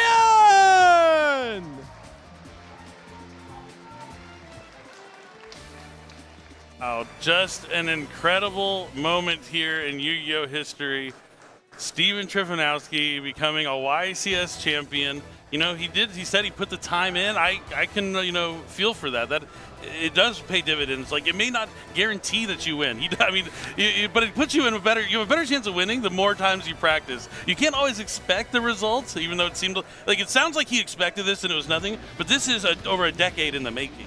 He's been trying to win a YCS for a very long time. It won't always happen overnight, but you can't ever give up. Absolutely. One of the things that people would often say is it needs to be your weekend no matter what. The stars need to align in a certain way. However, by putting in the work as he's done now for just months and years leading up to this event, he's put himself into the best position to maximize those opportunities so that one day it could be his weekend, and that's what we just witnessed now. Exactly. I mean, he makes it sound like it's easy because it feels easy maybe after all that hard work, but it is not. It does have to be your weekend. The stars have to align. But I always tell people you just have to put yourself in the best position to win and be happy if you do, but sometimes it just won't work out. I mean, even for preparation it applies. For the game itself it applies. Sometimes you don't draw good. You can't get frustrated by your bad hand. You just have to see, well, what can I do to put myself in the best position to win this game? And yeah, Steven's right. You can apply that to life. There's going to be things out of your control that you can't deal with, but you're going to have to roll with those punches and then just keep on keeping on. Like, you either give up or you end up winning and becoming a YCS champion one day. Just absolutely incredible. I mean, and to use it with a brand new strategy, I know he practiced a lot in this week coming up to this tournament with this brand new deck, being able to find out to mix it with the Fiendsmith cards, knowing that is how you can maybe get an edge in the mirror match as well. I'm always a fan of hybrid strategies, even back to like Zodiacs. I was like a true Jaco Zodiac, never really liked to play pure. And that's something you can learn from testing. You just want to make sure you're comfortable with the deck. You don't play a deck because everyone's like, oh, this is the best deck. Your deck's no good. That's not a reasoning you want to ever listen to. You want to play with what you're comfortable with and what you think works for you. And at the end of the day, it's all about having fun. Yu-Gi-Oh's a fun game. It's about meeting friends, breaking down those barriers from around the world, and meeting people from all over the place. It transcends language barriers. It transcends everything. I have friends, I mean, in another life, we would never become friends. No. Completely different places in America, but yet we have a decade of a friendship, behind us now, and hopefully a decade in the future. And I hope you out there that are playing Yu-Gi-Oh! Are also make some friends along the way and get to enjoy this wonderful game. It's almost a decade and a half, Billy. We're getting old. Please don't you keep adding these years. Every time I'm like, oh yeah, Castell. It just came out not too long ago. Just, 15 years or something like that.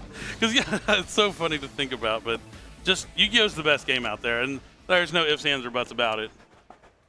But I think I just heard that Jerome is ready. Jerome's, what? Are we waiting on something? Is there something we're waiting for? Well, either way, it's been a fantastic weekend. Thank you for joining us. We'll let Jerome take away and we'll close out the show. Duelists at the YCS Anaheim Convention Center. Duelists around the world. Please welcome YCS commentator, WCS commentator, and Konami representative, Jerome!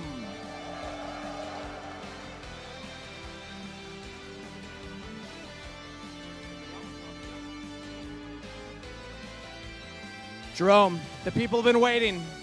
You've been teasing us all day. Is it finally time? You know, I heard a while back that you tried to steal this thing backstage. What's up with that? Allegedly. Allegedly.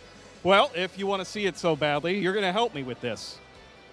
What do we feel about that, YCS Anaheim? Yeah?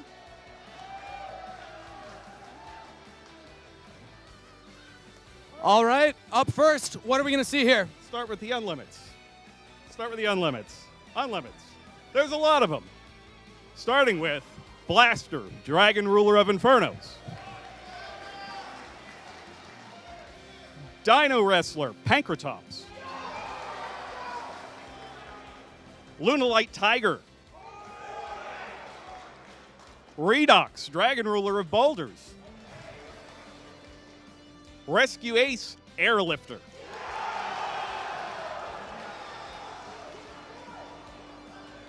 Tempest, Dragon Ruler of Storms. Tidal, Dragon Ruler of Waterfalls. Thunder Dragon Colossus. Ebe, the World Chalice Justiciar. And finally, Opening of the Spirit Gates.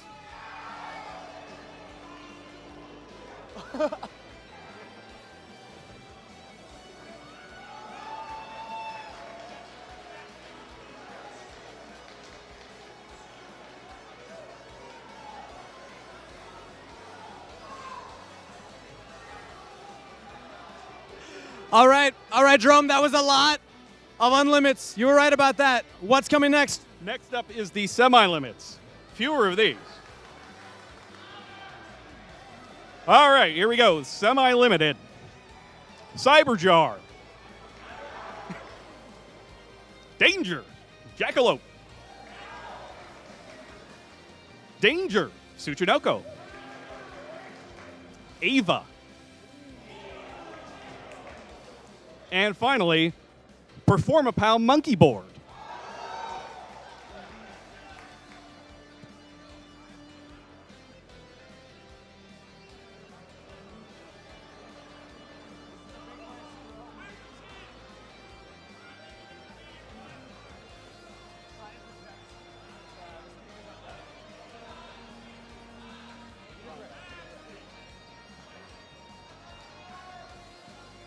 All right, Jerome, that's semi-limits. What's next? Are we ready for some limits? All right, I got some limits. Let's start with Tenpai Dragon Chundra.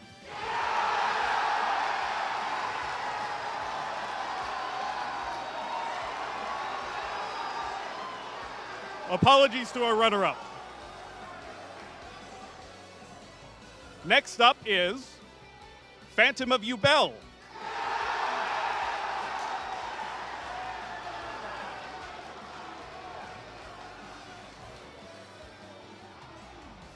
Apologies to our runner-up once again, but Sangad Kaiman.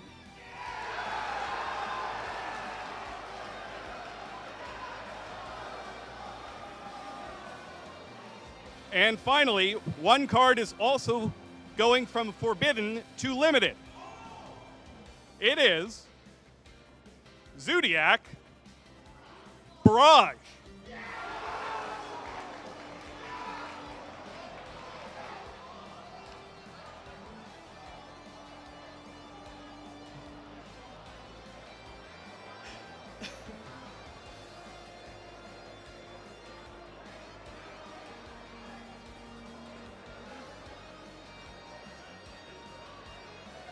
All right, Jerome, you got the crowd electric. with the limits.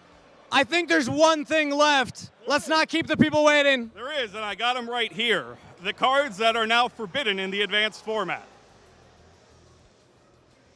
They are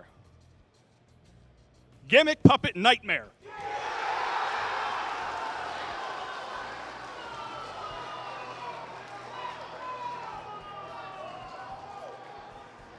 Jaugen the Spiritualist,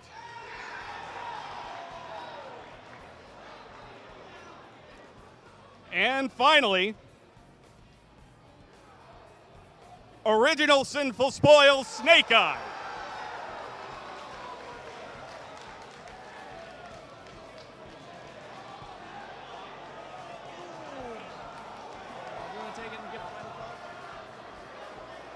And that is the new Forbidden and Limited card list update. That list is going to take effect tonight at midnight. Thank you very much, Jerome. One more time, everybody at YCS Anaheim for Jerome.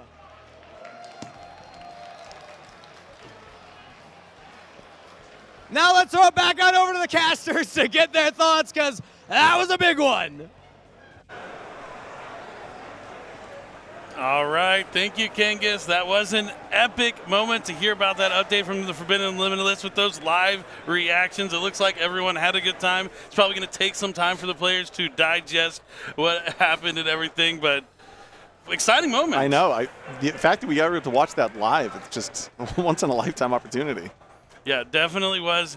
And going to a YCS could also be a once-in-a-lifetime opportunity, but you should do it more than once, I promise you. But if one's coming near you, maybe within driving distance, maybe 4 to 6 hours, you should 100% get some friends together and go. It's a lot of fun. I guarantee you'll meet some awesome people who also share similar interests. We all love Yu-Gi-Oh! At the end of the day. It's the greatest trading card game around. But thank you so much for playing. Thank you so much for joining us this weekend. Any final thoughts, Joe?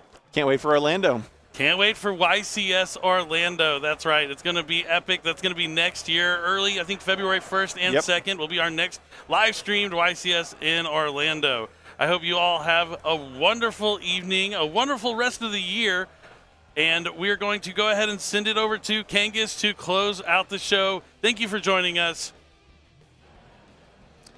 Hello and welcome one final time, duelists from around the world. That's it for YCS Anaheim, and that is it for 2024 YCS coverage. Thank you so much, everybody, for tuning in. An eventful weekend. Shout out to Steven Trivanovsky, your YCS Anaheim champion. Shout out to Jerome and everybody at Konami for the updated Forbidden and Limited list. The next time you'll find us is next year. Check us out at YCS Orlando, February 1st and 2nd. Until then, duel on, and we'll see you next time.